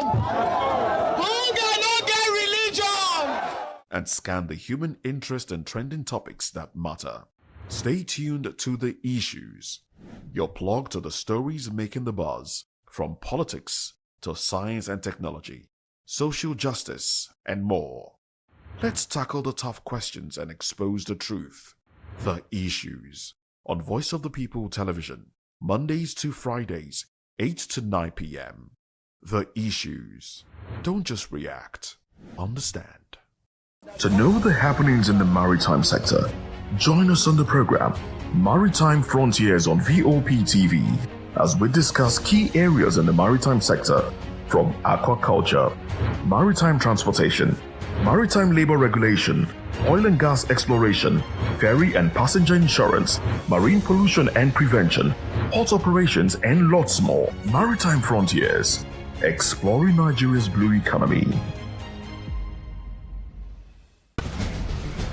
Join us as we drive into the world of politics through insightful interviews with prominent political figures, both serving and former governors, ministers, senators, legislators, party chieftains, activists, and analysts. Get first-hand information into the decision-making processes that affect our daily lives. Highly engaging one-hour program that brings political discourse into focus. I am Chukwuma Okoro. Political Lens, Monday through Friday, 6 to 7 p.m. Join us. Are you ready for the extraordinary? Something big is happening on your screen. Introducing Voptv, now streaming on SLTV channel 264. From breaking news to captivating conversations, news analysis, giving you all sides to the story. We bring in-depth discussions on the issues that matter, from politics to sports, entertainment, and lifestyle. Voptv on SLTV channel 264. Join us as we redefine what television means to you. Voice of the People Television, Voptv. Now you have more than a voice.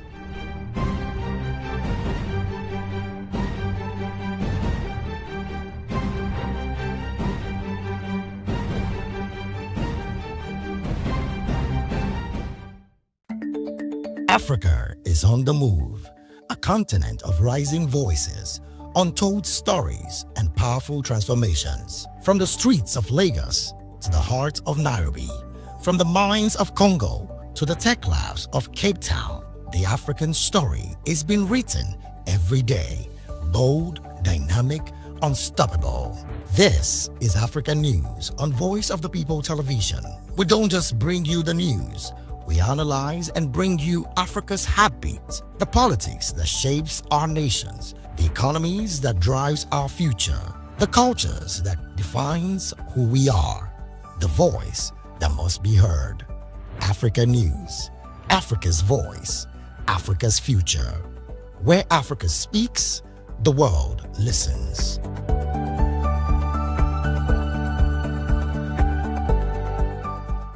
Welcome to the locker room, the home of football talk that matters. I am Jerry Ampelhon. Join us every weekday, Monday to Friday at 5 p.m. Nigerian time, as we share the hot takes and hot debates in the exciting world of football. And joining me are the usual suspects, Ikechukwu and Mayowa, as we break down all the hot takes and everything that's happening in the football. Don't just watch football, live it with us.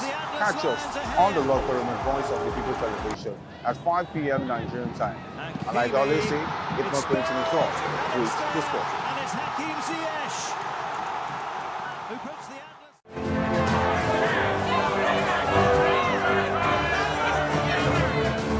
Do you want your voice to be heard? Do you know that you matter in the scheme of things? The People's Voice, the show where ordinary citizens take center stage as we discuss the biggest stories that affect you and I. With you in mind, we facilitate lively discussions, debates, and interviews on the topics that matter most to you and I. From social justice to economic empowerment, education to healthcare, governance, and more. Tackling tough topics and amplifying your voice. Join the conversation and make your voice count. The People's Voice. Make your voice count.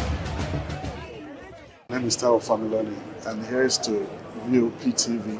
Keep watching, stay tuned, do not touch that dial. My name is Made Kuti, and you're watching Voptv. Keep watching. Welcome, my name is Zika Davis. Distinguished ladies and gentlemen, boys, viewers, everybody, boys and girls. This is Voptv. Do you know what that means? Voice of the People TV. You don't have a voice, don't come here. You better make sure your voice is heard. Behind every broken desk lies a broken promise. Education shapes the nations. But who is asking the right questions? Introducing Edu Dialogue, the show that goes beyond the surface, exposes the cracks, the corruption, and the silence in Nigeria's education system. Edu Dialogue, Saturdays, 3 p.m., only on Voptv.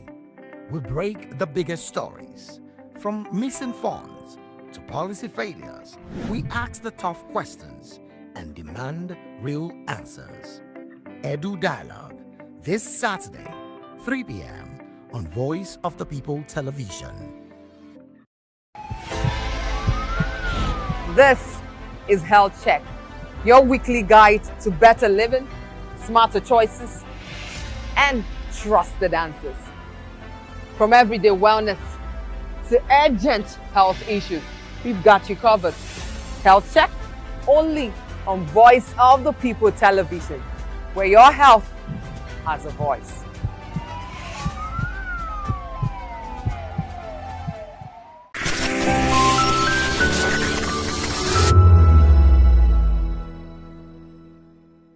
And politics, economy, and state of the nation.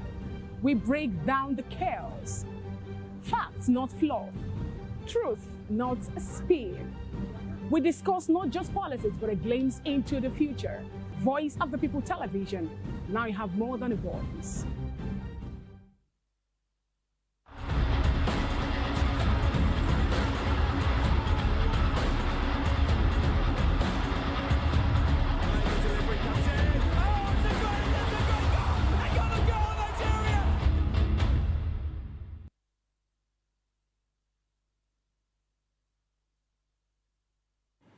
Happy Friday, football fans. Welcome to the locker room on Voice of the People Television. I am Jerry Apeliohai. I will have a lot to talk about in the exciting world of football. We're kicking off the weekend with all the sizzling football action. And joining me are the usual suspects. I like to call him Afiz, the Algerian, Afiz Omar Ogumbanjo. It's great to have you join us. Yeah, thank you, Jerry. Good evening, Jerry. Good evening, everyone. Good evening to the viewers as well. I mean, it's a weekend. There's always this excitement that comes to the weekend, you know, where you look forward to the exciting games. The FA Cup is upon us. Also, we still have a lot of twists. It's around 98 or 97 days to the World Cup. Is Nigeria still having faint hopes? I think it's going to continue to the last day. to when the Intercontinental playoff starts. I think that's when Nigerians will rest. But of course, aside all of that, the Champions League, well, of course, is happening next week. But of course, a lot of teams are building up to that one. Barcelona, Joe Kounde and Balde, the left back, like they will be missing. It was a lot during the course of the week. We saw Barcelona falling to Atletico Madrid, even though they tried to come back. We saw Liverpool. We saw also Tottenham Hotspur moving closer to the relegation zone. Talking about it, go to that. I don't know. Yeah. Definitely, I think the board made a big mistake by letting Frank go and bringing him to the. It wasn't looking encouraging on that Thomas Frank. They started well. I mean, we saw what they played against this bad. We saw what they played against PSG. Never can tell. But I think aside from the manager's tactics and all of that, I think it's about Tottenham have been very, very unlucky with injuries this season. When was the last time you saw James Maddison play? It's been a long time. I mean, don't even Kudus. Mohamed Kudus, who started brightly for them, he's been injured. Dejan Kulusevski injured as well. Solanke has been in and out of the season. Richarlison has also been in and out. Xavi Simons, hasn't been up to par. I think they've had their fair share. You know, their unfair share of injuries. I want to remember his name now. The one from Leicester City. James Madison. James Madison. James Madison. Yeah. Imagine Madison's on form and available.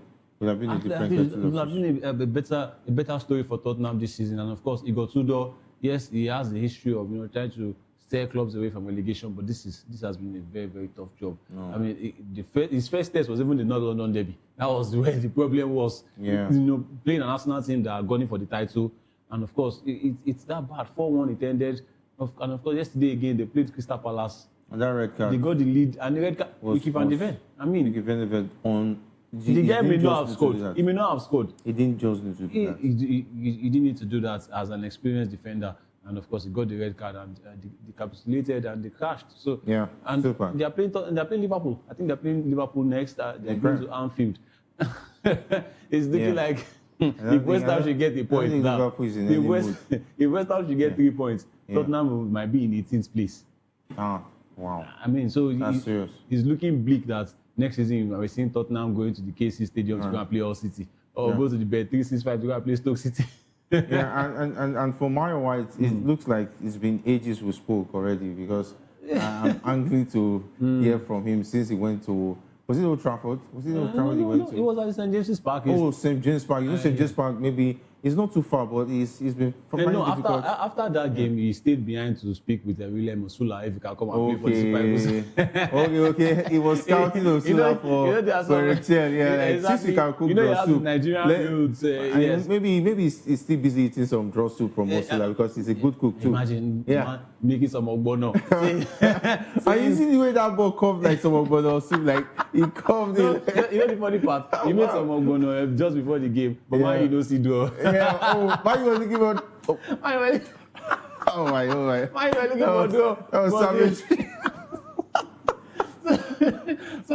So Mayowa stayed back and like, come. I saw what you did there. Can you come and play for the Super Eagles? We need somebody to pair with Osimhen up front and some Edo connection. I wish they wish they were the best as far as that was concerned. Yeah, but Man United, they're winning the league because, and they've been saying they're going to win the league. That's even the funny part. Just before they played Newcastle, I saw some Man United fans saying, there's hope somewhere. Arsenal can lose some games. City can lose some games. But for me, it's still, you have to give it to them. It's their first loss. They can still win the league.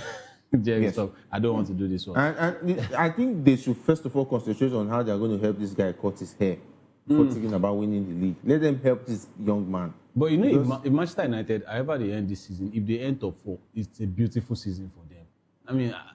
Just the way they started this season. It's a wonderful season. The way they started this season, you will have been expecting Man to get relegated. No, it will be a survivor because coming from when they also brought in players.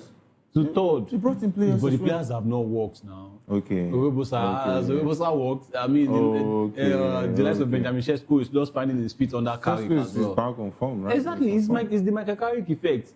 That's why I said, there's pragmatism is allowed in football. When Amorim was just so stubborn. Mayowa, are you now with us?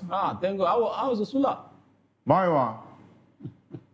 All right, it seems like Mayowa is still finding his way from St. James Park to Old Trafford. And Mayowa, it's great to have you join us. We're just talking about, maybe you were stuck in Osula's house trying to take some ogbono because the goal looked like an ogbono soup finding his way to the mouth. You know when you want to take ogbono to the mouth, it draws, it comes. So it finds its way to the mouth of the goal, like. Yeah, be careful. Like, when the seven has taken the soup, and Osula has taken the seven inside soup, try to put it in the mouth of Man United's goal. It is just curved. Another thing is that was a beautiful goal. I'm actually I don't know, maybe I want to be sympathetic with Mayowa right now. I want to just pat him on the back because if he comes back to Nigeria from St. James's Park, how is he going to be in the house with Madam as well? Because with Manchester City not getting 3 points, yeah, he might not get to even hit. They are united in defeat and draw. Draw. Yes, as well. So he eventually got the draw, but not from United. Yes. From City. At least one. I will give some draw soup to Madam. I won't be here when my I hope you enjoyed that. It's about the moment. I know he has gone at war for some while and silent. All of a sudden, Baiwa is lyrical. I thought he was doing a campaign.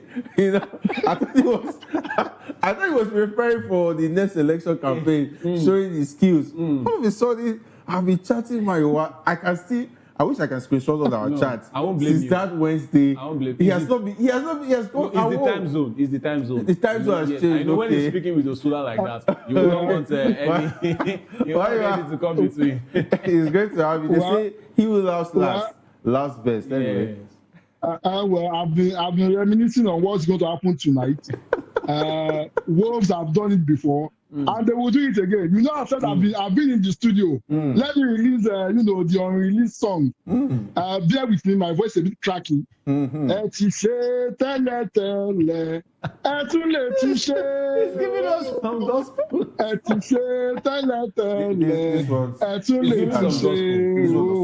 Meaning, Wolves have done it before. They can do it again this night, and they will surely do it again. So can do it. Yeah, Wolves, they've done it before. They did it during the week, and they can do it again tonight. They face off against Liverpool in the FA Cup, and I'm hoping Wolves will do the magic again and probably kick Liverpool. For Manchester United, I mean, it was if we are being sincere, banters aside, it was all week coming. I said it here. The game against Crystal Palace, we won by luck. We won because of the red card. Remove the red card, Crystal Palace would have probably beaten Manchester United. The last 3 games, Manchester United has struggled, and it's good that Manchester United lost. Everybody felt they are invisible. I myself felt Manchester United is invisible, and now I think Manchester United is back on the earth, and probably maybe Carrick will go back to the drawing board and do something better. The boys have not been playing well in the last week. We're just fortunate. I thought I would never see this day this season, but it's too early. It's too early to start wailing. Please maintain the tempo. We are honest. Don't become Bob Marley and the Wailers overnight. No, I will not take it. No, I don't like this honesty. This honesty has some contractions. It has some connotations. This is Man United fan. You know why I will not take this from a Man United fan? A Man United fan called me. Was it the weekend after they won their match and before the West Ham game?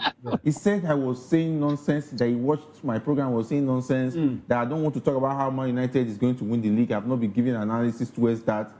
8 a.m. in the morning woke me up. I thought it was a serious call. A Man United fan. He said it too. Why said it somewhere? He said they're going to win the league. They can. So that's why I would give humility. But Jerry, I don't understand him. Even with the loss, where is United? And I mean, we are still way ahead of Manchester United. We can still even lose another game, and Liverpool will still be below us. So I mean, there's no cause for alarm. 3 points now. Look at the way you're saying way is like 80 points or 30 points. Well, I think what he's trying to say is 3 points. If you use the run down, Liverpool lose more dropping points than Man United. Okay, let's wait and see. And when you start dropping points, we'll understand. Yeah. It's able to continue. There'll be a momentum. Let's see for the next week. Yeah, exactly. And we are not playing this week, so first beat was today. Man United is not playing this weekend, so are they even in the? Are they still in the competition? No, we are not. Green beans sent them home. Okay, to go and eat beans. Oh, so eat beans this weekend. Enough beans, so that you enjoy from the draw soup to the beans. Oh wow, you've eaten like to surprise you, I had beans earlier today, so I mean. You might be correct. That's it. Thank you. All right, don't forget to subscribe to our YouTube channel. Also, make sure that you're following us on Facebook. We're also on TikTok. Make sure you also follow us on TikTok. And definitely on Instagram. Make sure you click that follow button. And you can find us Voptv Live. Let's start off with a story about the quietness by FIFA on the protest filed by Nigeria against DR Congo for fielding players with questionable nationality in the World Cup qualifiers playoff final in November, which has been described as a support for illegality. This is coming from a representative from the NFF who wanted to be anonymous in saying that the quietness of FIFA is showing that maybe they are backing DR Congo's illegality. And what do you think about the NFF saying that why the quietness is too much silence? Just give us a verdict. Let's now know where we stand. So So there will be enough time to prepare to go to the appeal. Yes, because if there's not much time, they can go to the appeal. Yeah, there will not be enough time to go to CAS, the Court of Arbitration for Sport, because I don't know. Well, I think it's deeper than it looks at this point. And Maiwa also said something on this show where he mentioned that as much as we like to trust in FIFA's judgment, you can't really trust FIFA. Now, I don't want to go into the fact that they have their own other side. I mean, we saw what happened with FIFA uncovered. But yes, it's like they are awfully silent on this issue at this point. That is what still makes me want to ask the question that did they even entertain this protest? At least even if it's from day one, they have brought out, like an answer, like a response. Like, okay, fine, we entertain this, we'll look into it. That is different. It's just like we've just been hearing only from NFF filing, NFF doing this, NFF protesting. Even the Cameroonians were not talking, just NFF going on and going on. And FIFA did not even mention anything. As I speak to you now, it is still DR Congo, on their official website that is participating in the Intercontinental Playoffs. And Jerry, we have about 3 weeks. And Maiwa, yes, he said like about 3 weeks we should have a verdict. But this is another week that has ended. We still don't know what is going on, with FIFA. Because, for the past few days, they're also under pressure themselves. With what happened in Mexico, will the Intercontinental Playoffs even hold at all? But now we are getting some feelings that it's going to be safe for them to play. All right. The tournament itself, the Finalissima as well, we don't know where it's going to happen. So I think FIFA has been under pressure, of late. But it's time for them to just give a response that, okay, look, it is DR Congo that's participating. Make it public. I think a press release is not enough. Even though a press release is like an update that, look, it is DR Congo that is playing. But I think, but on the other side as well, the NFF that has just been, how would I put it now, has been unusually active. Does the silence shows that they are in support of DR Congo? I know. It's two things, right? Yes, they can't be awfully silent. We need a response. But the silence might be like they did not just entertain it. Okay. Because I think when they go into the investigation, it's going to be deep. They are going to look at a lot of things going on. They might trace it back to the qualifiers themselves, and they might just say, okay, DR Congo forfeit, or all those teams that played from the qualifiers, if they want to benefit Nigeria, other teams that played in the qualifiers, Cameroon, they might also come out to cry foul and all of that. And it might just be like, okay, look, let's just scrap Africa. So I think it's like a lot of pressure on FIFA at the moment. So they just want to get this over with. So the silence might be two things. Number one, yes, they might look like, we don't know what's going on between them. There's an official, a FIFA official from DR Congo, in the cabinet. We don't know what's going on. Yeah, there have been questions about his tenure elongation that he should be leaving. And Maiwa, according to the source from the NFF, he says that they are supporting illegality. And he says that it is not normal that they haven't passed a judgment, dismiss it or confirm it. They just want an answer. Do you agree with this term, saying that the long silence is going to make it more difficult to even take it to CAS if they are not okay with the judgment?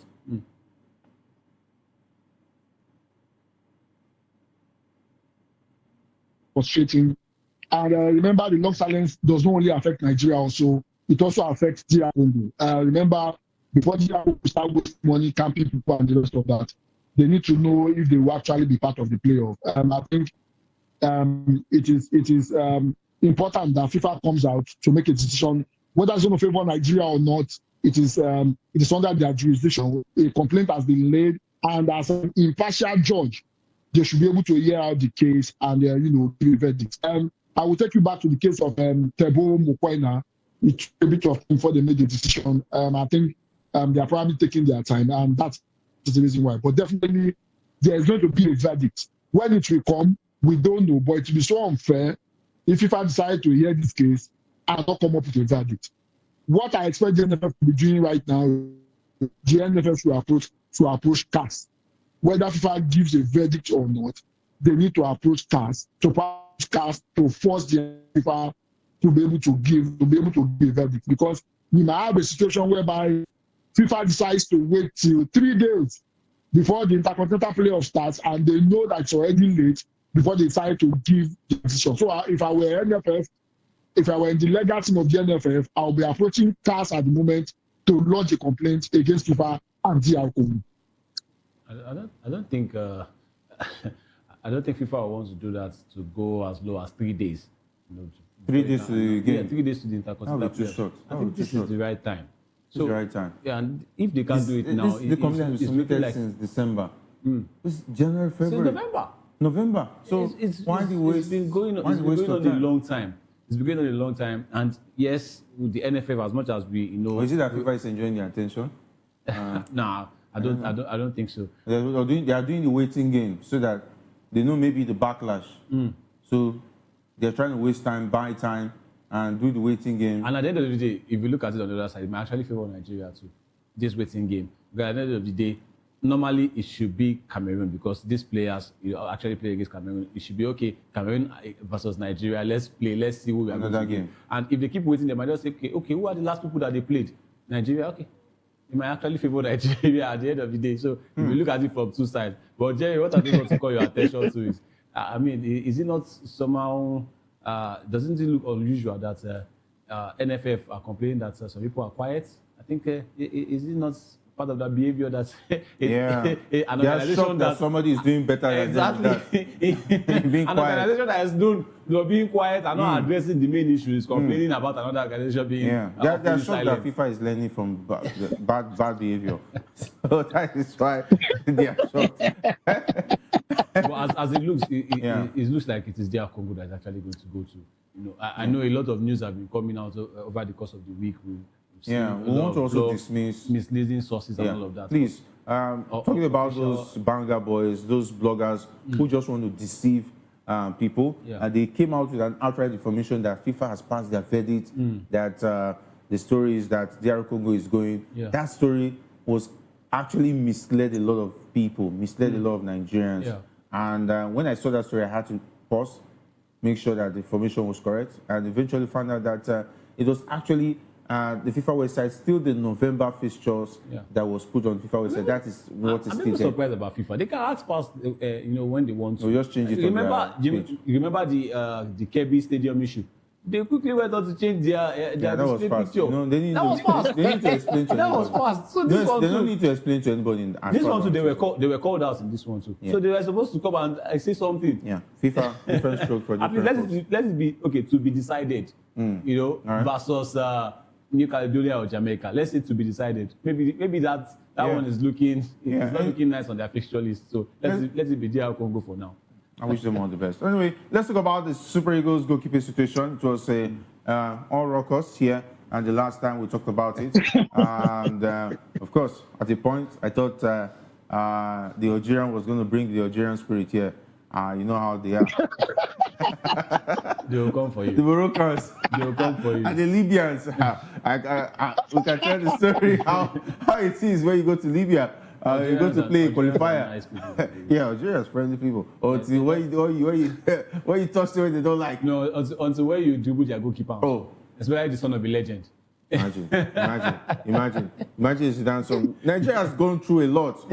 Hands of Morocco, Algeria, Libya, Tunisia. It was tough, but we won. Actually. Tunisia stuff, and maybe it's Egypt that's left. I don't know. No, Egypt.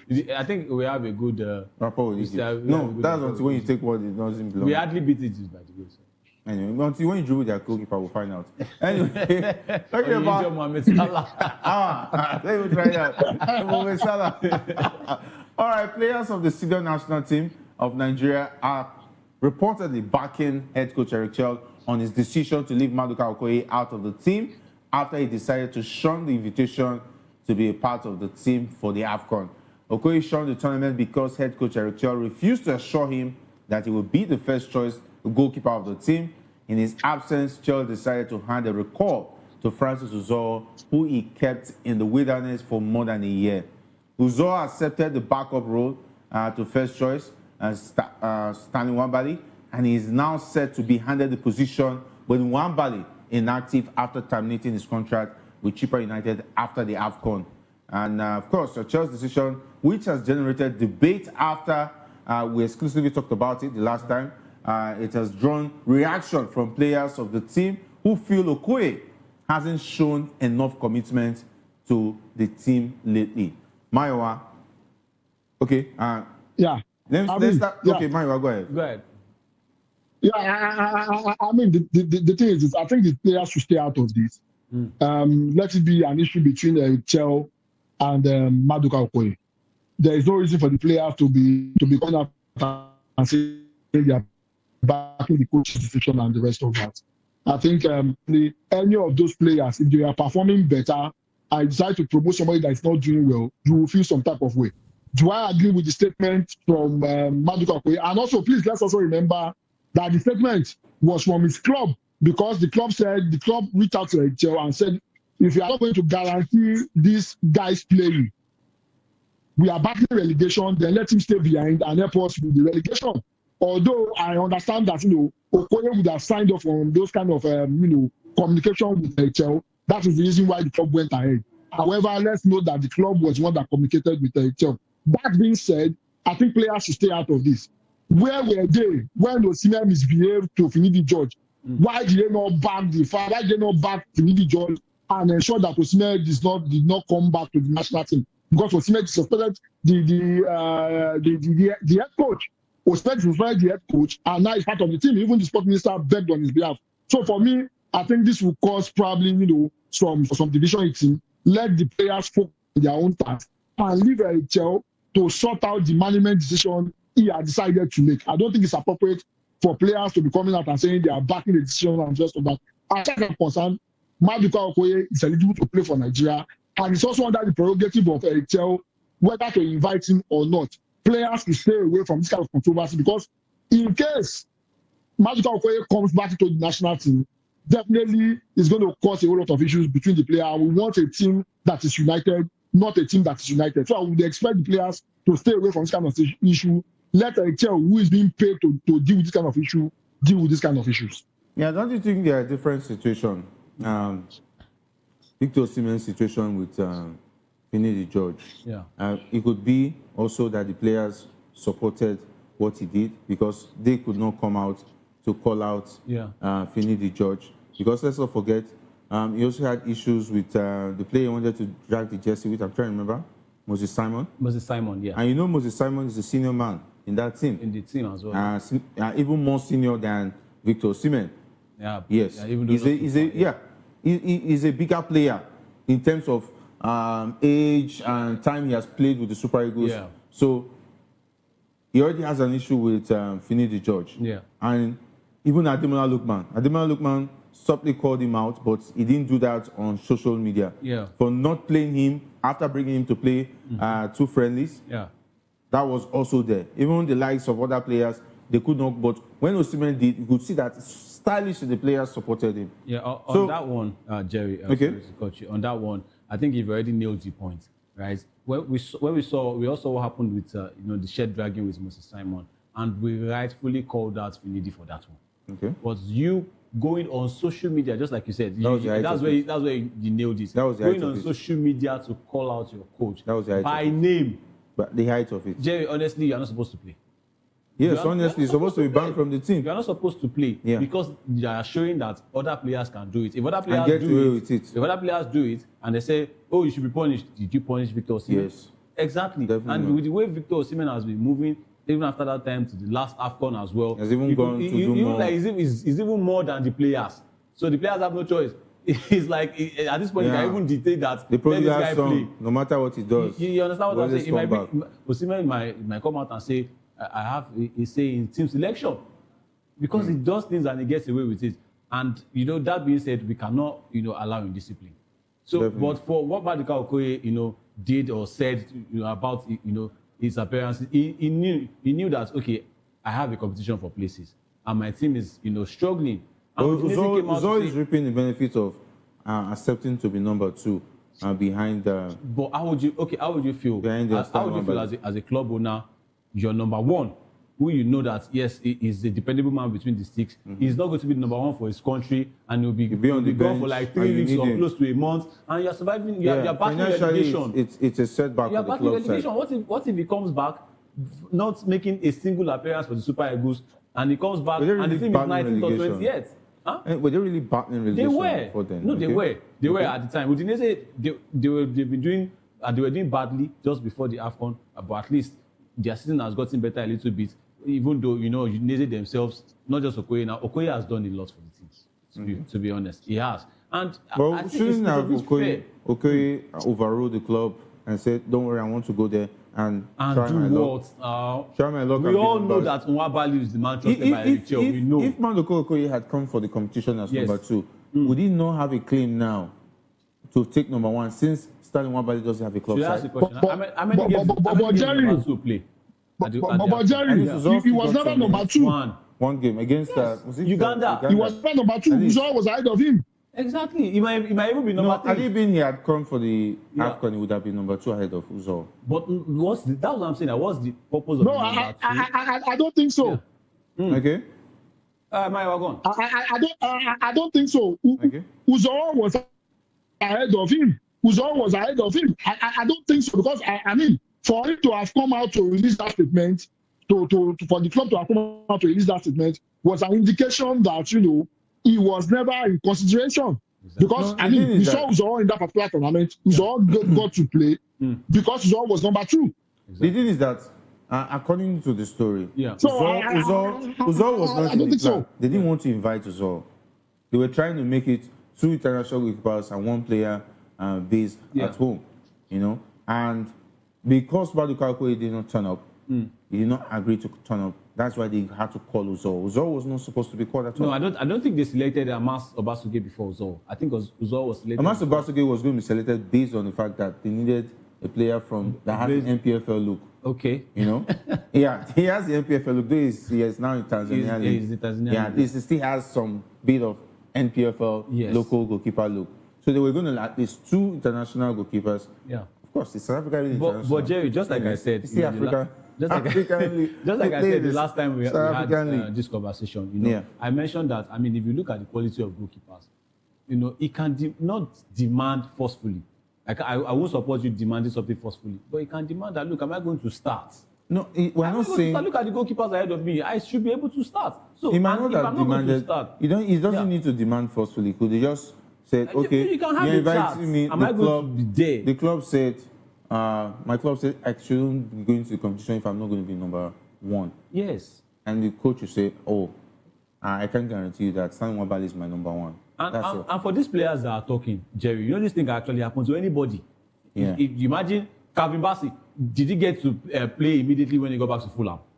He did not. He has been on the bench for a while. He was on the bench for a while. Imagine Marco Silva telling him that, look, you are one of my most prized assets at the back. If you go to the AFCON, I will play a Cuenca. You might come back and come and fight for your place in the team. If you know you're not going to start for the Super Eagles, better come and it can happen. So it happens a lot. Yes, I will support my players should stay out of it. It will cause friction. Anyway, and I still maintain my stand that Maduka is Nigeria's best goalkeeper. Yeah, and players like those who stand with the team, whether on the bench or starting.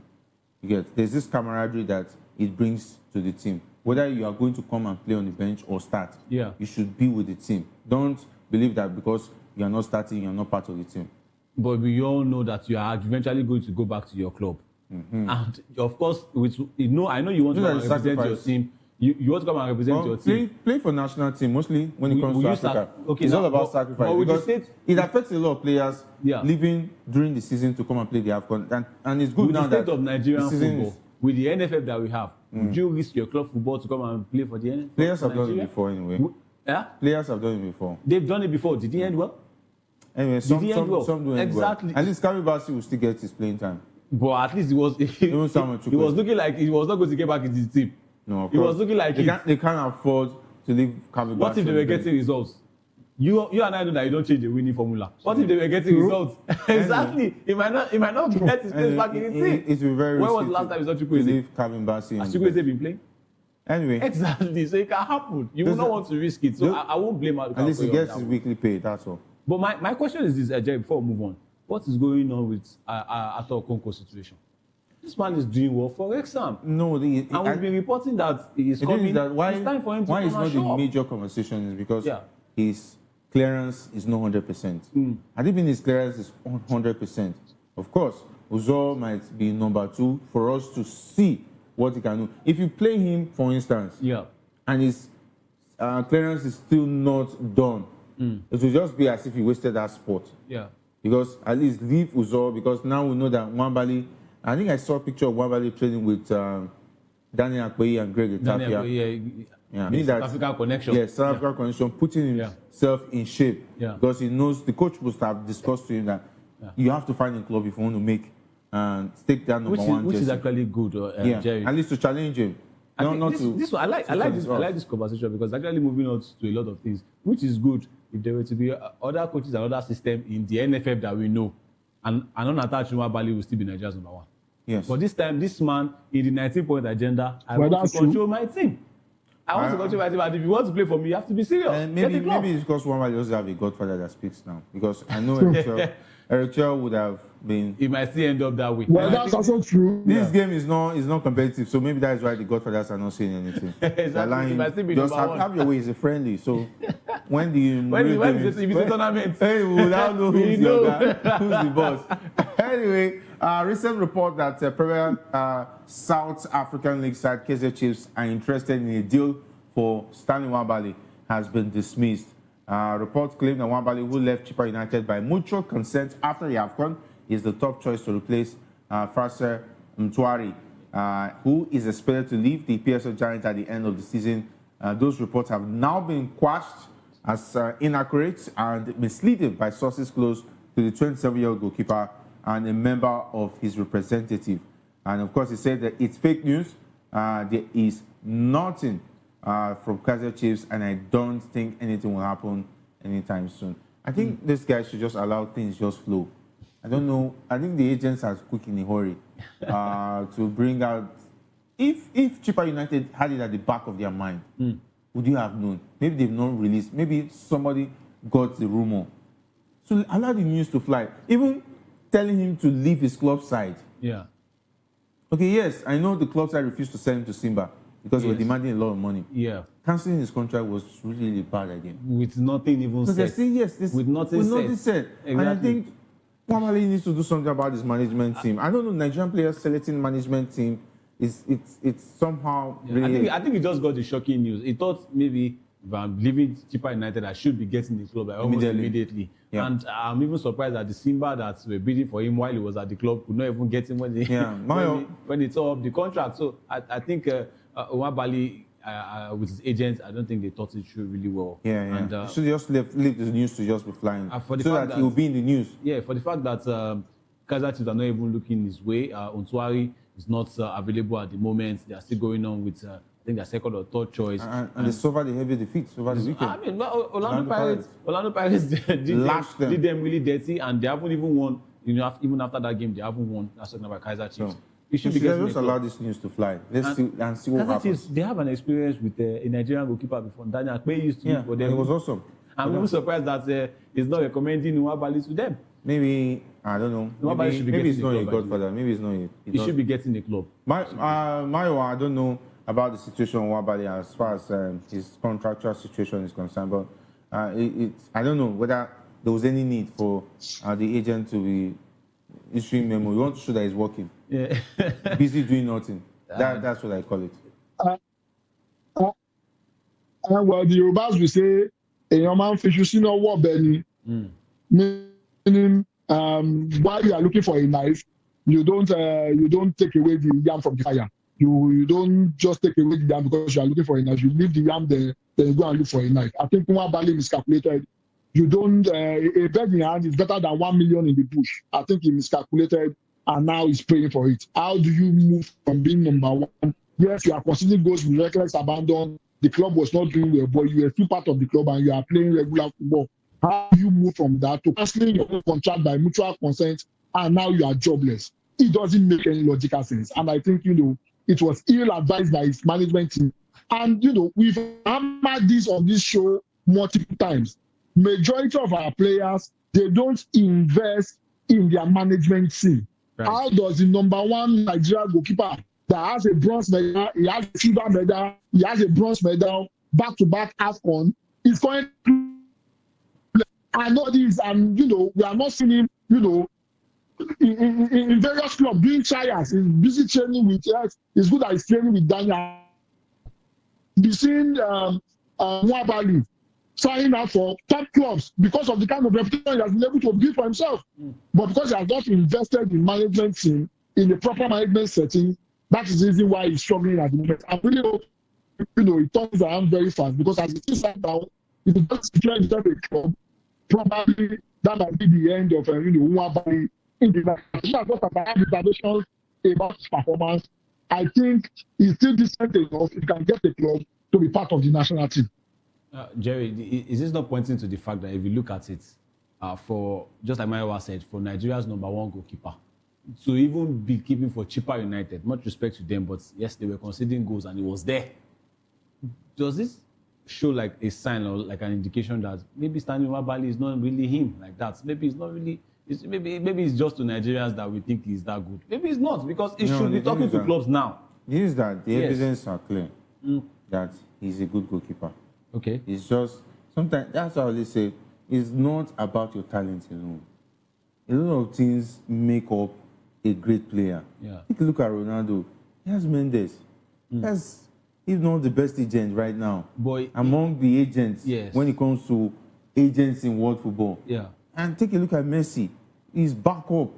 His dad is there, and of course there are a lot of other experienced people who handle his contractual talks. Same thing with Kylian Mbappe. And recently, Lamine Yamal. Yeah. Go on, Haaland. Look. You don't hear their contracts being taken like you just see the club smoothly will just I don't know. You just somehow it's as if. But a lot of work go behind these the agents scene. don't come cheap. Maybe with what is receiving at Chippa United, it might not be enough to get a top agent. You earn from every move and discussion. So it's pretty simple. Yeah. And why it even amazes me when it comes to African players is that look at one of your, I don't want to talk about the name again. Yeah. Who got his agent. Yeah. They agreed a deal, got his 10%. He stylishly maneuvered him to borrow him the money. Yeah. And refused to give him back. Imagine other agents hearing that. And you're a great player. You want to become like Ronaldo. You want big. They won't get into business with you. Yes. You want big clubs to sign you. Yeah. So if I'm an agent, I would have made sure that the 10% should be paid directly to my account first of all. And there will be trust issues. But Jerry, so, is it not funny? Is it not funny that you want to go from Chippa United to go and be Kaizer Chiefs #1? And you were considering goals, and they saw that you were considering goals, and you want to be Kaizer Chiefs #1. 76 goals. You are too harsh on Nwabali. But it was when you said reckless abandon, I was stunned. Which one is reckless abandon? Why the adjective now? Wait. You guys should take this your Nwabali. I don't understand. You conceded 76 goals. 76 goals is reckless abandon. In about 3 seasons or 2. At least he was still better than Onana. Come on. Onana playing for Manchester United with Harry Maguire. Where's Onana now? He's playing in Trabzonspor. Exactly. You don't deserve to be in a top club. That's what I'm saying. And you want to go from Chippa to Kaizer Chiefs. Nwabali Onana. Consider those kind of amount of goals playing for Manchester United. Who would you go? Onana. Huh. Onana used to get Now I know. See, Onana the case is closed. I will not argue again. Okay. The case is closed that you guys have something personal against Nwabali. Jerry, let me ask you. It's personal. Jerry, let me ask you. Onana was coming from an Inter Milan that got to the final of the Champions League. It was under Eric Ten Hag was used Onana very well at Ajax. It was fantastic at Ajax. All the best. Where is Nwabali's best club? Let's talk about the FA Cup. We are pressed for time, please. Thank you very much. I really get the message. Jerry, Rest. My one, rest. Hafiz the Algerian. Rest. Calm down. Farah Buruku Bale. Let's talk about the FA Cup. Yeah. Arsenal head to Mansfield and Chelsea face Wrexham in the FA Cup 5th round, with the Premier League clubs aiming to avoid embarrassing Giants killings, while Liverpool beat to avenge a painful defeat at Wolves. And of course, we know those are big fixtures to look forward to this weekend. The first has to be Liverpool against Wolves, which is an away game. It's going to be a very difficult one. No Usula in this one, but but there's Tolu. There's Tolu. There's Tolu. Exactly. I like the Dick T. He likes the Dick T. Yeah.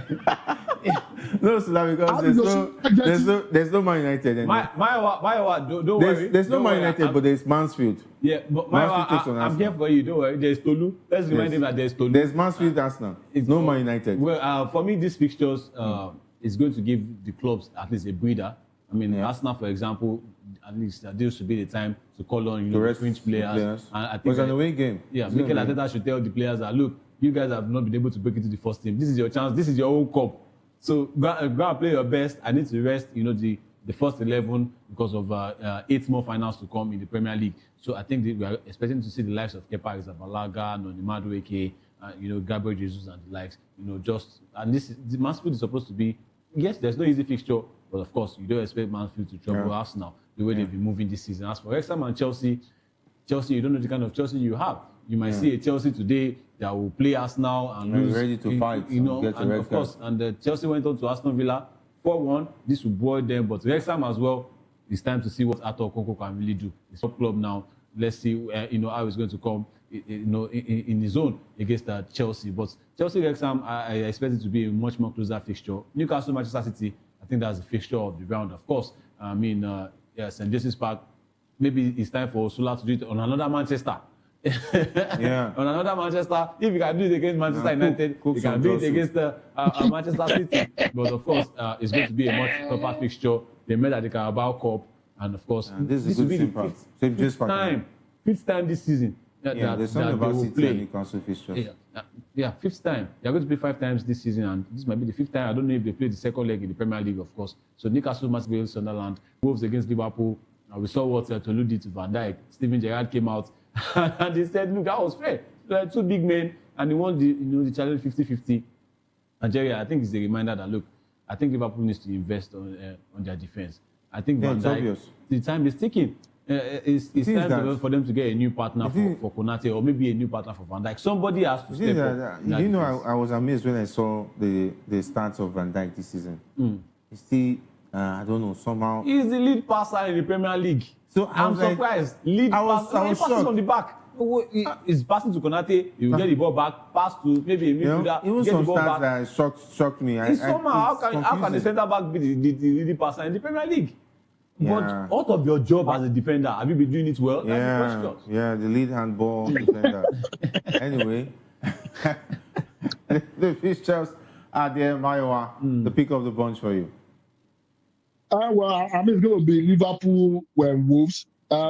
Liverpool has opened another level of alarm possession. You will see Van Dijk passing to Konate, and you end up seeing Van Dijk as the number 1 passer in Liverpool team. That is how bad Liverpool has been. And we've said it constantly, and this is not throwing shot at Jerry or anything. This is more serious now. I think I've said it consistently. Go and check all the goals that Liverpool has considered this season. 82%, according to stats, of the goals they've considered have actually come from the center of defense. It means Van Dijk and Konate are very terrible defending. I don't understand why Liverpool allow a Gueye to go to Man City. Gueye would have been a lifesaver for that particular team. So I think Wolves might do it again. And this is not me trying to throw shade. I think Wolves might do it again. I think the confidence of beating them about 3 or 4 days ago is still there. They are taking that into this tonight's match. And if Liverpool is not careful, Wolves might do it. Going forward also, Salah has only scored 1 goal in the last 2 months. He has been drawing blanks. Cody Gakpo and the rest of them, they are not finding a lot cylinder. The only person, and I think Ngomua should be making demands right now. How am I on the bench when I'm the most better performing player when it comes to attack? For the Man City Newcastle game, my wife is eyeing me at the moment, but in any case, I think this is an avenue for Man City to redeem themselves. How do you draw a Nottingham Forest that's battling relegation? How do you continue to lose points from a winning position? This is not the first time they've done it this season. And now, Osula probably saved the house job. Can Osula do it against the Man City? Because at the moment, Eddie Howe is under a whole lot of pressure. Newcastle United is not delivering the way it's supposed to be delivering, and they spent a whole lot. So it's going to be very, very interesting. But if Man City is not careful, Newcastle might just turn them again. Man City is not careful. Liverpool needs to sign. I mean, they need to. That's Jeremy Jacquet of Wales. It's not enough.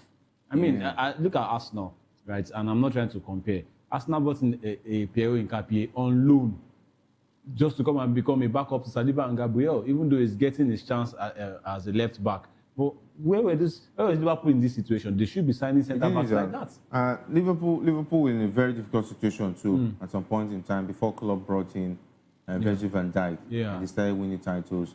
But they should be building from even that. Alisson too. Alisson has not been himself this season. I think it's throughout the Liverpool team. Throughout the Liverpool team, but of course, the backline. Liverpool. The backline is the worst.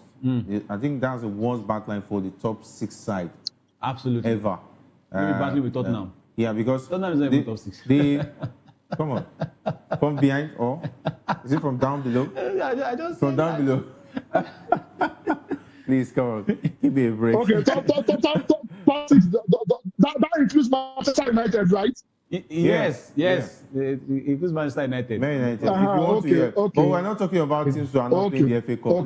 Let's talk about teams who are playing the FA Cup. Those will not be eating beans this weekend. He has already had beans. It's time for him to go to the forest. Okay, all right. All right, time really fast. We'll have to wrap it up with Real Madrid. And the coach is talking about Alvaro Arbeloa, said that Real Madrid will keep fighting as long as they mathematically have a chance of winning La Liga after slipping 4 points behind Barcelona under pressure. Coach Alvaro Arbeloa is speaking. What's mathematically? Still saying that. So they're still open. They will drop Barcelona will drop 4 points. They were actually leading with 2 points. I think about 2 or 3 match days. But the drop points was Asuna. Now they are facing Celta Vigo. They humbled them in the first leg. Do you think sacking Alonso was a mistake? Bringing in Arbeloa? Well, we've spoken about it on the show. But player power took over Alonso's job, and this time around, Arbeloa, I think it's a patch. It's just like a patchment to the club. I think at the end of the season, they will go. The patch is not patching, and I think Perez has also considered that. Look, we might not win La Liga this season, so let's see how it's going to be at the end of the season. But just try with these players that you have. At least preserve us the Champions League. That's our bet right. But La Liga is looking like a Barcelona. If you look at the 2 forms now, Barcelona are more on form. This Madrid team, winning which Champions League? Maiwa. The only game you don't want Madrid to, you don't want to play Madrid is the final. If you want to knock out Madrid now. If you play Madrid with their worst form in the final, they will win. You know that 2022, you saw it. Yeah, Maiwa. Arbeloa cannot take this team to the final. There's no juju he's going to do. Just even forget it.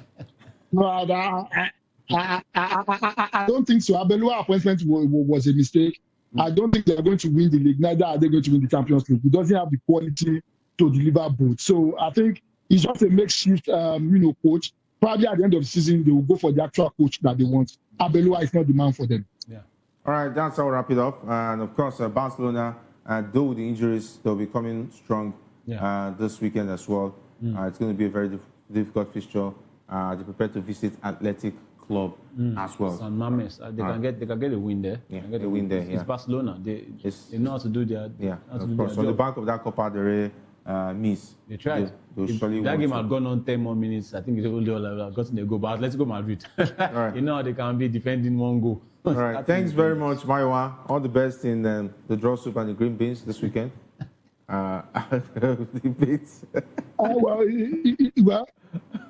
Well, it's always amazing to be here. I'm hoping that Liverpool starts the weekend for me on a very high note. So, TGIF to you, Jerry, while I watch Wolves defeat Liverpool tonight. Make sure you stay online after the match because it's going to be a win for Liverpool. All right. Thanks very much. My pleasure. Make sure you stay online too. Yeah, of course. I'm alert. I'm available. Not running. All right. Big thanks to the likes of Manfred and of course Adura and Paul, not leaving out Ikechukwu and the Arsenal fan. He's been laughing and smiling like a Cheshire cat all this while. And then he was hitting his chest at the point. He was not wearing Arsenal jersey. He was just hitting his chest. He's just trying to show that showing me a fake badge. Hopefully they will do it. All right. Up next is Political Lens with David E. He's also a Man United fan, and of course, I know you have a share of the green beans. Get him some beans too, okay? After Political Lens. I said it's already you use lens today. All right. Stay tuned for Political Lens with David E. My name is Jerry Apple. I say thanks for being a part of the show. Have a great weekend.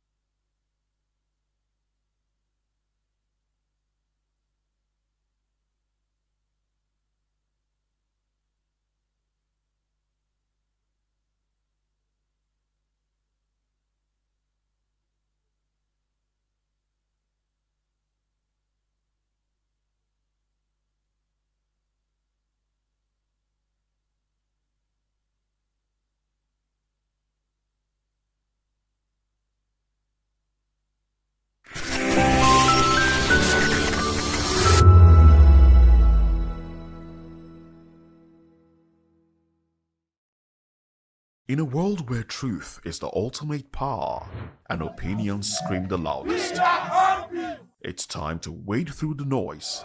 Hunger no get tribe! Hunger no get religion! And scan the human interest and trending topics that matter. Stay tuned to The Issues, your plug to the stories making the buzz, from politics to science and technology, social justice, and more. Let's tackle the tough questions and expose the truth. The Issues on Voice of the People Television, Mondays to Fridays, 8 to 9 p.m. The Issues. Don't just react, understand. To know the happenings in the maritime sector, join us on the program Maritime Frontiers on Voptv as we discuss key areas in the maritime sector, from aquaculture, maritime transportation, maritime labor regulation, oil and gas exploration, ferry and passenger insurance, marine pollution and prevention, port operations, and lots more. Maritime Frontiers, exploring Nigeria's blue economy.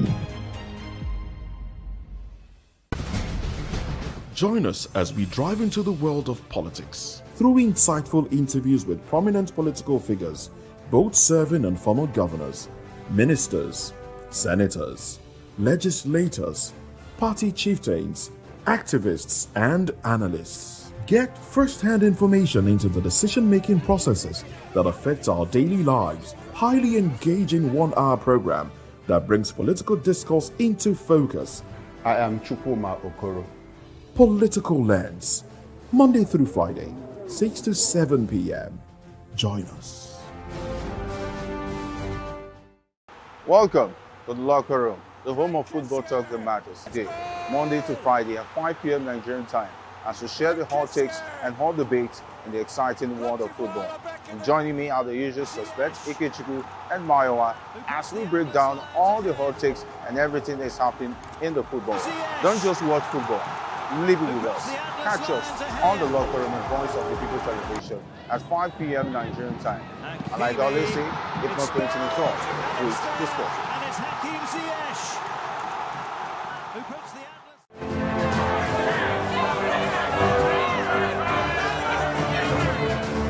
Do you want your voice to be heard? Do you know that you matter in the scheme of things? The People's Voice, the show where ordinary citizens take center stage as we discuss the biggest stories that affect you and I, with you in mind We facilitate lively discussions, debates, and interviews on the topics that matter most to you and I, from social justice to economic empowerment, education to healthcare, governance, and more. Tackling tough topics and amplifying your voice. Join the conversation and make your voice count. The people's voice. Make your voice count. My name is Tao Familoni, and here is to Voptv.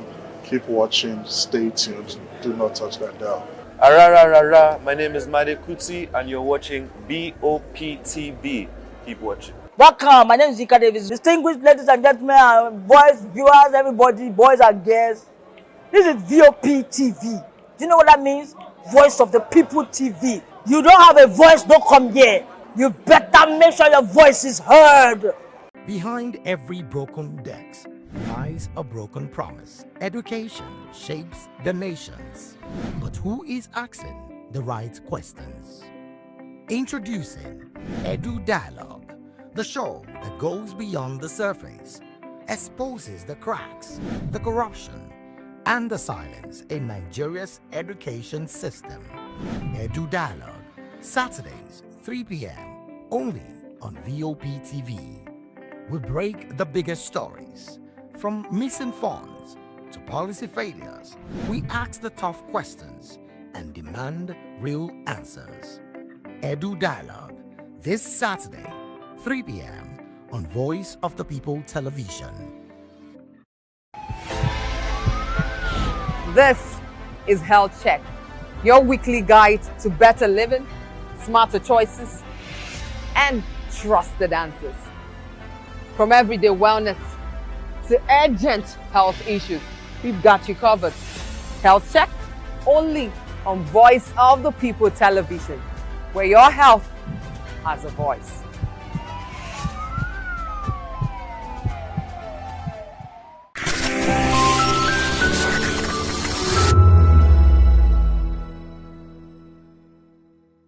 Not speed. We discuss not just politics, but a glimpse into the future. Voice of the People Television. Now you have more than a voice.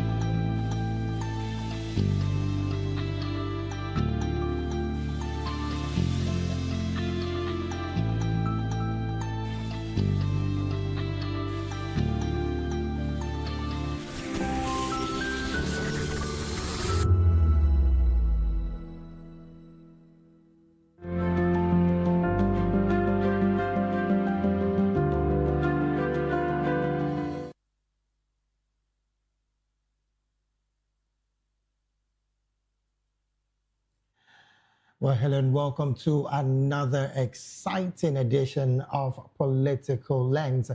It's that time of your day where we carefully make you understand how much of the entire political shift in Nigeria, what it looks like and how it is supposed to be. And most importantly, we do this not just alone. Of course, we get our analysts to make sense of the stories that made it to the show today. Well, I bid you welcome to that and to that beautiful moment. I am David Edwin. Today on the show, diplomatic shakeup. Femi Fani Kayode, Reno Mokri, ex-INEC boss, all this. Ambassador finally deployed. OPL 245 corruption saga finally ends as Tinubu strikes historic deal with Eni. And of course, NNPCL gate, 210 trillion naira oil scandal revisited as Senate summons former group GMD of the NNPCL, Mele Kiari. Well, these are the conversations we'll be having today, and I would only urge you to be a part of these conversations because we know for a fact that you're already with us. But just in case you've not subscribed to our YouTube channel, we would urge you to click on that subscription button. On YouTube, we're at Voice of the People TV, and on all other social media platforms, we are at Voptv Live. And again, I dare say, you can take us anywhere in the world with you. How do you do that? Just go to Google and type www.vop.ng.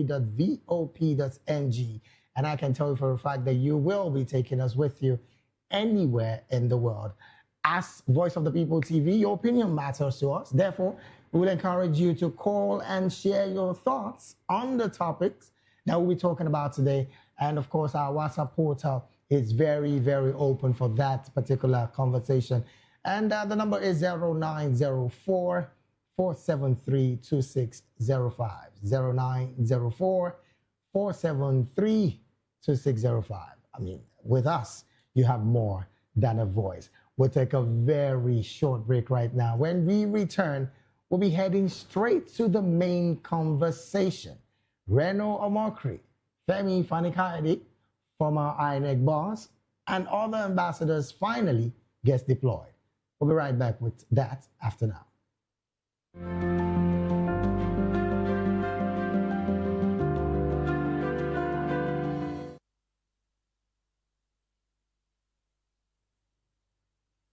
All right, I'm glad to have you back. Let's get into the main conversation, shall we? President Bola Tinubu has finally approved the posting of 65 ambassadors and high commissioners, 31 career diplomats, and 34 non-career appointees to represent Nigeria across the globe and at the United Nations, ending a frustrating 2-year-plus vacuum in many key missions after all envoys were recalled in 2023. Well, the Senate confirmed the full batch of nominees late last year. And of course, this major rollout includes high-profile non-career names like the former Aviation Minister Femi Fani-Kayode heading to Germany, presidential aide, now presidential aide Reno Omokri heading to Mexico, ex-INEC chairman Mahmoud Yakubu is heading to Qatar, Senator Ita Enang to South Africa, and former Castina Governor Lieutenant General Abdurrahman Dambazao is heading to China. With Senator Jimo Ibrahim as permanent representative to the UN, the move comes amid efforts to strengthen Nigeria's foreign ties, securing better trade deals, attract investment, and push national interests on the world stage, especially crucial as the country battles economic challenges and, of course, seeks global partnership. Now, for ordinary Nigerians feeling the pinch of hardship, high cost, and limited opportunities abroad, these postings signals a return to full diplomatic firepower. Well, some would say stronger embassies mean better consular services for citizens overseas, potential boost in remittances as well as tourism and diaspora support. Now, most improved negotiation is seen sometimes from these kind of postings, but for things like debt relief, aid, and export markets as well. The administration described it as a strategic step to protect Nigeria's renewed influence after prolonged delays in filling vacancies, with earlier partial postings to the US, UK, France, and others now expanded into their comprehensive list. On one hand, critics are questioning the mix of political loyalists in top sports, but supporters hail it as Tinubu's delivery on promises to revamp foreign policy and put capable hands in place to fly the green, white, green flag proudly worldwide. Well, I'm being joined to make sense of these stories in the studio with me this beautiful time out is Dr. Peter Anosike, a philosopher, a journalist, business consultant, and political and public affairs analyst and commentator. Doctor, a very good evening to you, and thank you for joining the conversation. Thank you for having me. Also, I'm also being joined virtually by Mr. Adekunle Afolahan, a policy and public affairs analyst and commentator. Mr. Afolahan, Adekunle, thank you so very much for joining, and a very good evening to you this beautiful evening. Good evening, and thank you for having me. The name is Adefolahan. Yes, yes. Adefolahon. Yes, Adekunle. I sincerely would apologize if I had murdered that name. But I mean, they're supposed to cane me because of my Yoruba connection. Anyways, let's get to the main conversation. And I want to start off with you, Mr. Adekunle. When you saw this list, what was your reaction, first off? And then what positive do you think this list is going to give to Nigeria as a nation? We're going to go to several angles of this conversation. But first, when you saw this list, what did it bring to her heart? And then what positive are we likely going to see from this list? Thank you very much. When I saw the list this evening, not excited because sending ambassadors to our mission is coming late because for government that has been in power for almost 3 years and now sending ambassadors to our mission after recalling them in 2023, I don't think it put us at advantage at the League of Nations. However, having said that, when we saw the list of the nominees last year, this is pure political compensation because there are some that are critical. And I give you an example, sending Ajimobi's wife to Austria, I don't think it put us at advantage. One, in Austria, we have UN office there. In Vienna, there is UN office in Vienna, and Austria is the capital. So we need a professional diplomat that can engage with UN system and other stakeholders. That is one. Two, even if at all you want to compensate people for ambassadorial nomination, there is need for also to look at it critically. Look at Mahmoud that just finished 8 years as INEC chairman. Before coming to INEC, he was executive secretary at the TED Fund. As head of department to TED Fund to INEC. Is it the only one from his state? That can't be possible. So what are you telling Nigerians? That somebody just finished your election, the next appointment you can give the person is to go and be an ambassador in Qatar. So why are we sending them? I say it's late because look at the crisis in the Gulf countries. I visited Qatar last year, December, for UN meeting. No ambassador to welcome us as Nigerians. Other nations' ambassadors came to the UN meeting, welcomed their citizens, engaged them, what to engage the United Nations system with. I went for Conference of State Party of United Nations Convention Against Corruption, UNCAC, in Doha last year, December. No ambassador to welcome Nigeria. The head of delegation was the Minister of Attorney General and Minister of Justice. Nobody welcomed him. Whereas last year, I was in Côte d'Ivoire, joined ECOWAS mission to election. It was a charge d'affaires that welcomed our former president who led ECOWAS mission to Côte d'Ivoire in October last year. Charge d'affaires, normal civil servant in Nigeria House in Abidjan, welcome Professor Yemi Osinbajo and the ECOWAS team that we visited the country during their election. So it's so embarrassing that Nigerians will travel. The first place of contact is to get to Nigeria House and see who are there, who is going to welcome us, who are we going to relate with. So for the past 2.5 years, we are not enjoying that. Now look at the incident that happened between Nigerian government and American government. As we have an ambassador in US, that diplomatic discussion will have happened. So why now? Why now? Because election is coming. And I think in this country, either a policy or if you have been elected, you shouldn't be appointed again. Now there's going to be called for by-election in where Jimo Ibrahim comes from now. Right. There's going to be by-election. We are just almost 1.5 years to the general election, and you are now appointed a sitting senator to be an ambassador to UN house now. Now there will be by-election within 90 days. Look at the cost of election in Nigeria. He has been elected. Why can't you allow him to finish his tenure and pick another person from Ondo State? Do you get it? So that is how we are wasting public resources, because INEC will call for election now in Jimoh Ibrahim Senatorial District. And like that, former governors that have been compensated because they are aligned with the Minister of FCT. You are seeing a person like former governor of Enugu State, former governor of Abia State, just to compensate them. Is that how we are just deceiving ourselves that they are going to mobilize the resources, they are going to bring investors? Which investors they are bringing? Why can't you make home better? Let the issue of insecurity get out of our problem. Issue of light, we should fix it. Investors will look for us. Do we need to be looking for investors? At how many times do we see American president looking for investors? Why can't we make the environment to be conducive?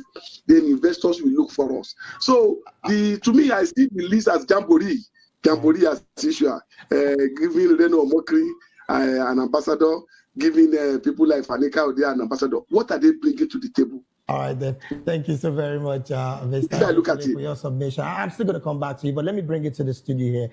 Doctor, same question is what I'm going to ask, because I want to just start off this conversation on the very simple platter. When you saw that list, what was your first statement that came to your head and your mind? And then what's the positivity? Disappointment. When I saw that list, the first word that came to my head is disappointment, because that's not even up to second. You know, in a football match, we have those that are on the bench. Right. But the most important is they wear the jersey of their team. This group, none deserve to wear jersey. None deserve to be on the bench. Why do you say so? They were not appointed on merit. No, they were not appointed on merit. None of them was appointed on merit. Understand? This is just a reward for helping to rig election, a reward for helping to manipulate election. Understand me? So none of them there. No level of meritocracy, none of any of this? Mention one. Just mention one of them. So this is just a compensation for helping to manipulate election, helping to rig election. Understand me?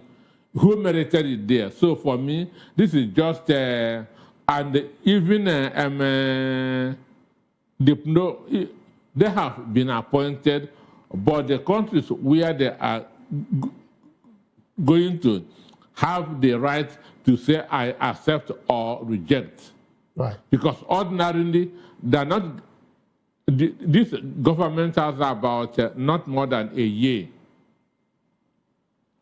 in office. So which means you are appointing people who will not stay up to a year before the administration ends. Now that is another concern, because Mr. Adekule also mentioned Senator Jimoh Ibrahim being the permanent representative to the UN in that same list. And this is a man who, again, is supposed to be in the Senate. Now, is it possible that he so deserved to be in that list from the part of the presidency to wanting to take him off a senatorial seat, representing the people who elected him? For Jimoh, I know that he lobbied for it to be in the UN. Understand me? He lobbied for it to be in the United Nations, but because he has been there as a director for many years. Understand me? Jimoh Ibrahim has been there as a director for many years. Even he has been in Dubai for donkey years, working with the UN. Understand me? So, but I'm not talking about Nigeria. I'm talking about where they are posted. Okay. Countries always want people who will come and stay a minimum of 3 years. That's what countries want, because a year wouldn't give you such a time to know about the country, their policies, their programs, and so on and so forth. So what does this imply in the global image of the Nigerian country, as it were? What does this imply in the global image now with this kind of decision from the presidency and, of course, this posting? Well, let us start with the country first. Tinubu don't want to be seen as has failed some people. Understand me? He don't want to, because a nation is coming, that's January and December next year, less than a month now, because we are in March. A nation is coming, that's in the first month, that's of 2027.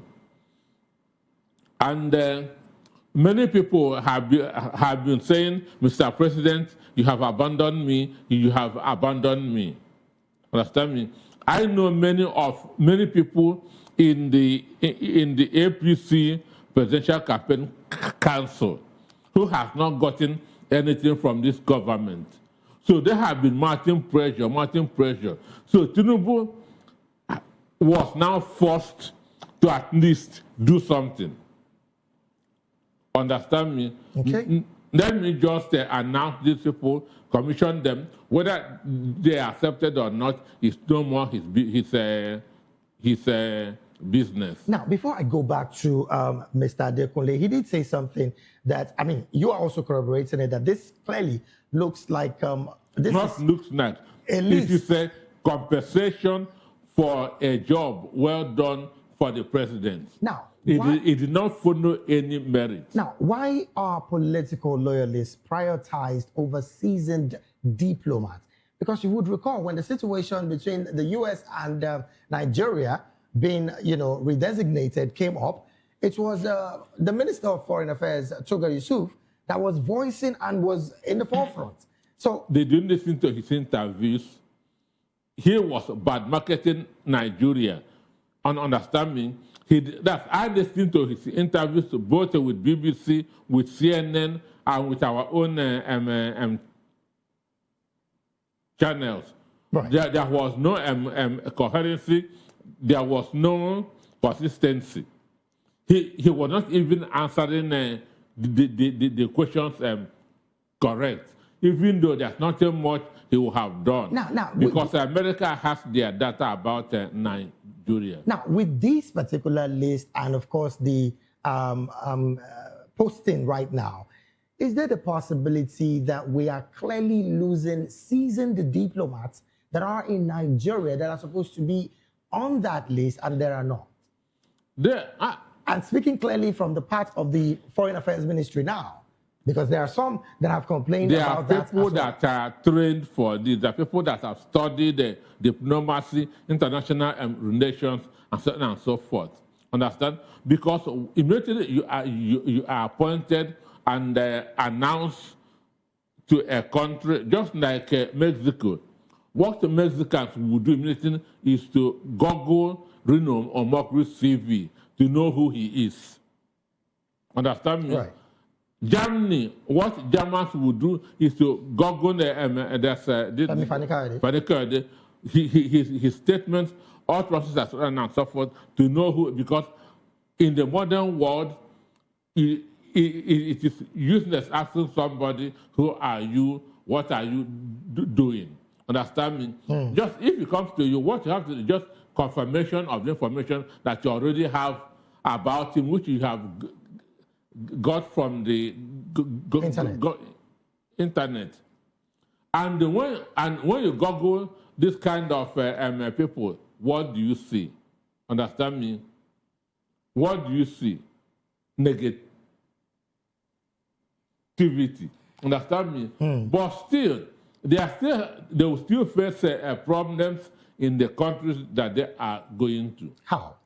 1 year, many countries will not accept an ambassador coming for just 1 year to their country. Okay, let me go back to Mr. Adekunle. Same question I want to ask. As it stands, are we clearly losing our seasoned diplomats? Because again, the foreign ministry sometime was complaining about this list before it went to the Senate. And whether we like it or not, the list is already out and these guys have been posted. what's the implication of this kind of list and the posting? Plus the fact that Dr. here did say some countries might just not accept representative from Nigeria that will just spend over a year in their country. I think, yes, they will not even take us serious. That is one thing.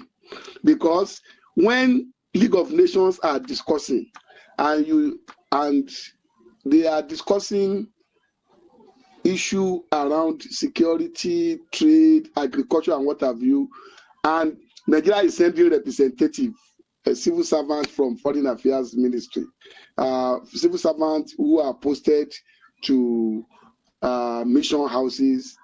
So, and now sending ambassadors that will go and spend 1 year and 6 months. It's going to take him 9 months to even get to the country.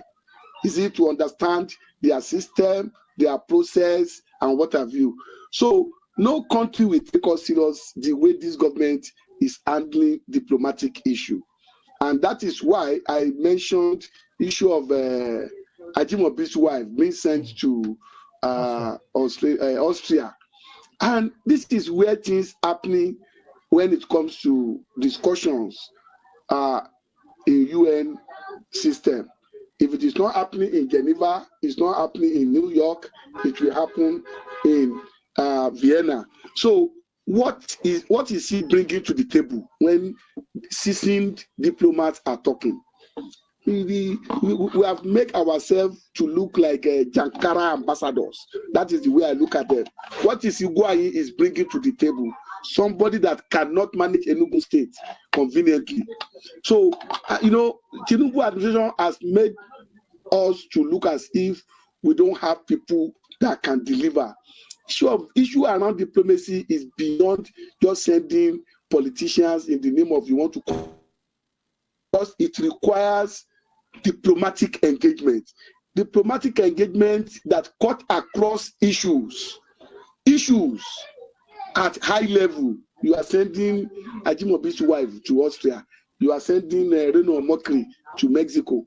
Even to understand, to start, in Mexico they are not speaking English, so they speak Spanish. Yes. Take him time. We had the last conference of the International Bar Association in Mexico in 2023. We were there. Fagbemi led the Nigerian delegation then too. Tambua and co. We find it difficult to even communicate. We have to rely on Google Translate to engage with them. What is Reno Omokri is going to take to Mexico? So those are the issues that we need to look at, because countries will not even take us serious. And like Dr. Anosike said, they can be sent back because they have right to say, okay, I want you, I don't want you. So that one is still there.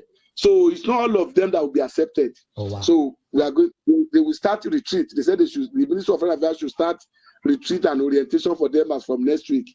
That will take another days before they will start packing their loads. Some countries are not accessible now, especially in the Gulf countries. Right. Israel, the person sent to Israel. What will you go and do in Israel now?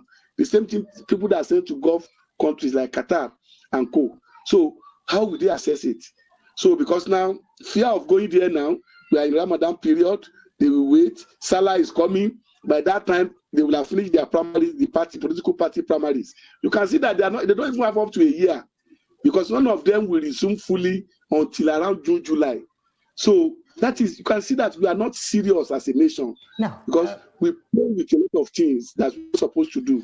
All right. So I think we need to change that pattern. Let me still stay with you before I return back to the studio and ask Doctor about his former governor. Now, interestingly as it stands, what I want to talk about is on the part of institution.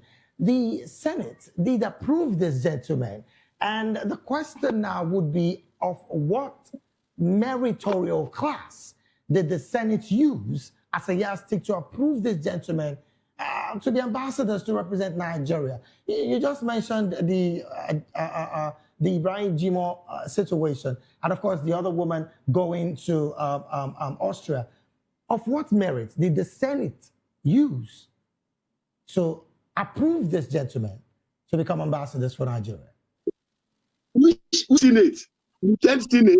that are just rubber stamping, that can stamp anything that Mr. President, do they even take time to even scrutinize them? Look at the question that El-Rufai asked them recently when he had his first interview on Arise recently, his first interview after he left office. He said they should bring the DSS report that indicted him. Can they bring it out? Do they even do any scrutiny?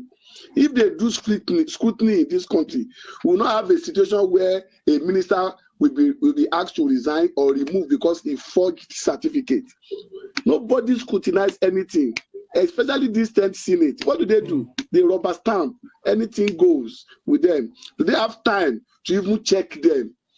Most of them still have fights with ICC, EFCC.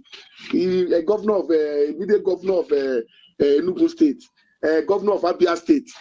Nobody, it's not this thing that they didn't scrutinize anything. Rather, they just say, okay, it's for my state. Their senator will just come to them and say, okay, and they endorse them. That's what they are doing. And that is why one of the yardstick that is supposed to set is that you must have at least knowledge about international relations and diplomacy before you can be part of this list. If you don't have it, go and sit down, because engaging with other countries is not child play, but we have turned it to child play in Nigeria. That is why we can have people that always be on social media, on Twitter, to go and represent us in Mexico. All right, then. Let me bring this conversation. Let me bring this conversation back to the studio while we wrap up and get to another conversation. Dr. Okezie Ikpeazu has been posted to Spain. Ifeanyi Ugwuanyi has been posted to Athens in Greece. These two gentlemen, now I'm not even going to talk about Reno Omarkri going to Mexico and Fani Kayode going to Germany. Of what, the same question I'm going to ask you, of what meritorial yardstick did the Senate clearly use to approve these gentlemen? Now, if your submission is going to be same thing with Mr. Adekunle, how can the Nigerian Power Police get it right even with the Senate? So we don't have to have these kind of set of people again in the Senate. What qualified the Ugwuanyi and the Okezie Ikpeazu to be ambassadors is that they were members of the G5. Understand me? So that's their only qualification, being members of the G5. Because how is that even possible, Doctor? Because I think that's the only qualification. That is their only qualification. That's what qualifies them to be made Nigerian ambassadors. Any other thing? No other thing. Not even a rigging election, they couldn't even rig, because you cannot rig where you are not popular. Understand me? If you want to go to rig where you are popular, they will kill you. Understand? So they couldn't even rig, because Okezie Ikpeazu failed not his own word in his bid to go to the Senate. Ugwuanyi, as a sitting governor, lost in his own word in his bid to go to the Senate. This is a governors for 8 years losing in their word. This shows you how, let me use that word, how useless, how unpopular they are. Understand me? Because I cannot be a governor for even a year and lose my own word. So if that is the situation, so their only qualification is being members of the G5, and Nyesom Wike has to go to Tinubu, I beg, compensate by people. They don't have any job again. Understand me? Compensate, find somewhere, put them.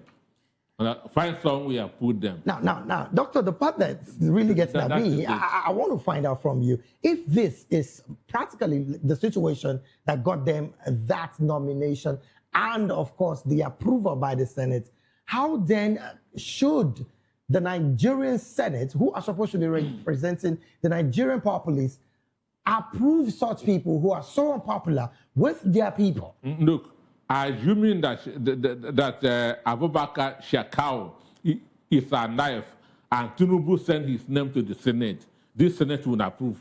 would approve him. You talk with so much shorty. I'm telling you, assuming that Abubakar Shekau is alive today and Tinubu sent his name to the Senate for any position, this Senate would approve him within 24 hours, as long as it comes from the president. Doctor, in less than maybe 1 minute, how can the Nigerian populace get it right with these kind of conversation? Because clearly, it's looking more like the Senate is not working for the Nigerian people. They're not. The Senate is just a department of the executive. The 10th Senate is just a department of the executive, or the worst Senate that we have seen since 1999. Doctor, I was going to ask you on the part of returns in remittance and the economy in the countries that these people are going to, and of course FDI as well. Should we be expectant as an economist? One, Nigerians abroad don't like these people being sent to them. Understand me?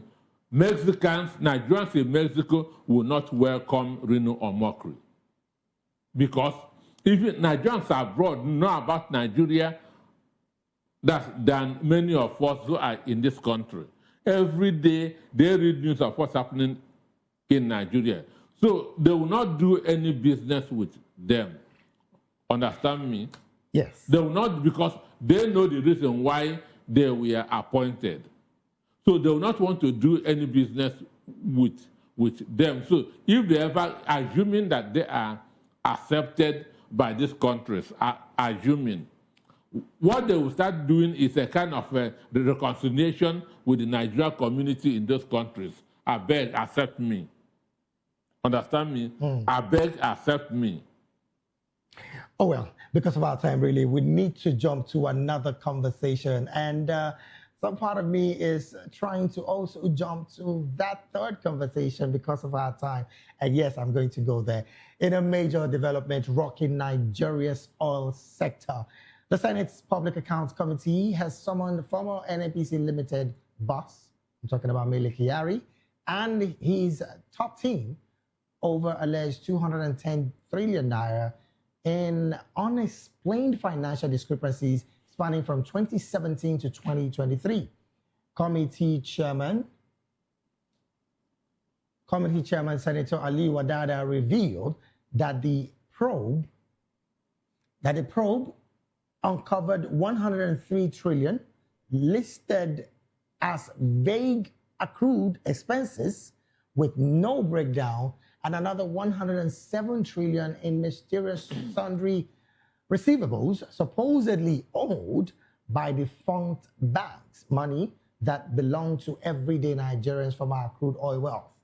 Even more shocking, the panel slammed the 5.9 billion blown on simply rebranding the old NNPC to the new NNPC Limited, with 2.9 billion quietly deducted from petrol sales proceeds and another 2.9 billion from crude oil revenues, all just to change the company's name after it became a commercial entity. Now, the senators are demanding an immediate refund of the full 210 trillion naira, calling the explanation unacceptable and pointing to other red flags like the 3.8 trillion in duplicated fuel subsidy claims and a 5 trillion wrongly charged as production cost, even though NNPC does not drill oil.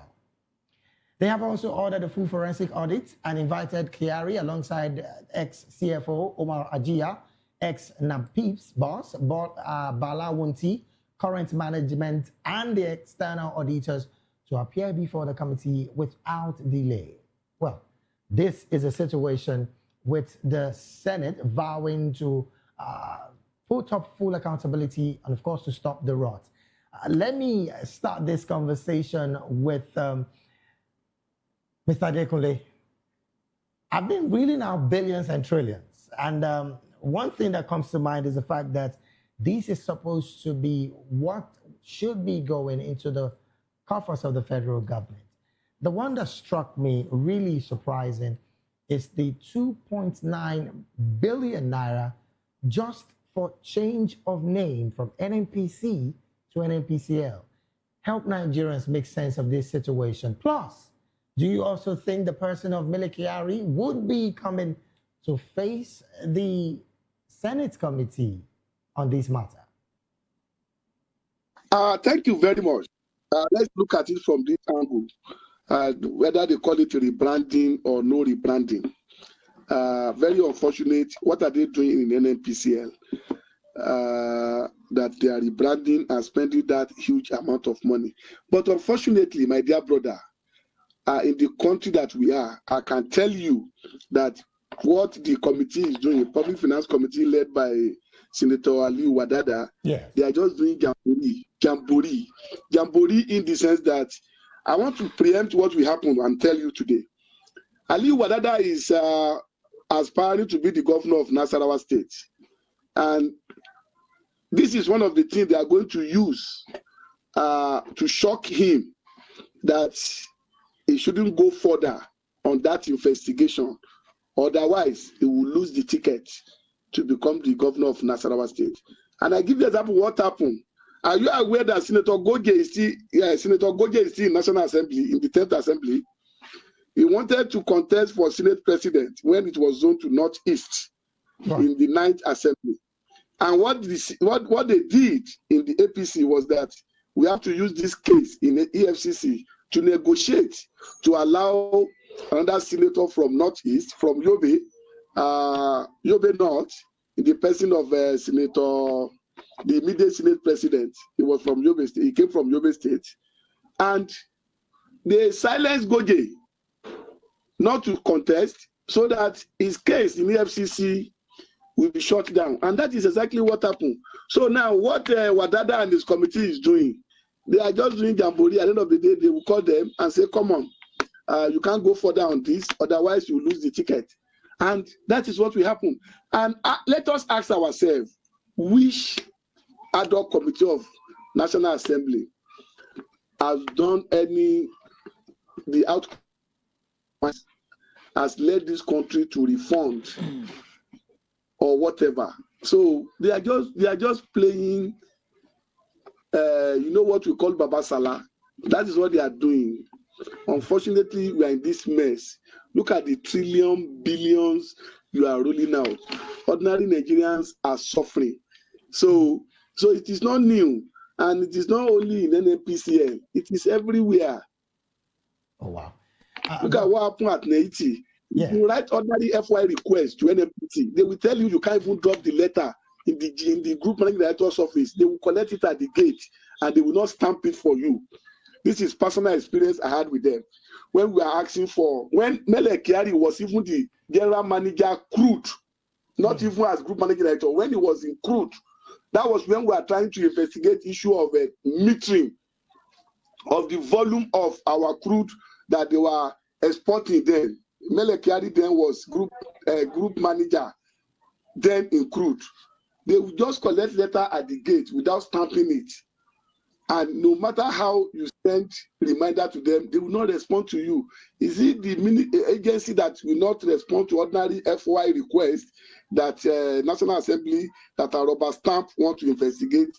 They just want to create money for themselves, to invite some people who sit down, eat granite and garden egg and drink Fafa Life. That's what they want to do. They are going to use it to settle political discussion. That is what I see. There's nothing that is going to come out of it. Oh, wow. Let me bring this conversation to the General of the Federation. Probably that is where it's going to end if care is not taken. So that is the kind of thing we find ourselves. Right. All right, then. Let me bring this conversation back to the studio. Doctor, 210 trillion. I mean, the present budget of 2026 is about 54 trillion. And we're talking about a figure that would span all through maybe another 4 years, should that be in the coffers of the federal government. The part where 2.9 billion naira, doctor, was used to change a name. You're an economist. To add L. To add L. L is a very expensive word. From NNPC to NNPCL. So that 2.9 billion is to add L. as much as this strikes like a very strong sarcasm on your part, this is supposed to be Nigeria's wealth. What's your position with this story? Let me even start. The issue is this, like my friend in Abuja said, this is just a jamboree. Understand me? It is just a jamboree. And if Mendekiari opens up, the country will burn. And they know that.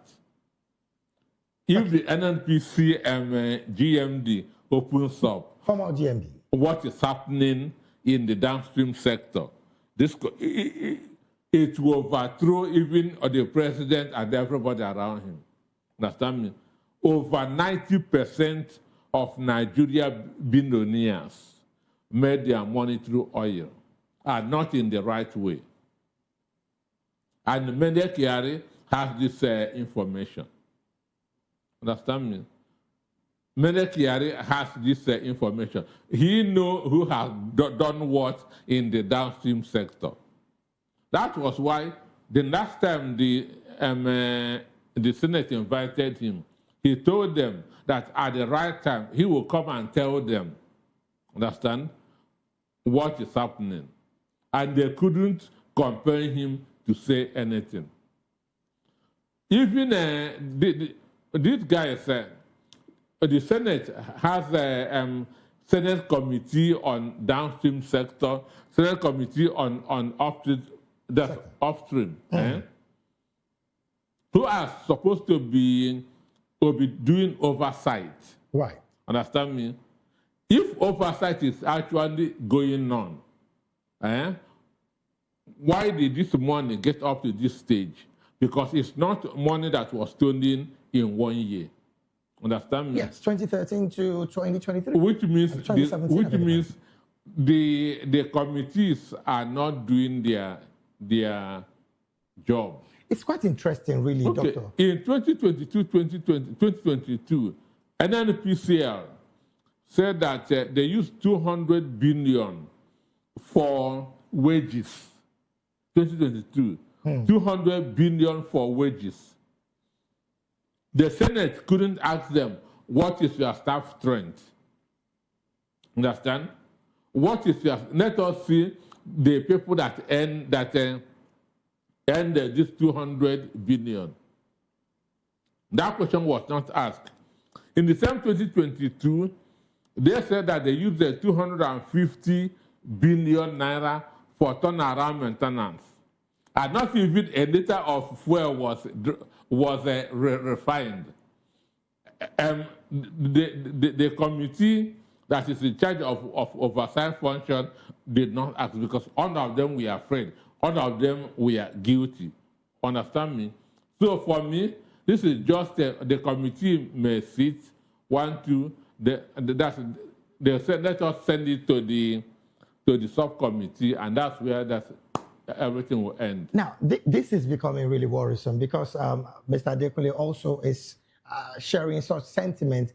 And the fact that this is not the first time it's happening. Under President Jonathan's administration as well, in 2012, the subsidy probe, the House of Representatives uncovered a 1.07 trillion in fraudulent subsidy claim.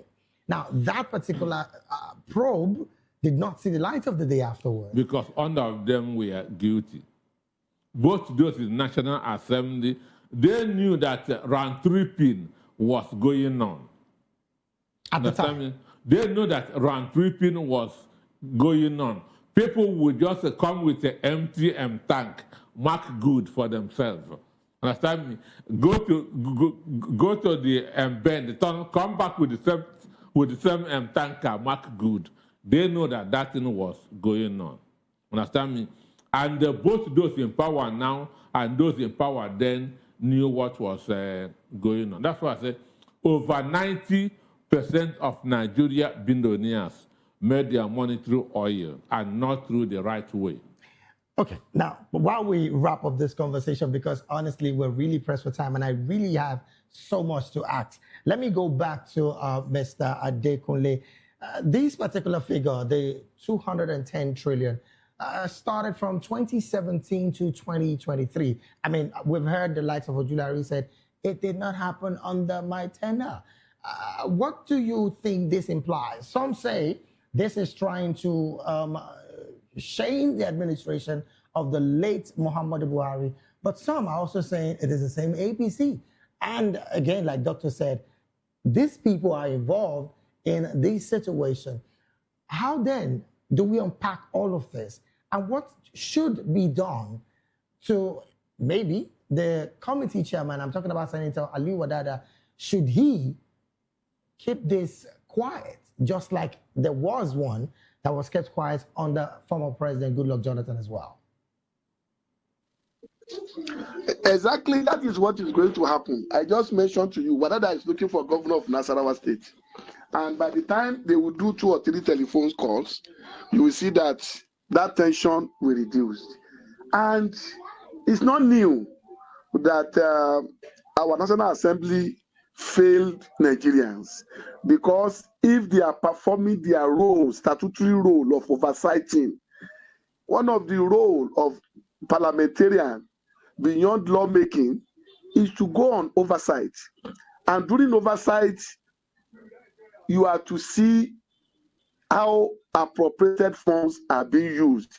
But is it the committee that NNPC will be the one that will buy their tickets, pay for their hotel accommodation, send their driver to come and pick them with SUVs, that will identify gaps in their spending? The answer is no. My dear brother, they will not even give them naira. They will give them in foreign currency. So that if I thought they will go for such oversight, they will go and snap picture with the head of such agency, take picture and go. So it's because they are not doing the right thing. That is why we are here. Ojulari saying it's not under his tenure. If you scrutinize that flow very well, don't be surprised. Ojulari might have been beneficiary because he is in the sector, he's an expert, might have been one of the consultants they even used to move the money that time. Don't be surprised. So revealing that they use that huge of amount to do whatever they use it for is not new to Nigerians. And that is why in 2027, Nigerians need to wake up. We need to wake up. Since the NNPC fraud is just one out of many, go to other agencies, go and see what is happening. Look at the issue refilled by Dangote in NMDRC. Do you hear anything about NUPRIC versus Dangote again? At a point, the petition was withdrawn. Nothing happened again. So that is, we are used to it in this country. So it's not new, my dear brother. It's not new. Look at what happened in FAN. Are they telling us that proper consultation was not carried out before they introduced that cashless policy to the situation that Mr. President asked them to stop that? What of people like us? I got that cashless, that card last year, November or December, if I get December at Abuja Airport, and I preloaded it with huge amount of money. Now they have cancelled it. What happened to my money that I've preloaded? What happened to my money that have been preloaded? Unfortunately, I know how much I preloaded on that card, on that fund card. Because so now, to let you know that our problem is systemic, we are not consistent in our policies and programs. That is why we are messing up. What we are doing, we can't even link it with what we have signed on with Nigerians. So that is the major problem. Our problem is systemic. Thank you so very much, Mr. Adekunle, for that submission. Let me bring it back to the student, of course, get the concluding thoughts of Dr. Peter.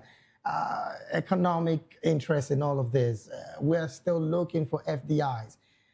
Is foreign direct investment going to come with this level of misappropriation of funds? Let me use the very mildest word. One, Buhari toyed for 8 years, understand, traversing the whole world, and none comes. Understand me?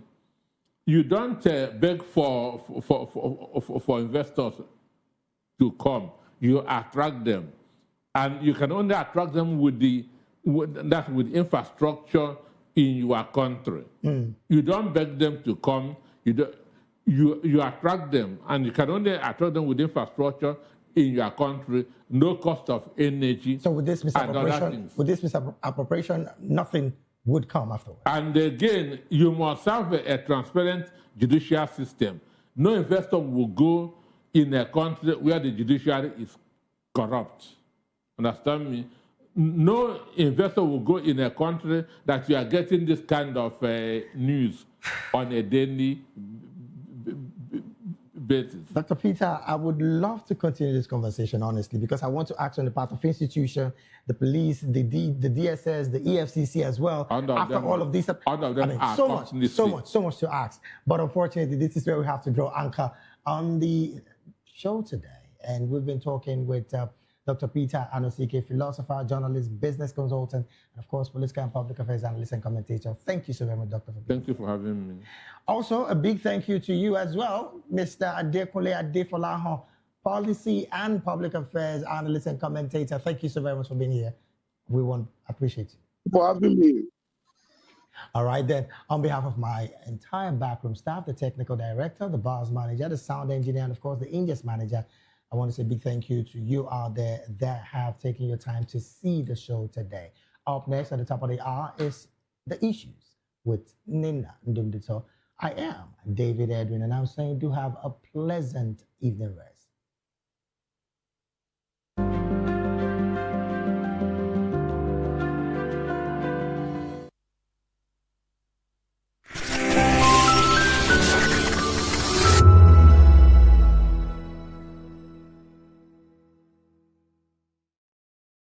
In a world where truth is the ultimate power and opinions scream the loudest, it's time to wade through the noise. Hunger no get tribe! Hunger no get religion! And scan the human interest and trending topics that matter. Stay tuned to The Issues, your plug to the stories making the buzz, from politics to science and technology, social justice, and more. Let's tackle the tough questions and expose the truth. The Issues on Voice of the People Television, Mondays to Fridays, 8 to 9 p.m. The Issues. Don't just react, understand. Join us as we drive into the world of politics through insightful interviews with prominent political figures, both serving and former governors, ministers, senators, legislators, party chieftains, activists, and analysts. Get first-hand information into the decision-making processes that affect our daily lives. Highly engaging one-hour program that brings political discourse into focus. I am Chukwuma Okoro. Political Lens, Monday through Friday, 6 to 7 p.m. Join us. Welcome to the locker room, the home of football talk that matters. I am Jerry Apelion. Join us every weekday, Monday to Friday at 5 p.m. Nigerian time, as we share the hot takes and hot debates in the exciting world of football. And joining me are the usual suspects, Ikechukwu and Mayowa, as we break down all the hot takes and everything that's happening in the football. Don't just watch football, live it with us. Catch us on the locker room and Voice of the People Television at 5 p.m. Nigerian time. And like I always say, if not 20 minutes off, please discuss. And it's Hakim Ziyech who puts the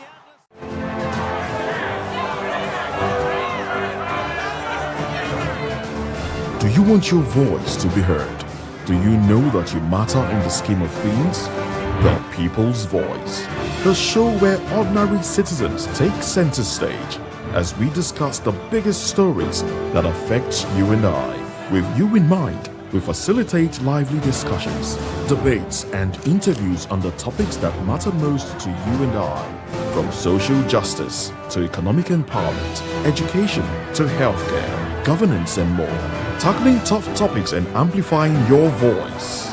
Join the conversation and make your voice count. The People's Voice. Make your voice count. My name is Tao Familoni, and here is to Voptv. Keep watching, stay tuned, do not touch that dial. My name is Made Kuti, and you're watching Voptv. Keep watching. Welcome, my name is Ika Davis. Distinguished ladies and gentlemen, boys, viewers, everybody, boys and girls. This is Voptv. Do you know what that means? Voice of the People TV. You don't have a voice, don't come here. You better make sure your voice is heard. Behind every broken desk lies a broken promise. Education shapes the nations. But who is asking the right questions? Introducing Edu Dialogue, the show that goes beyond the surface, exposes the cracks, the corruption, and the silence in Nigeria's education system. Edu Dialogue, Saturdays, 3 p.m., only on Voptv. We break the biggest stories, from missing funds to policy failures. We ask the tough questions and demand real answers. Edu Dialogue, this Saturday, 3 p.m. on Voice of the People Television. This is Health Check, your weekly guide to better living, smarter choices, and trusted answers. From everyday wellness to urgent health issues, we've got you covered. Health Check, only on Voice of the People Television, where your health has a voice.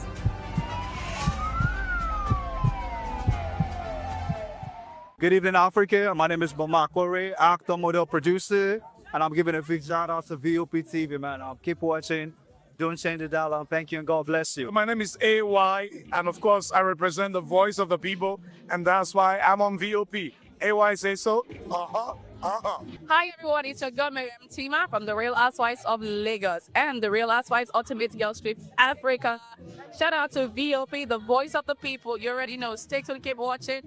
And don't forget, VOP is the best. All right, hello, it's a boy that's shaking the man fine back with Melanie Poppy Black Skin Boy. This is Voptv. If you're not watching VOP, I don't know why you're watching. Maybe you're watching your weight. Hello, beautiful people. This is Wale Ojo, and you're watching VOP, Voice of the People. Hi, guys. You already know who it is. This is New Energy. Flyers, whatever, live it. Keep watching VOPTV. Thank you. Hi, people. Ginny Albano here. Guys, please keep watching Voice of the People.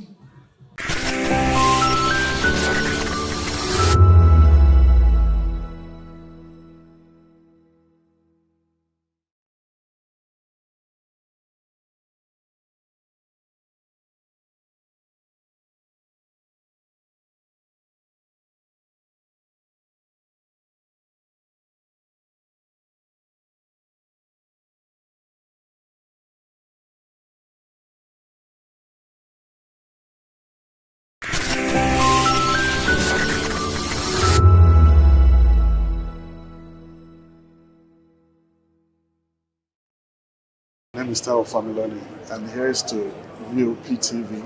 Keep watching, stay tuned, do not touch that dial. Arararara, my name is Made Kuti and you're watching BOPTV. Keep watching. Welcome, my name is Zika Davis. Distinguished ladies and gentlemen, boys, viewers, everybody, boys and girls. This is Voptv. Do you know what that means? Voice of the People TV. You don't have a voice, don't come here. You better make sure your voice is heard.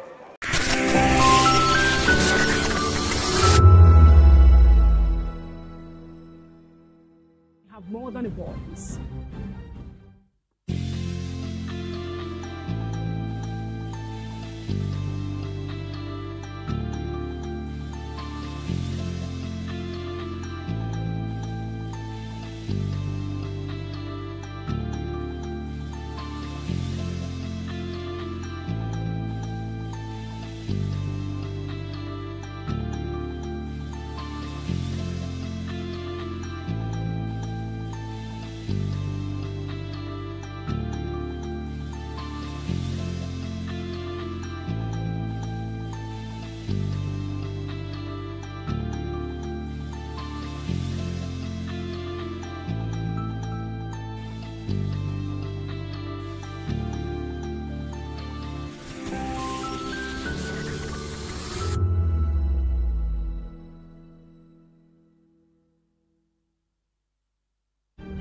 In a world where power shifts with every head.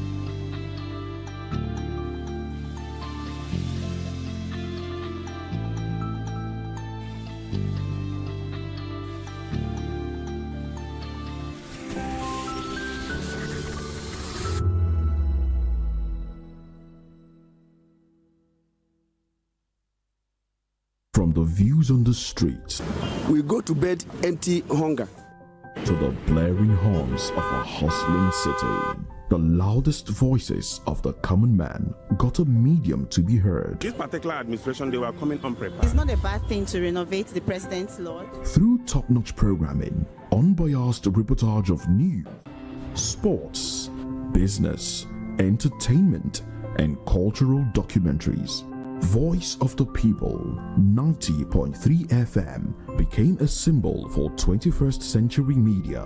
And now, a new baby is born. Voice of the People Television, Voptv, youthful, full of vigor and penchant for excellence in the continent's media space, exposing the wrongs, applauding the rights, dissecting the news without fear or favor, through factual and accurate stories and contents. Corruption kills three things that makes a society. Representing the interests of the people and giving them a voice. Voice of the People TV is here to stay towards building a fair society. Voptv, Voice of the People Television, truly a voice for the people.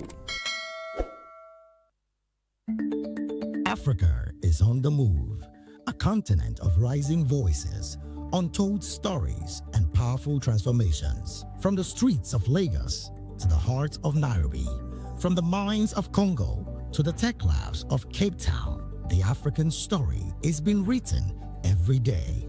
Bold, dynamic, unstoppable. This is African News on Voice of the People Television. We don't just bring you the news. We analyze and bring you Africa's heartbeat, the politics that shapes our nations, the economies that drives our future, the cultures that defines who we are, the voice that must be heard. Africa News, Africa's voice, Africa's future. Where Africa speaks, the world listens.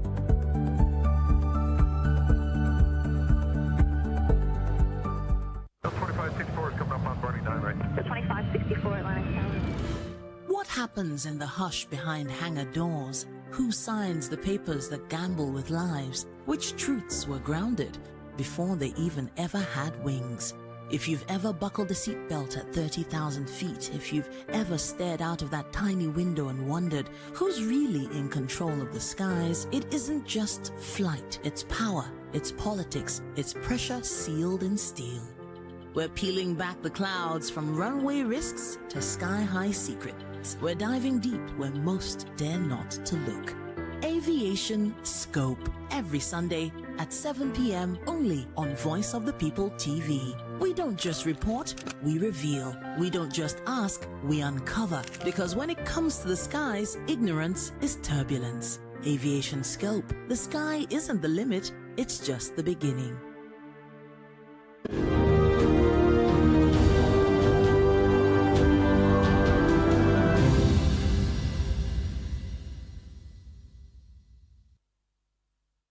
A very good evening to you and welcome to another exciting episode of the Issues and Voice of the People television.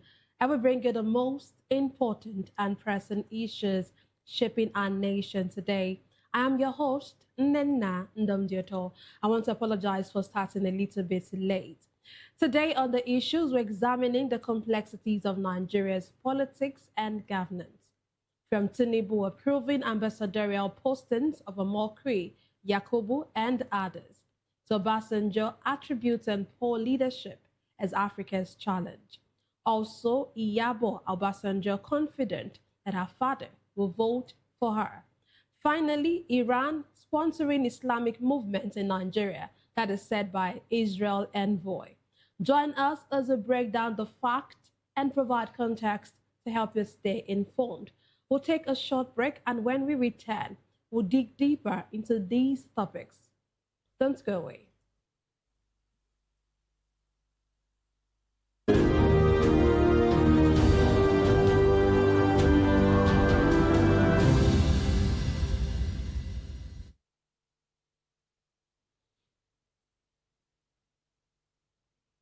Glad to have you back. Let's dive straight into what we have for you today.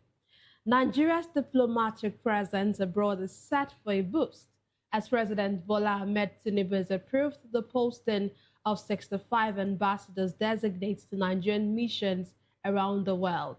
According to the presidency, the list comprises 31 career diplomats and 34 non-career ambassadors whose nominations were earlier confirmed by the Senate. The invoice represents Nigerian key diplomatic missions across several countries, as well as at the United Nations. Among the notable appointments are Reno Mokri to Mexico, Femi Fani-Kayode to Germany, and Itang Eyong to South Africa. Former chairman of the Independent National Electoral Commission, INEC, Mahmoud Yakubu, has also been posted to Qatar, while a former Chief of Naval Staff, Vice Admiral Ibok Eteiba, who served as an administrator in Rivers State, was posted to the Philippines. Florence Ajimobi, the wife of a former governor of Oyo State, was served in Austria. The Ministry of Foreign Affairs says it has already begun the diplomatic process required for the deployment of the envoys. Today, I'm delighted to be joined by a guest here in the studio. We have Mr. Elvis Elimi Hele. He is a senior journalist and a public affairs analyst. Glad to have you join us, sir. Good evening, Nena. How's your day? Fine, thank you very much. And how was yours? Friday. I know, right? I know how happy. You really seem like you're always very happy when it's Friday. Because it's just a time for you to just, go down and spend with family and all. It's good. Okay, so this posting, but we saw, of course, we know how these ambassadors came up. We know how after more than a year of our president being in office, there were no talks of ambassadors. And then eventually we had some ambassadors, we had some names, some nominations, which Nigerians raised hell about. Yeah. And then despite that, those names were not removed. No name was actually removed after whatever it is that Nigerian said. And now we have seen these postings. What do you make of it? Well, finally it came, even though it was delayed, but it has finally come. And they have a lot of job to do, especially now that what we are going through in this nation. So they shouldn't see themselves as just going there. They should know the spec out of their job.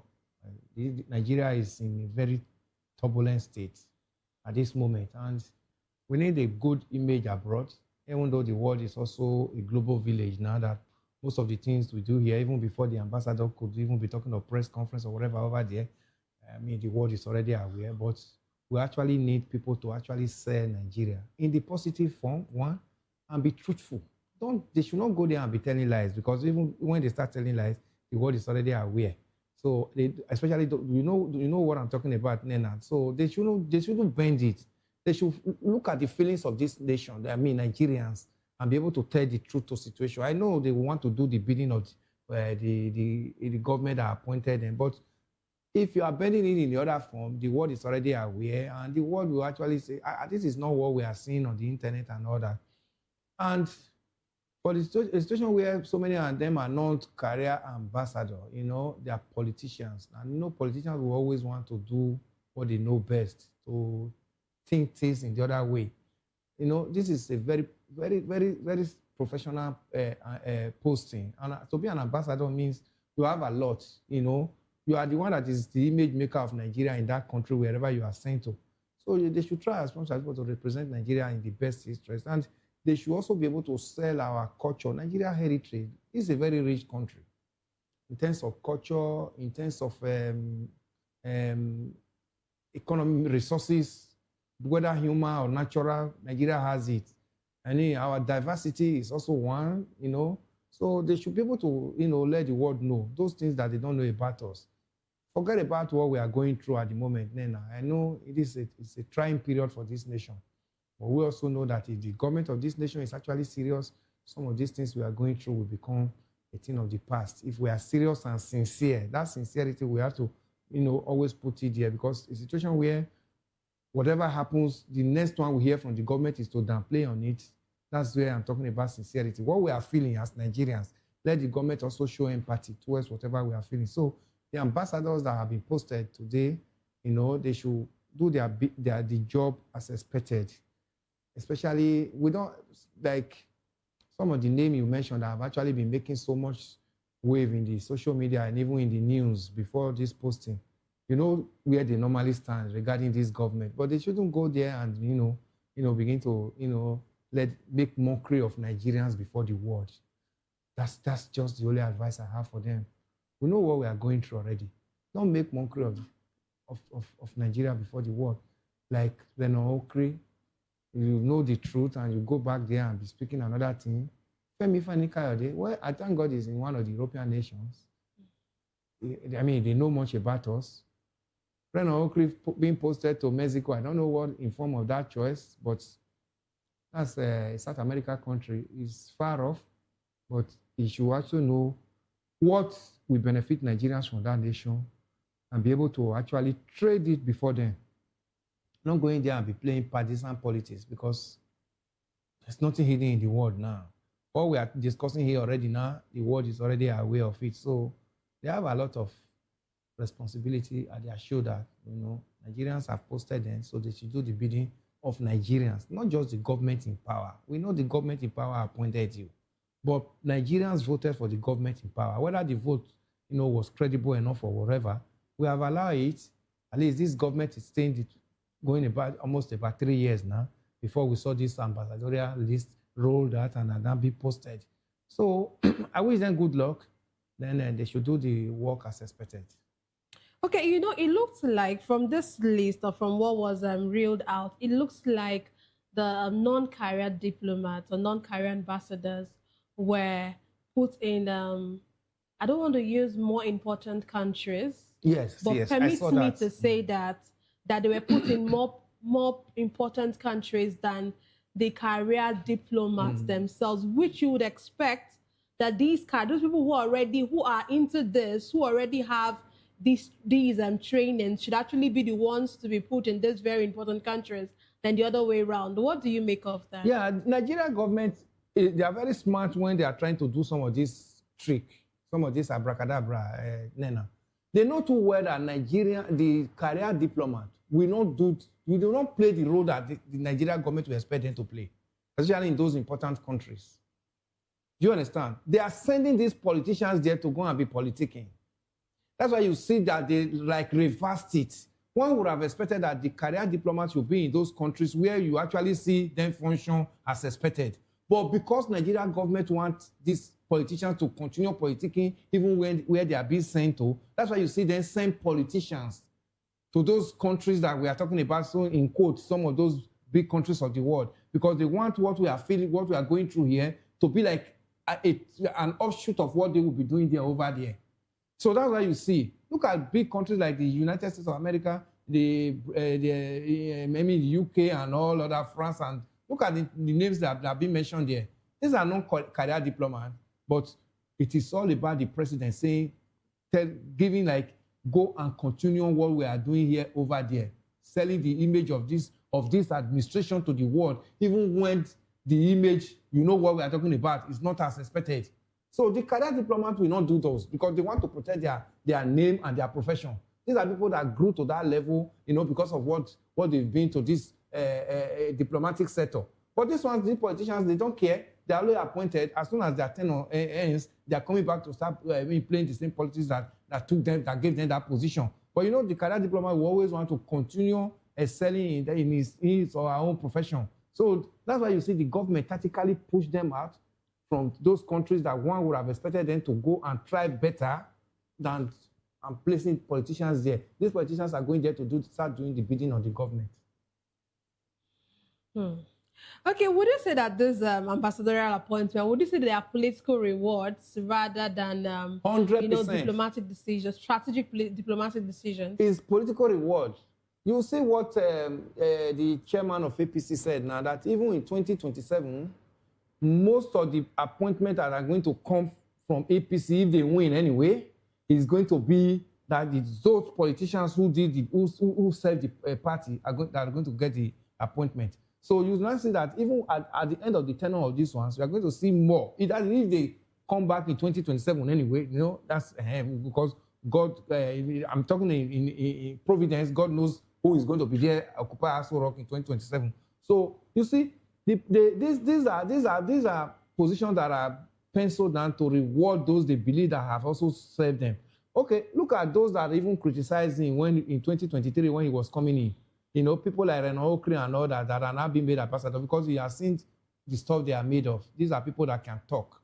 They can swing things in the other way around, even when the people that are, being affected, they now make mockery of them and now, for the benefit of the government that appointed them. That's why he brought them into his government. People like Renault Okri, people like Daniel Boala, people like even Festus Keyamo. You know where these people belong those days before now. So these people, he has seen the stuff they are made of. Oh, these people can swing things in the other way around. Come and now use your whatever, I don't want to call it talent, whatever you are known for, psychophantic behavior. Come and use it to serve my government. That's what you see. So this ambassador position you see is just reward, just to reward those people that they feel that, oh, they were part of my struggle to get to this position, and this is my time to also pat them at their back.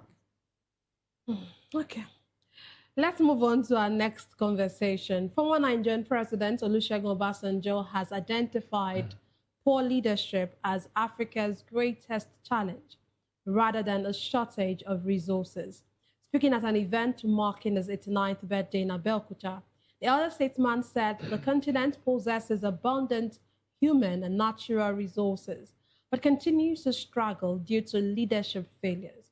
Obasanjo stressed that strong visionary leadership is essential to transform communities, institutions, and entire nations.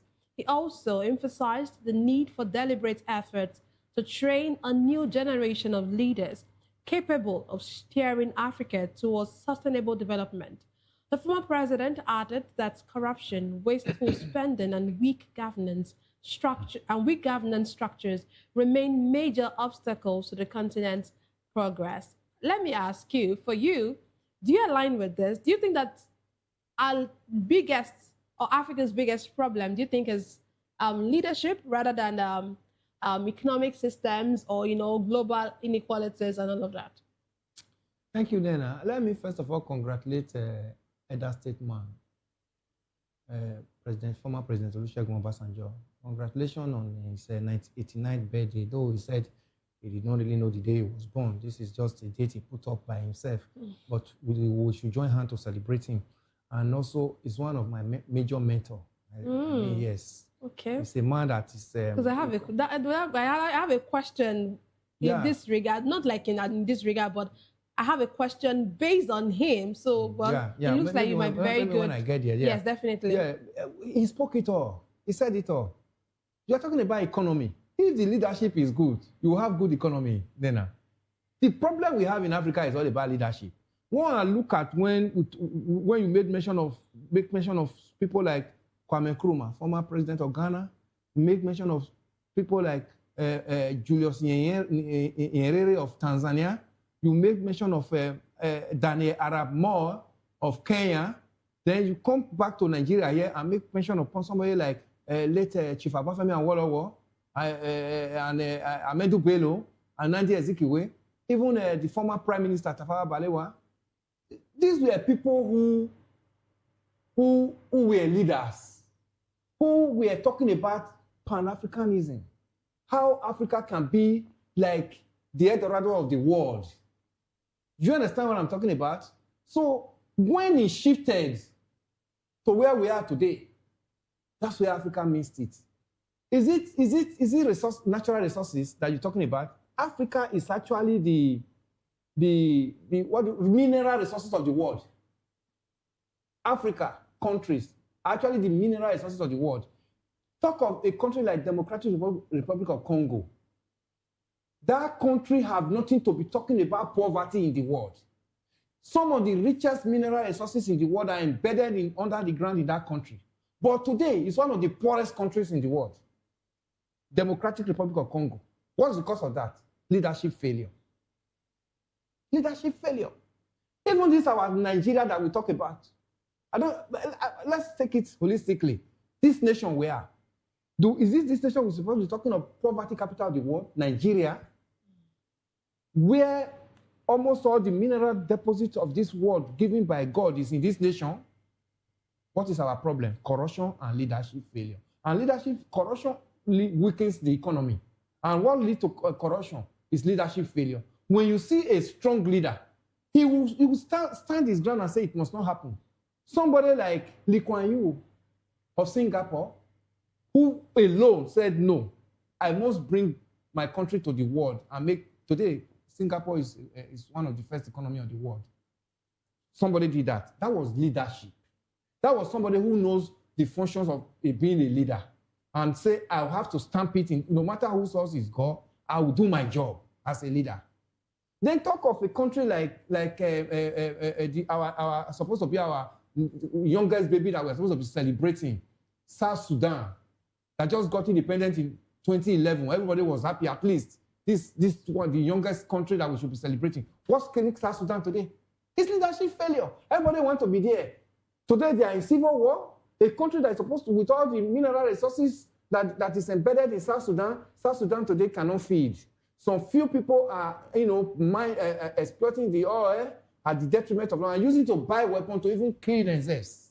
So when you see President Olusegun, former President Olusegun just talking about leadership failure, he has seen it all. He knows exactly where the shoe pitches African nation. Because we don't have, African nation is not supposed to be a nation that is begging for aid. We are even supposed to be giving, because whatever is taken out of Africa here, they go there and refine it and bring it back to us to buy. Why can't we have the industries here refine and sell to the world? Why do we give out our own, just raw for them to go and refine and bring to us cocoa? They go and turn it to chocolate and bring it, and now we'll be running after it. It will now be, the price will now even be more than those that gave out the mineral. Why can't we have chocolate industries here in Africa? But these leaders go there, they go abroad. When they are coming, they buy it as gifts to come and give to their girlfriends and their cohorts. Chocolate. Why can't they import that same industry into this nation? You saw what has been going on in Nigeria. It's not just the Dangote refinery that just came about 2 years ago, less than 2 years or so. No functional refinery in this nation, a country that is the sixth highest producer of oil in the world.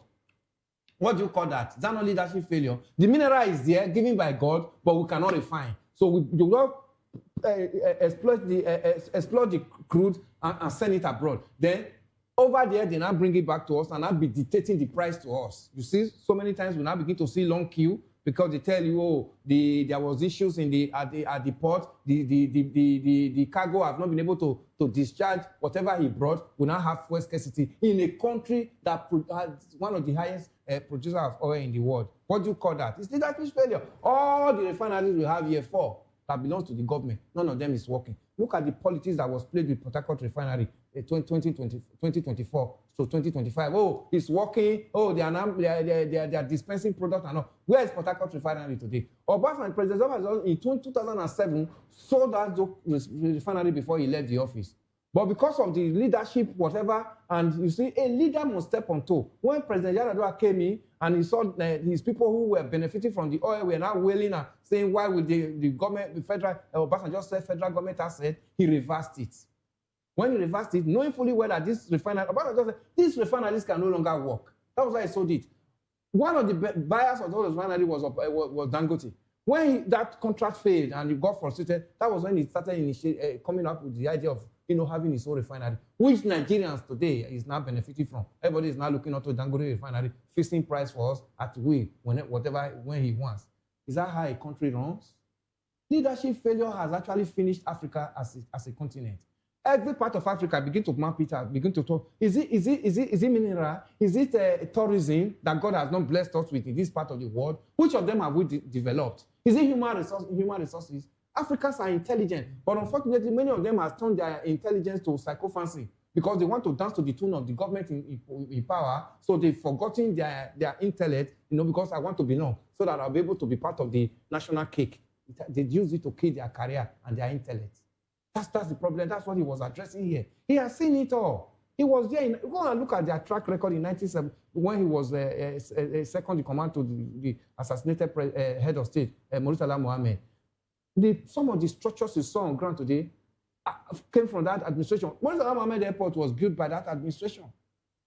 Today, Look at even when we saw we were getting it right a little bit during the Gowon's administration. Gowon's administration was a military administration, but most of these projects you also see on ground today came from that administration because he had very functional civil service. People like Philip Asiodu, people like my former Oba, Solomon Akenzwa, these were permanent secretaries under Gowon that made sure that the economy worked as expected. Nigeria moved as a nation. That they even came up with Jerome Dodge's award that we have so much. Let's lift the salary of the Nigeria civil servant. Jerome Dodge, oh yeah, look at it. Let's give a civil servant good take-home package. Nigeria had that money. Today, Nigeria is talking of 70,000 naira minimum wage. And you and I know that 70,000 naira cannot move an average family in this nation for 1 week.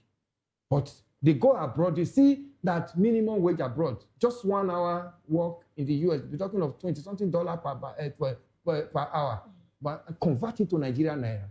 They go there, they start our money over there and keep in the foreign bank, and the economy is booming at the detriment of Nigeria. What do you call that? That's economy. That's a leadership failure. So leadership failure has actually grounded Africa. At the time when we were talking about South Africa under apartheid, Nigeria was one of the major countries that fought against apartheid. Today, Nigerians are now being deported from South Africa. Nigerians are now being meted at so much on them, xenophobia against Nigeria in South Africa. What do you call that? Because after we assisted our brother to get independent, we didn't know what we need. We lost our leadership as a result of a leadership failure. So there are so many, Nena. So former President Olusegun Obasanjo is not wrong. He knows it all and he has said it. And that's one of the things I like him for, because he says this as it is, without looking at your face and my face.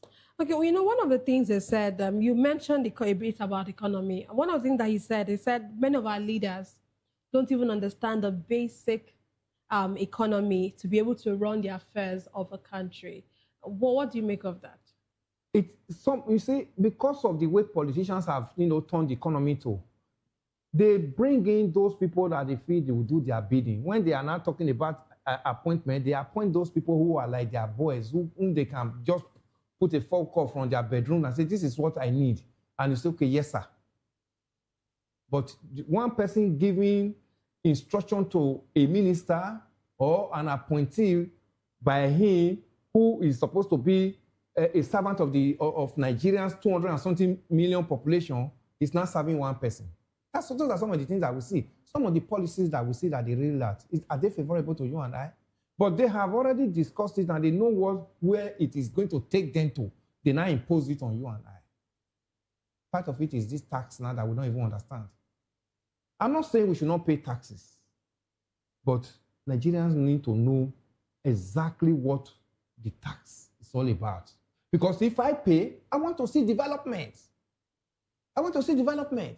But if we finish paying this tax, the next thing we are going to start hearing will be like 210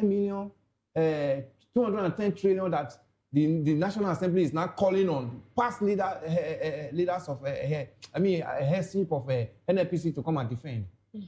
That's what this tax will be in some years to come. Then you will see that whatever Nigerians are paying is in the hands of few, using it to send their wives and their children abroad. NNPC or the manager of our Nigeria oil that was given to us by God is now in the hands of few. 210 trillion. They're now being called back. That Melek Yari that is now being called was so celebrated under Buhari's administration. The same Buhari Nigerian said he was a messiah. He's coming in and to fight corruption. How I wish he sees from the grave and see Melek Yari and see Malami is a minister for Justice and Attorney General, and see El-Rufai and all others who serve under him, and in Gige. These are some of the ministers he had. The Sariki, to mention so many of them. So what are we talking about?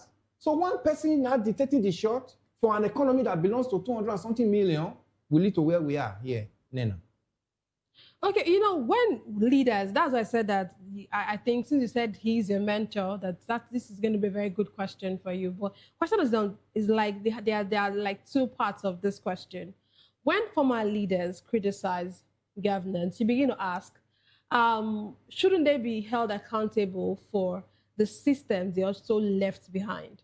And then for someone like Obasanjo, who was our first democratic president, what would you say his legacy was? First democratic president, this dispensation, fourth like as I said, first democratic president, fourth republic. fourth republic. That's from 1999. Yeah. So, what do you want us to say about him? He did his speed. When he came in 1999, he took over from the military. Obasanjo never complained about what he meant in the treasury because the military finished the treasury. He never complained about it. He knew that there were problems, but he confronted them headlong and said, no, this country must move forward. He came up with ICPC to help me to fight corruption. He came up with ESCC to help me to fight corruption. Those bodies are still there today. At least one can see the credibility of those anti-corruption agencies, a little bit of it during Obasanjo's regime. Today, we don't see it that way. Obasanjo went ahead, all the debt this nation had, he was able to help us to, settle all the debt and gave this nation back to late President Yaradua in a clean slate. Today, do you know how many trillion this nation is having now as debt? That even my children and my grandchildren will be paying debt because of some mismanagement from some rulers who are so selfish. He is bold enough to tell the world what we were facing, that we needed help, and the help actually came through him. That was debt servicing. I can't be servicing debt. Let me talk to this World Bank and the rest of them. This is what we should do. I will do this, then do this for us. And he got it. This is somebody that is respected all over the world. So he came up with so many things. It's NDDC. All the trouble that was in the Niger Delta, he came up with NDDC and said, no, your people should hold you responsible if you cannot develop them. He set up the NDDC, which is still there today. Forget about the corruption that have taken it over now, whatever was going on there now. But these were supposed to be agencies that were supposed to at least move this nation forward, so that let there be peace in the Niger Delta. Let this agency take care. We have UMPADEC before now. UMPADEC became something, it became a corruption ground. UMPADEC was disbanded. Obasanjo came up with NDDC. So if you look at some of these things, somebody who will look at issues and speak to that issue as it is. That's what I like him for, that boldness. Not, going back and looking at being a traitor. He speaks it as the way it comes to his mind. And Nigerians have actually seen him. When he was brought out from the prison, what took him to the prison? Because he was outspoken. Abacha said, no, if these people remain in power with me and remain in circulation with me, he will not be able to do his transmitting from military head of state to become civilian president. So he has to look for whatever to fatten up, whatever to put him in the prison. That was why he would say he was involved in coup. He was there in the prison before Abacha died and he was brought out. Why do they even see him as somebody they see him as bridger between the north and the south? That's why all of them supported him. They knew where he was coming from and where he is. He came out and he did his best. He did his best. Today, take a retrospect at all the other presidents that ruled this nation from Obasanjo's time to now. Everybody would like Obasanjo's regime was about the best. See now, that's where we have found ourselves. When we're supposed to be talking about those structures he put in place that we are building on it, but those structures are collapsing every day. Every day. So you see, that's why he said he's not happy with the situation of this nation has found itself. So when he's talking about leadership failure, he's talking about leadership because he expected that by now we would have been better than this. But unfortunately, the reverse is just the case. Unfortunately, yeah, that's according to Mr. Elvis Elimihele. Yes. And of course, many Nigerians would also I know many Nigerians may share my view. Many Nigerians would also share that view with you. Let's move on to politics, and it's funny, not funny, not funny anyways. It's just a play of this is that Yabo Obasanjo is who we want to talk about now, just following after talking about what her father has said. Yes, the daughter of the former president. Yabo Obasanjo says she believes she's a strong contender in the 2027 political race. declaring that even her father would vote for her. Speaking during an interview, Iyabo Obasanjo described herself as a formidable candidate, expressing confidence in her political credentials and leadership capacity. The 59-year-old politician who recently defected from the People's Democratic Party to the All Progressive Congress, APC, ahead of the 2027 election, said she is confident of receiving the votes of her parents, including her father, former President Olusegun Obasanjo. Her comments come amid growing political conversations and realignment ahead of the 2027 general elections, with several political actors already positioning themselves for potential. Mr. Elvis, we know there are so many of them trying to, take a grasp of the Ogun State seats. We have many of them, this governorship, and now we are seeing Iyabo Obasanjo also come into the race, and now she's acting so confident of herself, like of how well she will perform. What do you think of that statement that she knows that she's good? Before we even go to her talking about her father going to vote for her, that's another discussion entirely, because she's in the APC and her father used to be in the PDP. It's like she went to a party that is not even aligned to her father. But let's not even go there yet. What do you make of her confident that she would actually win this race? Well, I'll be happy if she can get it for her, because that will not mean that she will be the first female governor in Nigeria. We've not had. We know Binani got closer in Adamawa last time, but she didn't get it. But she should also know that there are so many hurdles to cross before even talking about the father and the mother voting for her. She has to cross the hurdle of primary. And she just got into APC. She's not been in APC. She's been a PDP person. Remember, she was a senator between 2007 to 2011. Then she became a commissioner in Ogun State, commissioner for health. Yeah, she has all the pedigree. She's qualified enough, to vie for that position. And again, she's from that state. Forget about the political influence her family has before now. Yes, but herself as a person is eminently qualified. But the political situation and the political atmosphere we have in Nigeria, does it really encourage people like her? She's well-read and she's very civilized and well-exposed. But the people who actually dictate the shot politically, will they actually give her that grant to fly? That's the big question. Because if she doesn't get the primaries, my father and my mother voting for me will not even arise. She will also now find herself voting for somebody on that day at the polls. So I wish her good luck. Mrs. Bello Obasanjo has all the qualifications to be there. And the father, being a former president, is not much of an issue. Yes, he tore the PDP card some years ago. So as we speak, he does not really belong to any political party. His father is actually looking at that person that he feels that will be able to carry Nigeria forward. Then I can actually go and vote for that person, not under the toga that person is from my political party or I belong to his own political party. But I'm just looking at that candidate that I believe this one has some credibility that will be able to move Nigeria forward. Then I can thumbprint for that candidate in any election. So be it. If she gets the ticket, me and the father so believe that this is not about party now. This is my daughter and I know what she's made of. I can thumbprint for her and vote for her. Then, but I also remember when I read my watch by former President Olusegun Obasanjo, when I read that book, I discovered that even her now that is so involved, in politics now, was even one of those that were discouraging the father from going into politics when the father was called upon in 1999 to come and become contest as president of Nigeria. She was not really in tune with it. When the father called a family meeting and said, no, this is what I'm being asked to take up for this nation, she was not too much in tune with it. But today, she has seen that you can't be at the fringes and be complaining when you are not involved. If you are involved, one will want to see whether you can make a change.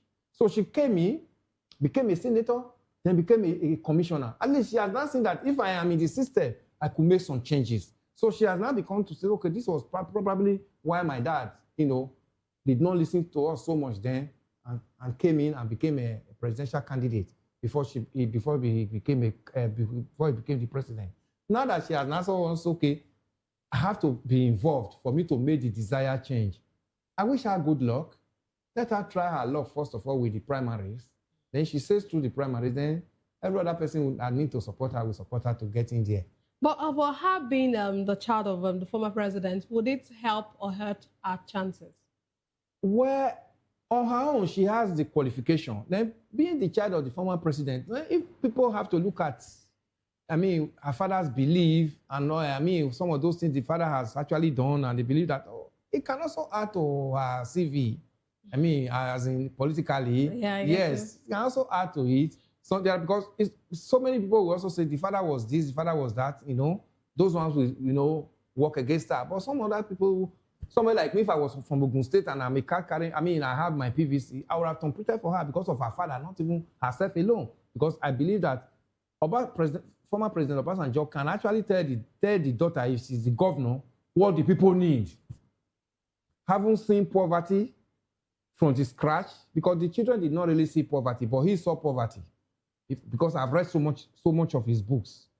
Then getting to where he is today, a former president, a former head of state, and former president, and the child now coming into politics and say, I want to make a difference. At least the first person that should be the best advisor to her would have been his father. Okay, let's move on to security matters. We're almost out of time, but let's quickly touch this. Israeli ambassador to Nigeria, Michael Freeman, has accused the Iranian government of sponsoring Islamic movements in Nigeria as part of efforts to spread terror across the globe. His comments come amid heightened tensions in the Middle East, following coordinated airstrikes by the US and Israel on Iranian targets. Speaking on the backdrop of protests by the members of the Islamic movement known as Shiites, Freeman said the Israeli government is aware of Iran-backed Islamic groups operating in Nigeria. He alleged that Iran's involvement is not limited to Nigeria, but extends across West Africa, describing Tehran's long-standing hostility towards Israel and the West as a global threat. What do you make of this? I need to ask you, because I have not spoken to you about this whole US-Iranian thing that is happening, that looks like, yes, we might say we are far away from them, but the impact cannot be denied. The impact that this, whatever it says, would they call it the war, would they call it a situation that is happening between them, it's impacting Nigeria. Of course, we've seen that even our fuel, we're buying our fuel at a higher price now than what we used to. And now we are seeing the envoy coming to say that Iran is one of those that is backing some of this terror group, which we know, but now he's reinstating it. So what do you make of it? Yeah, no. You know, see that the world is a global village. So anybody that is saying, no, it's happening to Mr. A, thank God it's not me, it's only wasting time. Because the child you refuse to take care of today, tomorrow you become an armed robber, you become a kidnapper, your own you sent abroad, that child that you never took care of will become a threat to them. That's what is happening in this nation now. And it will not to happen because we don't learn. That's what we are seeing. Iran has become like sponsors of terrorism in the world. And America, because of 9/11, what happened to them 9/11, 2021, they don't want to hear anything that has to do with terrorism. America will fight any country with their last breath when it comes to terrorism. Because what happened then, they don't want a repetition of it. So countries like Iran, countries like Afghanistan, the hair. So they know much about all these countries. And as a result, they fight with their last breath. So what Ambassador Freeman said today is quite correct. We have seen situations where the terrorism that is plaguing this nation, you see how sophisticated they are. Do you think that those things are just within Nigeria, getting them from Nigeria alone? They may have the big men in Nigeria here that they are throwing those things to assist their mission. It is not those boys that in the bush that an Iranian government will be relating with. There are some Nigerians who actually, they are terrorists themselves, who bought into this idea of destabilizing this nation, who are working with them. We saw people bought American flag and Israeli flag in Niger State and brought innocent children that don't even know what is happening in the world, and made them to stand on the flag and hold the picture of the Ayatollah that was killed. These are just innocent children. What are you trying to do? You are trying to build hatred into the mind of these children that the enemies of this world is the Israeli and the American, that they are enemies of this world. And that's what those children will grow up with. Then what do I expect of the ambassador to say today? That's terrorism on its own. What they did in that school is terrorism of its own. It's just that we have a nation where we allow things to just fly the way it is. This is something that does not concern us in any form. Why are we not trying to use our hand to bring trouble into ourselves? Even the one we have, we cannot even manage it. That kind of school ought to be shut down by now. And everybody that designed those flags, bought those flags for those children, ought to have been answering questions from DSS. But unfortunately, we allow this thing to fly and it just goes. Because everything that has to do with religion in this nation, we have a way of, making it sacred and dressing it up and begin to push it to the people. That's why you see that because of your religion, you are calling on INEC chairman to be removed. Because of your religion, you are calling on the timetable of the general election to be shifted. Then undermining the constitution. These are some of the issues. So what the ambassador said today, I watched that interview live. It's not far from the truth, because these people, this gun that was shot by a child was loaded for him by an adult. These people you are seeing that are carrying AK-47, they have sponsors. These sponsors, these rich countries, so rich countries are part of them. And Iran has never hide it, that they sponsor some of these things. That's why Americans say, this country cannot have nuclear weapons. If they have nuclear, one day they'll wake up and say, enough of this world. So I'm in support of, America helping to sanitize the world. Forget about it. Some other people say they have ulterior motive. But are we actually enjoying the situation the world is going through today? Look at the massacre in Borno State. Go and watch that video that just happened in Goza in Borno State. Go and watch that video. Such gory video. Anybody that is happy with such is a terrorist. So much to talk about, but of course we are out of time, and we would have to draw the curtains on today's program at this point. Thank you very much, Mr. Ilimihele, for being a part of the issues. My pleasure, Nena. Yes, sir. That's all we have for today's episode of the issues. We explored the challenges facing Nigeria's politics and governance. Thank you for being a part of it. Don't forget to tune in next time for more in-depth analysis and discussion. Follow us on social media to stay up to date on the latest news and insight.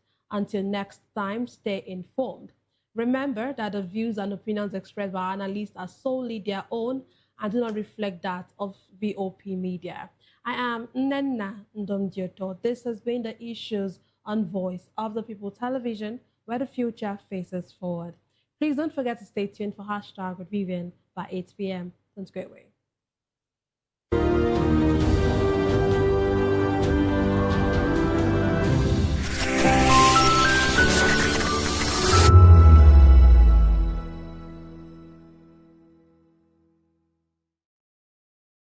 We encourage you to click on the like button and subscribe to our YouTube channel. We are Voice of the People TV. Also follow us on all our social media platforms. We are at VOPTV Live. Visit our website www.vop.ng for fresh and trending news. Also watch us live on SLTV channel 264.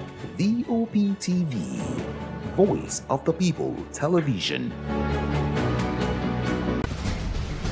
Join us as we dive into the world of politics through insightful interviews with prominent political figures, both serving and former governors, ministers, senators, legislators, party chieftains, activists, and analysts. Get first-hand information into the decision-making processes that affect our daily lives. Highly engaging one-hour program that brings political discourse into focus. I am Chukwuma Okoro. Political Lens, Monday through Friday, 6 to 7 p.m. Join us. Welcome to the locker room, the home of football talk that matters. I am Jerry Arpillon. Join us every weekday, Monday to Friday at 5 p.m. Nigerian time, as we share the hot takes and hot debates in the exciting world of football. And joining me are the usual suspects, Ikechukwu and Mayowa, as we break down all the hot takes and everything that's happening in the football. Don't just watch football, Leave it with us.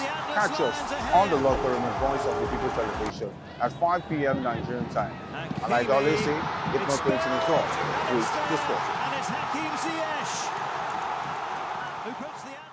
In a world where truth is the ultimate power and opinions scream the loudest, it's time to wade through the noise. Hunger no get tribe! Hunger no get religion! And scan the human interest and trending topics that matter. Stay tuned to The Issues, your plug to the stories making the buzz, from politics to science and technology, social justice, and more. Let's tackle the tough questions and expose the truth. The Issues, on Voice of the People television, Mondays to Fridays, 8 to 9 p.m. The Issues. Don't just react, understand.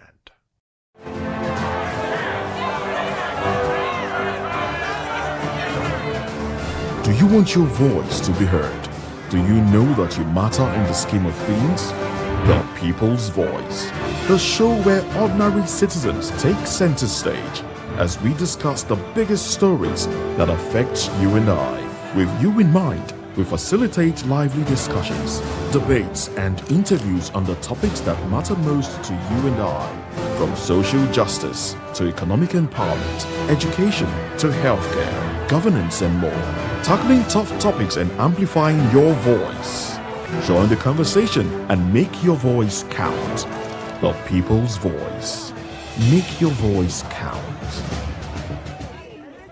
This is African News on Voice of the People television, where we don't just bring you the news, we bring you Africa's heartbeat, the policies that shapes our world, and the economy that determines our future.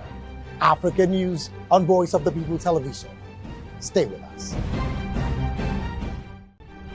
In a world where power shifts with every headlines, news breaks and events happens, we bring you unbiased and explicit information on politics, economy, and state of the nation.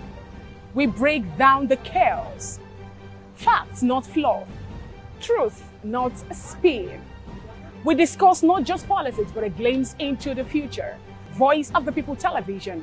Now you have more than a voice. In a world where power shifts with every headline. In a nation full of questions. In a world filled with noise, the truth needs a voice. The policies that shapes our world and the economy that determines our future. Every hour, every day, the grapevine keeps buzzing. And together, we are committed to telling the stories that shape our world, because your voice is our focus. Don't forget, our voice matters the most. Let us come together and share our concerns.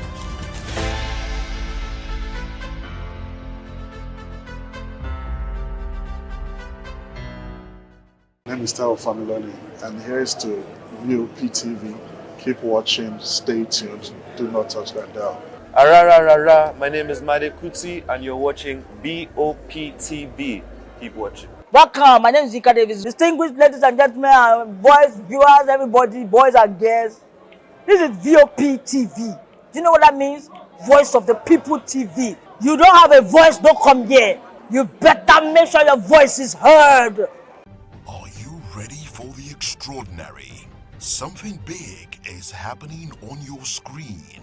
Introducing Voptv, now streaming on SLTV channel 264. From breaking news to captivating conversations, news analysis, giving you all sides to the story. We break in-depth discussions on the issues that matter, from politics to sports, entertainment, and lifestyle. Voptv on SLTV channel 264. Join us as we redefine what television means to you.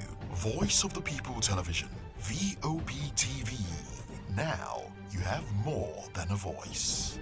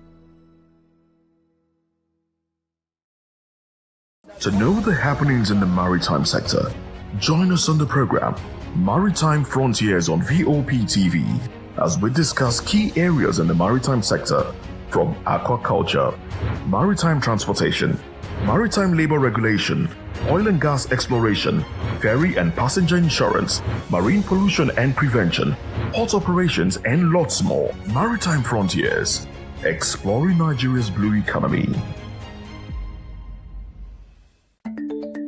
Africa is on the move, a continent of rising voices, untold stories, and powerful transformations. From the streets of Lagos to the heart of Nairobi, from the mines of Congo to the tech labs of Cape Town, the African story is being written every day.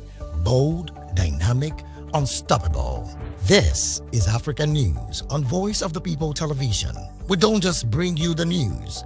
We analyze and bring you Africa's heartbeat, the politics that shapes our nations, the economies that drives our future, the cultures that defines who we are, the voice that must be heard. Africa News, Africa's voice, Africa's future. Where Africa speaks, the world listens.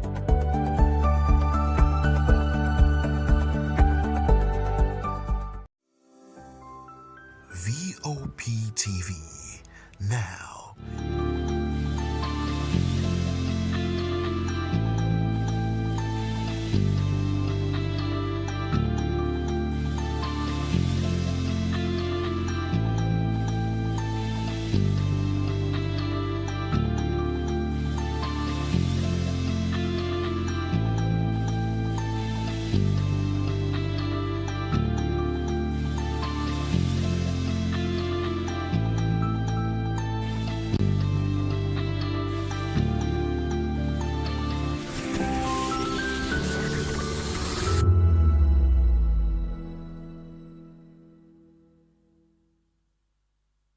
From the views on the street, we go to bed empty hunger, to the blaring horns of a hustling city, the loudest voices of the common man got a medium to be heard. This particular administration, they were coming unprepared. It's not a bad thing to renovate the president's lord. Through top-notch programming, unbiased entertainment, and cultural documentation.